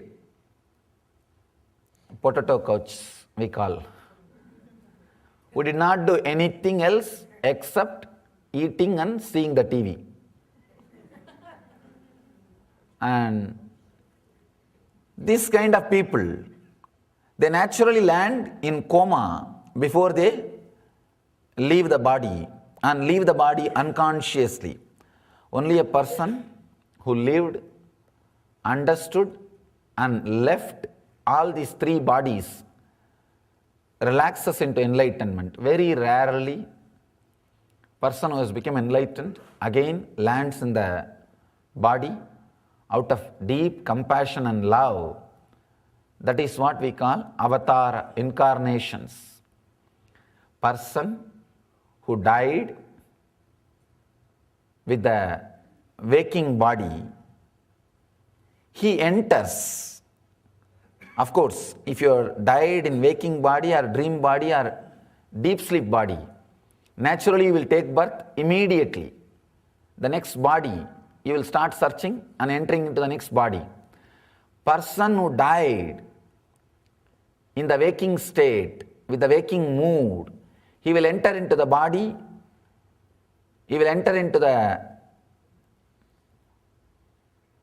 world with another one body, which is created in a normal way, with a physical relationship, with a physical intercourse, with the ordinary sex. He will catch that kind of body and land. And the next, the person who left the body in the dream state, he will select the body which is created by the tantric intercourse, means the meditative parents. Even though there was a physical relationship, there was a lot of meditativeness into that. Both of them were real seekers, spiritual persons. In that kind of womb he will enter. A person who left the body with a deep sleep state, in the deep sleep state, he will naturally enter into animalistic, means completely the move or the thinking, physical and mental movements are unaware. Animalistic means it may not be four-legged animal, even two-legged animal it can be. It can be even human animals, means who have the human body, but the Pratyagatma Chaitanya, the individual consciousness awakening has not happened. He will choose that kind of parents and land in that kind of body. Person who has left the body after disconnecting, unclutching from all the four sarira, the enlightened beings, if they land in the body, they will land in the immaculate conceptions. They will take up a body, they will land in a body which is created not by any intercourse or any physical relationship. Understand? Looks very illogical. Kundi experimented with this and gave birth to Karna. Kundi did not carry Karna 9 months. And all other 5 kids, all Panchapandavas and Karna, all the 6 have been given birth by Kundi in this way. In the way of immaculate conception, means created without any physical relationship. The science was alive, science existed, there is a possibility, and even though logically it is very difficult to understand or relate with, the science existed. Even now, the incarnations, people who are left after enlightenment, left the body after enlightenment, they land this kind of sariras. There may not have been any physical relationship, but suddenly the body will start getting created in the mother's womb and the child is there. If you see even the modern day incarnations like Ramakrishna, when Ramakrishna took birth, his father was too old. But the story, even the reminiscence says, when she felt she is carrying Ramakrishna, the Ramakrishna's mother, the father was far away, somewhere. It's like from a Shivalinga, a light entered, and she knows she is carrying a child now. Understand, person who left the body beyond all these 3 shariras lands by creating a body which is not related to any physical relationship. May not the physical relationship exist, but he knows how to create a new body and he lands in the superconscious body. Very difficult for a logical Western mind to relate with. The whole Christianity is taunted, made fun of, what not. It went through so much of problem just because of this one concept, the Immaculate Conception. Of course, to understand is there is something beyond our understanding. If we have that much of passions, look into it, try to understand, otherwise at least relax from it. The essence of what I try to tell you, understand all these 3 layers, understand all these 3 shariras and look into it. The moment you understand, your whole attention will turn towards the seer. It will neither be in the knowing, nor be in the breath, or be in the form. If your intelligence is based on constantly knowing, you will be dead. That is why the intellectual philosophers are so impractical. Because most of your energy will be centered, most of your energy will be bind in the Karana Sarira. The Sushupti, deep sleep state. That is why the more you become intellectual, a greater philosopher you become, the connection with the reality is disconnected. You become so impractical. A small story. Few philosophers have been arrested and put in jail. And all of them somehow, because no other way, started agreeing on one point that all of them should escape. For that agreement, I don't know how many months discussion went on.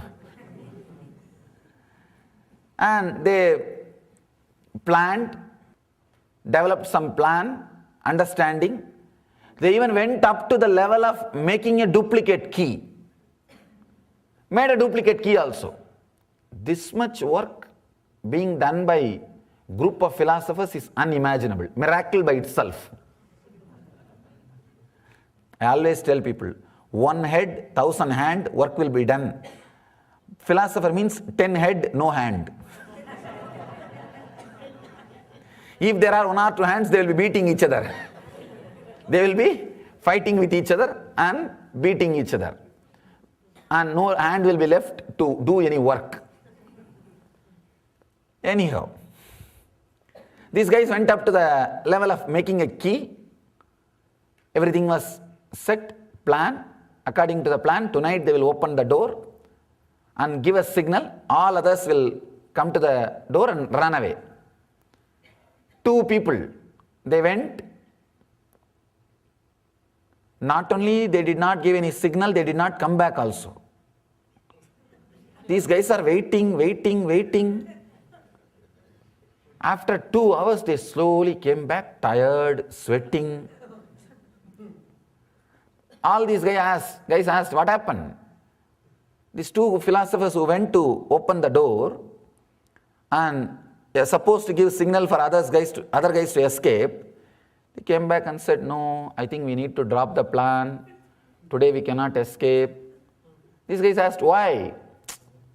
The fools forgot to lock. Understand? Philosopher cannot be spontaneous. Everything has to be according to the plan. And even if 1 line in the plan is missing, over. Nothing can be done. Too much away from practical realm, practical reality. They can never be practical. That is why traditionally the Lakshmi will never be near Saraswati. The wealth will never get accumulated with the philosophers because they will become too impractical. For wealth, you need to be completely practical, like a Krishna. But the philosophers more and more become like a Brahma. Too much away from the reality. That is why not many temples. He's sitting in somewhere and something is doing. Finally ends up creating this messy world. Anyhow, too much of head moves you away from the practical reality, moves you away from the exact truth. That is why knowing, if you are centered continuously on knowing, most of your energy will be blocked in the deep sleep, Sushupti Sarira. The second, understand? Always logical people think they are very intelligent. They think, that's all. Not. Logic means what? Analyzing, segregating. And when you can't segregate, when you can't dissect, when you can't analyze anymore, that part you call yourself as a specialist in that part. In India, if you even get some specialist for 1 organ, for eye or a dentist or any lungs, that itself is a big thing. Here I saw even in the one part, there are specialists even for inside. For eyes, right eye, left eye. And inside the right eye, there is so many specialists. Analyzing. And finally, when you can't analyze anymore, call yourself as a specialty of that part. Specialist in that part. That's the logic.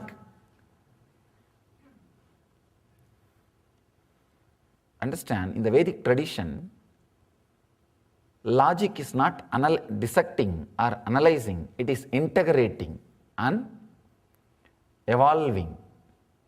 Integrating and evolving. The whole language is different. If you are knowing based, most of your energy will be inside the Sushupti. Because for knowing, you need only logic, no need for visualization. With visualization, you will have intelligence, not intellect. Here Mahadeva says only about intellect. Intelligence will be awakened when you go beyond all these three bodies, not with any one of this body.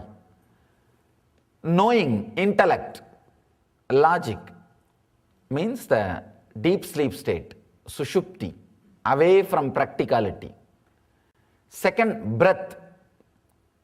Understand one important thing about breath. When you are aware, it leads you to the more and more awareness and becomes the key to open solutions from the problems. Understand? Many people come and ask me, Swamiji, what is the solution for this problem, that problem? Today somebody has put a question, a long assuming supposed question. Assume a person performs a murder due to being not aware like an animal. Let's assume after a 5-year trial, the judge awards him a death sentence. Again, assuming he transformed himself during those 5-year trial period and become completely conscious, similar to a god, he is awarding a death sentence, a good thing at the present moment for the past act. Would that person have another birth? Now you have to assume your answer, that's all.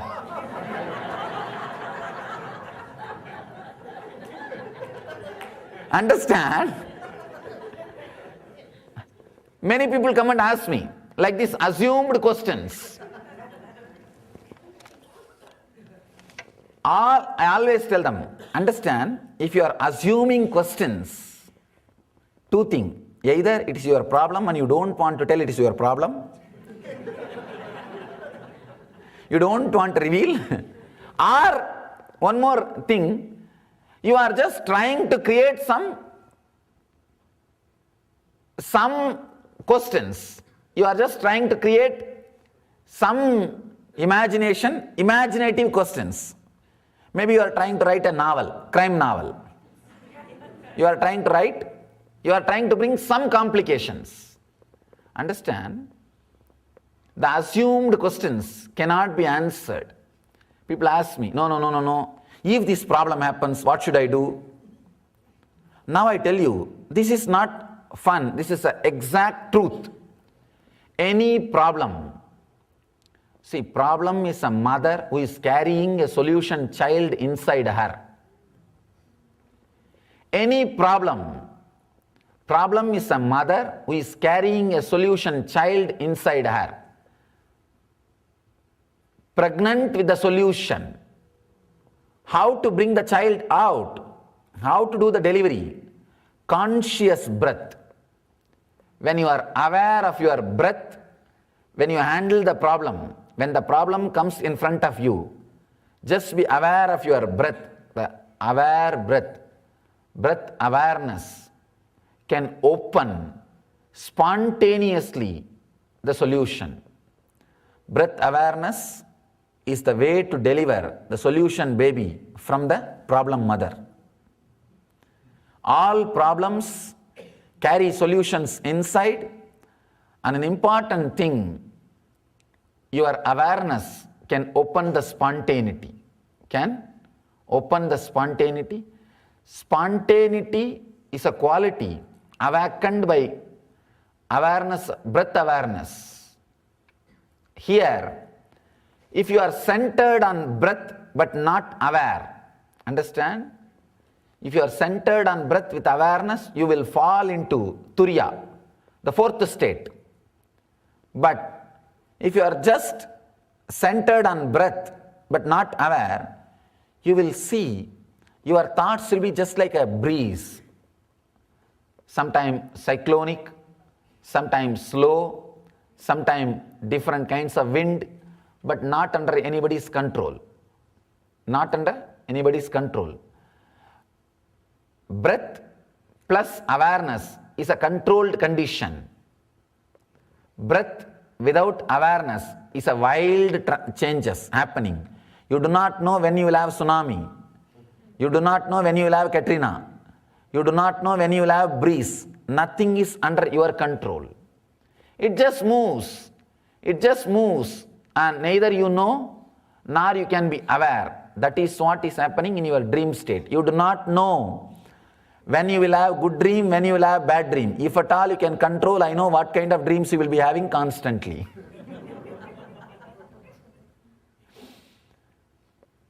You do not know when a snake will chase you, when a lion will chase you, when an elephant will chase you, when your spouse will chase you. You do not know. Means the breath without awareness. Mahadeva says very beautifully, he gave a beautiful technique to penetrate your dream.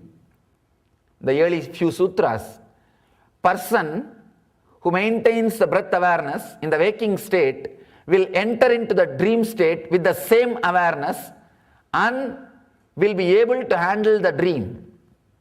Understand?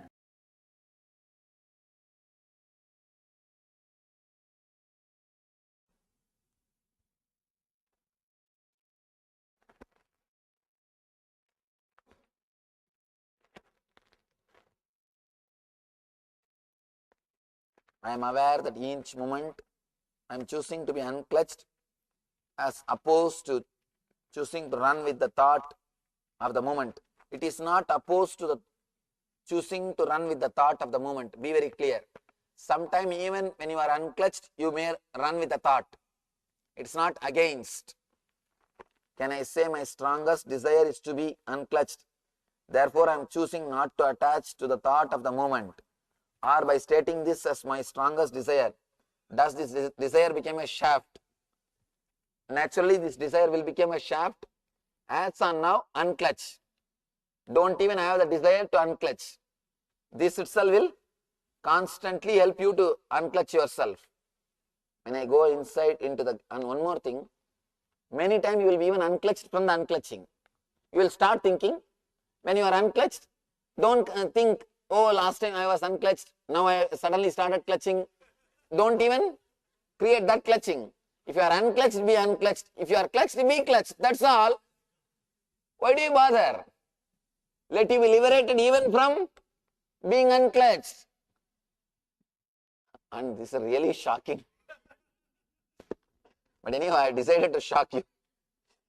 When I go inside into the gap, the space between breaths, your thoughts, I start getting a feeling or thought that I am superior for being able to do this. This is a piece of my interior identity. How do I surrender the inside identity? That feeling will automatically go away. Sometimes these yogic powers you get, but that will automatically go away. Don't worry. Suppose someone has a real life problem, say a car that needs $2,000 repair. This person does not have the money nor know how to get the money. How is a problem with no known solution dealt with without creating a new shaft? Is it best to wait for a solution to present itself? If you just wait, the solution will automatically present itself. Alright, by clutching you think you will be able to solve the problem? You can't.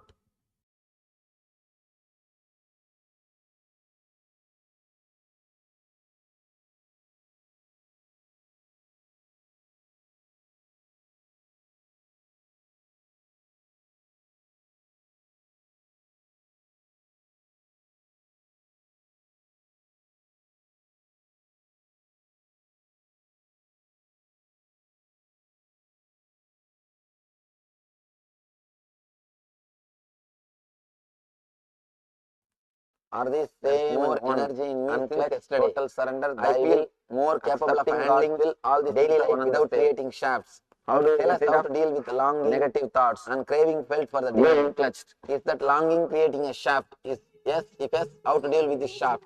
Understand it's one more shaft, it will disappear. That's all. Nothing else needs to be done. Now,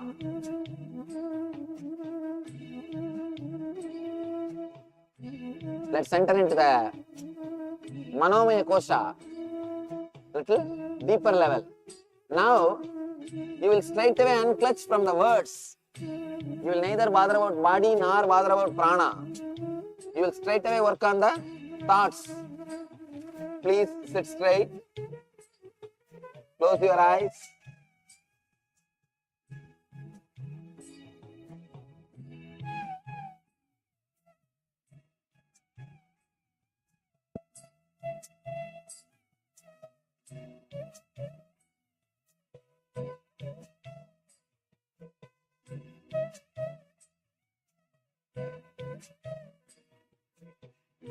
just be unclutched.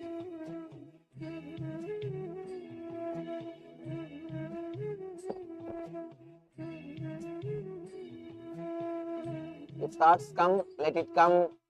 If they drop, let it drop.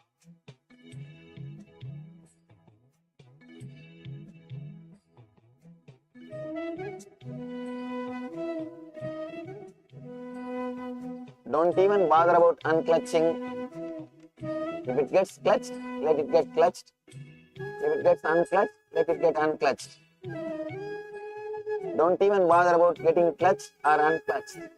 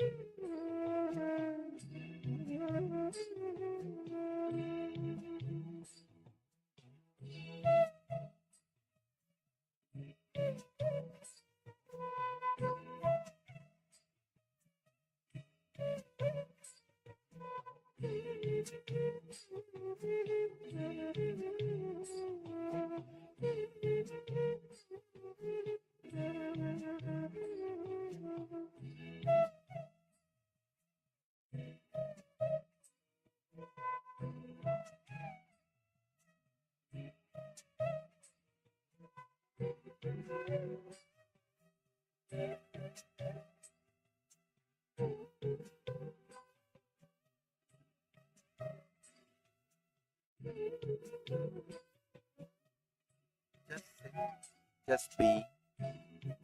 Don't even bother to unclutch yourself or clutch yourself. If it is getting clutched, let it get clutched. If it is getting unclutched, let it be unclutched.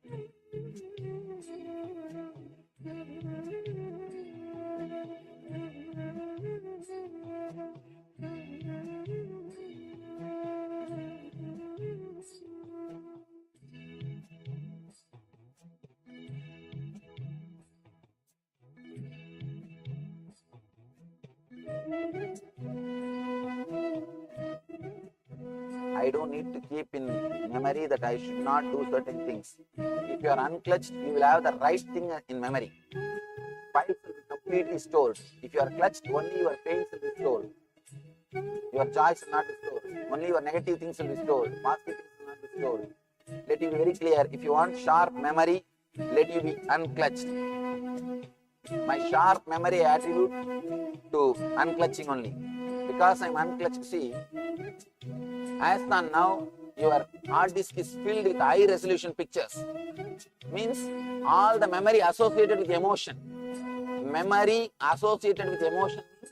Your hard disk is filled with high resolution pictures. It will naturally crash. You will not be able to retrieve or handle. You can't store too much. When you are unclutched, you will store only Word document. You can store lots more than the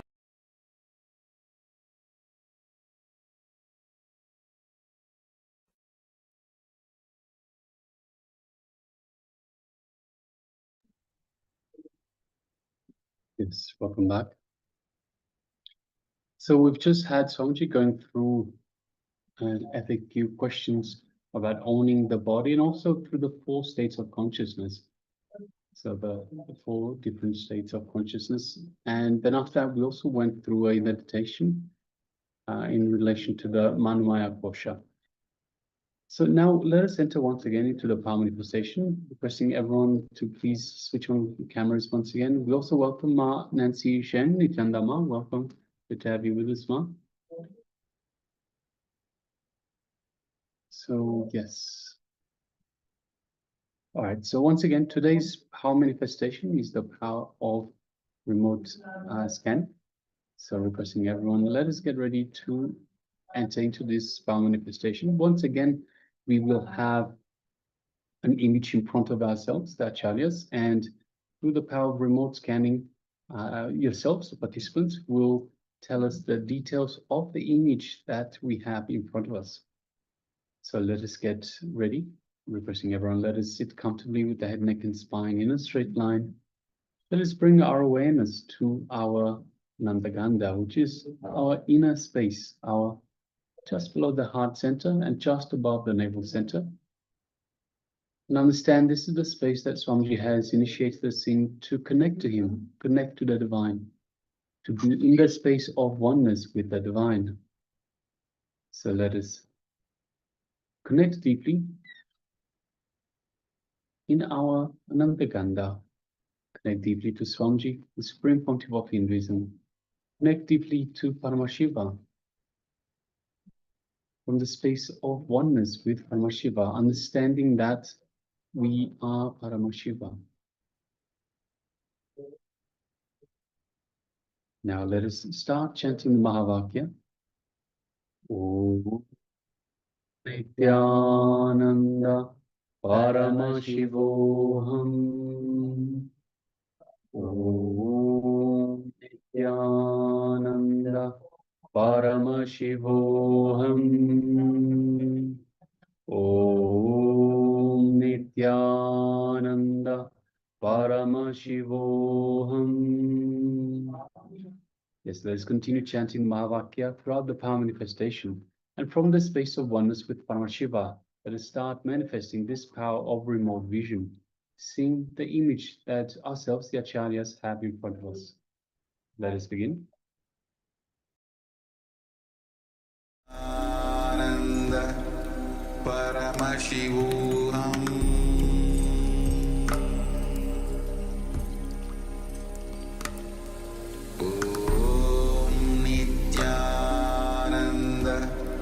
Paramashivoham.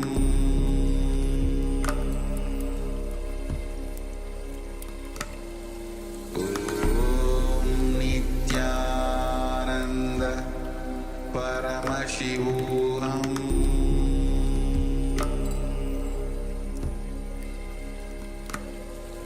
Om Nithyananda Paramashivoham. Paramashivoham.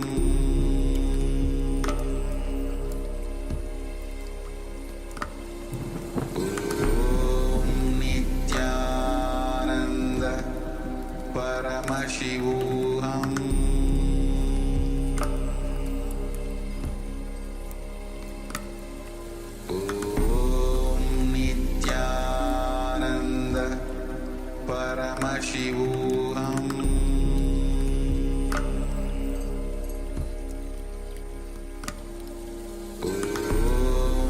Nithyananda Paramashivoham. Paramashivoham.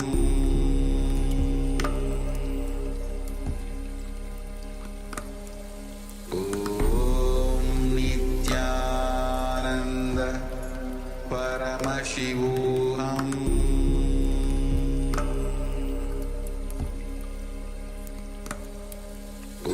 Om Nithyananda Paramashivoham.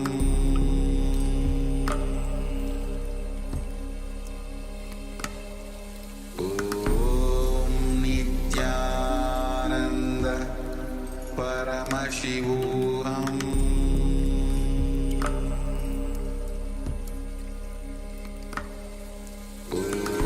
Om Nithyananda Paramashivoham. Om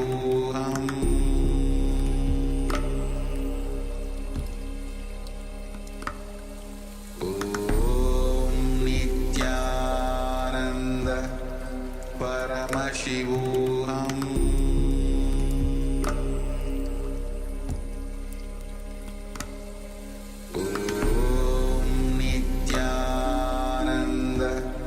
Paramashivoham.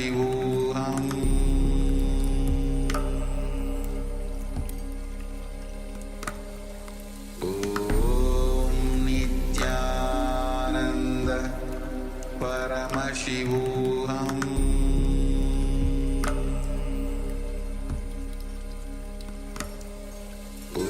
Om Nithyananda Paramashivoham.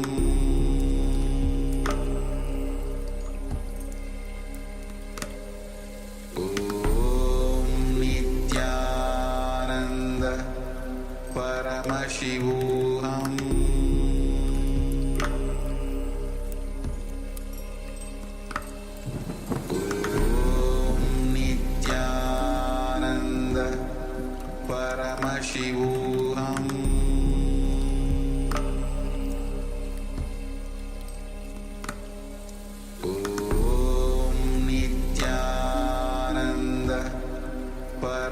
Paramashivoham.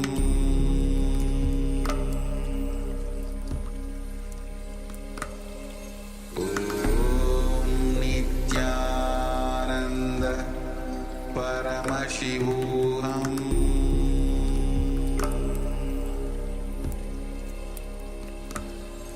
Om Nithyananda Paramashivoham.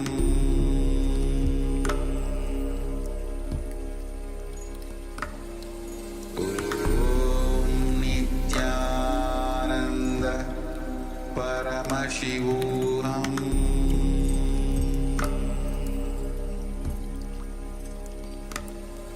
Om Nithyananda Paramashivoham.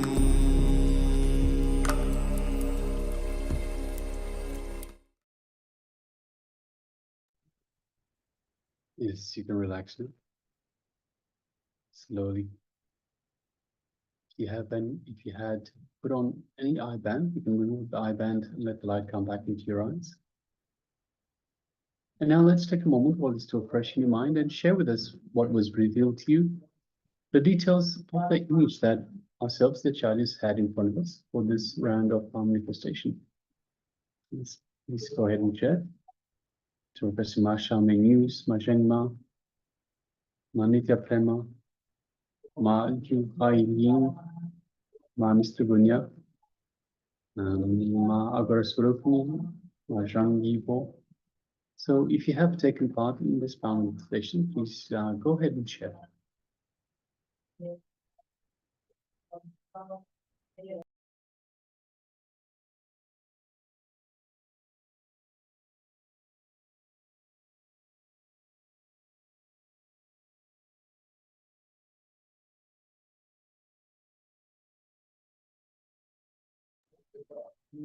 All right, so if you're still sharing, let's continue to do so. Meanwhile, let us bring back the image that we had displayed for you.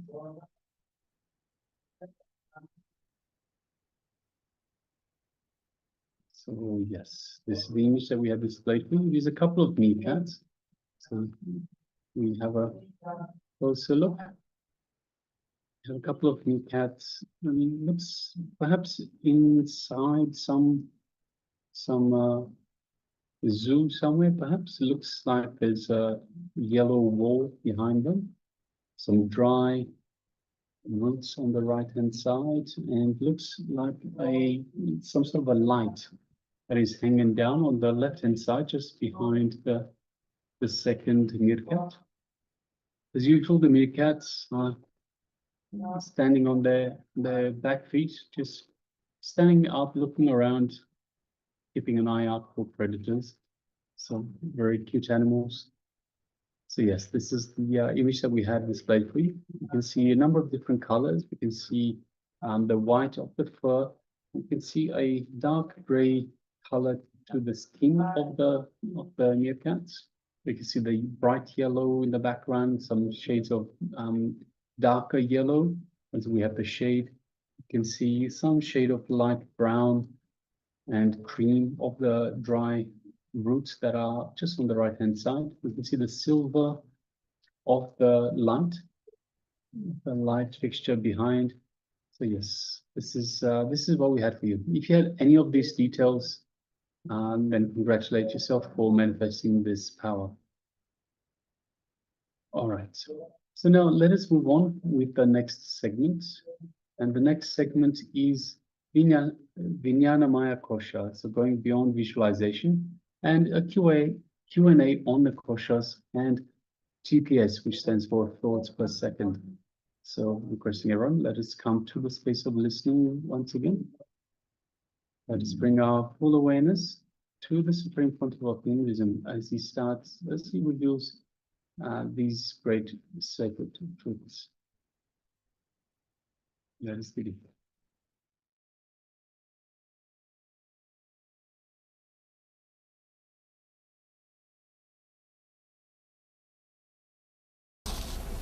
All right, maybe let's do the process of Vijnanamaya Kosha, next level. This layer is related to visualization. Now you are supposed to go beyond all visualizations. You see, now you are supposed to be taken to a space where your visualization does not have any more hold on you. How? It's my job, don't bother.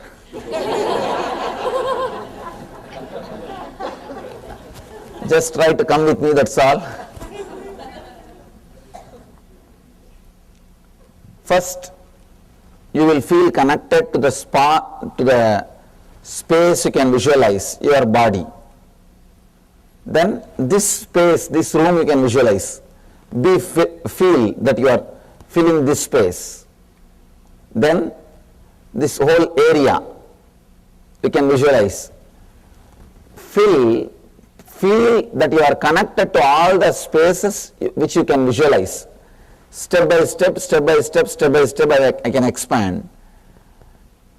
Include everything step by step. First, your body, then this space, then this area, then this city, then this country, and then this planet Earth, till your visualization loses the idea of you.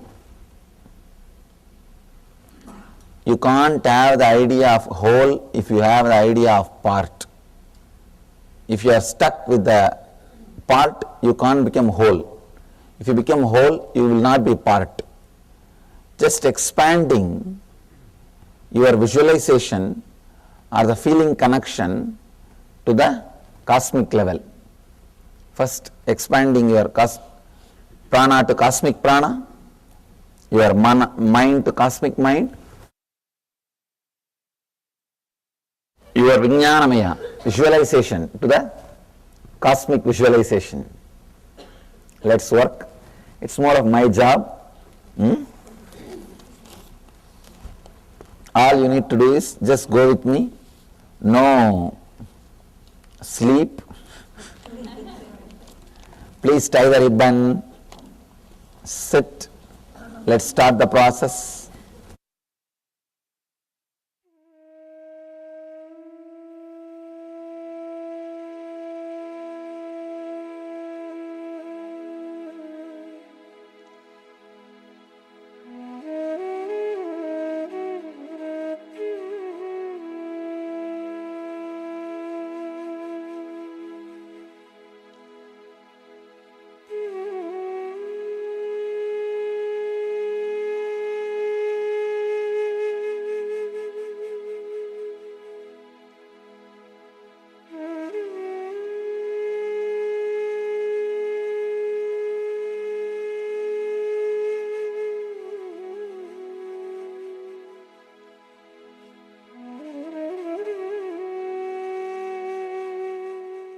No, pregnant women should not do.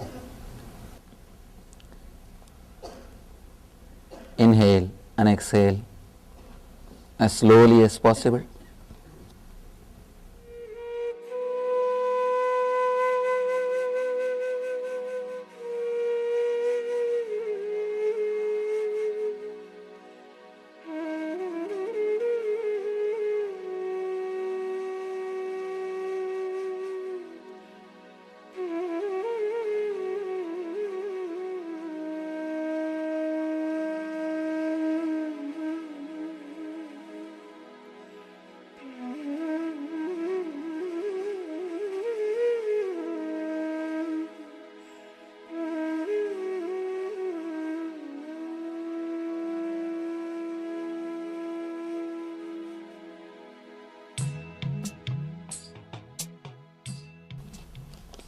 Inhale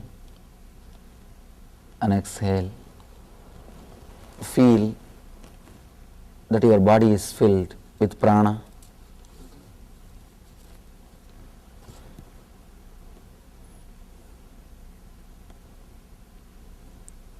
Feel you are filled with your body and your body is filled by you.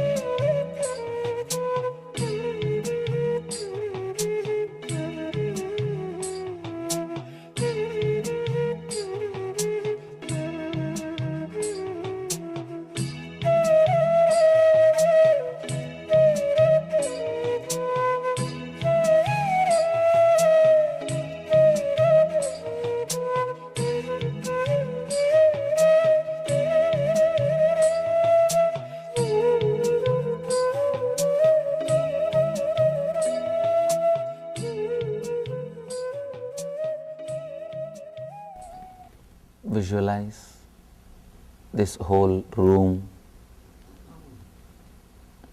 Feel you are filling this whole room.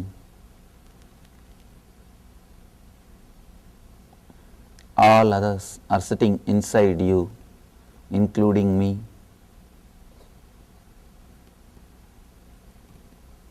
You are filling this whole room. This whole room is filled by you. Feel all the four corners of the room is you, your body, your extension.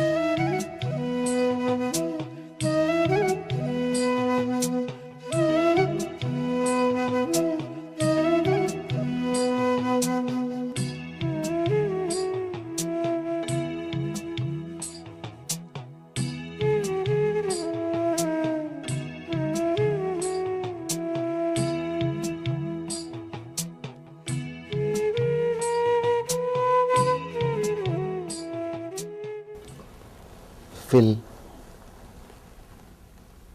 this whole room. Be filled.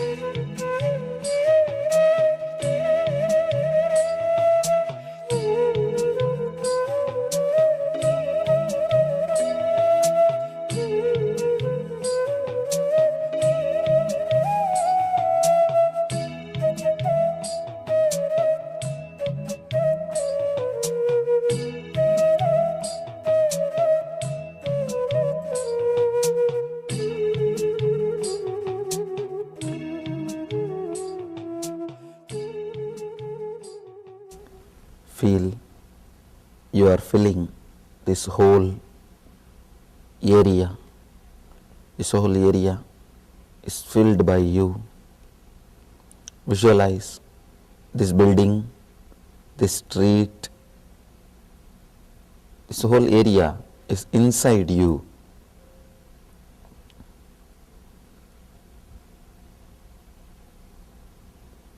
See them all inside as part of you.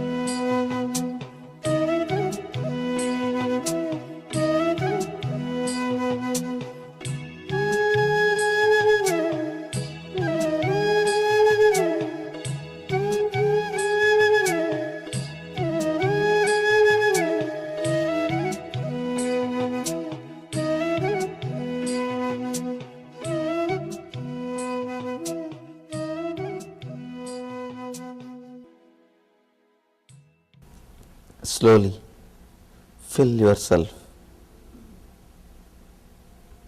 in this whole city. Let this whole city be filled by you. Whatever part you know, remember about this city, visualize that you are filling everything. Everything is filled by you.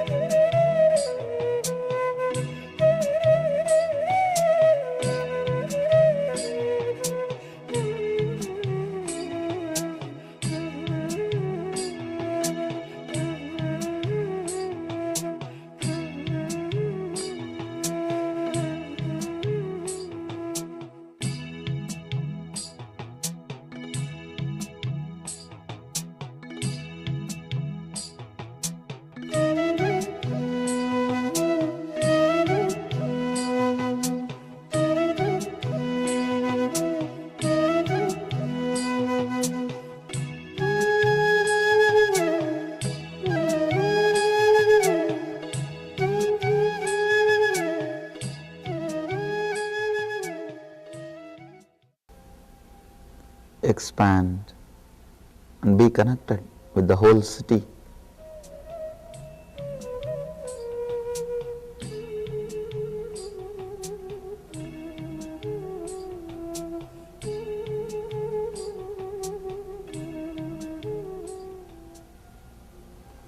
Feel you are filling the whole city. Whole city is inside you.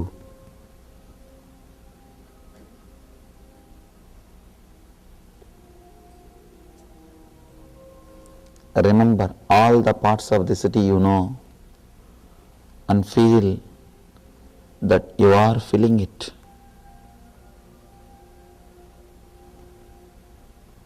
They are all inside you.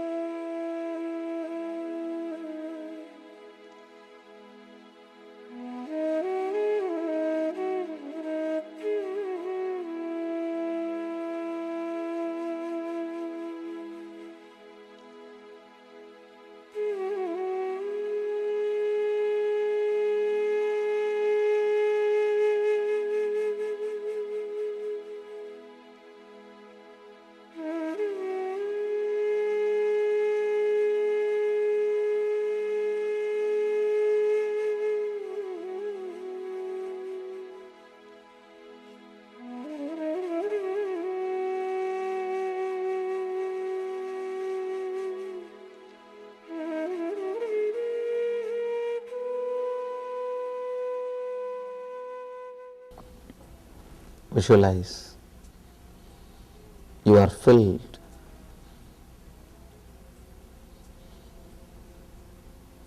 This whole country is filled by you.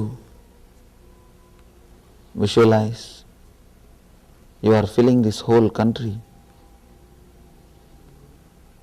and this whole country is inside you.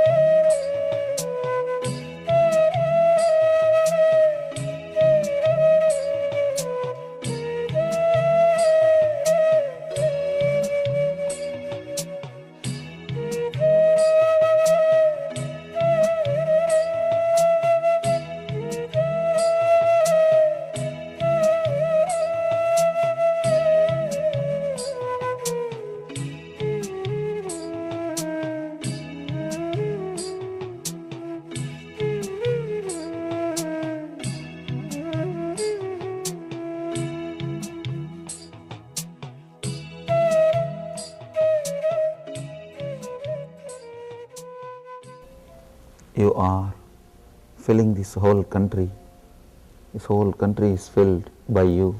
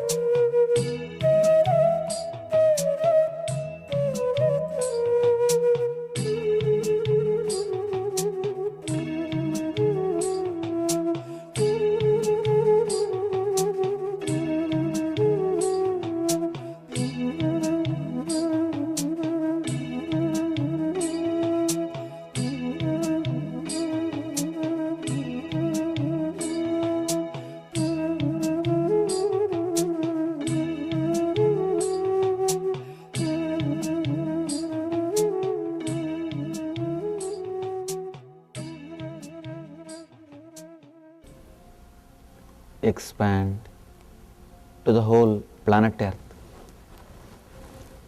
Let you be filled by this whole planet Earth.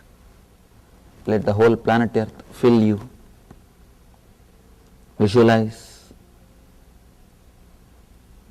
the whole planet Earth is inside you.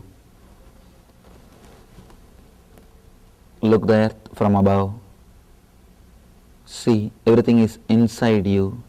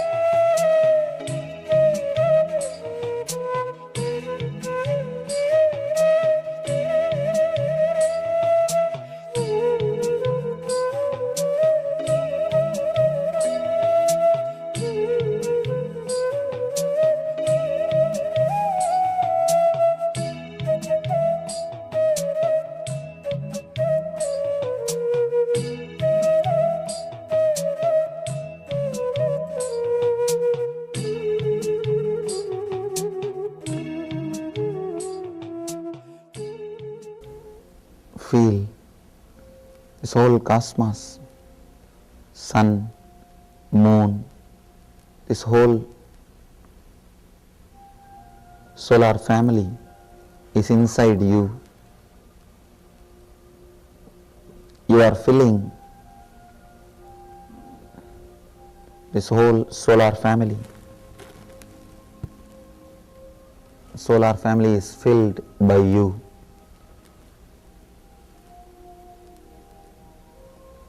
Feel connected, feel filled. Let the sun, moon and the earth, all the planets be inside you.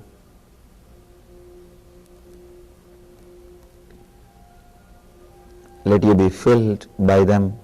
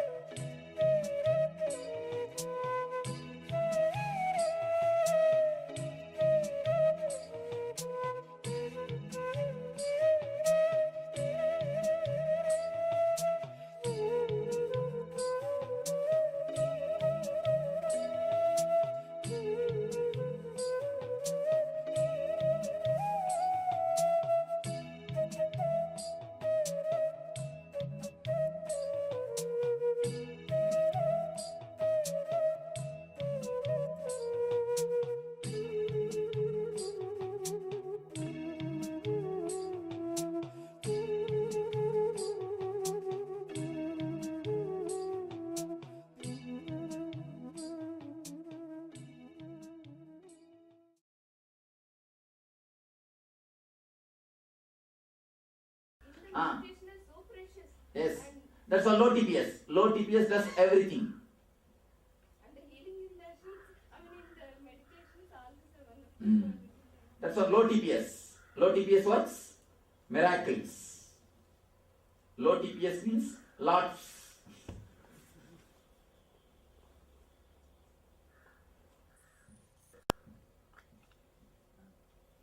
Any other question?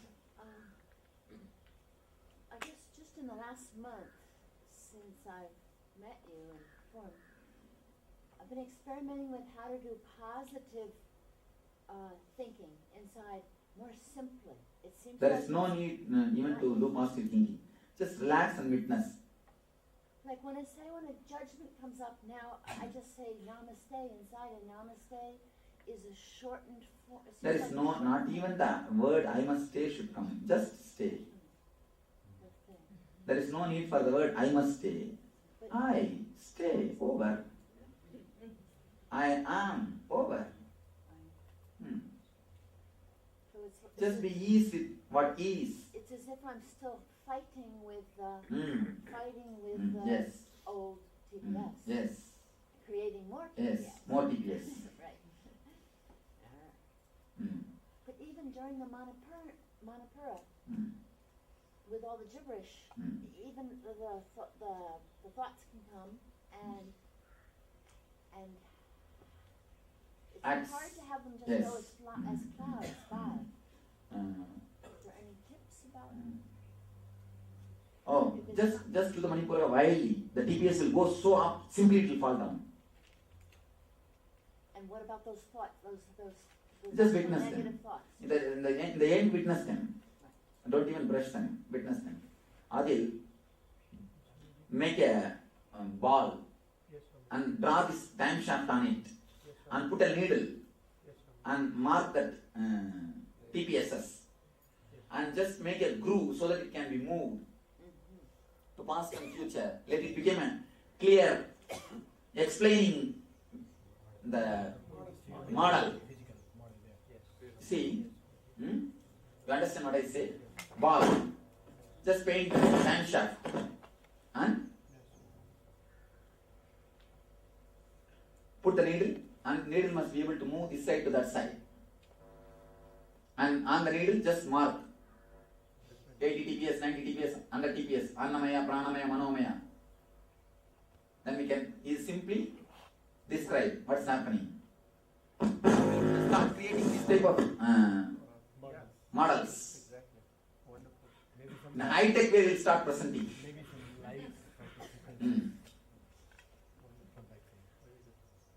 Swami, at the bottom of the needle, I can see on the time shaft like the capital I marked on the needle. Yes, that's all. I mean, children, we find their attention span is less. They keep hopping from one to another quickly. But generally they are happy. No, they don't. Their TPS is not too high. Even if their body movement is too high, TPS is not too high. So thinking, they No. keep You see, they can. You see, No. Why you know? Even the 10 thought they think, all the 10 they express it. You don't express. Even if you think 100, you don't express because you are cultured socially. The social culture is one more thought. You don't express. So thinking and not expressing is too much TPS. The other day we went to Tirunnamalai. There's a place called Skandashram. We all climbed there. And it was supposed to be a silence place.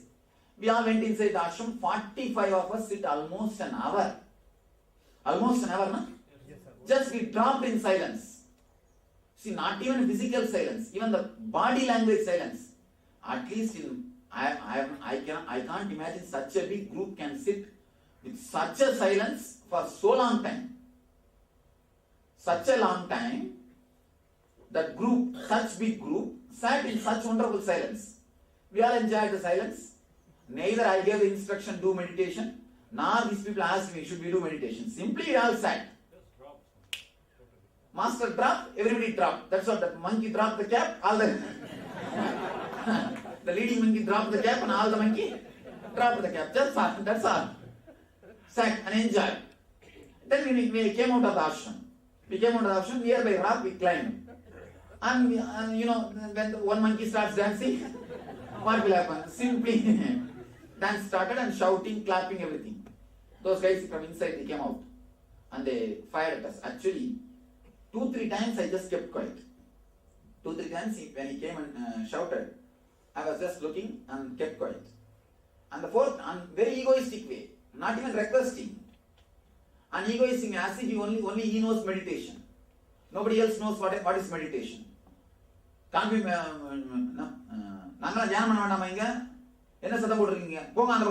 something like that he shouted.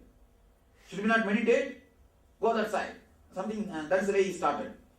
Then I simply, till the time we were keeping quiet, then I thought, now it is time for this guy to have the puja. Immediately I started. See, first thing, inside your space we respected. Now it is outside. And it's a tourism spot. Now it is your time to learn how to meditate with this sound. How to meditate with this sound. And call him. I told some of our people, call him, I will teach him technique how to meditate with sounds. And he thinks we do not know anything about meditation. And that is the way he behaved. He behaved as if he is behaving with them. Usually people come there now, the farmers and usually the village people. You see, actually these idiots, these so-called idiots, they are trained, they are habituated to rule them. Their ego is so much. Actually, that is what. They actually physically sit, but the TPS is too much. TPS is too much. And they can't sit. Because they can't sit, they go around and tell everyone to be silent. Let me tell you a small story. The same story I told there. One day, morning, 7 o'clock, a Zen monk was sitting on the bank of a river and meditating.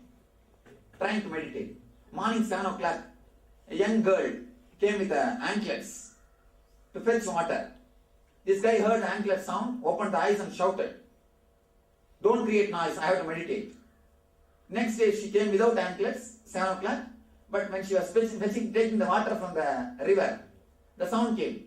This guy opened the eyes and shouted, "Don't you have sense? Don't create sound, I have to meditate." The third day, 7 o'clock, he was waiting for her to come. Hear the noise.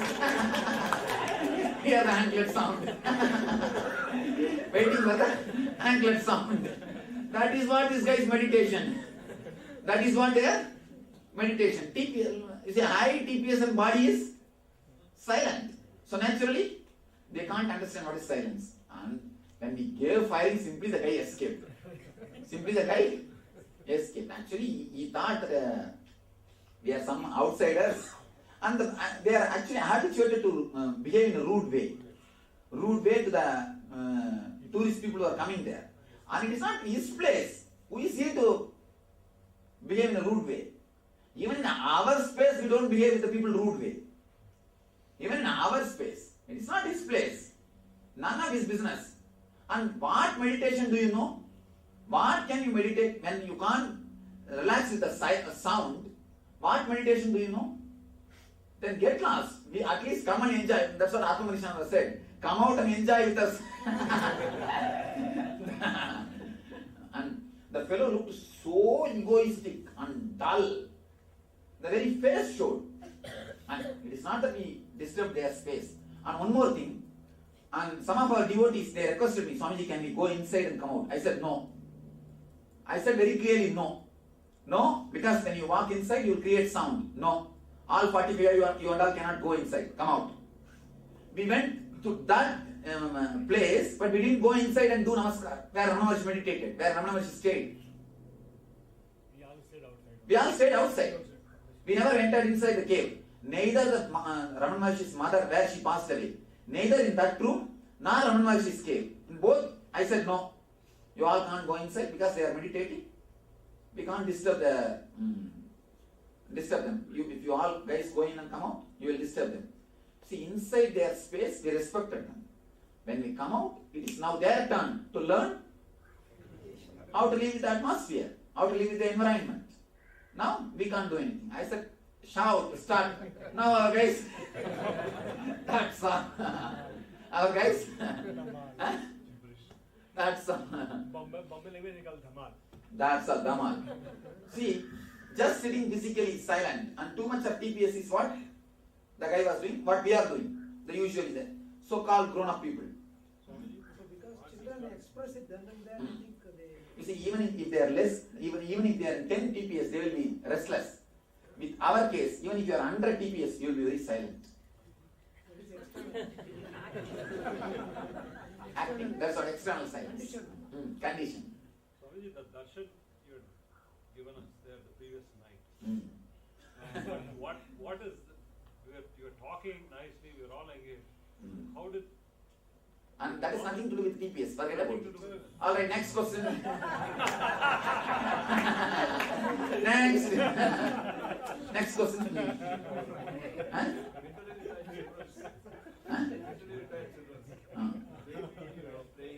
No. Even they have too much of TPS. What you mean by saying don't walk your way to God, don't drive your way to God, dance your way to God? Yes. This is what I say. Just jump your way to God. Neither drive nor walk. Not even dance, just jump around. Even the dance word has got some culture in it. And no culture. Just wild. Spontaneous and wild.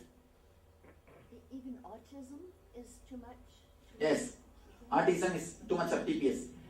One side TPS blocking the other side TPS. TPS is facing each other and hitting each other. Not even a clear TPS. Just too much. Like this. Sometimes you can see 1 feet your leg will go up front and half inch or 2 inch will come back. And especially ladies you can see.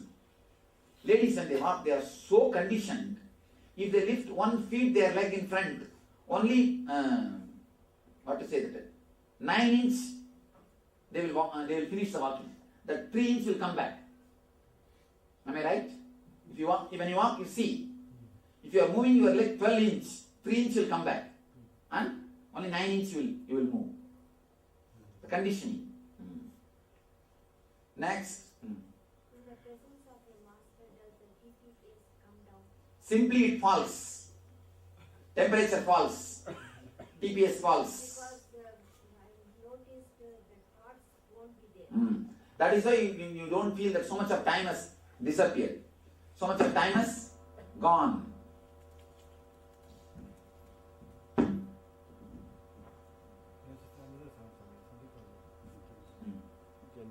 Correct. Somehow Bombay people are very enlightened for me. You know, they call TPS time pass. Swamiji, these Annamaya Kosha, the Pranamaya Kosha, are they correlated to the lower level chakras somehow? Or as you go to the No. there's no In all the 7 chakras, you can be in all the 5 layers. In Muladhara, you can be Annamaya Kosha, then too much of fantasy and dreams. And slowly when it disappears, you are in energy. The same way, Swadhisthana, too much of fear, Annamaya Kosha. If you are in Annamaya Kosha, you are in total fear. When you come here, you are in Nirbhaya and freedom. And in the Manipura, if you are in Annamaya Kosha, you are too much of psychological worrying. Then it becomes a chronological planning, creativity. In Anagata, if you are in Annamaya Kosha, asking attention. If you are in Anandamaya Kosha, just giving energy. That's all. For every chakra you can have this. Does it have any connection with the 7 bodies? No. 7 bodies is totally different. Actually, the same 100 to 0, if it is classified in a 7 way, it becomes 7 body. If it is classified 5 way, it becomes 5 kosha.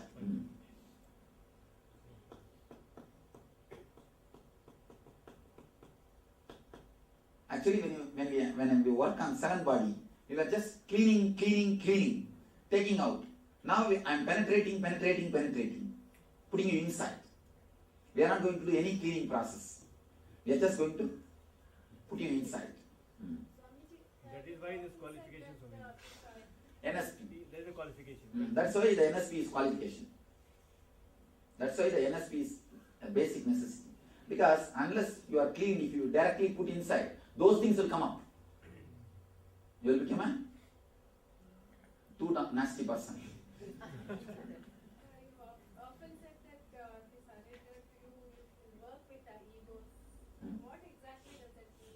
TPS coming, bringing the TPS down. That's all. This single drawing gives explanation for the whole thing. It can explain all the NSP. ASP, NSP, healer's initiation, time shaft theory, Atma Spurana, everything is in this single one drawing. But unless you do all those things, you will not understand this drawing. All your body disappears in Pranamaya Kosha. Annamaya body disappears in Pranamaya Kosha. Pranamaya body disappears in Manomaya Kosha. One by one it disappears. Where Anandamaya Kosha disappears into Atman is what is Anandagandha Chakra. Swamiji, going to some of the Shiva temples where there's high energy, feel like you're being sucked into a black hole. Is that Anandagandha? Yes, Anandagandha. Whole thing will be sucked. Just that feeling. You see, actually Anandagandha, when you go in, the whole body will have bliss. Have you felt any time the whole body having pain?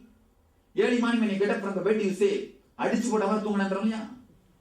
if I have been beaten. The whole body is paining. Just like that, you will see the whole body is in bliss. That's what is Anandagandha. Then you have experienced Anandagandha really. If your whole body is in pain, in bliss, you experienced Anandagandha. What does Mana and Vijnana represent? Mana means the mind. You see, Annamaya Kosha means your physical body. Pranamaya Kosha is all the gas movements inside your body. All gas movements going up or coming down. All gas movements. Through any hole gas comes out. It's a prana movement. And this Manomaya means your inner chattering. Your inner chattering is Manomaya. Vijnanamaya is a deep sleep. Anandamaya is any bliss you enjoy. It's Anandamaya.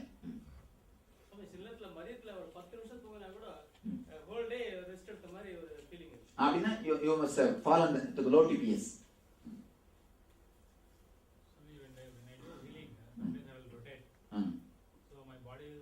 I think you are moving with time shaft.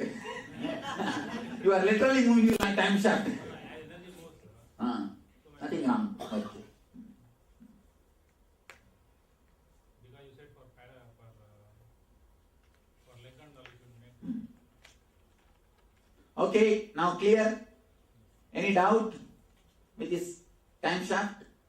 Alright, now you are going to start the witnessing. Witness, at least now don't miss. Only then I can move to the next technique. Understand very clearly. See, unless you move from Annamaya, I can't go to Pranamaya. You may waste the whole 4 days in Annamaya itself, I don't know. It is now up to you whether to go to the other thing or not. But surely I won't move to other thing unless you penetrate the Annamaya. I can't go. Otherwise, I will be just going and you will be sitting there. I want you to come with me. So, yesterday you had so many doubts. Should we sleep here? Should we there? All those, witness those doubts also. Understand? Witness all the thoughts. Clear? Swami, we witness the thoughts, but we follow to the action. That's where the doubts came. No, don't follow to any action. Don't follow to any action. Just witness the thoughts. Just witness the thoughts. Continuously witness the thoughts. Don't bother. Oh, they are all going eating. Then witness that thought also. Not acting from You want to sleep. Now this Then is- don't even see. If you want to sleep, witness the thought. So don't sleep. Don't lie down. Just witness the thought. Witness the thought. Whatever happens, let it happen. Neither decide I will not sleep, nor decide I will sleep. It has to happen. Again, you wanted a decision. Again, you wanted a rule. Don't ask me the path. Ask me torch. I am here to give you the torch. If you don't take the torch, torture. And no Krishna, I won't tell you the path. I won't show you the way. I will only give you the torch. Don't ask me the clear-cut instruction. Should we sleep or should we sit? Should we walk? Don't decide. Just witness. Create the gap between you and your thoughts. Let it happen by itself. After some time, the intensity will be too much. Automatically, your body will work. That's different. But you don't work. Let us see how much you can manage your mind. How much you can manage your mind. That's what I want you to know. How much you can manage? 21 kshana or 11 kshana or 8 kshana. Means 21 times again and again if it comes. Again and again you are just witnessing, neither sleeping nor refusing. For example, the thought comes, I should sleep. 21, generally what you do? Immediately you cooperate. You move your body, lie down and cooperate with it. Now don't cooperate with the thought. Let it raise. Next thought. Let it raise. Next thought. Let it raise. Just witness. I should sleep. I should sleep.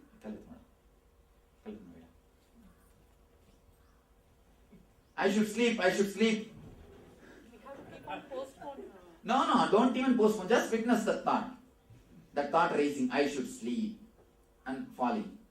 Just witness. Don't associate yourself with that. Just witness. Don't suppress. Don't go behind it. Just witness. See what happens. Let us see what happens. Body automatically fallen asleep for some time. Ah, okay, no problem. Let it. Why do you bother? Witness again. The moment you get up, witness. Oh, I was fallen asleep. Witness. Your mind will tell, it is wrong. Witness. I shouldn't have done this. Witness. Witness all the guilt, all the thoughts, all the disturbances, all the problems. Because you have already burnt everything in the inner stream. Now you have no right to have them all as your possession. You have given everything to me. If you have given your pen or a paper or your diamond ring to me, how can you possess that anymore? So you have given already all your guilt to me. How can you now have it anymore? How can you have it anymore? Then it is my property. How can you have? Give it back. You have stolen. No, really. If you have guilt, if you have any mental trouble, if you have any torture, if you have any karma, then you have stolen it from me. It's my property. Give it back and go. It is my property. The moment you have done NSP, you handed over everything to me. You have surrendered everything to me. How can you take it back? Which you are also put in the fire. It is me. The fire is in my form. You offered to the fire. This is my form. That is, you see, you didn't listen the mantras? Anandagnaye swaha. It means that my energy has come in the form of fire. I can't eat that pepper. What can I do? So I am telling you to put in the fire. That's all. I am consuming through that energy, that form. So how can it be your property anymore? It's only my property. It's as if I kept the filing cabinet where I store it and then it just keeps automatically. No, you are supposed to put all the filing cabinet inside me. No more filing cabinets. What's your name? Shika? Ananda Shika. Nitya Shika. Light. That's all? Not necessary to burn. Activity like walking or anything. Witness. If it happens by itself, it's okay. Without your knowledge, if your body just moves like this and falls somewhere, that's okay. I have no problem. But you are not supposed to do. You will concentrate all your energy only to witness. Neither to go with the thought, nor to suppress the thought. You shouldn't keep quiet also, you shouldn't move also. Neither you should move, nor you should keep quiet. Just witness. Suppose it doesn't build up to anything at all. Then witness. Go on. Why do you bother? Even the thought, go on witnessing. Witness that also. Witness that also. Continue. Why do you bother? Give time a break. You are thinking, where will we end up? And where you will end up? End up. What is the wrong? Wherever you may end up. What is there? Why do you have the fear? Surely you won't die. Then what is the fear? Why not give a chance? Why not try? See, anything, if you have to achieve, this is the way tapas is done. I used to sit completely weeks together, weeks together, understand?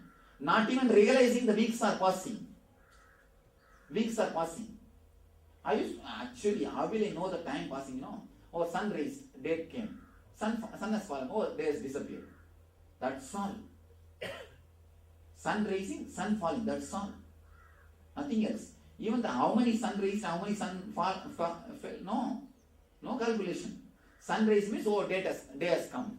Sun has fallen means, I don't know how you will understand. Even at a stretch, even for 10-20 days, neither 1, 2 or food, I used to sit. Because naturally no food, no 1 and 2.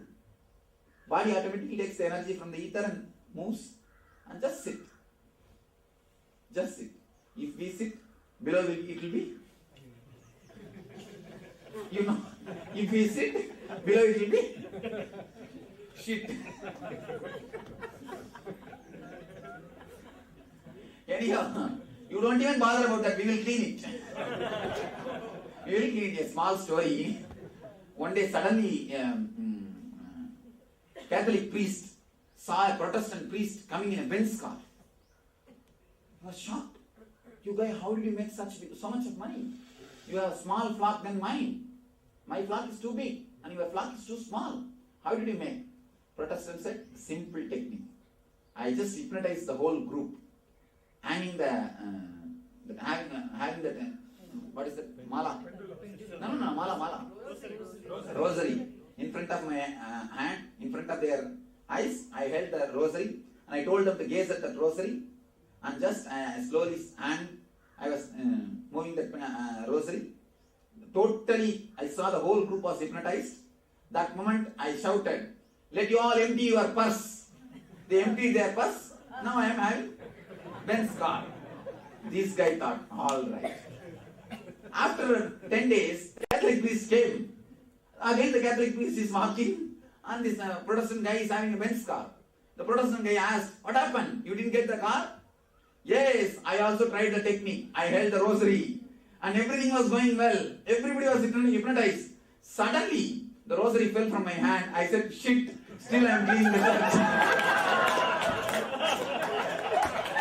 I shouted, shit, still I am cleaning the church. So, you need to be careful about it.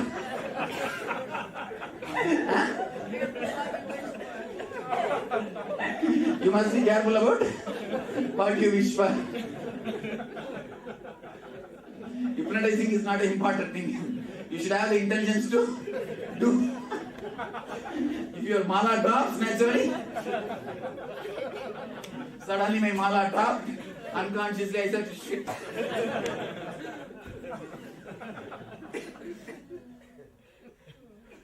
Quick. If you feel like going 1 or 2, just witness. Let the thought rise and fall. Witness. You will see miracles will be happening in you. You don't know. Just witness. When it becomes too much, automatically body will move. Let it move. You just witness. You just witness. Okay? You're okay, Nithyananda? Energization time, Swami. Some people wanted to go out. Said if you go out, you cannot come in. Then they didn't have to go out. Why? Is there any other system you follow? You see, the Kumbhabhishekam time, never take coconut from anybody, especially from the priests. Kumbhabhishekam time, don't take tender coconut from priests. That much only I can say. Because they can't move from the Yagasala. They can't move away from the Yagasala. No, I tell you. No, this really happened in one place. They can't move from the Yagasala. They can't go out of Yagasala. So, never take the coconut from.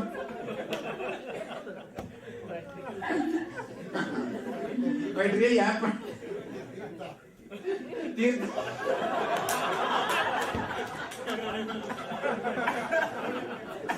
That I do not know, but tender coconut. So, be very clear about it. All right. Any other question in this subject?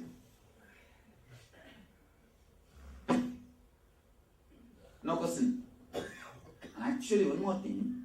When this movement, if you understand this as a needle, when this movement reduces, the point simply starts falling, tuck, tuck, tuck, tuck, tuck. When this moment reduces, the point suddenly starts falling up. When this moment increases, just you are thrown out. Centrifugal. Centrifugal or centripetal? Centrifugal, thrown out. And when it becomes small, you are just brought down. Actually, when it is a centrifugal, the time shaft also moves with such a speed, you can't see what's printed on the time shaft. When you come down, you come and sit on the time shaft. I think you can make small toys to explain these things. It really, when you move this, and it should go up. And when you slowly reduce the speed, it should, the small money, it should have a bead.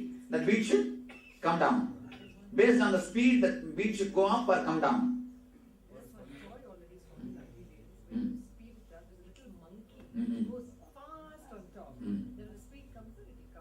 Okay, the monkey will keep it as a mind, and you can have the thought. Swamiji, is this a metaphor when you talk about the time shaft, the Kala Chakra? Yes, Kala Chakra and time shaft is one and the same. Right, but is it a metaphor or? No, it's a truth.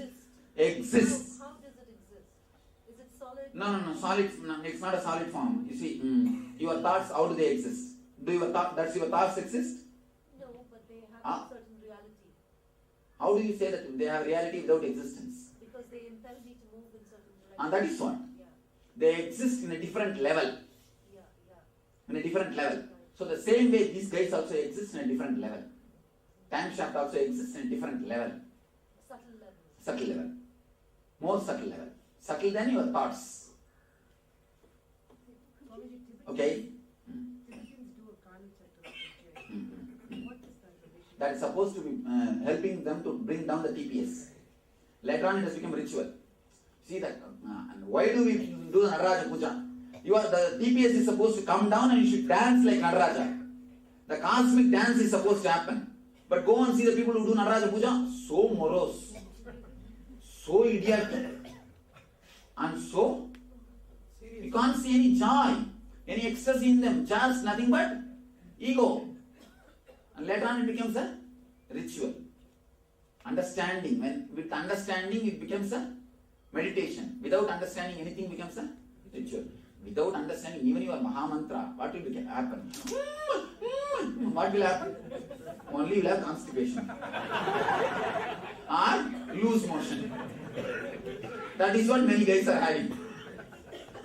So, without understanding, even Mahamantra will become a ritual. I have seen many people. When they start Vishwam Vishnu Vashatkaros, they will start seeing the side number. Vishnu Sahasranama. Vishwam Vishnu Vashatkara Bhuta Vabhya Bhavat Prabhu Bhudatma Bhuta Vritatma Bhudatma Bhuta Bhavan. Painting. You see, the Sahasranama is supposed to be with so much of joy. See, our guys listen to the same Nitya Madhuram 10 times. I have seen the same Nitya Madhuram song, our song, 10 times they are listening.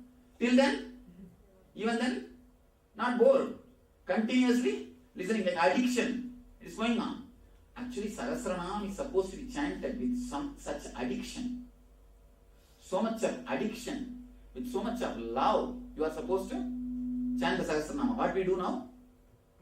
Srimala Sri Maharani Srimat Simhasaneshwari Chitak Vikunta Sambodha Devagarya Samagyada Utyadbhan Sahasrava Godi Vaham Samanvita.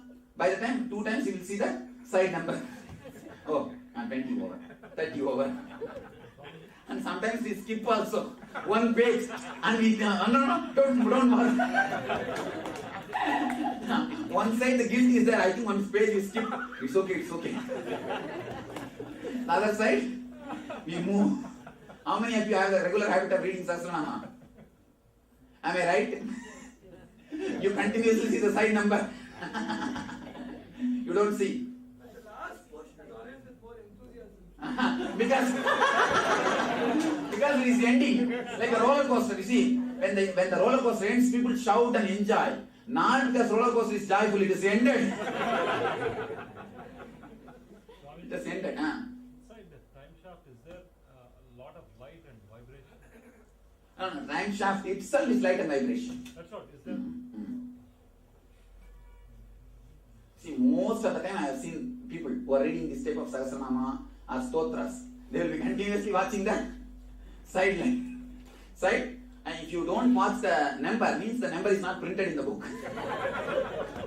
And he said, I don't see the number, means the number may not be printed. You see, it should be done with addiction. It should be done with so much of no, emotion. Understanding and enjoying the day. I know one guy, she does it every day before he doesn't eat or anything, but she does it in 7 minutes. And better he can do that is it. And you see, anybody who does Nitya Puja, after that 15 minutes puja, you can never see them again into the puja. The moment they see the puja themselves, they will have the prayer. It will become a sort of a punishment. I have seen many Nitya Puja guys. People who, see, one day they would have done puja. So much of joy and ecstasy would have come. Immediately they start thinking, let us start Nitya Puja. They will get everything made out of silver and arrange everything. Then next day onwards it's a big punishment, wiping everything, cleaning and arranging and doing whole thing. Finally what happens? Every day you start, morning itself, you start, the moment you get up, you start the scrambling. Oh, 10 minutes I have to do puja, 20 minutes I have to do puja. Quick. Finally, quick will be the only mantra. Outside will be telling everything, inside mind will be telling quick. And finally, quick will become only great mantra. That's all. So never do anything ritualistically. When you don't understand, even Mahamantra becomes a ritual. I have seen many guys opening one eye and seeing 10 minutes over. 15 minutes over. Hey, telephone is a candy. After 5 minutes, all right, let me go and pick up the telephone. Om Nithyananda. That's all. Most of our guys' Mahamantra is this much only. This is what our Mahamantra actually. Most of our guys like that only. So, Swami, does it mean it's a wrong technique for that person? No. No interest. Enough of inspiration is not there. It means don't do meditation, just read my books, read our books, that's all. At least you will have the enthusiasm, inspiration. If you don't feel like meditating, better read the books or listen to the bhajans. Don't meditate and make it ritual. But once you make it ritual, you have survived even the greatest pesticide. Please be very clear. Surviving the pesticide. It's like in those times, even a neem oil is enough to kill the insects. Now, powerful pesticide. And after one generation, more powerful. So in those days, puja is enough to destroy your mind. Now I have given little more pesticide, costly pesticide. Now again, if you survive this pesticide also, I have to create one more pesticide. Don't survive the pesticides. Either do it sincerely, or better don't do, and do the reading and or listening to the kirtans, all those things.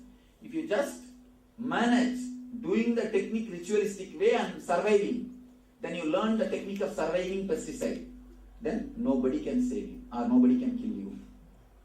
Nobody can kill your ego. Nobody can touch your mind. So please be very clear, don't survive the pesticide. During that time, you can visualize. Yes, whatever you feel like. Do anything else. Listen to kirtan or read some books. No, during the Mahamantra time. No, Mahamantra time you are not supposed to visualize. No mixing techniques. Either don't do or do it completely. But what is our... Again, do more humming. Put more effort on humming. That's all. Only watch Okay. Watch the Yes. Now? You said that in the chakras and in the bodies of the chakras, in the bodies, the chakras are in each body as they go out. So can you say again how you connect these five? Don't bother now. It's too complicated question. Relax. Because there is no need to, you see, In each chakra, all the 5 levels can be you can have. Yes.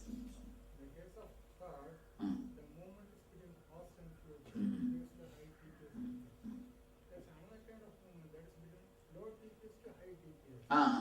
Again, that's what. This movement and this movement is one and the same. If this movement increases, this movement increases. If this movement increases, this movement increases. Both are closely related. 100 TPS means naturally you will be here. You cannot be here. And the length of swinging speed and the distance between the time shaft is directly proportional. It's directly proportional.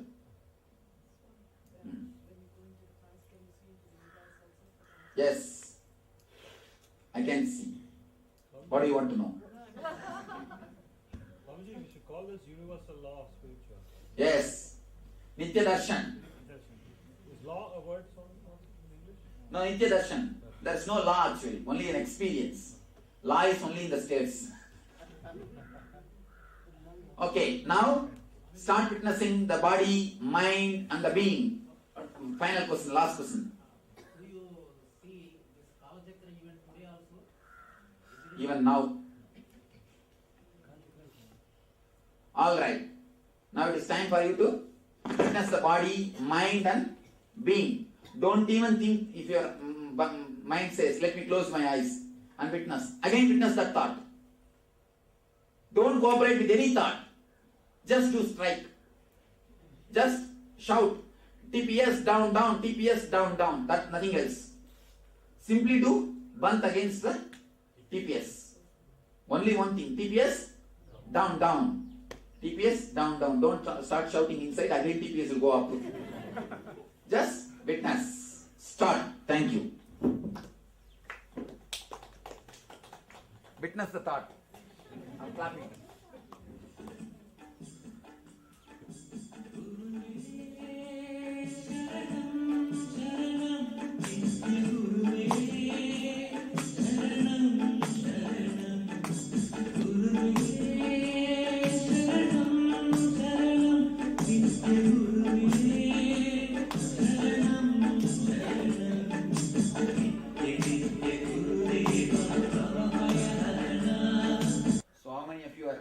Continuously doing.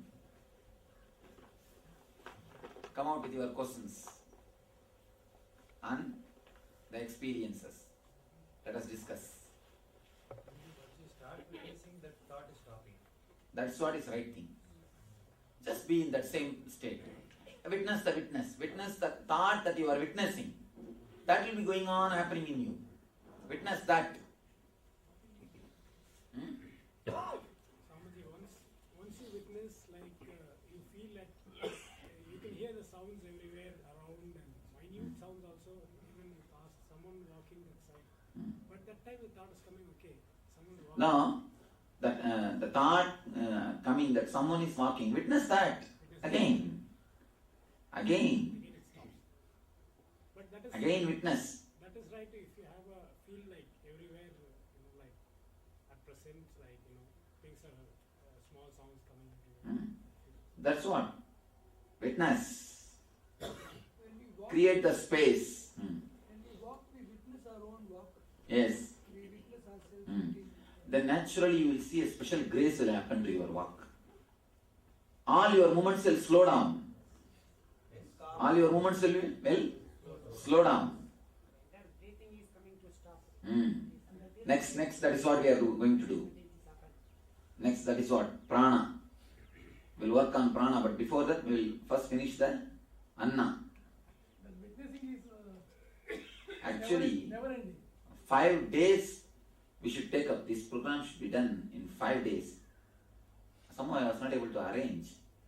Each day we'll just witness one kosha, nothing else. So Swami, when witnessing, there's a point where you witness and then you go back to the Thoughts. When you remember, again come back. Don't create guilt. Witness that you missed. It's an Even the thought, I have missed, witness that. Never say it's unending. It is going to the end. You don't have patience that much. When simply you will fall to 0 TPS. But till you fall to 0 TPS, you feel that it's unending. Unending. It's not unending. It is not unending.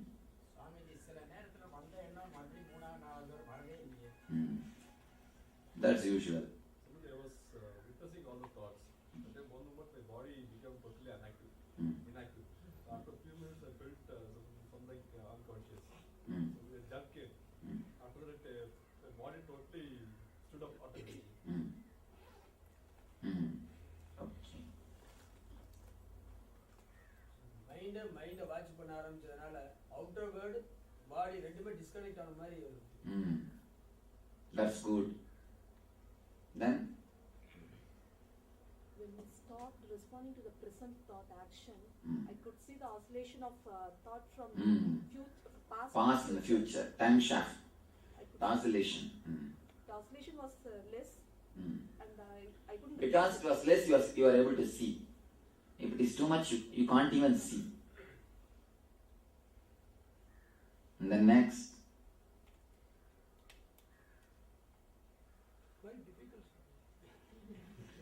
Again witness that thought quite difficult. That's nothing but one more thought. Witness it. That's nothing but one more thought. Witness it. Swamiji, when we do this, when we do witnessing, we are literally going from the relative self to the big I, isn't it? So, in that sense, is that why witnessing is so important? Why do you ask why important all this nonsense? Just witness. Even if you understand the word, it is very important. You will be using only the word important inside you. Drop all those words. Just witness. When Master says, that's enough. There is no need that it should be important. Even if it is not important, when he says, we are ready to do. Just go. Otherwise, you will carry more and more words. That is why I call this program as intensive. It's really intense. It looks very simple. Only when you do it, it's intense, not difficult. Intense. But you guys are never for intensity. You never did anything intensive. You never did anything intense in your life. All your spirituality is just drama. If I build a Sani Mahatma temple here, how much a crowd will be here? I'll have big crowd. If I have Anjaneya temple or Sani Mahatma temple, only Sanis will come and Anjaneyas will come. That fellows also will be in that standard only. The fellows who come there also will be only that standard. We are never intense in anything. We are never intense. We are always either attention or totally relaxed. Totally, not even relaxed. You never relax totally. You are always attention, that's all. Never intention. Or casual. No. All your casual also is casualty only. Never casual. It is never casual. Even casually you can become enlightened. Without even knowing that you become enlightened, you can become enlightened. There's a thing in Zen. Without even you knowing, you can become enlightened. That's different. You never even enter into that casual space. You are always in the tension. That's not under TPS. You are always continuously in the under TPS. Any other question?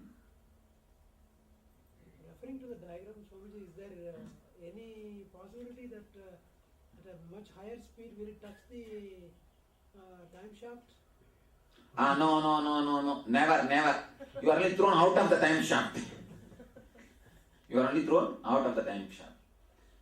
When you come to 0, you are at peace. When it is 100, you are peace. That's either peace or peace. No other way. You can't say that by becoming too much of TPS I can touch the time shaft. No. It's actually this way, circle below, not circle above. So, anything exists beyond the time shaft? There is nothing exists beyond time shaft. What exists beyond time shaft is what we call Atman or self. So there is nothing beyond time shaft.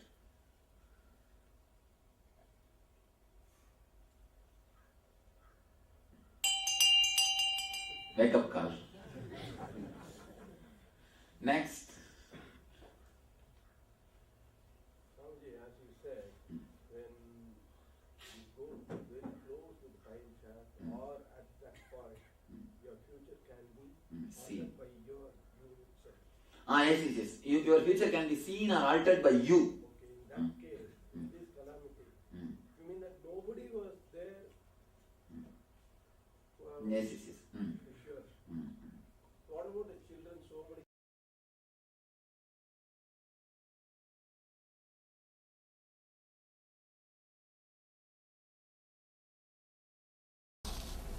All right, maybe let's do the process of Established since 2002 in the United States of America, the United Ancient Nations is an intergovernmental organization currently made up of 160 plus members and indigenous nations. The UAN and its work are guided by the purposes and principles contained in its founding charter. The UAN is a manifestation of the profound connection amongst indigenous peoples across the world, including African, Andean, American, European, Caribbean, Oceanic, and Asian regions, rooted in shared wisdom, sustainable practices, and deep reverence for the earth. The United Ancient Nations serves as an international cultural and diplomatic organization focused on uniting indigenous cultures globally. Our governance structure is council-based without territorial claims, led by a collective leadership through our General Secretariat.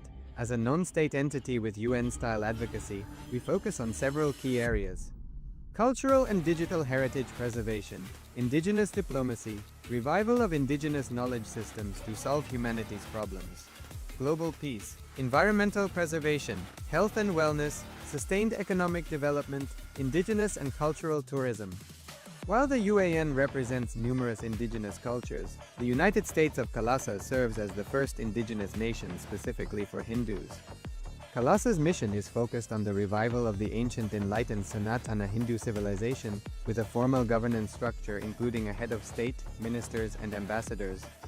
Under the leadership of SPH, Supreme Pontiff of Hinduism, Bhagavan Nithyananda Paramashivoham, KAILASA has achieved recognition as a sovereign subject of international law, possessing distinctive attributes of juridical statehood.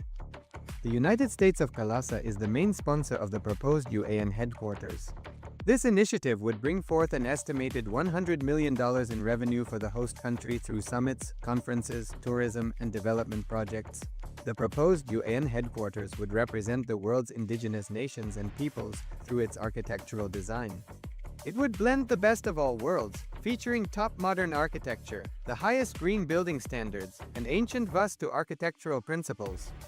This headquarters would serve as a central hub for indigenous diplomacy, cultural preservation, and collaborative efforts towards sustainable development and global peace. Through this initiative, we aim to create a dignified platform for indigenous leadership rooted in ancestral wisdom, cultural legitimacy, and collaborative innovation. Established since 2002 in the United States of America, the United Ancient Nations is an intergovernmental organization currently made up of 160 plus members and indigenous nations. The UAN and its work are guided by the purposes and principles contained in its founding charter. The UAN is a manifestation of the profound connection amongst indigenous peoples across the world, including African, Andean, American, European, Caribbean, Oceanic, and Asian regions, rooted in shared wisdom, sustainable practices, and deep reverence for the earth. The United Ancient Nations serves as an international cultural and diplomatic organization focused on uniting indigenous cultures globally. Our governance structure is council-based without territorial claims, led by a collective leadership through our General Secretariat.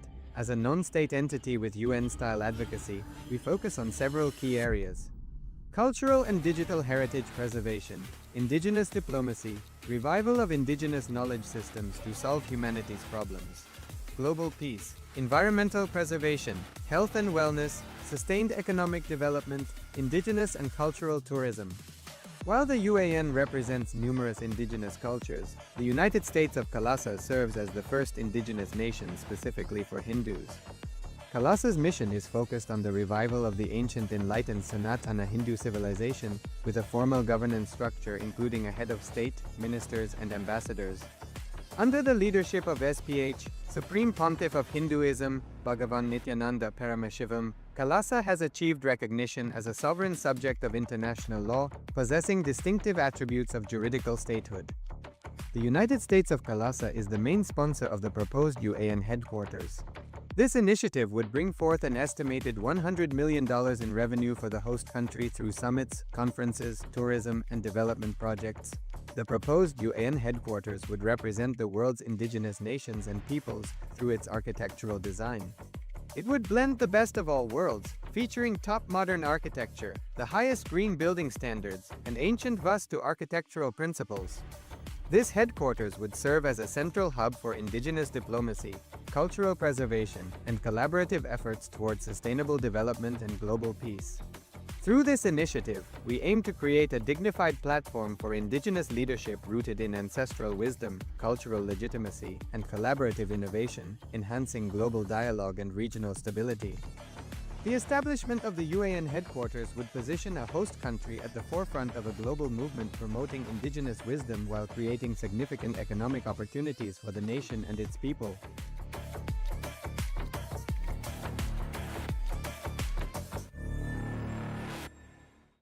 Established since 2002 in the United States of America, the United Ancient Nations is an intergovernmental organization, currently made up of 160+ members and indigenous nations. The UAN and its work are guided by the purposes and principles contained in its founding charter. The UAN is a manifestation of the profound connection amongst indigenous peoples across the world, including African, Andean, American, European, Caribbean, Oceanic, and Asian regions, rooted in shared wisdom, sustainable practices, and deep reverence for the earth. The United Ancient Nations serves as an international cultural and diplomatic organization focused on uniting indigenous. Yes, welcome back. So we just had a meditation, a technique for alternate reality of inner awakening. Swamiji has taken us through some further thoughts on the time shaft theory.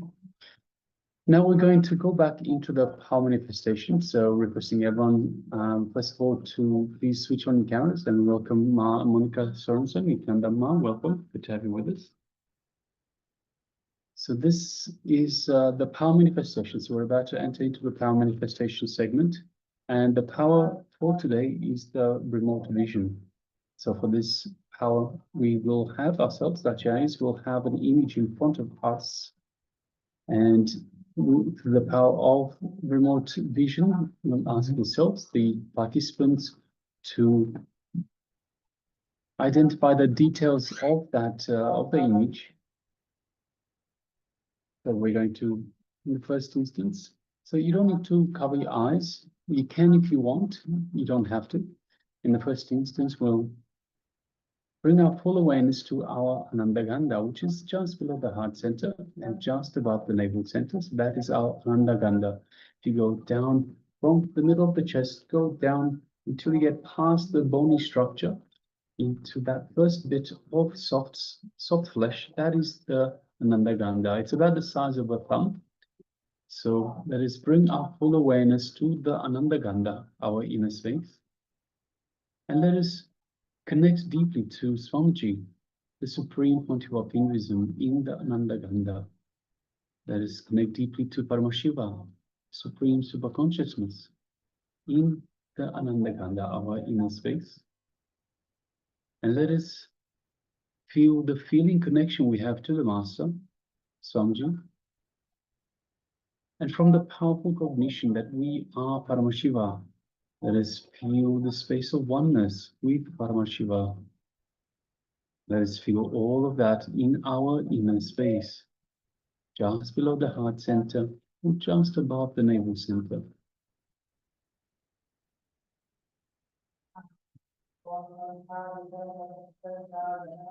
Now we'll be starting to chant the Mahavakya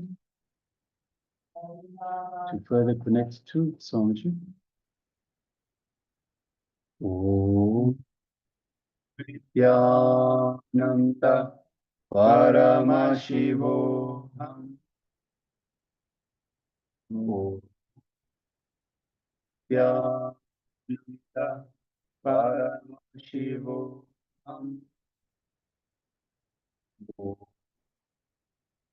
Nithyananda Paramashivoham. Yes, let us continue chanting this Mahavakya throughout this power manifestation. And from this space of oneness with Swamiji, with Paramashiva, let us start manifesting this power of remote vision. Seeing the image in front of the Acharyas. Let us begin.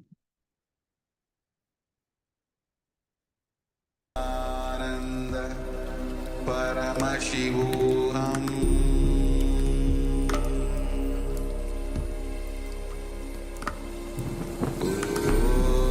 Nithyananda Paramashivoham.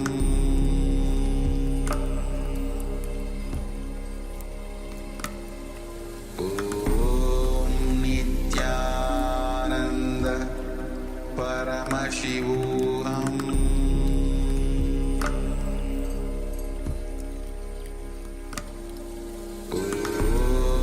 Nithyananda Paramashivoham.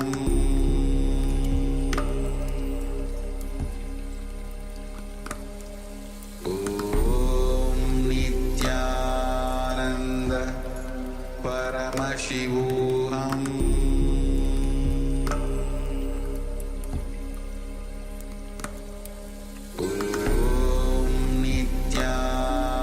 Nithyananda Paramashivoham.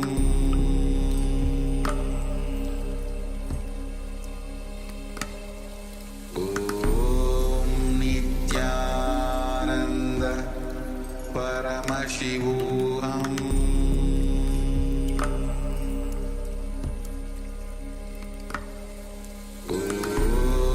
Nithyananda Paramashivoham.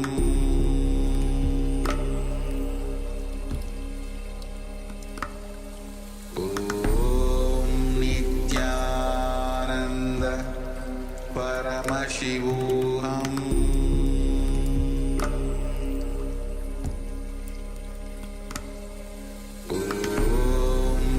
Nithyananda Paramashivoham.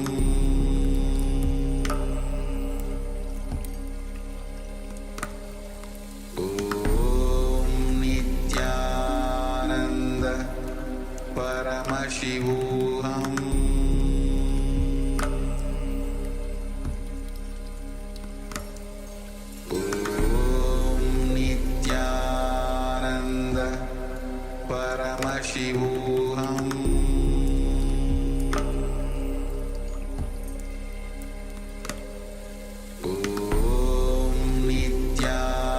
Nithyananda Paramashivoham.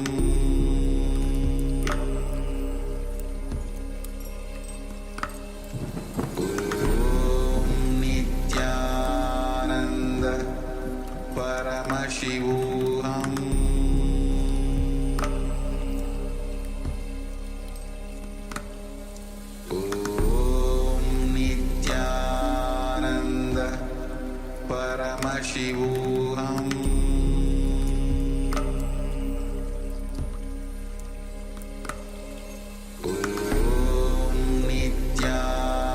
Nithyananda Paramashivoham.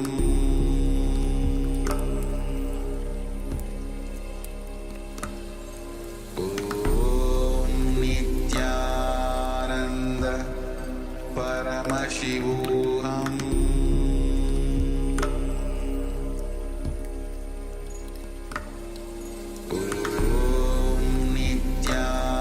Nithyananda Paramashivoham.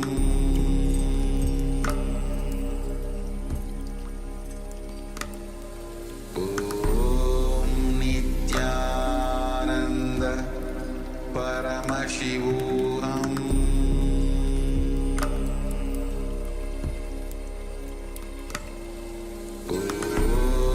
Nithyananda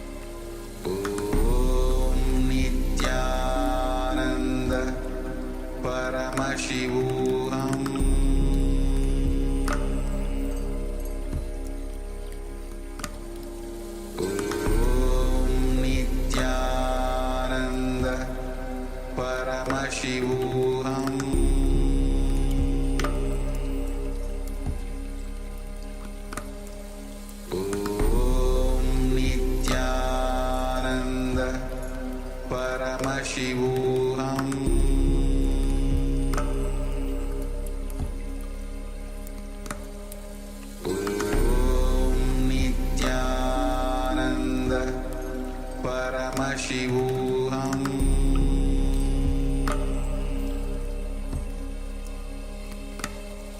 Om Nithyananda Paramashivoham.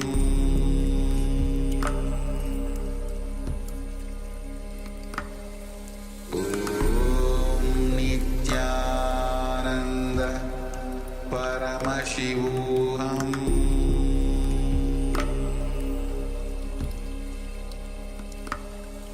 Om Nithyananda Paramashivoham.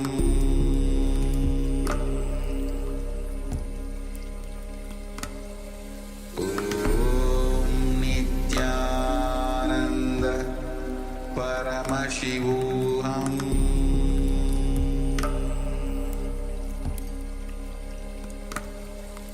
Om Nithyananda Paramashivoham.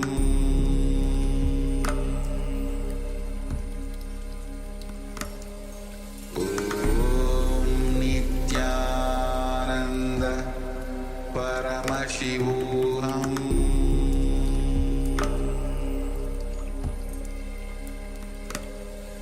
Om Nithyananda Paramashivoham.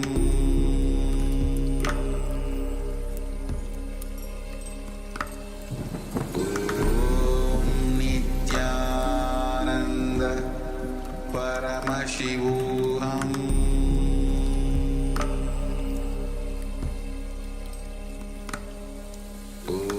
Om Nithyananda Paramashivoham.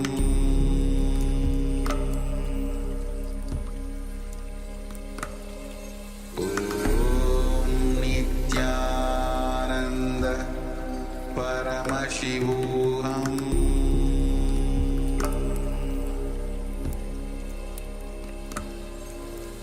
Om Nithyananda Paramashivoham.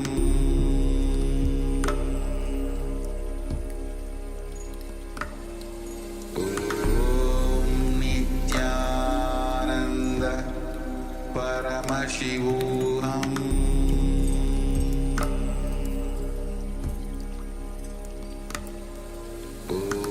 Om Nithyananda Paramashivoham.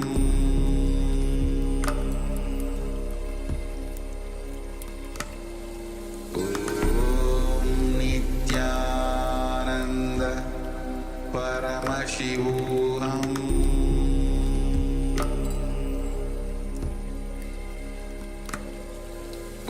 Om Nithyananda Paramashivoham.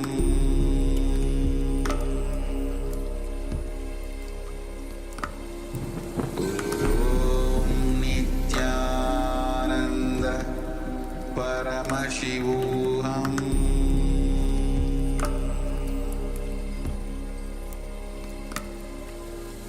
Om Nithyananda Paramashivoham. Yes, you can relax now. Slowly, very slowly, you can open your eyes. Gently let light come back into your eyes. While it's still fresh in your mind, take a moment to share with us what Paramashiva revealed to you, what Swamiji revealed to you, the details of the image that we had ourselves, the Acharyas had in front of us for this round of power manifestation, the power of remote vision. So requesting everyone that's here with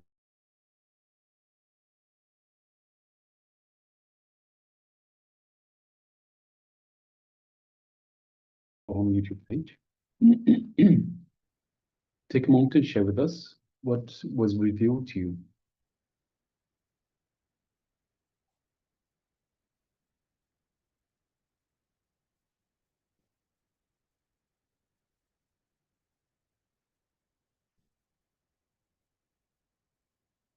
Just reminding everyone that we're just over 2 hours away from the live darshan. That Swamiji will be gracing us in just over 2.5 hours. Sorry, just over 2 hours. So please make sure you stay with us.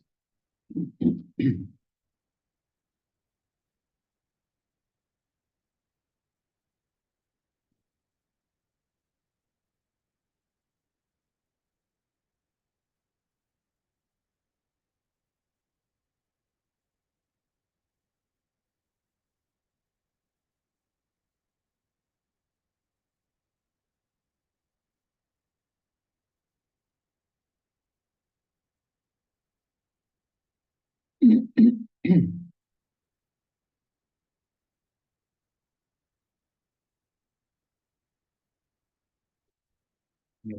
So, Mr. Gunya has shared house and people around and food, fruits and statue of Swamiji, Kala Bhairava, very happy and giving boons.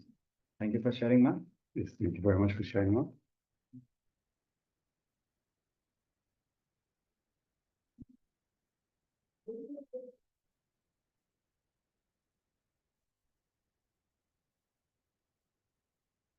So we'll give a few moments more. I'm supposed to invite people to share, some more participants to share what was revealed to them in their third eye.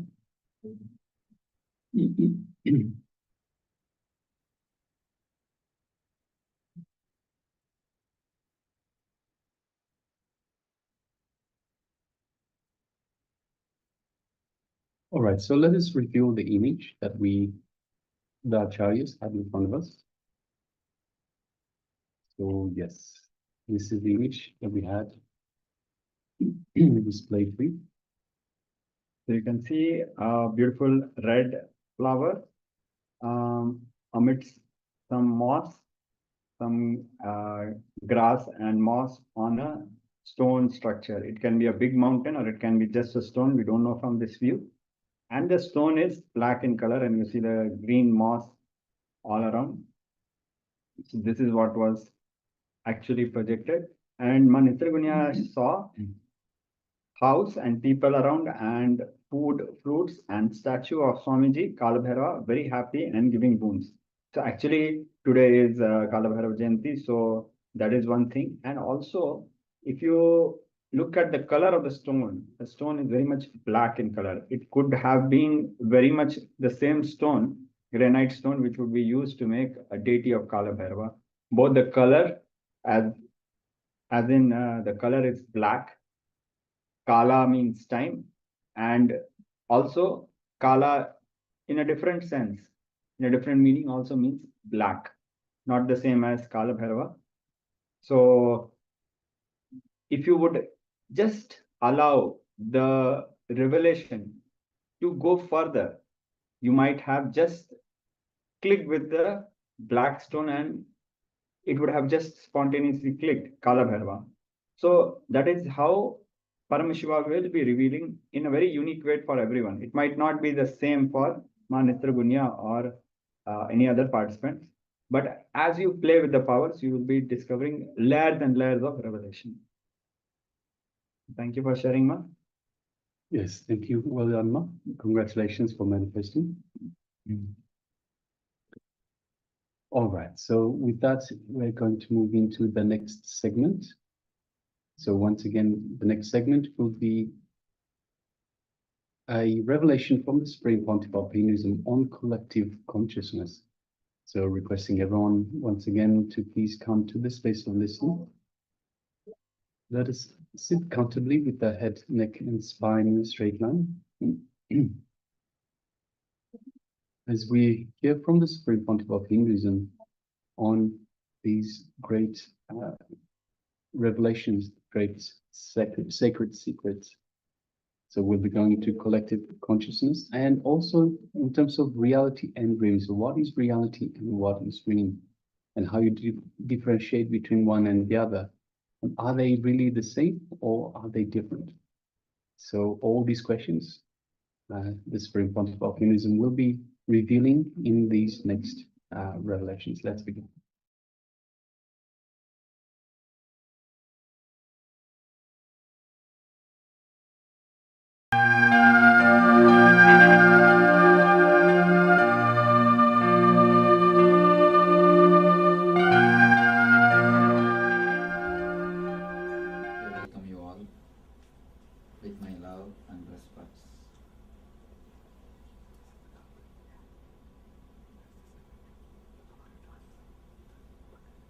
subject is collective consciousness.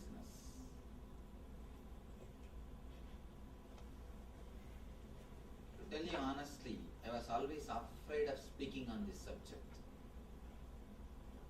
because it is too much truth. Man as such can't bear too much of truth. If you give 30 to 40% of truth, he feels okay. More than that, the truth starts transforming him. He gets a little frightened.